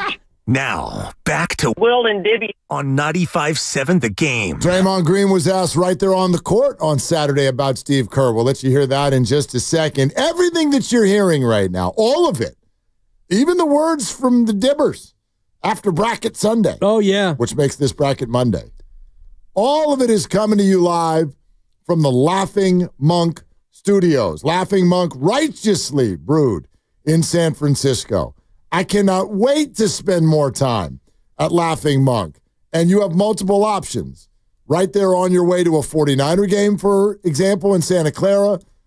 Much more coming actually in the city of San Francisco. All of us here at 95.7 The Game, so excited to have Laughing Monk Brewing involved in everything that we're doing. And therefore, that means that we're going to get involved in everything that they're doing. Yep. I'm going to eat it, okay? Yeah, I'm going to drink it. I'm going to drink it, too. And we're going to get down there, just one a night. But I'm going to drink it. I'm going to eat it. That's right. We'll go Let's go to Dibs, half in the bag. Or all the way in the bag. It's kind of a fun tandem we have because you're big on eating, a little bit of drinking. I'm big on drinking with just a little bit of eating. That's it. It's perfect. Yeah. Yeah. I like it. Is that the abundant life motto? No, they try to steer clear of all things that are not necessarily calorically good for you, but every now and again, I'm going to drink it. Yeah, you got to do it. Yeah. You're going to Vegas this weekend. Especially when it comes to Laughing Monk, you got to support the people that support us. Yes, the rules do not apply there. But anyway, Laughing Monk, great place to watch games. The food and drink, fantastic. The camaraderie, the vibe, all of it. It was awesome to meet Sam at the knockout tournament just a couple of weeks ago. Was that 2 weeks ago today? That's what that was, wasn't it? Yep. Yeah, you've been a two-time champ for 14 days now, Mark. Yeah, that's true. Yeah. Two-time champ 2 weeks ago. Anyway, fun to meet Sam out there. He's a great dude and runs a great set of establishments. And so check out Laughing Monk wherever you may be throughout the Bay. This is random but true and has nothing to do with the Warriors, but I just wanted to get it off my chest really, really quick. I've been very, very confused by what the 49ers are doing. And today, that has continued. Oh, no. This won't mean much to most fans, I think, but have you heard the name Azeez Ojulari? Oh, yeah. Okay. Free agent pass rusher from the New York Giants. And a lot of people, in fact, I saw some websites over the weekend. Oh, Ojulari is projected to go to the 49ers. I'm like, oh, great. Projected. Just like Joey Bosa was. Projected to go to the 49ers. Well, Ojulari signed today a one-year deal with the Philadelphia Eagles. Not those Eagles. Yeah. The champion Eagles. Yeah. $4 million. The team that already has a nasty defensive front. And I know they lost some of their D here in free agency, but yeah. The Eagles. Yes, that's not good. 1 year, $4 million. The 49ers couldn't have come up with $4 million for 1 year? I mean, maybe Ojulari didn't want to be a Niners. Maybe they didn't want him to be a Niners. I'm not sure, but this whole free agency, and I'm glad to see you starting to turn a little bit angry. I'm just confused. Your brow has gone from bouncy and bright to I told you, angry. I told you that if I went to bed Thursday night and this didn't look right, then I would start to sing a different tune. I'm still not going to sit here and tell you that the 49ers don't have a plan. I'm sure they do. I just don't know what it is. Well, it's the draft. That's their plan. That's a bad plan. It's risky. You're allowed to go to the draft and sign free agents. Yeah, I checked. I looked up the rules. You are allowed to do both. You're allowed to sign. These teams that are signing players are also going to be at the draft. Right. I couldn't believe it. The Bengals are going to be at the draft. They have picks? Yeah. Yeah, it's a shame. $70 million on 2 receivers and a draft. I don't know. I don't know what they're doing. I hope that it shows itself at some point. Well, it is showing itself. I just don't know if it's necessarily going to be something that we like. And free agency has pretty much passed them by. I don't know what other big free agents are still out there. There's no big ones. Right. Are there any medium ones? Could we add a couple of small ones in the Probably. medium? I mean, there's still some quarterbacks sitting out there that obviously people talk about. So there are big free agents, Aaron Rodgers, Russell Wilson. Right. But like they shouldn't be barking up those trees, though. No. They've got their quarterback. Correct. Assuming that they want to pay their quarterback. I hope you're not talking about Mac Jones. Well, they do have Mac. They've got their quarter Mac. He's there. Too. At best. It's Monday. We're trying to warm our way into it. You've only got 3 days this week, so you better get going there, buddy. Yeah, you're done right. Don't you ease into anything. Right. Let's get your fastball right now, okay? Okay. All right. Draymond Green, Lisa Salters, ABC, right after the game ended. Draymond gives Kat the night-night, and a minute later, he's in front of Lisa Salters, and one of the things that was asked of him was about Steve Kerr. Your coach, Steve Kerr, now the all-time winningest coach in Warriors franchise history. What's it mean just to be a part of that for him? It's incredible. I'm thankful that I've been here for actually every single one of his wins. But he's a special guy. He's made this place a special place. He came in here and got us over the top, and we've been kind of headed on that trajectory ever since. We're lucky to have such a winner like that. Guy's got 9 championships. We're lucky to have him, and I'm grateful to be a part of it. Yeah, he's a special guy. Grateful to be here for all of this. I know that what? Yeah. No, go ahead, say it. He hasn't been here for all the wins. He got suspended for a month. So he hasn't been here for all the wins. Okay. I'm just a little bit of semantics. I'm just saying. That's all I'm saying. He's been on the team the whole theory, time. Yeah. Anyway. Yeah. He's been around. I like the words. Right. They were nice words. Like his key to the arena worked the whole time. Yeah. I wonder, Yeah, I think so. He's trying to scan in and it doesn't work. Well, you know that place. Yeah. Not just anybody getting in there and out of there. Well, it's funny you say that because Fake Clay actually was able to just walk right through famously a couple of years ago. That is a fair point. Turns out anybody can just get in there. Just kidding, Warriors. I know you've tightened up the belt since then, but Fake Clay was able to just stroll on in. That's true. In uniform, which is a little bit weird to think that nobody would have thought about that. But I'm glad you brought him up, not Fake Clay, meaning Draymond. Because I don't know that throughout history, if you want to talk about dynasties and success stories for coaches and whatnot, has there ever been a player who is at least seemingly that challenging to coach? And I don't say that just because of perceptions with the way he plays. Let's remember that famously Steve Kerr once upon a time said, "I'm so bleeping sick of Draymond," and said it with lip readers and then admitted that, yes, that's what I said, caught all on camera. The Durant stuff, the Jordan Poole stuff, this is a complicated individual to coach. And a lot of people said when Bob Myers leaves, well, this is going to really fall off the track. Well, nope, it hasn't at all. Have any of these success stories or dynasties ever had a player like that who was on it the whole time? I know Rodman did the Bulls thing, but he was only there for 3 of the 6. He was there for just a short period of time. Right. So the whole time, I don't know if there was another comp. My point being, this is at the centerpiece to me of what is amazing about Steve Kerr is to keep all of this together with a blend of personalities that are so big, at times challenging, very different, all of that, and still have everybody on the same page and seemingly respecting one another this many years in. That to me is exhibit A of the job he's done. Right, and you can think about the time that Steve spent with the Bulls as a good example and what he learned from Phil Jackson about, giving certain players different amounts of room to work with. And Dennis Rodman is a great comp because you absolutely have to have Dennis Rodman. You don't win those other 3 championships without him, I don't believe. What he did defensively and on the glass and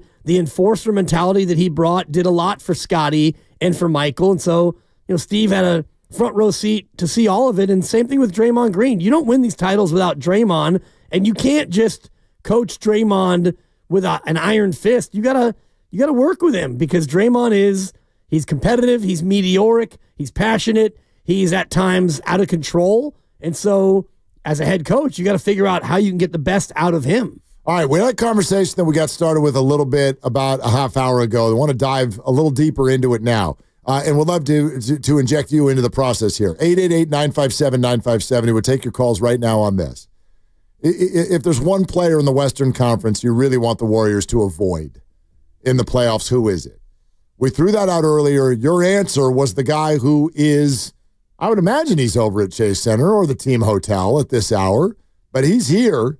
Maybe he's even listening with AirPods. What's up, champ? What's up, MVP? Nikola Jokic. That's your answer. That's who you want to avoid. You want to avoid this team. Yes. Okay.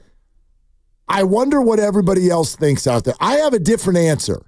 I have a different answer that I'll give you coming up next. But we'd love to hear from you as well. If there's one player/team that you want the Warriors to avoid in the Western Conference playoffs, assuming they get there, who is it? 888-957-9570. Talk a little bit more about that. Get your phone calls in on that. Howard Beck, all over the NBA, one of our favorites, and it's been a while since we've had him on. I don't know if we've had him on all season. With the Ringer, is going to join us in exactly an hour. This is Willard and Dibbs. Traveling in 2025? Start your journey right at SFO with the most nonstop flights.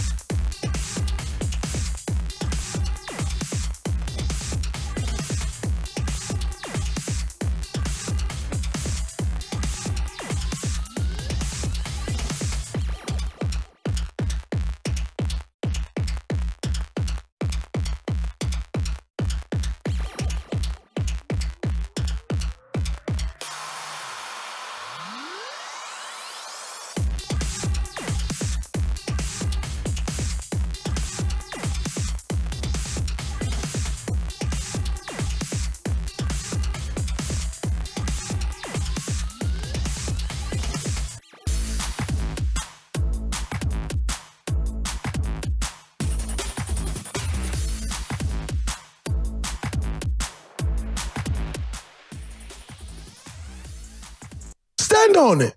Stand on what you say. Stand on what you do. Bay Area is Draymond Green, and you're listening to Willard and Dibbs on 95.7 The Game. I'll stand on it right now. You know who I don't want to see? LaBruca. That's who. LaBruca? LaBruca. Who are you? You can't pick two people. Well, no, I said player/team. Ah, gotcha. So you don't want to see LeBron or Luka or the Lakers. I don't want to see LeBron James. Or Rui Hachimura. I don't want to see. If you make me make it one player, fine. I will make it a 40-year-old human being. I do not want to see LeBron James for so many reasons. First of all, even at age 40, he's brilliant. He's brilliant. He is able to get so many people involved. From a physicality standpoint, I still don't think the Warriors really have anybody who can get up in his way and stop what he's doing. There's a history there for whatever reason. It feels like the last couple of years. It starts with the playoffs 2 years ago. The Lakers have had the Warriors' number. Would it be different without Anthony Davis? Maybe. I'd rather not find out.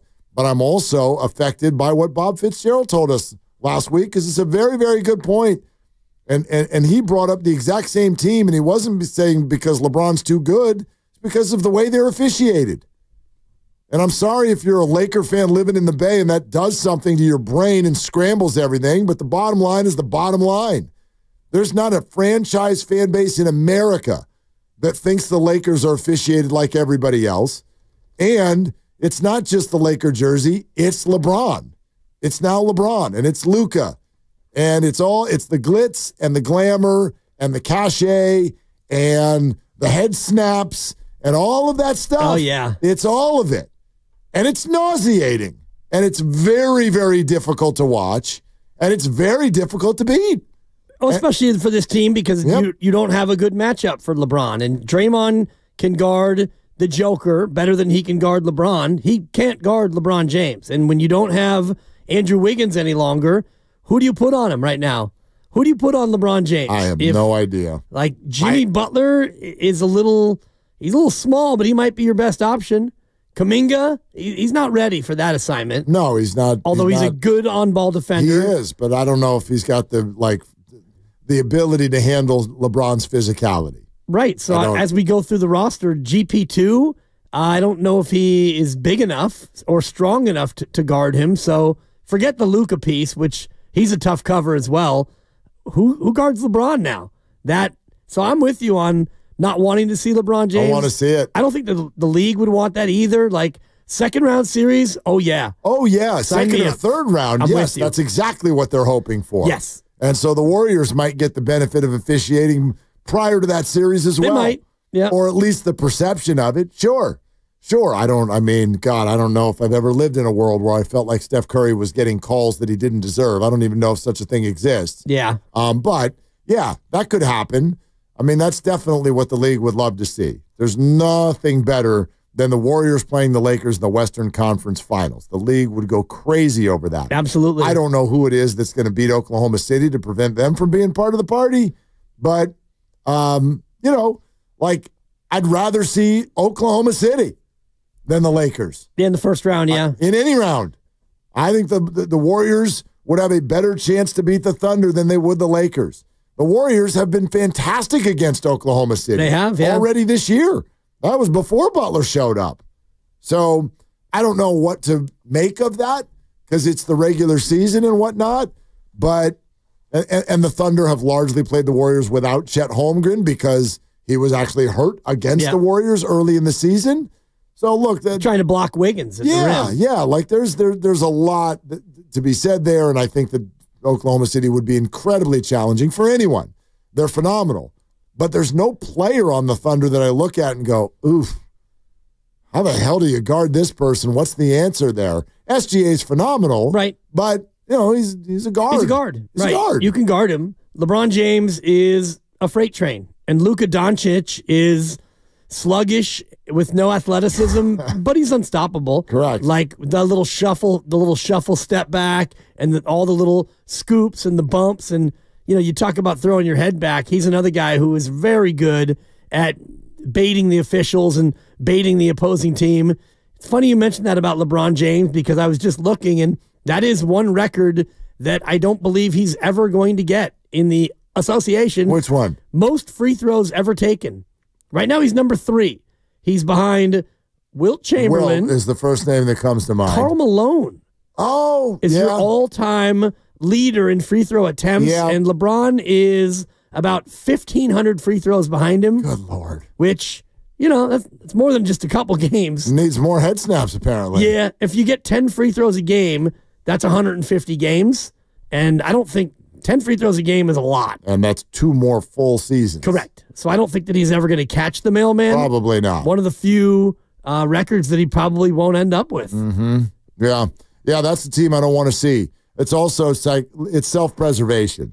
I remember this 2 years ago. Watching a playoff series against LeBron and the Lakers is one of the more frustrating fan experiences you can ever have. I remember, in fact, it wasn't until this year when the Warriors acquired him, I was still triggered by the idea of Dennis Schroeder because of that playoff series 2 years ago. Right.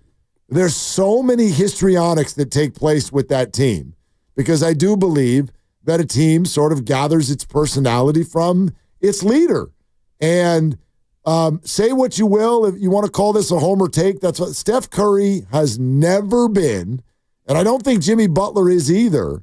They've never been the kind of stars that play that game, at least at a high level. Everybody in basketball tries to draw a foul. There's nobody that doesn't do that.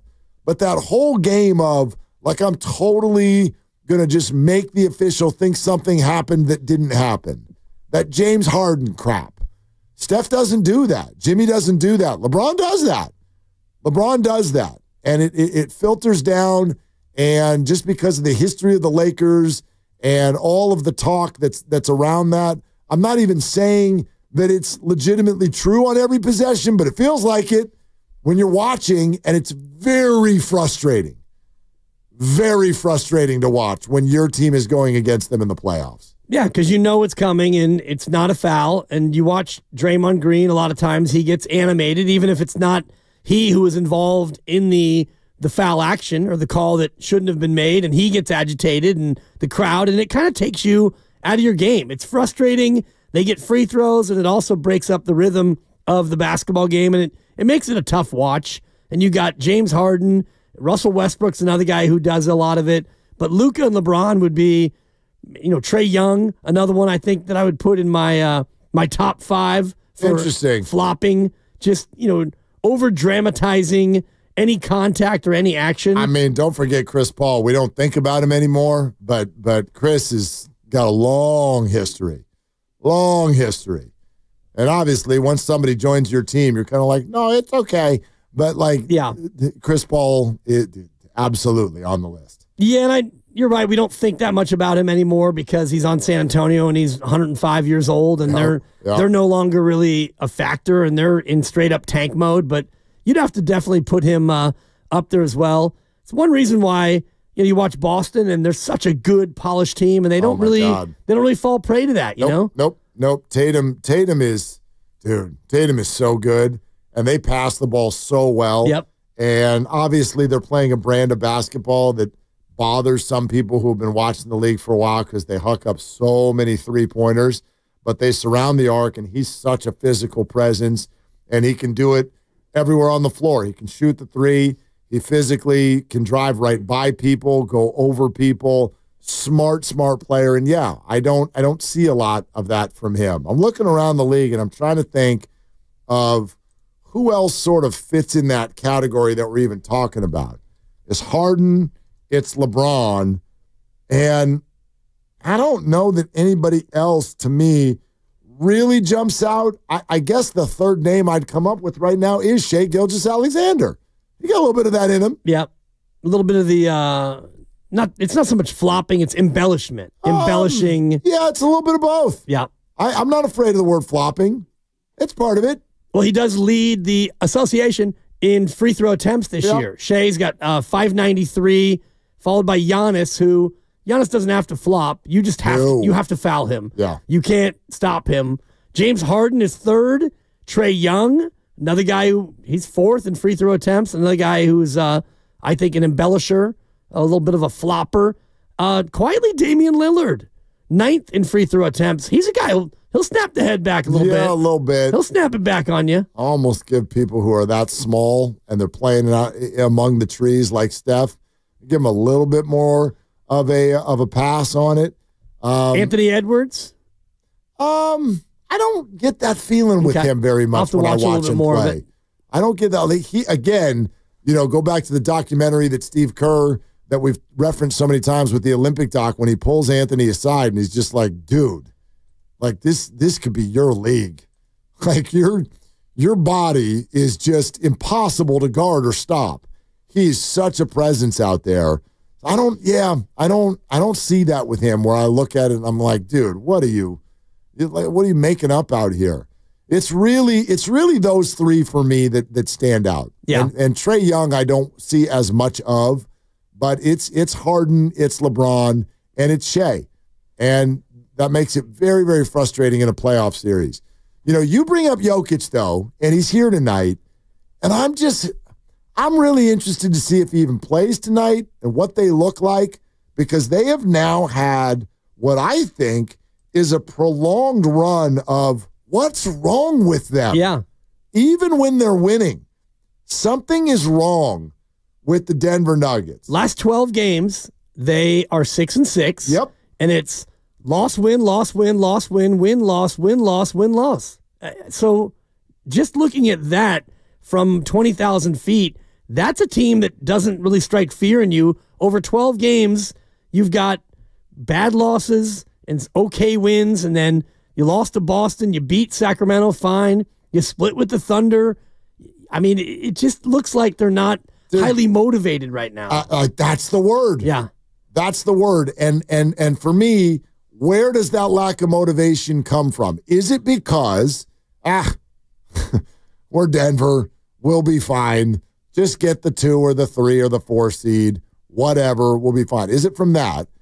Or are they just kind of wired this way because they won a title 2 years ago, and since then, I'm going to call it, dude, they've been underwhelming. I'm sorry. You have the best player in the world, and I'm not coming down his road. He's put up all the numbers that you could want. The best example of this is what happened back on March 7th. 10 days ago, this guy had what you could argue is one of the most cyborg games that has ever happened in the history of the league. I don't know if y'all caught this. 31 points, 21 rebounds, 22 assists. It's the largest triple-double in the history of the league. Nobody has ever had a triple-double where all three numbers were north of 20. It's never happened before. Okay, so what did they do that night, you say? They outlasted a team that has given up for weeks in the Phoenix Suns on their home floor and won in overtime. And I watched that game, and they just couldn't shake them. Now, you could say, oh, that's the NBA. I'm telling you, man, in those 12 games you just referenced, they've impressed me one time. They went to Detroit and won by 15. Outside of that, even their wins. I mean, they won a game in Oklahoma City, but that was on they played there 2 nights in a row, and Oklahoma City just smashed them the night before. And so those games often are just split because that's kind of the way it works. But, man, they've been outclassed a lot and lost on Saturday night to the Wizards in Denver. Right. Something's wrong with them. Well, So right now, they don't scare me that much. They don't, but you get into a best-of-7 series, and, if they get everybody back and healthy, they can be very dangerous. I'm just picking through some of their games, and they're playing 7 guys. They're playing 8 guys. So I think that the starting lineup, especially, they're kind of worn down. But is that because of health, or is that just who they are? I don't think they're a very deep team. They're not, but... Lack of strength in numbers. Right, but you're getting into really the deep part of the season, and guys are probably tired. Like, Jokic plays almost every single game. He doesn't load manage a lot, and I'm looking at the game that you just referenced. You lose to Washington. The guy plays 39 minutes, shoots it 30 times, puts up 40, 13, and 9 with a couple of blocks. He's got to be exhausted. the amount that he plays. And Michael Malone is, he just plays him, and they don't have any bench, really. But that's why they don't really scare me. Like, this game against Washington, this is not a health problem. Michael Porter played. Jamal Murray played. Russell Westbrook played. This kid, Christian Braun, who shoots the ball really well, he played. Yeah, no Aaron Gordon. Yeah, no Aaron Gordon.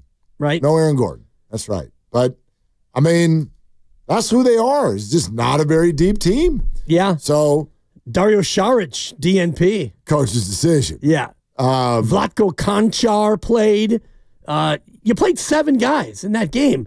It's like you're a high school team from the 1950s, Coach Malone. Like, let some of these other guys at least get out there and give your star a break. I don't know that they like what they're seeing from those other people. Yeah, fair. Let's go to John in Hayward. Hi, John. Thanks for calling. Hey, guys. Thanks for taking my call. Yeah, I'm calling it because, you want to look at let's look at the Western Conference, like, right now. Like, let's do it. Who has experience lifting up, like, the trophy? When you look at it from, like, top to bottom, OKC, like Shai Gilgeous-Alexander, Chet Holmgren, like, they haven't experienced it. No. Houston, Ime Udoka, like, yes, he went to a finals, but he has yet to encounter that experience with the Houston Rockets. Yeah, none with Memphis and none Ja of their Morant. players, right? So you look at the roster, or you look at the top 6. Yeah, LeBron won a title, in 2020, but who is still with the Lakers that won that title in 2020? Whether it's players or even coaches, because JJ Redick is like a brand new coach. So you look at, like, the Warriors and the Nuggets, it's like they're the only ones who has the experience, who has the pedigree, who knows what it takes, to win the title. So you take that apart. Who else do you feel? Well, I would argue differently with regard to your point about the Lakers. Thanks so much for the call, John. I look at players, and so, okay, who are the Western Conference players who've lifted a trophy? It's Jokic, it's LeBron, it's Fred VanVleet. It's Stephen Draymond. As Grandy pointed out in my ear. It's Kawhi Leonard, and it's Kevin Durant. Like, and I guess if you want to say Klay Thompson with the Dallas Mavericks. Yep, you count but that. The Mavericks and Suns are now irrelevant. The Clippers, I'm not going to call irrelevant, but that's not a contender to me, and Kawhi doesn't play enough basketball. I think that you're looking at Jokic, LeBron, and Steph. That's what you're looking at. Frontliners. And Oklahoma City's the favorite. And for my money, those 3 teams that I just mentioned are the biggest threats to Oklahoma City because of that experience. Oklahoma City's the best team. Then after that, I'll look to the big-time players who've done it before. Denver, the Lakers, and the Warriors. But in that group, it's easy for me which one is the scariest. And it's LeBron James because, A, he's LeBron. B, there's a history there against the Warriors. C, the way they're officiated, I hate. And D, when they've been at full strength, they've looked really good. And I can't say that for the Nuggets right now. No, and I do think that the more I go deep into Denver, I think a lot of it is what you were talking about, which is regular season, ho-hum, we'll be fine in the playoffs, but also it's the minutes that they're playing. And I just was sorting minutes, and they have 4 players in the top 19 in the league in total minutes played. Yep. 4 of the 19. And, it's Jokic, it's Braun, it's Murray, and it's Porter Jr. Well, they all play mass minutes. Then they've got a problem. Yes, the problem is they're tired. Gas. Exactly. Well, you can't do that when you're about to get to the playoffs. Well, you can hopefully, if you do it right, you start resting some guys and you get them ready for the playoffs. But the way they've been playing all these guys, and, Jokic is 10th in the league in just total minutes. The guy's played in 62 games, so he plays every night. And when he plays 36 minutes, 38 minutes. And so I think that they're just tired. They're worn down. Maybe, but again, if that's the case, then they're in trouble. That's not. I don't look at that as like, oh, well, that'll get better. That's not going to get better. Probably not. That's not going to get better. They're not deep enough, and I think the Warriors can take that team. I think the Warriors are going to take that team tonight, and I think they can take that team in the playoffs. The Lakers, I got questions. Yeah, I mean, it's just a bad matchup, I think, and you're right about OKC and. Shai Gilgeous-Alexander is a great player, but he is a guard. He's a 6'3" guard who can't cause as much havoc as 6'8" LeBron and 6'10" Jokic and, some of the other guys, some of the other real big size Even Luka with the Lakers, he's a tough cover for them too. Yeah, but they're 56-12. Fine. They're so good. Yeah, I'm not saying that they can't be beat. I'm just saying that They've won one playoff series in the last 4 or 5 years. Right. So, but, then suddenly you go do it. You know what I mean? Yeah. I mean, how many playoff series had the Warriors won prior to the year where they won the whole thing? They had won one. They won one and lost, and then the next year they lost to the Clippers in 7. Exactly. Then they went 67-15 and won the whole thing. Won the title. It sounds very, very similar to Oklahoma City. It can. I compare Oklahoma City right now to the Warriors the first year that they won the title. They look very similar to me. I also think that the league, and you made this point last week, the league now is a lot deeper. There's a lot more really good teams, and the East has 2, maybe 3 good teams. New York, Milwaukee, I mean, Cleveland is really good, and Boston defending champs. But in the West, you could look at 5 or 6 teams and say you could make a case for 5 or 6 teams, make a case for them to win the conference. The team that we're leaving out of this conversation, which absolutely needs to be in it, you're right, is Minnesota. We haven't even mentioned them. Oh, you always mention them. Dude. It's your thing. Dude. 8 in a row. They are tough. They're cooking. They are. You want to talk about the opposite of Denver, the depth that they have. And by the way, did that not already rear its ugly head against Denver last year? When does depth come into play? Well, I'd argue probably game 7 of a series. And Denver had them at their building in a back-and-forth series and completely got run off the floor. Because Minnesota can throw a bench at you that's totally different than what Denver's bench can do. And Ant is young and motivated and all of those things. And I think they're even better this year. People will go, but they lost Cat. Yeah, yep, they did. They lost Cat. I don't know if come playoff time, if that's a good thing or a bad thing. Julius Randle is at least a poor man's Cat. And now you've got people like DiVincenzo. I already loved Naz Reid coming off the bench. That team is a problem. They played 13 guys last night. Dude. By the way, injury report, really quickly, I have an update. Not from the Warrior game. Okay. Everyone that was questionable is still questionable. Steph, Jokic, Murray, and Gordon. But from the Timberwolves game tonight that you guys not talking about necessarily, they're hosting the Pacers tonight. Tyrese Halliburton for the Pacers is out.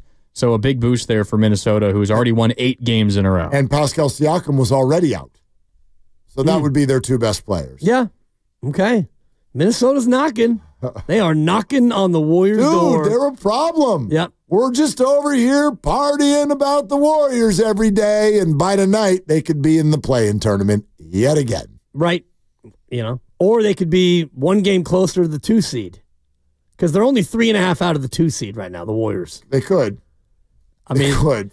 Minnesota's a problem. But between Houston and Minnesota, it's 3.5 games. From the 2 to the 7. There's only like 15 left. Right. So 3.5. Yeah. Yep.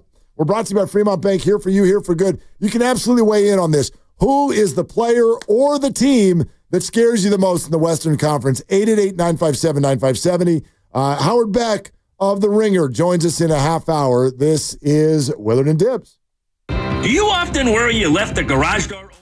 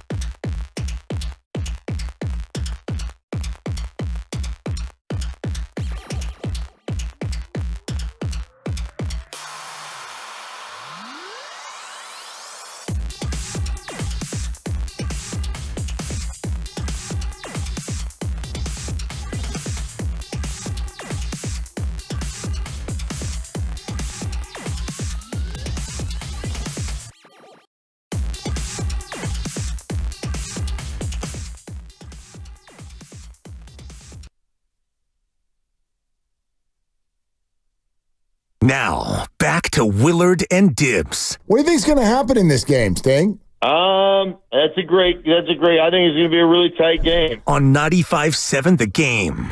Do we even remember what game that was referring to? And was it a tight game? I could figure it out. Did the Niners win? Probably not. Right, odds are. Probably not. Dude, we got something Niners for you. Yeah? What's cooking? Did they sign somebody? A free agent? Big name? I don't even know what to make of this. Judging by your sigh and your face, it's an exasperation sensation is what it is. Kind of. You look exasperated over there. Like, well, okay. You're beaten down over there, Mark, and I hate to see it. Not beaten down. Just you're flummoxed. You're baffled. I don't like You're confused. I don't like. Yes, I'm confused. And I don't like being confused. When it comes to sports, it shouldn't be confusing. This came up yesterday. We're going to leave all of the corporations' names involved out my mouth. Okay. Because I know better than to do that on the radio. Yeah.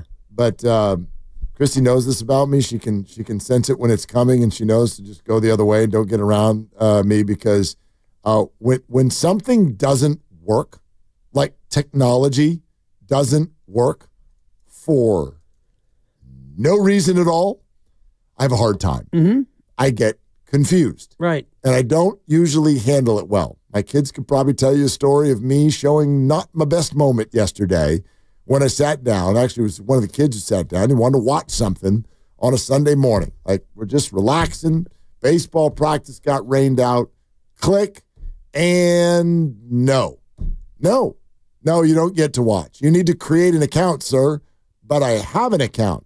No, not today, you don't. Oh, no. So then you call those people and say, what happened to my account? Oh, we have no record of your account. Well, I've had an account for about 5 years, and we've watched every day.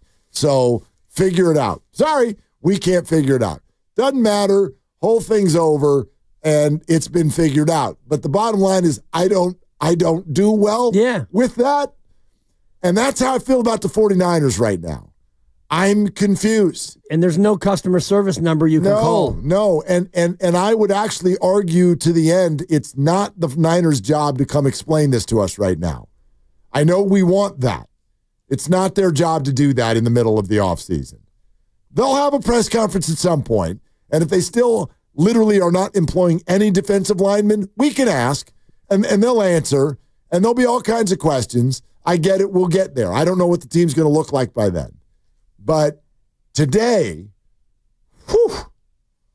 this is a super confusing offseason. And of all the names who have left, the one that bothers me the most remains Dre Greenlaw. Listen to this, okay? This is from Adam Schefter. And today, he was on 92.5 FM Altitude Sports Radio in Denver, which is now the home of Dre Greenlaw. And Hufanga, for that matter. Listen to this. The Niners were trying to get back Dre Greenlaw, even after Denver had an agreement done with him. They were pushing to get that done.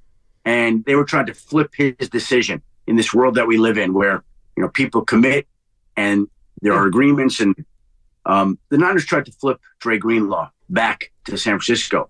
And I think they were pretty persuasive, but not persuasive enough. And I think Dre Greenlaw stood his ground and kind of stayed with Denver. Oof. They were pretty persuasive, but not persuasive enough. Right. Okay.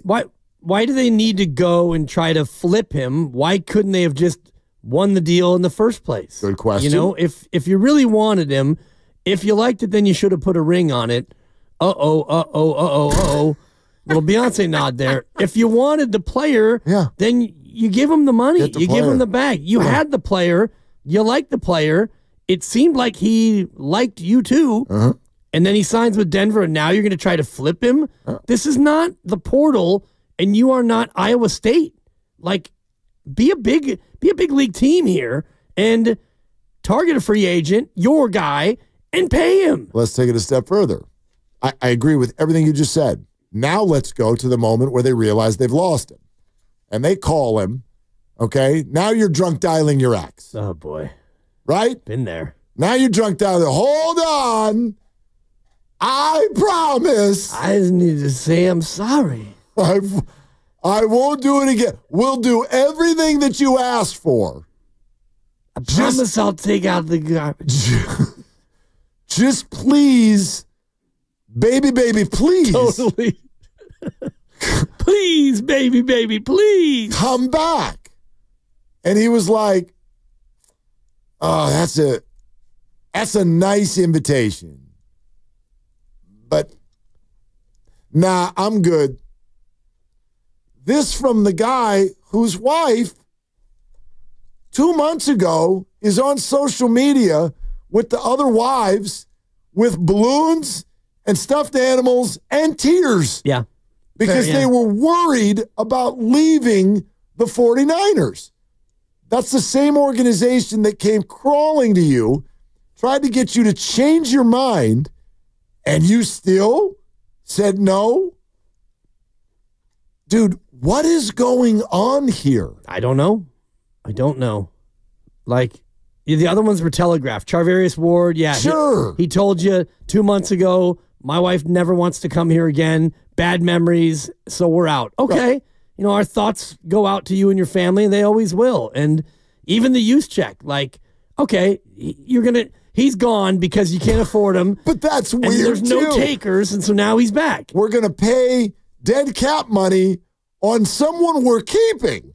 Right. Now, and I know. Oh, but they're going to pay that anyway. I know, but it's stupid.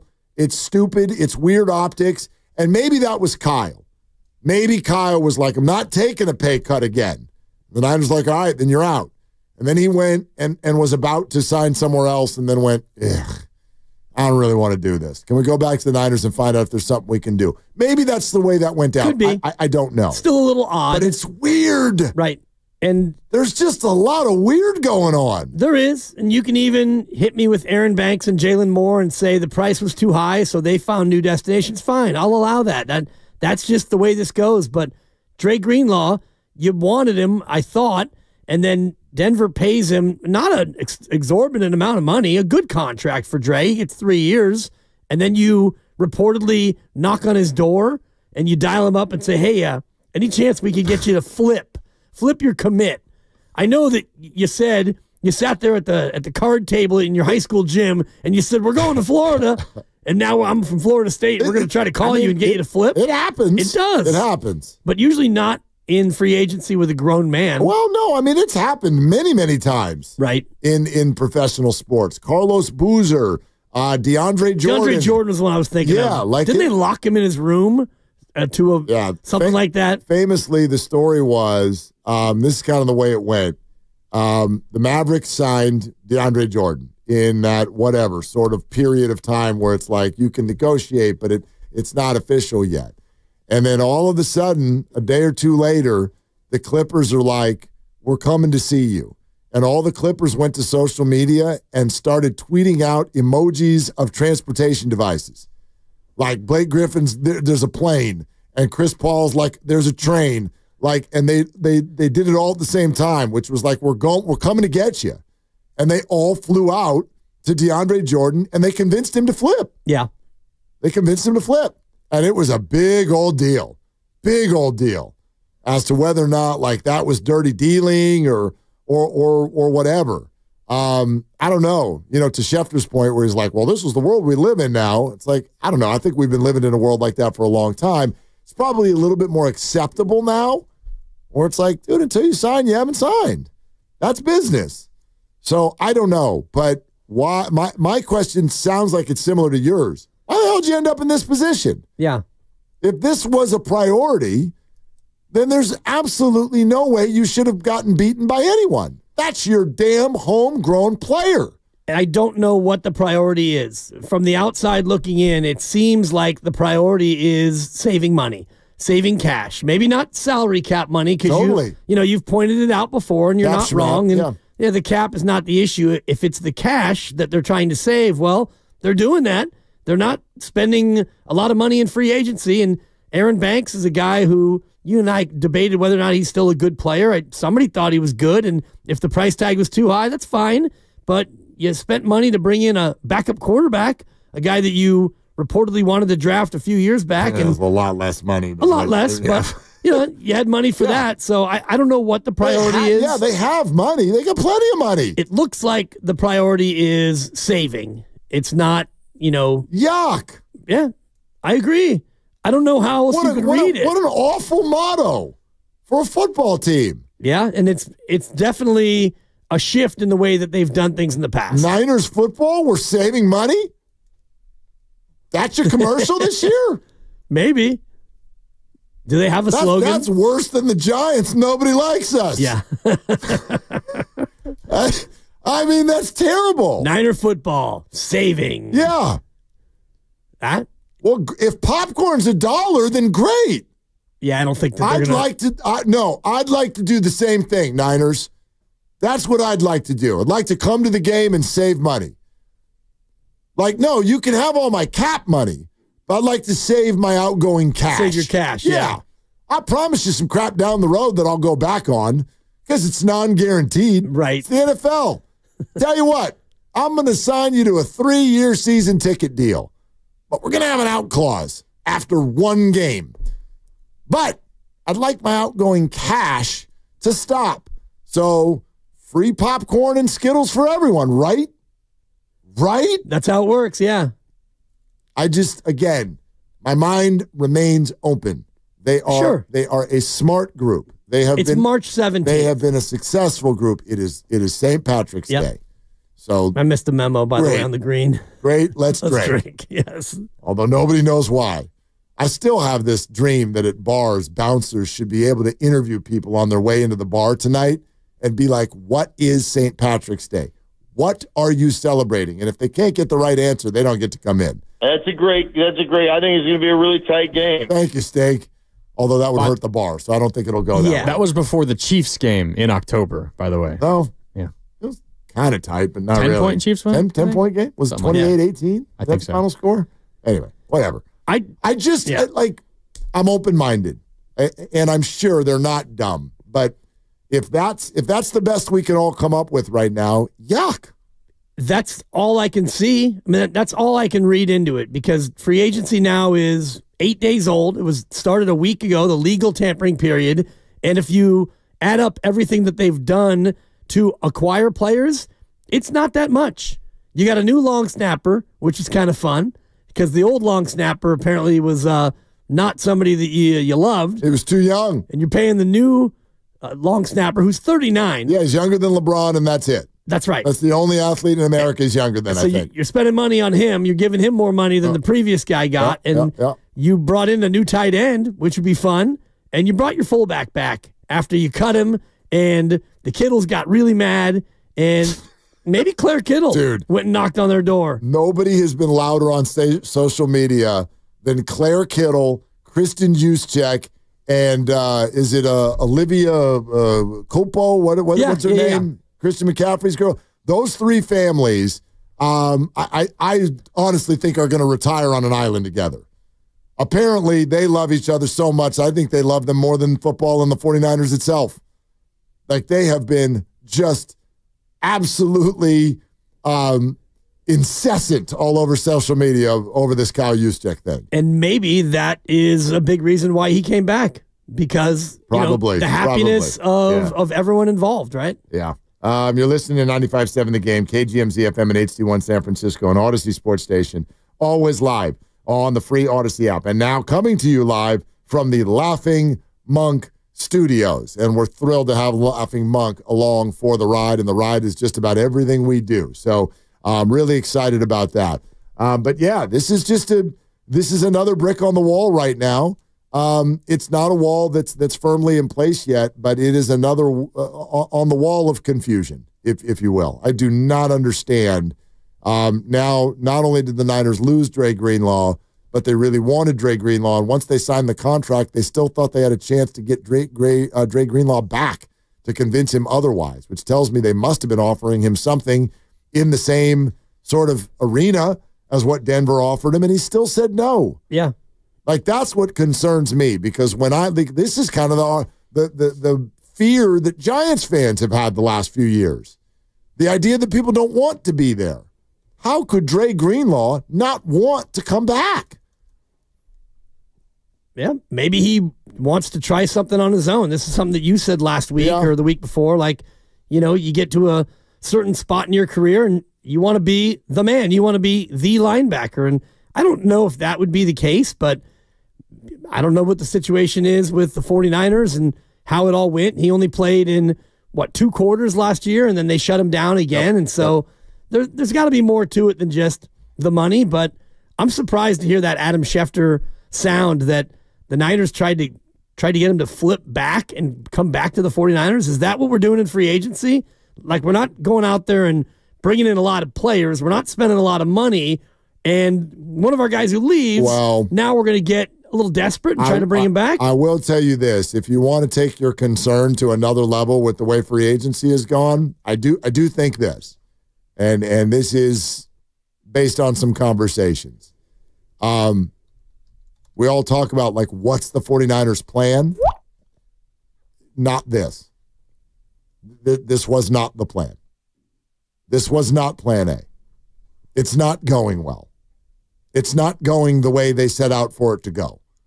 So for those of you who are like, well, John Lynch said at the Combine, this is what we're going to do, and now they're doing it. Well, I don't think that they were going to be doing it to this level. Something has not gone well for the Niners that caused them to kind of take what they were going to do a little bit of to start doing a lot of it. And so that's kind of worrisome to me. Yes, then if things aren't going according to plan, then you got to pivot. And I don't really see much of a pivot. Now, we have this news, too, where you trade Jordan Mason to Minnesota.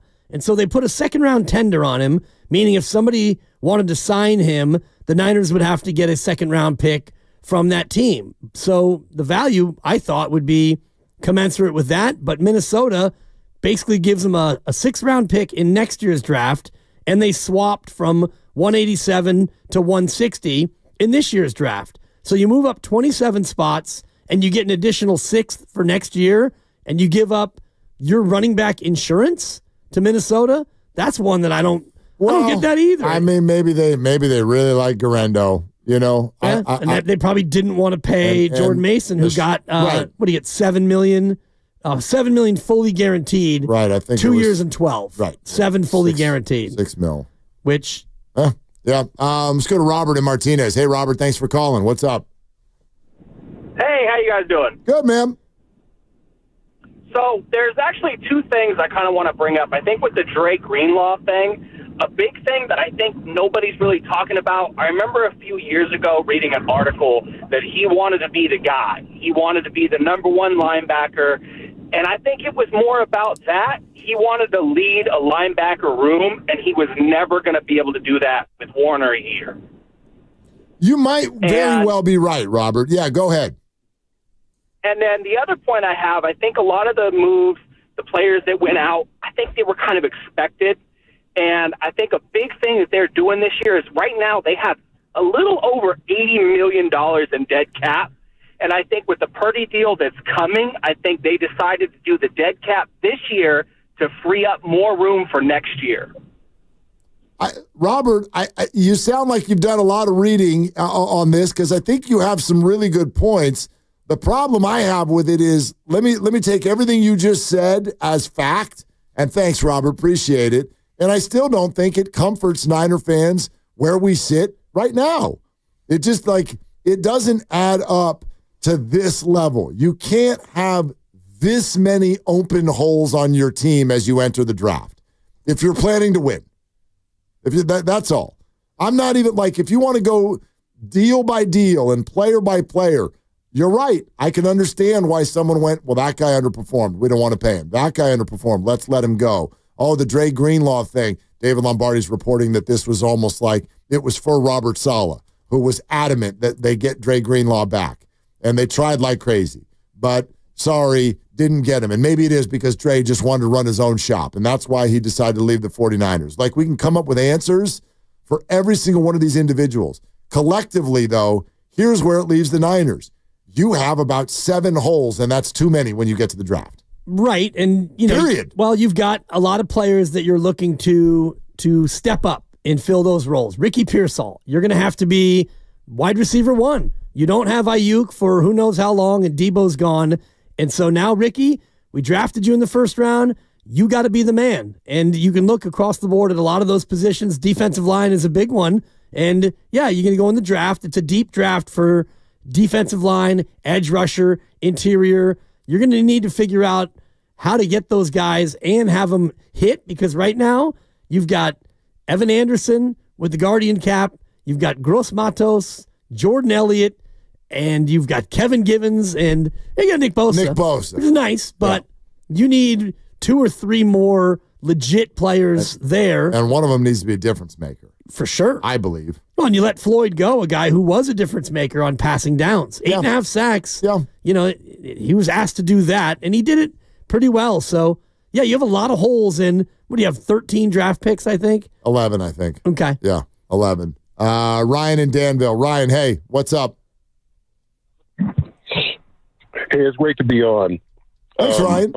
I know the 49ers, of course, taking a lot of punches going back this past week, but I got to give the benefit of the doubt to my 49ers, because isn't it fair to say that the 49ers did not anticipate and foresee their free agents being so coveted? I mean, who could have thought Aaron Banks was going to get $19 million? You got Hufanga, who got $15 million a year. You got even Charvarius Ward, who I believe the Chiefs and the 49ers have used up the best of his years. He got $20 million a year from the Colts. So being the strategic guy that I am, there's no way that I would keep those guys versus getting cap relief for the next several years, as well as those comp picks that are going to be netted from letting those guys go. In my estimation, I think that the Kansas City Chiefs got the best of all the 49ers free agents with signing Moore, because he was drafted in 21. And, he has a lot of tread left on the tires because he was a backup behind Trent Williams, who played well in his relief. So I think the 49ers should get a benefit of the doubt, by letting these guys go. But Ryan, for me, and thanks so much for the call, for me, it's not even about who they let go. It's the fact that they didn't replace any of them. Like those 3 names you brought up, I don't think that they let them go because huge offers came in that they didn't see coming, because I heard rumors for weeks leading up to free agency that those 3 guys were going to be gone. Everybody knew that Ward was going to be gone. Everybody guessed that Banks was going to be gone. And everybody guessed that Hufanga was going to be gone. So I don't think that was a function of their offer. I think the Niners were ready to move on from those guys, and I'm okay with that if you replace them. Well, they replaced them with guys that are going to need to play well, like Trey Brown, an undrafted free agent corner out of Seattle, and you've got Richie Grant, who's a safety. These are guys who are going to have to come in now and be good. And if they are, then I'll be wrong. Yeah, but, I'm with you. Yeah. Warriors and Nuggets tonight, as you know, 7 o'clock. Warriors Live with Mark Grandy starts at 6, and that's presented by Xfinity. Stream sports from the best seat in the house with Xfinity. Bring on the good stuff. We're going to get back into the Dubs and the Nuggets. Coming up next, our good friend Howard Beck from The Ringer is going to join us so we can dive a little bit deeper into what's going on with all of these Western Conference stars as we move closer to the playoffs. That's all coming up next on Willard and Dibs. This game day traffic report is brought to you by Crystal Geyser Spring Water. Northbound 101 jammed from Cesar Chavez.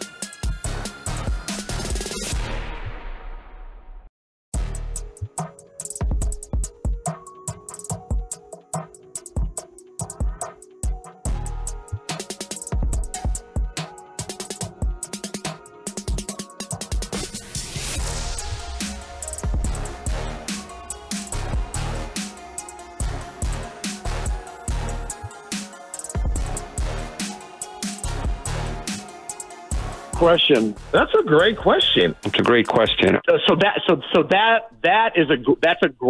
a great question. On 95.7 The Game. And we're hoping to ask more of them right now. It's been a minute since we've had a chance to talk to one of my favorite NBA writers out there. I don't even know how to introduce him. The ringer, the podcast extraordinaire. He does it all. He's been everywhere and is super tapped in. And so we'll bring on Howard Beck here in just a moment. Also want to remind you to subscribe to Willard and Dibs on the free Odyssey app or wherever you find your favorite podcasts. And all of the great guests that we bring on this station, like Howard, are there, so you can check that out. But Howard joins us now on the River Islands guest line. What's going on, my man? How are you? Gentlemen, doing well. How are you? We're fantastic. You know, I was just looking at this story where the Sixers have announced that Paul George is out for the year, and he's going to have surgery, and things are just not going well with the knee. And it made me think, boy, what could have been with this great Golden State Warriors story that we're looking at now if they had been able to acquire Paul George in the offseason like they were trying so hard to do. They were. I mean, I think there was a limit that they had. My understanding is, obviously the Warriors did pursue him. I don't know how far they were willing to go. I mean, I think one way of looking at the failed pursuit is that they had a line that they weren't going to cross, and then, obviously Paul George had something to say about it too. But however that unfolded, the Warriors came into the season with options. And it was interesting when they started the season with all the depth and all these players, running 12, 13 deep. And it was, the strength in numbers revival kind of thing. But you always knew, if they could consolidate some of this stuff and get another impact player, that was going to be the real path forward because, you can only put so much on Steph's shoulders, especially at this age.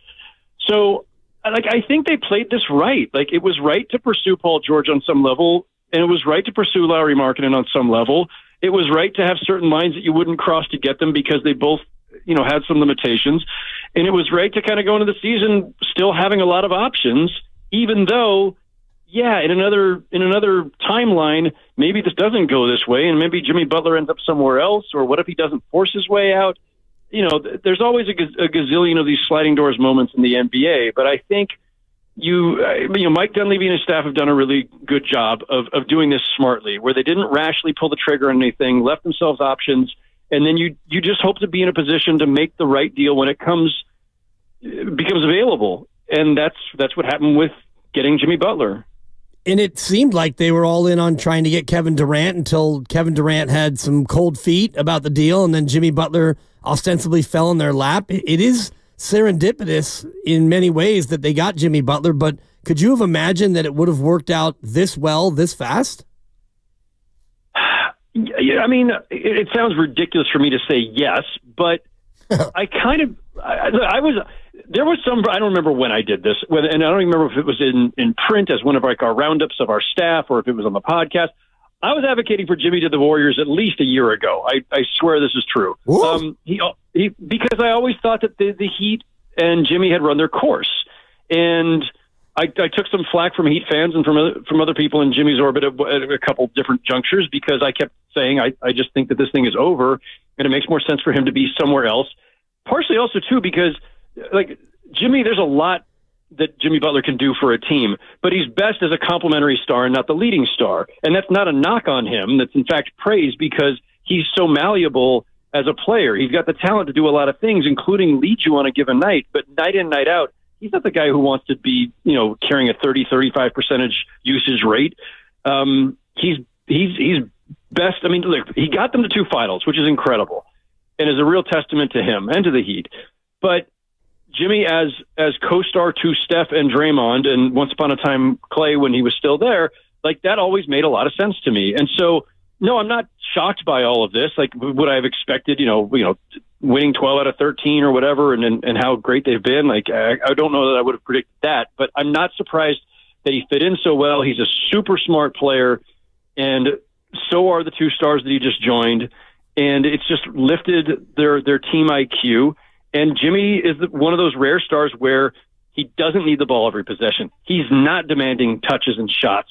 He's going to make the right play every time, and he's a low turnover guy. Added to a team that is often a high turnover team. Like, he's just helped fix a lot of things, and he's just such an easy fit. Howard, we're in such a honeymoon period with it right now that I think Warrior fans are struggling to understand why it has ended in a bumpy way in all of his previous stops. Is that just because it's the honeymoon period, or do you think that this one is that kind of a fit where maybe it will work out nicely? I think Jimmy is to an extent a victim of his own actions in terms of perception, because I think his history is not quite as messy as people believe it to be. He's a 30th overall pick in Chicago. Nothing expected of him. Grows into stardom or budding stardom in Chicago, but there's a lot that comes with that. So they traded him. Like, Jimmy Butler didn't force his way out of Chicago. They traded him to Minnesota. Minnesota, obviously, there was the clash with their young stars. Somewhat understandable. Wiggins and Towns, needed somebody to kind of mold them a little bit, but they didn't want to be molded. And Jimmy also wanted a big contract extension that the Timberwolves weren't willing to give. So it went south there because of that. Philly was fine, but Philly chose Tobias Harris over Jimmy Butler for any number of reasons. So again, like, it didn't end messily in Philly. And then in Miami, like Minnesota, he wanted an extension that the team wasn't willing to give. And this is not to excuse anything that Butler has done in a couple of these stops, but it's not been a complete disaster or bridges burned on every exit. It's really just two. It's Minnesota and Miami. So, and the Warriors, the first thing they did in trading for him was give him the extension that Miami wouldn't. So there's nothing for him to complain about. He can be headstrong, yes. He is a big personality, yes, but he's joining a team that's got 4 championships and 2 Hall of Famers. Like, I didn't have a lot of the concerns that a lot of other people might have about his fit there. Yeah, and the fit has been unbelievable. Mark talked about the honeymoon period, and I can't help but think about what happens after the honeymoon, where you get into April and maybe even the playoffs if things continue in this direction. Do you see the Warriors now as a viable, dangerous team in the Western Conference? Yeah, absolutely. We have at the Ringer tomorrow a staff survey of basically like who should cause the Thunder concern in the West. And it's a really interesting and difficult question because, the Thunder are so far and away the best team in the West by record, by net rating, by whatever metric you want to apply. And it's been the kind of season in the West where the West is really deep. There's a lot of good teams, but there's really not been one clear number 2 team. If the Thunder are number 1 in the West, and they are, like, who's next best? Is it Denver? At one point you would have said, well, Dallas gets the benefit of the doubt as the defending Western Conference champs. Well, Dallas took themselves out of that discussion. The Timberwolves looked, dead for a long time. They've kind of revived themselves recently. Could they be a threat? No one takes the Rockets seriously because they're young and they don't really have a go-to guy. People still aren't quite sure what to make of the Grizzlies. And so I look at the Warriors and the Lakers, who coincidentally, the 2 teams that have the 2 faces of the last, 15 years of the league and LeBron and Steph, 2 teams that both added stars at the deadline, Luka and Jimmy Butler. And those are the 2 teams that I look at and think, if I'm the Thunder, I'm not sure the Thunder fear anybody, but if I'm worried about anybody as I'm looking down the bracket, it's the team that has, LeBron and Luka, or the team that has Steph, Jimmy, and Draymond, because those are the teams that have all the playoff experience in the world and championship experience and, are just really solid. So the Lakers and Warriors both, despite, and in the Warriors case in particular, a pretty jagged season early on. But, if LeBron's healthy, the Lakers are in this discussion, and as long as the Warriors are healthy, they're in this discussion. Okay, so Howard Beck, the Ringer, with us here on Willard and Dibbs. What about if we asked a similar question kind of the different way, from the perspective of the Warriors, which is there a team that they don't want to see for matchup reasons? Probably LeBron and Luka. Yeah, I agree with you, Howard.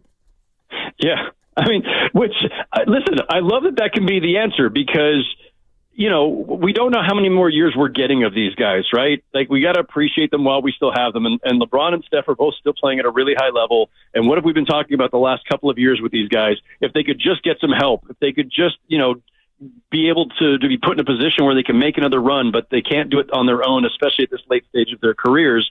So I'm happy that we can have a conversation where I'm saying, hey, maybe the biggest threat to the Warriors, the Lakers, to Steph and LeBron is each other.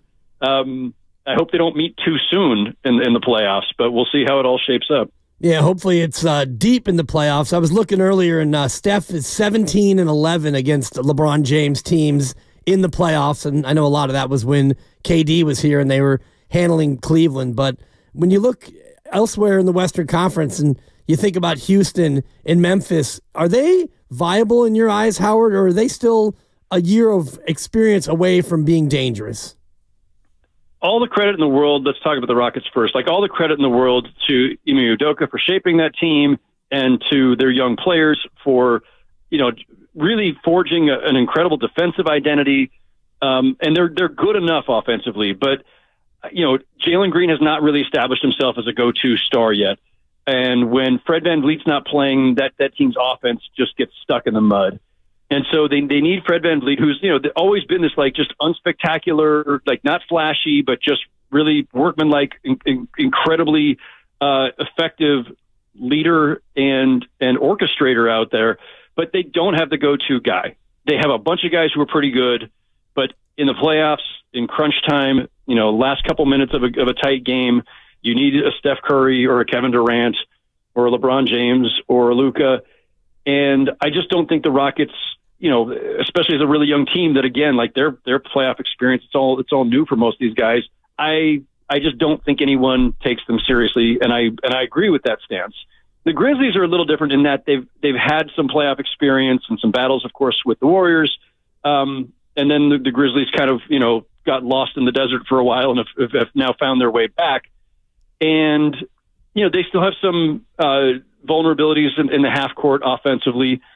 And, I think I would take them more seriously than the Rockets. I think the Grizzlies would present bigger concerns. But I still think that when people talk about the West in this league, after the Thunder, I think the teams that they're paying the most attention to are the Lakers and Warriors, and of course the Nuggets. Howard, what about if we dive a little bit deeper on the way the Warriors are playing right now? In other words, are they going to have to evolve a little bit into their more focus on their stars? These guys, Moses Moody and Quentin Post, and these contributions that they're getting from young players, how confident are you that can continue in the postseason? It's a sliding scale, I think, more so with Moody than Post, because Moody's got at least some postseason experience and has been around for a couple of years, and Post, this is all new to him. I do think that that's where it becomes a concern, right? As you get into the playoffs and, you're going to lean on your veterans quite a bit, but Steph and Draymond and Jimmy Butler need to have confidence that when they kick the ball out to Moody or Post or Podziemski, that those guys are going to be confident enough to make shots, that they're not going to hesitate, or that if they're not open, they're going to move the ball quickly and keep, as Steve Kerr always preaches, you want to make quick decisions with the ball. And are guys going to, be able to handle that playoff pressure when some of them have little or no experience? I don't know. I mean, we'll see when they get there, but it's that, that's why it's all that much more important that you have a guy like Butler around, where there's one more guy is always going to be steady in the moment and making the right play. Is it fair to expect Jonathan Kuminga to be able to step up into a real prominent role? I know having Jimmy Butler makes it so he doesn't have to be the second scorer, but is he at a spot, Howard, that you think he can be a big-time contributor in high-leverage playoff games? I mean, he almost has to be, because the thing is, the scoring, you need the scoring to come from multiple places. And, he's one of their, few vertical threats. I mean, he's obviously their best vertical threat. And, he can do a few things with the ball in his hands as well. And he's just an incredible athlete. So, you're going to need Kuminga to playing a major role. Do you need him to go out and score 25 a night? No, I don't think that's what's expected of him. But, he's another really important release valve. This play-in tournament fascinates me right now, Howard. I mean, there is so much optimism right now with the Warriors, but I'm looking at what the Wolves are doing, and through all this, the Warriors may end up in this play-in tournament anyway. How would you sort of predict this thing is going to play out? Who ends up in that 7 slot? I mean, I haven't looked at strength of schedule to see like how this is going to pan out. I mean, as of right now, of course, the Warriors are potentially 6th, so they avoid the play-in. As the standings sit right now, if it's Minnesota, Clippers, Kings, Mavs, I mean, the Mavs, I would think are going to lose hold on that 10th spot, and the Suns probably replace them, but the Suns have been so disastrous that it's hard to place any faith in them either. I'm going to say that the Suns end up in the 10th spot. I'm going to say that the Suns end up, I think they beat the Kings. Like Kevin Durant just throws a haymaker and they emerge. Between the Clippers and Wolves, like that's a tough one. I think I kind of lean Timberwolves. So do we eventually get like Timberwolves versus Suns? Wait, no, excuse me. Timberwolves end up with the 7th, and then Clippers have to play the Suns for the 8th spot. Yeah, I don't know. I have so little faith in all these teams, and that's the thing. Like the Suns, like I could see them like knocking out the Kings in a play-in game, and then just getting smoked by the Clippers the next game somehow, right? And so I think I think I just talked myself into Minnesota 7th and Clippers 8th, which is how the standings look right now anyway. So that was creative. Yeah, no, I think as long as you don't have the Warriors in it, our listeners are probably happy with it. But the Wolves have a very, very soft schedule, at least for another week or so. They got a lot of New Orleans, a lot of Indiana without their stars kind of things going on for the next week or so. So we'll see. Meantime, the Warriors have a back-to-back against Jokic and Giannis. Yeah, sometimes the schedule gods are a little cruel, but as well as the Warriors are playing, I think they'll get through it. I mean, look, let's say the Timberwolves knock them out or they overtake them. The Warriors are in the play-in. The play-in's dicey, right? Like, and at least if you're in that 7-8 game, you've got a little bit more wiggle room. But I think the Warriors are like I said this for weeks, starting from the moment they got Jimmy Butler. I said the Warriors are making the playoffs, and whether that's through the play-in or whether they get it outright at the 6th seed, I have very little doubt that they're in, and then it's just a matter of matchups and how they do from there. Howard, love having you, man. Thank you so much for the time today. Always a pleasure, fellas. Thank you. There it is. Howard Beck on the ringer on the Warriors situation. And yeah, man, up and down the Western Conference right now, this is, even just listening to him try to work through some of these scenarios, I don't know that I've ever sort of had the simultaneous feelings that I do right now, which is absolute joy and the utmost confidence in what the Warriors are doing. But at the same time, looking at the math and the scenarios that are out there, and also lacking a ton of confidence that this is going to go somewhere good at the same time. Like the 7th seed is a real possibility, and I hate it for multiple reasons. Not so much that I think that they would lose back-to-back home games, though they could, but also I really think that they're going to need that week off. Absolutely. They got to have that week off leading up to the playoffs. I think that's the biggest part of it, because you would have literally 7, if not 8 days, because they're going to play on the Sunday, I would imagine, if they're a playoff team. They're going to put them in that sweet spot on Sunday where, you get the ABC game or whatever it is, the nationally televised 12:30 tip, and it's the marquee spot. So you want to have as much rest as you can. I think if they were the 7, I agree with you. I don't think that they would lose back-to-back games at home and be totally out of the playoffs. They're allowed to, and they've done it before. They weren't back-to-back home games. They were the 8 seed, right? And they lost, and then they came home, and then they lost again to Memphis. So 0-3 lifetime in the play-in tournament. So that scares me also. But they could really right now finish anywhere between 2 and 8 in the West. Yeah, 2 is a little far-fetched, little bit, just because of the number of teams you'd have to pass. Yes, like that's a lot. And that's a lot of teams. You're only a game and a half up on the Clippers, right, for the 8 seed, right, and you're 3.5 back of the 2. So mathematically it's there. It would be very difficult. And, where you're sitting right now, you've got 15 more games. Minnesota only has 13. And you mentioned the soft schedule. So these next 2 nights, tonight and tomorrow, they're big. Huge. They're just absolutely gargantuan. They really are. Because, by the way, even that play-in scenario where you're sort of like, oh, well, it's 2 chances, both at home. Not in my mind. Because if you lose that first one, you're the 8th seed. On your way to Oklahoma City and exhausted. Exactly. You're going to lose. Well, you're going to lose. I'm telling you right now, Yeah. you're going to lose that series if that scenario plays that way. Yeah, and your odds maker friend, John Avello, said on Friday that they'd be underdog against virtually everybody. Virtually all of these teams So in no matter, this moment. Yeah, no matter I think how it goes, the best thing I think you just said is the rest. Stay out of the play-in and get you some rest. Yeah, I just think that the odds lean toward whoever has game 1 at home.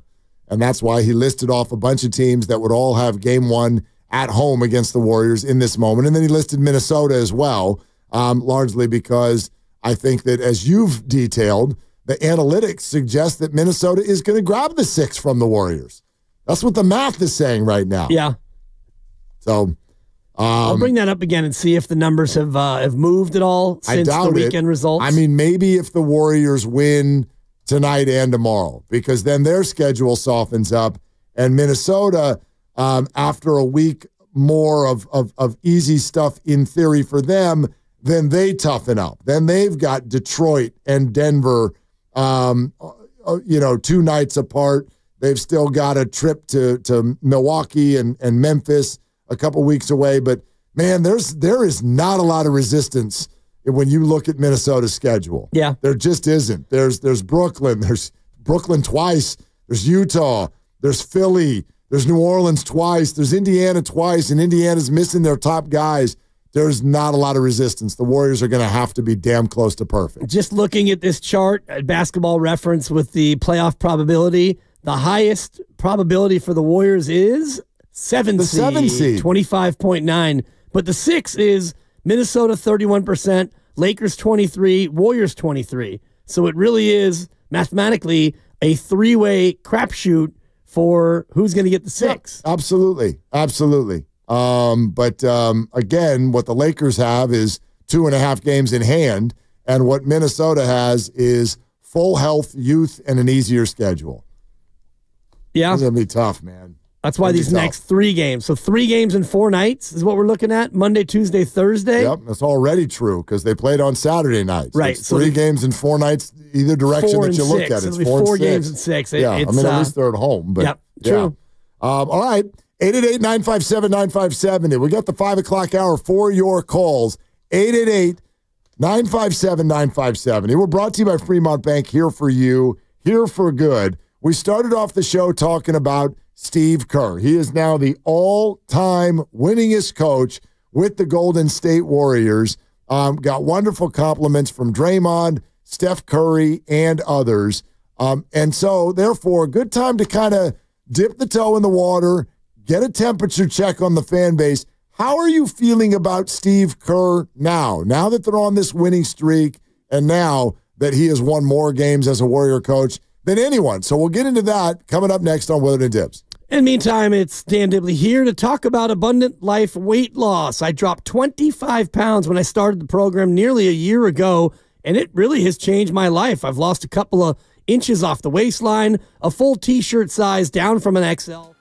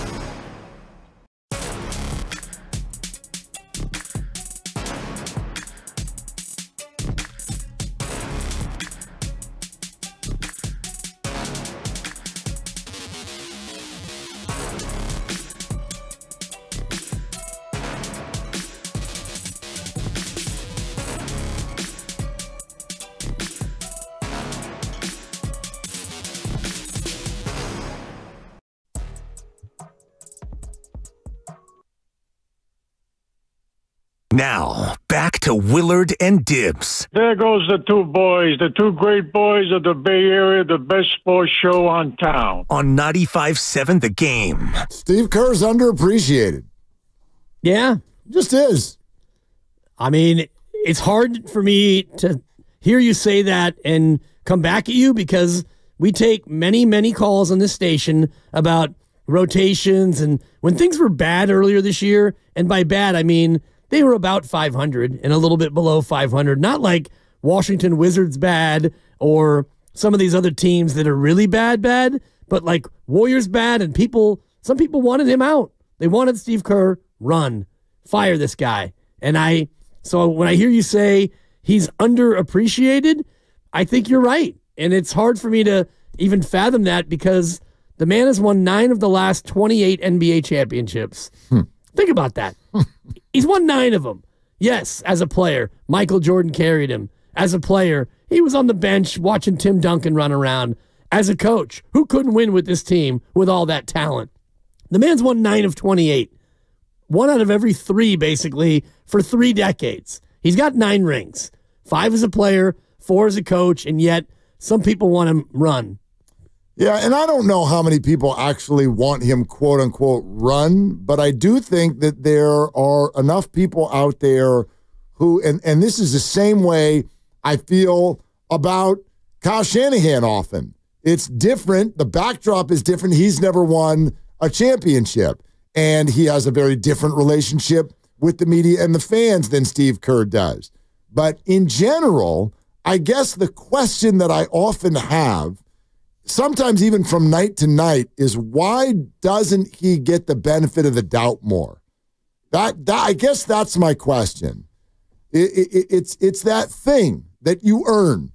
You have to earn the benefit of the doubt. But he so clearly has.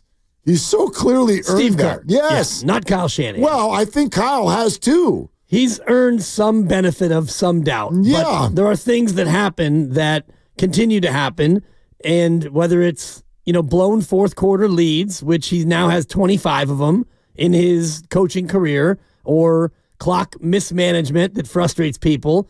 Play calling is one that it's kind of like rotations. If the play works, then maybe it was a bad play call, but broken coverage on the other team and you get 38 yards out of it. It's like, boy, we got away with that one. Or what you always say about Kerr and his rotations, how is he supposed to know if Guy Santos has his A game or not?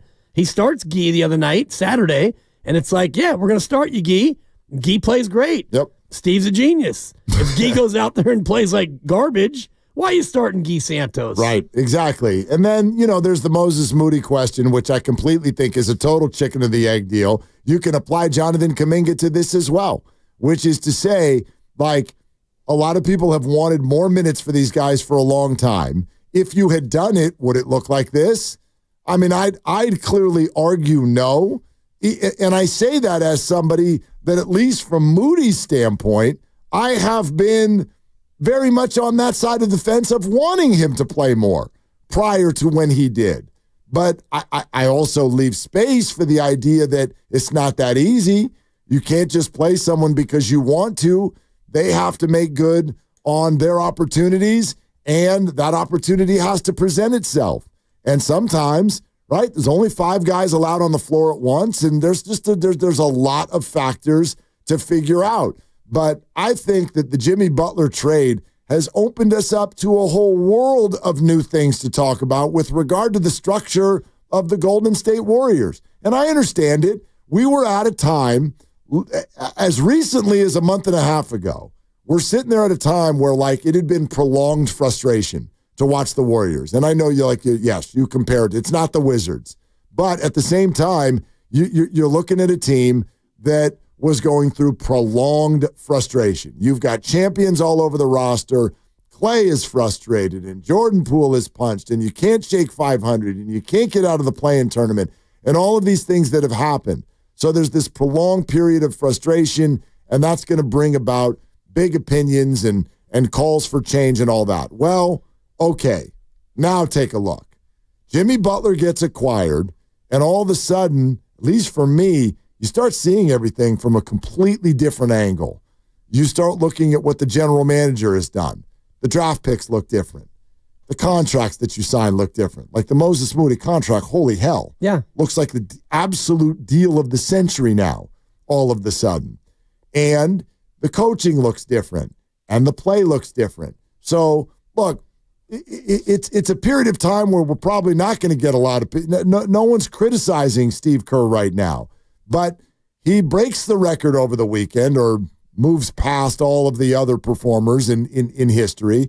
Good time to kind of take stock with the comfort level that everybody has with the coach, because there has been some discomfort now for a couple of seasons. Even this season, if you just highlight what we've been through and you hear him say crisis of confidence and you hear Steph Curry just kind of downtrodden after games and, muttering almost about, all the things that aren't going right. And it was a frustrating year where just when it felt like they were starting to figure some things out, they had some adversity. And you had DeAnthony Melton. Remember DeAnthony Melton on the Warriors? Sure do. That was this season. Yep, and that feels like 4 years ago. Remember when his injury was the reason they couldn't play well? Yeah. We spent 3 weeks doing that. And I think it was a thing. And then you go out and you trade and you bring in Dennis Schroeder. Remember when he was a Warrior? That was also this season. And Slow-Mo and, all the other players that they had at the start of the year, they've completely turned over this roster in many ways, not only by making Quentin Post an anointed one, but Guy Santos is now getting regular minutes. And you had Slow-Mo and Melton, and you had Schroeder and Lindy Waters and all these players coming and going, and you finally kind of figured it out. And Steve, what he's been able to do is he has rotational clarity now. He knows these are my guys. Good phrase. Yeah, and I think that when Pods comes back, it gets a little bit murkier because now you're going to have 10 or 11, and you really want 9 or maybe 10, so someone's going to miss out on some minutes, but it's made everything, like you say, when you look at it now, you look at it from a totally different angle. Yeah, why? How come we can't have a conversation like this without it sounding to some as if we're saying you're not allowed to criticize someone? This happens every single time. And I want to shout out Chris A., he's a very, very faithful listener. He's on the YouTube chat every day. What are you guys saying? Kerr can't be criticized? Well, let me start with this. No, that's not what we're saying. But I can also say at the same time, he's underappreciated. I don't know why, to compliment someone, that has to mean that I'm saying he's perfect.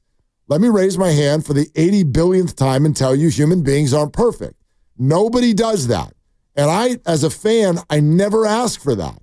It's why I always defend the 49ers when we do they've sucked in the draft. Well, then why are they loaded with a bunch of homegrown players they want to re-sign? You can't have it both ways. You're allowed to miss on a lot of your draft picks, in my opinion, because that's the nature of the draft. Every single team does it. Have there been some high-profile ones that are a little top-heavy that have really messed things up, Trey Lance? You're damn right, Solomon Thomas. Absolutely. Javon Kinlaw. Yes. We can, and so the criticism be there. Absolutely. I haven't loved every rotational decision that Steve Kerr makes, but I go into a game knowing that that's a game that you have to play, and there are some mistakes baked into it. But what I'm here to say at the exact same time is, dude, Warrior fans, you have literally got one of the best coaches of all time. Of all time, he is one of the best coaches. And for me, you cannot respond to that by saying, wait, he's had really good players. Because you put him on a list of some great, great coaches in terms of his numbers and whatnot earlier today. What did all of those coaches have too? They had good players, Mark.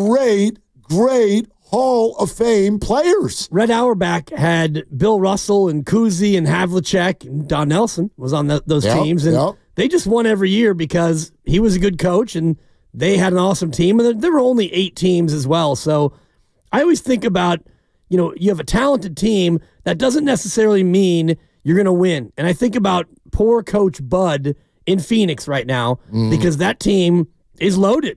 They've got a loaded team. Now, they might be a little top heavy and bottom thin, but they have enough talent. And he's a coach who's won an NBA championship. He's a highly regarded coach, and yet he's not able to get that group. So does it mean now that Coach Budenholzer is now a bad coach because they're not doing great?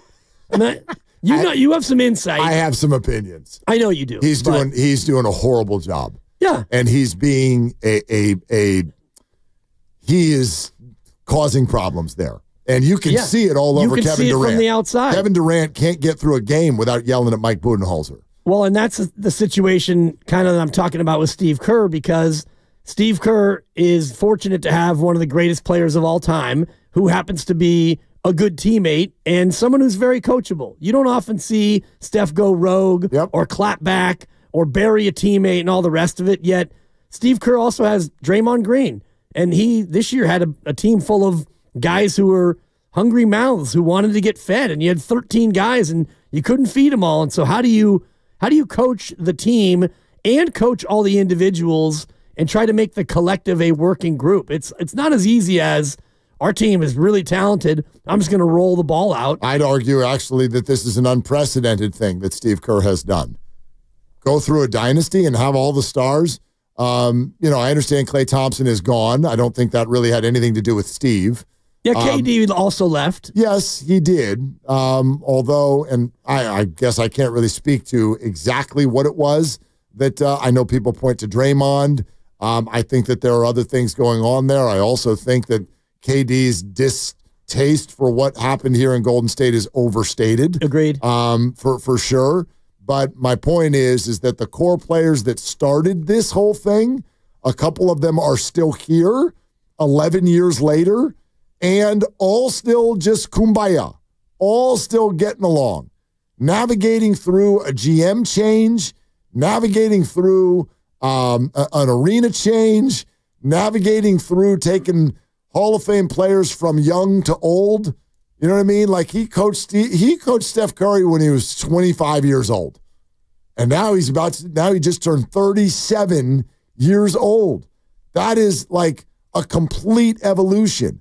And for everybody to still be on the same page, I don't think you can understate that. You're listening to 95.7 The Game, KGMZ FM and HD1 San Francisco, and Odyssey Sports Station, always live on the free Odyssey app. And now coming to you live from the Laughing Monk Studios. And that's where we sit right now, 888-957-9570, taking your phone calls on Steve Kerr, your comfort level with what you're seeing from him now, how you're feeling about him now, based on not only passing the record, but the winning streak that they've put together. And just think about what he's done now and over the course of the last month since they got Jimmy Butler. And Jimmy Butler has come in, and it's been more than a seamless transition. It's been an incredible upgrade, and those things don't happen overnight normally, nor do they happen by accident. And so you get a player who has a reputation, and Steve said to us that he had never met Jimmy Butler, and then they acquire him, and so Steve has to go from, hi, Jimmy, I'm Steve, to,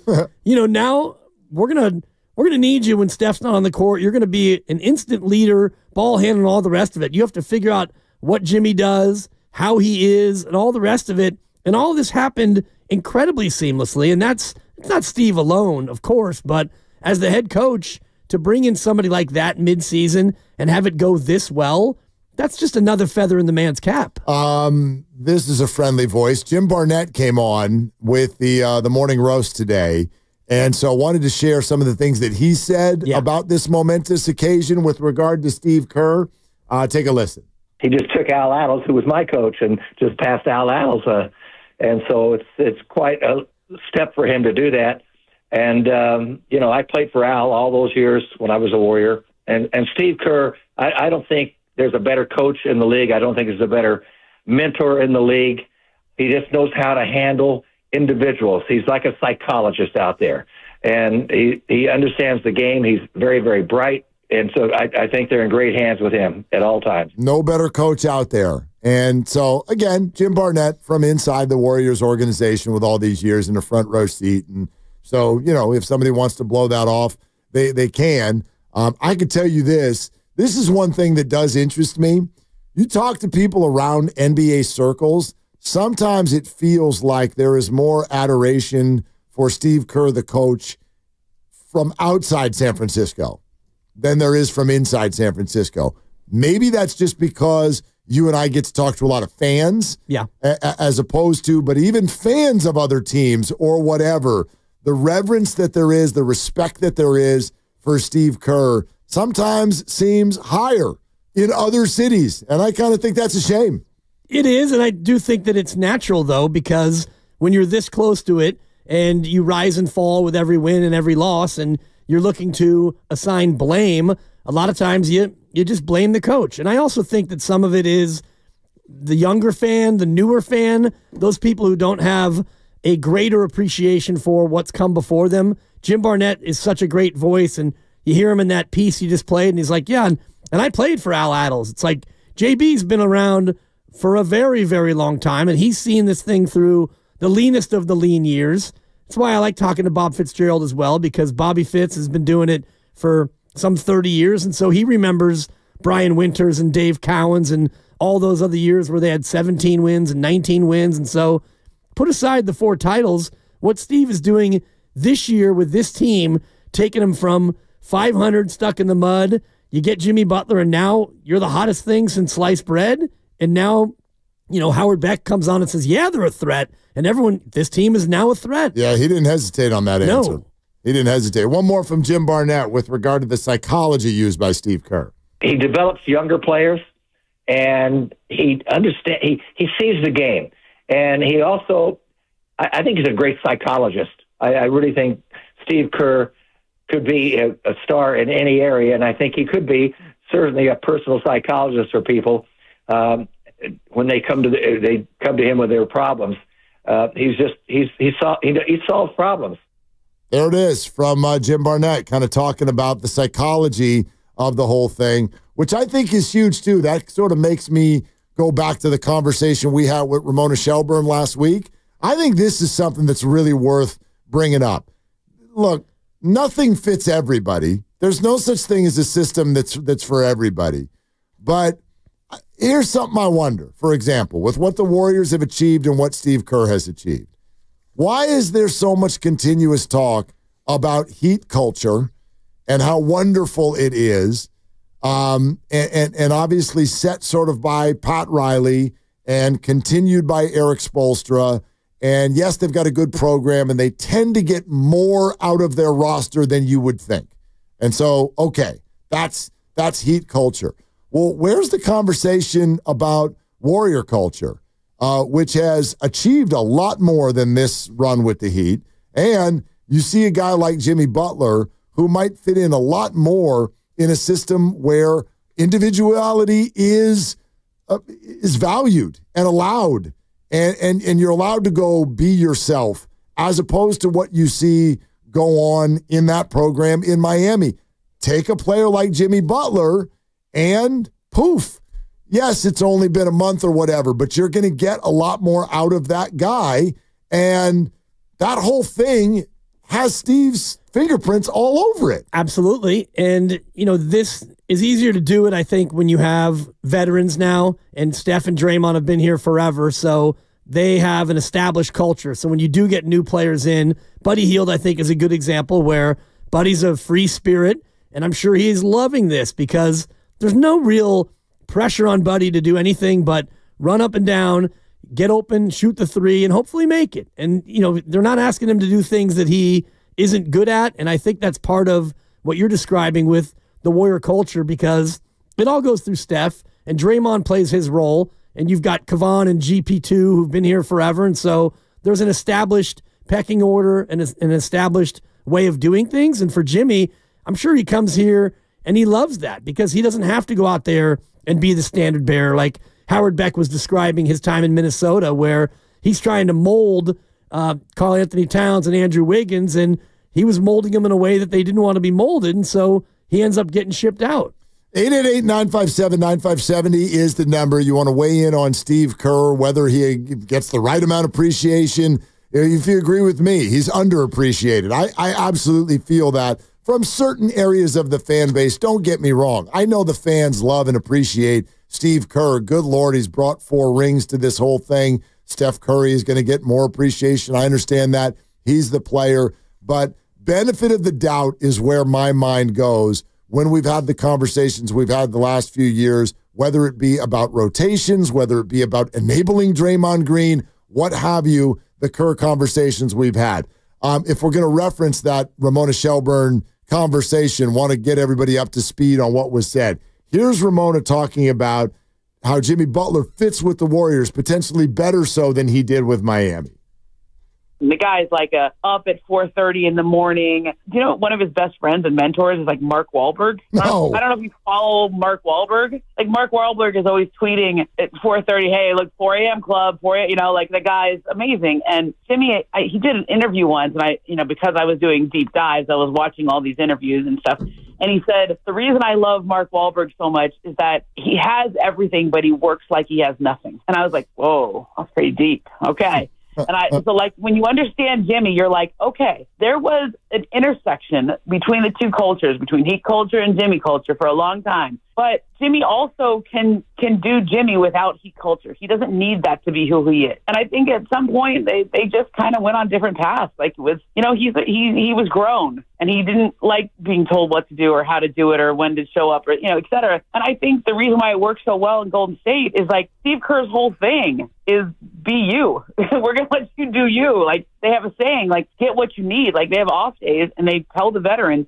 okay, it's a get what you need day. So we're going to trust that you know what you need and that if you need that, you're going to come in and do it and you're not going to be lazy. And if what you need is 3 hours at home with your family, go do that. If what you need is to go to a movie, go do that. If you need some extra cardio, go do that. And we're going to trust that you know that. And I think that's so refreshing for a guy like Jimmy who, like, you don't need to push him. You don't need to give him a conditioning test. You don't need to check his body fat. Like, he's there. Like he doesn't need anything extra or anyone telling him what to do. And I think that's why it works so well with the Warriors where they're just going to trust him. Yeah, I tell you what, just listening to her say all that, another name pops to mind, and it's the guy Jimmy Butler was traded for. Think about this now, okay? I know it's super easy to make fun of Andrew Wiggins. No. Number 1 overall pick. I would never. Yeah, he just got his own jazz radio station named after him. Yeah, K-Wig. Okay? Soft and warm. Think about this. If I'm Andrew Wiggins, what do I think of Steve Kerr? Go through the list. First of all, you got the best basketball out of me ever that I've ever played. Okay? That's number 1. Number 2, I went through no less than 2 or 3, I guess, horrific family situations. I have no idea what happened. He missed 41 games the first time. And who had my back all 41 of those games? Yep. Okay. What happened the day that I was traded? Like, we were all in Utah. Steve Kerr literally is about to acquire one of the best players in the NBA, but holds a tearful press conference, and the tone of the whole game was that of a funeral because I'm on my way out the door. And no doubt there were plenty of nights that I, Andrew Wiggins, frustrated the hell out of the coaching staff. Because I do cruise sometimes and don't have that dog in me. And they're trying to get it out of me. But they had my back the entire time. Never went to the podium and said, yeah, we're going to need more from Andrew. And, he really let us down. They had his back the entire time. You're right. And I think that is more than just team culture. I think it's organizational. And you and I talked earlier in the show about ownership and team president and all the rest of it. Everybody has the same goals in mind. And so, yes, you can call and you can criticize Kerr. Of course, anybody can be criticized. But when you look at the overall culture of the Golden State Warriors and what Joe Lacob has established and the way they went about bringing in Steve Kerr, and you had Bob Myers and then Mike Dunleavy, and the whole organization has been not flawless, but you definitely know what their direction is. The owner will tell you, we don't plan on ever being in the lottery, and we're always going to make big swings, and we're always going to go for it. And we were talking about the Niners earlier, and us both being a little confused as to what they're doing. The Warriors made it very clear. We're going for it. We're maximizing the Steph Curry era. We're always going to try to go for it, and so I think that permeates throughout the whole team. All right, let's take some calls on this. 888-957-9570 on Willard and Dibbs. Talking Steve Kerr after he becomes the all-time winningest coach for the Warriors over the weekend. And it also happens at a time where the Warriors are freaking rolling. And the Nuggets are in town tonight. The Bucks tomorrow. Still nothing, Grandy, before we take the calls? Nothing on these players, huh? All right, stay right here on 95.7 The Game because we're marching toward Warriors Live, and I got to think here, in this 5 o'clock hour, we're going to get word on Curry, Post, Jokic, Jamal Murray, Aaron Gordon. All 5 of them listed as questionable for this basketball game that starts in less than 2 hours. All right, James, Highway 80. Hi, James. Thanks for calling. What's up, guys? Happy Monday. Thanks for taking my call. Yeah, man. Yeah, some of this Steve Kerr discourse as a fan just drives me a little bit crazy, and here's what I got to say on it. Some callers calling in, or you see online, like, this fire Steve Kerr discourse or this and that. It's like, sometimes I just think these fans are blind. When you look at Steve Kerr's track record, being a part of the Jordan Bulls, a part of the Popovich Spurs, now unlocking the Warriors as this dynasty, major role unlocking this offense, the ball movement, Steph, Clay, Draymond, he empowered these players. Obviously, Mark Jackson helped lay the foundation, but Steve Kerr, his offensive philosophy really unlocked this team for what it is. Not to mention some of the backlash he got from the Olympics, in which he won a gold medal, in which all of his star players, Steph, LeBron, KD, all had phenomenal tournaments. I just think it's crazy, and I think he really should be. It's sad to hear you guys say Steve Kerr isn't appreciated in the Bay Area. It's sad to hear that because this man has his fingerprints all throughout basketball history in general. And I think as a fan base, we need to be more appreciative and lucky of, like, Steve Kerr is our coach. And, you say fire Steve Kerr. It's like, that's such a crazy idea. You fire Steve Kerr. Who the heck are we bringing in? So, just want to put that out there. Some of us in the Bay Area here, we understand we have one of the greatest coaches in history, and we're happy with that. So that's all I got. Yeah, James, thanks. Right on, James. Yeah, I do have him right up there. You can put him in any order you want. Earlier today, I had said I got him as like the second best professional head coach in the history of this city, right behind Bill Walsh. Bill Walsh, who built a dynasty literally out of nothing. Steve Kerr built it when it was already an established, like, solid program. And sure, I do think Bruce Bochy is right there in the conversation because he didn't have necessarily a whole lot going when he came. And, you're ushering out the Bonds era and bringing in the new. And Boch did not have the best talent in the league by any stretch and just made seemingly good decision after good decision. And all 3 of them brilliant with how they handled all the other stuff, whether it be the egos, the media, just the whole public persona of the thing. They're all right there. And, we have a poll running that also had John Madden in it a little bit before my time. But obviously, Madden is a completely game-changing human being in the sport of football. So they're all right there. But that's the group that Steve Kerr is in. That's the group he's in. And usually when someone arrives at that group, it's just kind of like, well, that's the end of that conversation. Yeah. We have a great coach. Next question. But it doesn't always sound like that. No, and it's because of the complexity of, what we're doing as Warrior fans and the fact that you want more. And so you've got Steph Curry and you think, ring number 5, but the man's won 4 already. And I misspoke earlier. Bill Walsh has 3 Super Bowls. I misspoke with you. Yeah. And just looking at winning percentages, Bill Walsh, 609 in the regular season. Steve Kerr is at 649.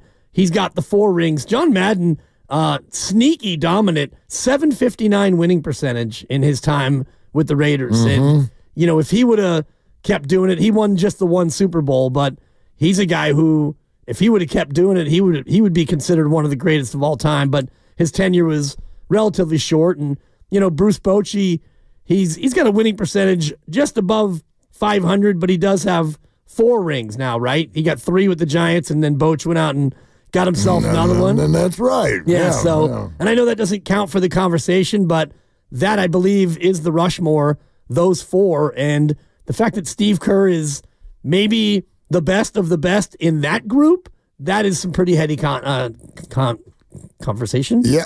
I get stuck. Brain cramp. Before we continue with the phones, live to Mark Grandy for this update on Steph Curry. Steve Kerr speaking right now out at Chase Center ahead of this game against the Nuggets. He has said that both Steph Curry and Quentin Post will warm up tonight before deciding on if they'll play against the Nuggets or not. Okay, so nothing game time definitive decision. yet. True game time decisions. Both of them will warm up first, although I tend to feel like when they say that, like they're going to go warm up in the hopes of playing. This is me just making something up here now. This is not analytics, but I feel like it gets better than 50-50 in those situations. And then one other thing, Brendan Pajemski still on pace to return tomorrow. The Warriors had already circled that as the likely return date. Nothing yet from the Nuggets side. Coach Malone will speak in about 10 minutes once Steve Kerr wraps up. Okay. I wonder if the Jokic, like I don't cover the Denver Nuggets. The Jokic, Murray, and Aaron Gordon things, like if they're out with what? They've all been playing. Certainly Jokic and Murray. Jokic is on the injury report with two separate issues. Okay. Right elbow contusion and a left ankle impingement. I see. Aaron Gordon also with two separate issues, a right calf injury management and a left ankle sprain. Jamal Murray just a simple right ankle sprain. I mean, so that's what I'm sort of asking, like, if they skip this, is it a load management thing? They're not saying it is. Which they wouldn't do because this is a national TV game, isn't it? National TV game tonight. Yeah. Suckers on ESPN. Well, and we already had OKC recently got investigated by the league for sitting out too many players in a game that they actually won over Portland. Yeah, well, they're that deep. Yeah. They're that good. But somebody got fined for the load management recently. I don't think it was OKC, though, but somebody else got fined. Yeah, OKC was being investigated. It was Utah. Yes, it was Markkanen. It was basically a tank tax. They fined him. Yeah. Dude, Lauri Markkanen's been sitting out half the games all year. I don't think he's been hurt once. Yeah, Lauri Markkanen sat out, and the Utah Jazz were fined $100,000. So drop of the bucket. Jokic has an elbow contusion, so he's got a bruise on his elbow, and he's got an ankle impingement, which tells me that his socks are too tight. Yeah. I mean, the shoes laced up too tight. I mean, it's St. Patty's Day. Everybody's got an impingement unless you wore green. Yeah. Like, right? Little pincher. Everybody's gotten that today. Are you still allowed to do that at school? I got to imagine you're not allowed to do that anymore, right? No, not without asking for consent first. Could you fill out this form so I can pinch you because you wore blue today? No doubt. Right? You can't be touching other people. No. God, no. You can't even, you can't even mention it, I'm sure. All right. Oh, wow. The producers are... Oh, Lucas isn't wearing green. Lucas isn't wearing green. It's on my sweatshirt that I took off. So Grandy tried to pinch him. I was going to say, today's like a bully's favorite day at school. HR will be in touch. So... Yeah. Yeah. Don't be touching each other. The biggest bully around here, Mark Grandy, isn't he? I usually save this line for when I get home after the show, but keep your hands to yourselves. All right? Yeah, Grandy. Jeez. I'd like to know the history of when not wearing green became a pinchable offense, because you were talking earlier about since I've been alive. It's always been a thing. Like the whole idea of you need to know what the holiday's about if you're going to celebrate it. Yes. Like Cinco de Mayo, let's get drunk. May 5th because it's Mexican Independence Day. But it's not Mexican Independence. But I actually know what that is. That is commemorating the Battle of Puebla. I have no idea what the hell tonight is. I'll be the first one to tell you. Well, having been in Dublin on 2 different St. Paddy's days, I can tell you that it's 2 different things. What is it? It is a celebration of a religious nature for St. Patrick himself. And then once that's over and the parade goes through the streets, it is an absolute blank show of drunk people ages 8 and up. Yeah, but why?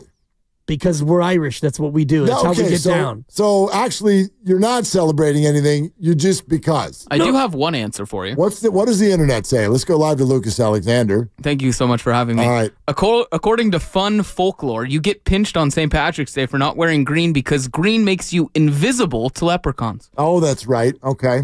And so you pinch them because that's what a leprechaun would do. Great. You said you had a couple things. I don't think I said that. No? Okay. I thought you had something on what the hell this is. What is St. Patrick's Day? Well, you're celebrating the patron saint, St. Patrick, who but died in the 5th century. So you go to church and you have a parade. Was it his birthday? No, it's the day that he died. It's the day that he died. The Okay, anniversary of his death. that's what I'm looking for right there. That's what I'm looking for. So what are we doing? You're in Dublin, and this happens, and then as the day goes on, you want to talk about drunk 10-year-olds in packs.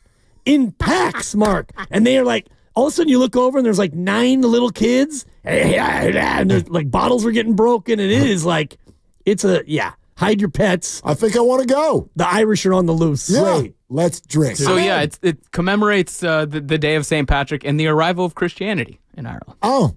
So there you go. The foremost patron saint of Ireland. So no gifts? Just drinking? Oh, yeah. Just God. Yeah, okay. Just God. The ultimate gift. God. Thank you. You're welcome. What'd you get for St. Patrick's Day? I got me some God. Yeah. That's some Guinness. There you go. That's right. God and a Guinness. No better way to celebrate God than black out at a bar and throw up everywhere. There you go. So off to the bars you go tonight. We got a few hours left. Okay. Back to Wiggins. Let's go to Kevin in Lake Merritt. Hi, Kevin. Thanks for calling. Hey, gentlemen. This is Kevin who got guru'd in the knockout. Oh, yeah. Oh, man. One time. I have, like I said, a different perspective. I've been with Steve for about day one. Like I said, I do the scrimmages. And I just think about he's such a great coach and a great man. And I think about all the parts that have left him in this organization. GM, an assistant GM, 5 coaches? And those coaches take assistants, training staff. And Steve still has to mess with all those. And that's what's great about Steve is, one, he allows other coaches to coach and do their thing. And then also, Steve is great is that he brings everybody together. And he just has this thing about him is that he gets everybody on the same page.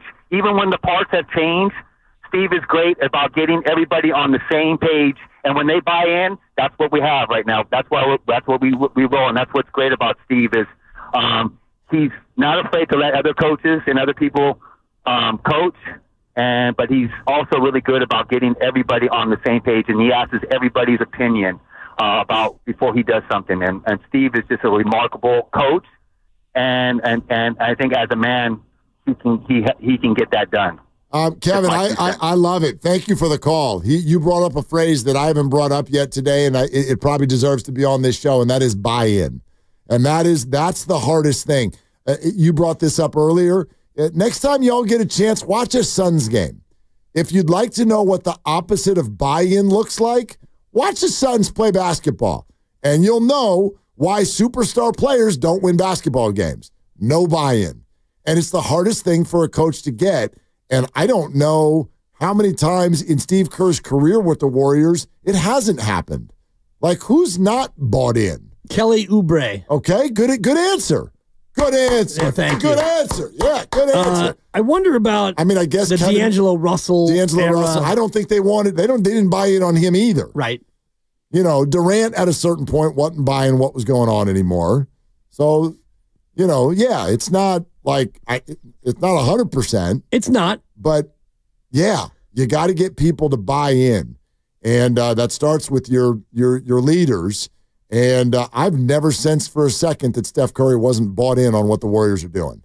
And when Steve arrived, they won a title the first year. So it's tough to not have buy-in when you go 67-15 and you go out there and you win a chip. And they had buy-in when Mark Jackson was here, some of them. Steiny was making some good points earlier about the Mark Jackson era and how it wasn't the same sort of level of complete team buy-in. You had the church part of the team and then other guys who didn't want to go to church. And Steiny made a quip about minutes being doled out based on who was showing up at chapel before the game. And so, whatever this team is, Steve Kerr is a master at communicating. He does it with us, all the media, He's the best. and the rest of it. So as a coach, no matter what level you're coaching at, you need to have buy-in, and you also need to have honest and direct communication with your players, and you have to have expectations, and you have to be able to follow through on it.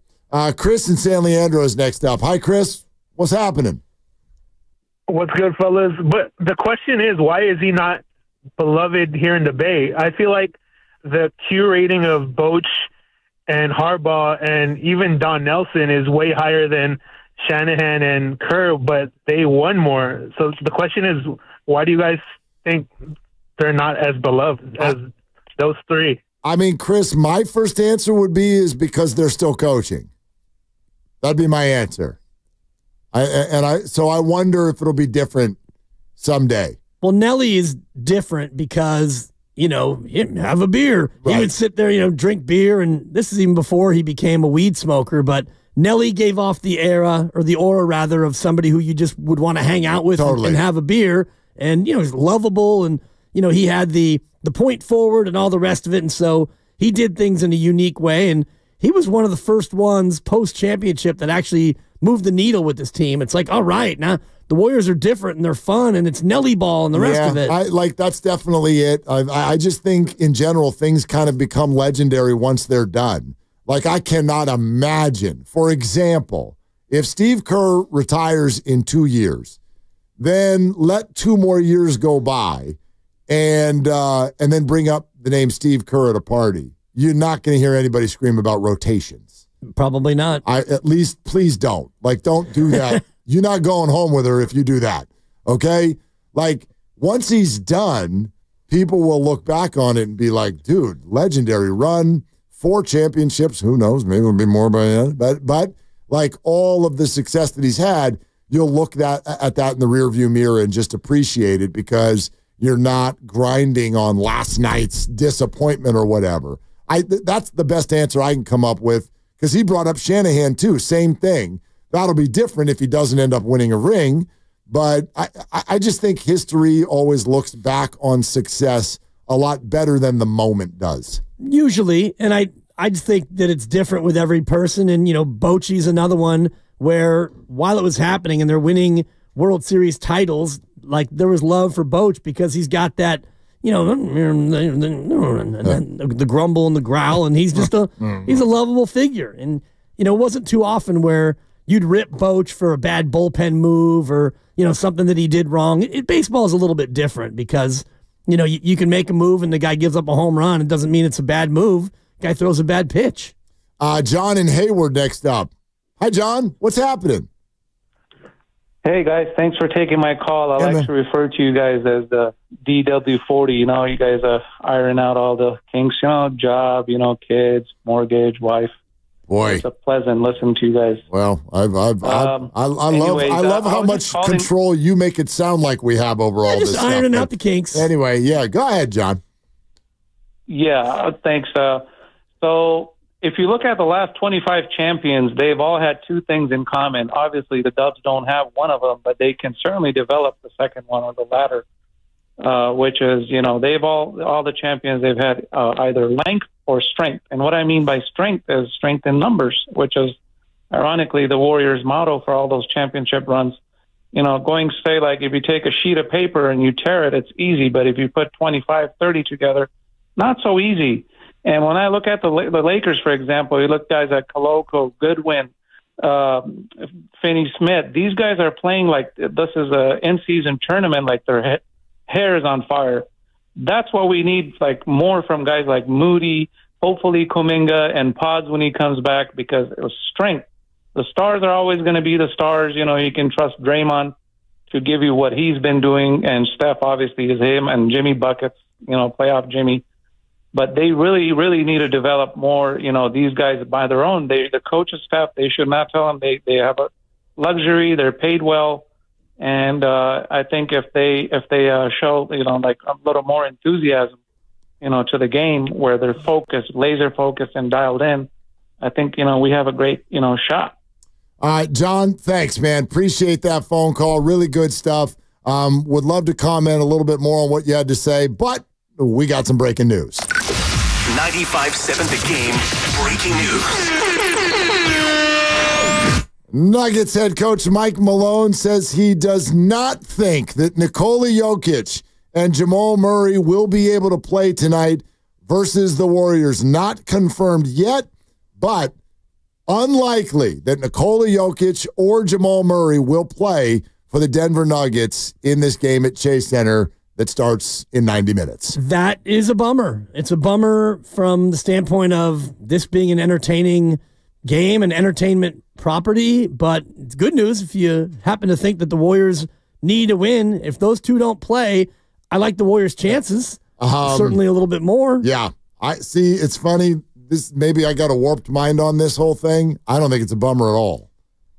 I'm not rooting for anybody to get hurt. No, but I like to watch the Stars, national TV game, the best against the best. Well, that would be fun. Sure, I get it. But I'm thinking bigger picture. Minnesota gets to play tonight with no Halliburton and Siakam. So now the Warriors get to play with no Jokic and Murray. Like, win the game. Win the game. Breaks come to you in life. Jump on them when they get there. Win the basketball game. So, yes, the intrigue goes down, and the measuring stick goes down for the Warriors. These things are all true.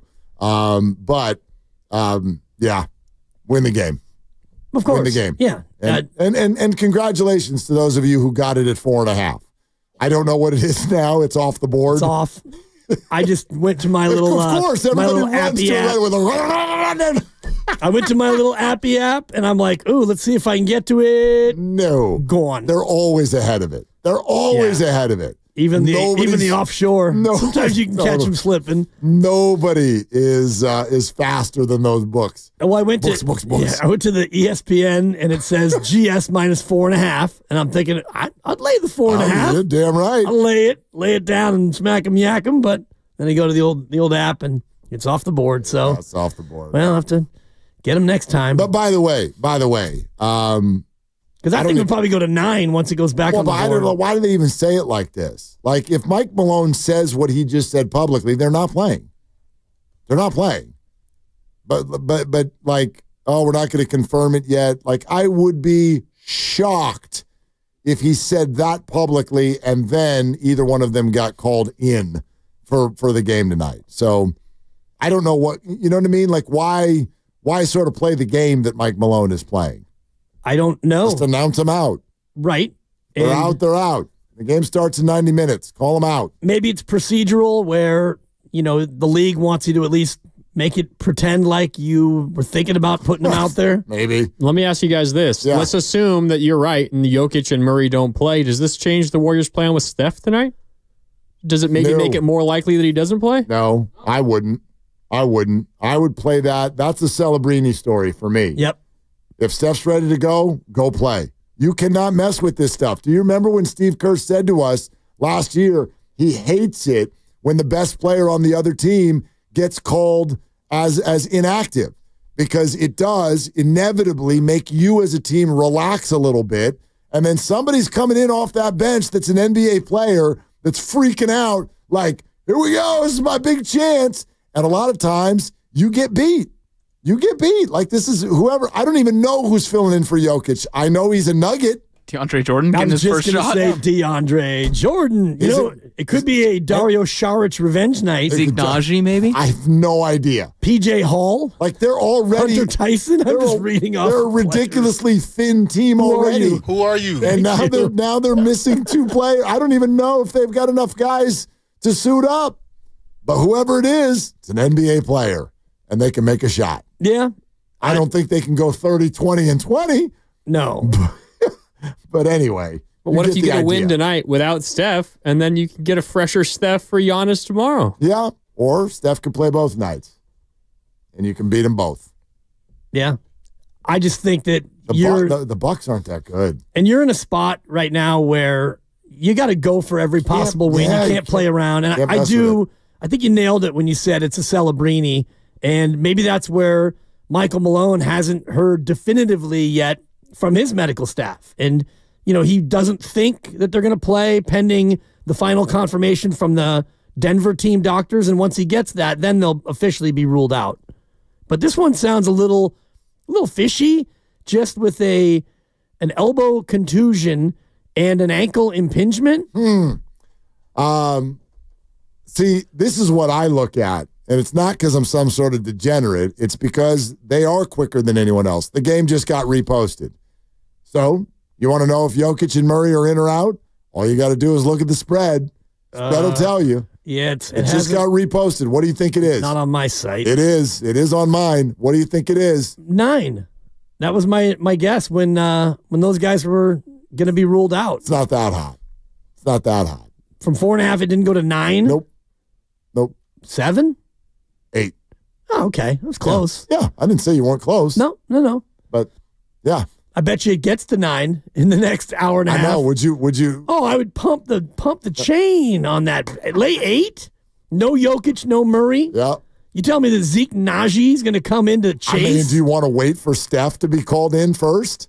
There is that. Yeah. There is that. He's not playing yet either. So, one thing at a time. Oh, boy. And that's an ABC game, is that right? Or is it ESPN. Okay. ESPN game tonight. Oh, boy. It's a doubleheader with this game that we're watching right now, which is Heat and Knicks. Okay, which is actually a game now. I glanced over early, and it was 12-0. Oh, yeah, Miami New York came was out, down 12-0. Miami came out on fire. This is a classic old Eastern Conference game. These two teams are just beating the living crap out of each other, and nobody can shoot. But somehow they've got themselves to almost 50 points at halftime. There's a second left to go.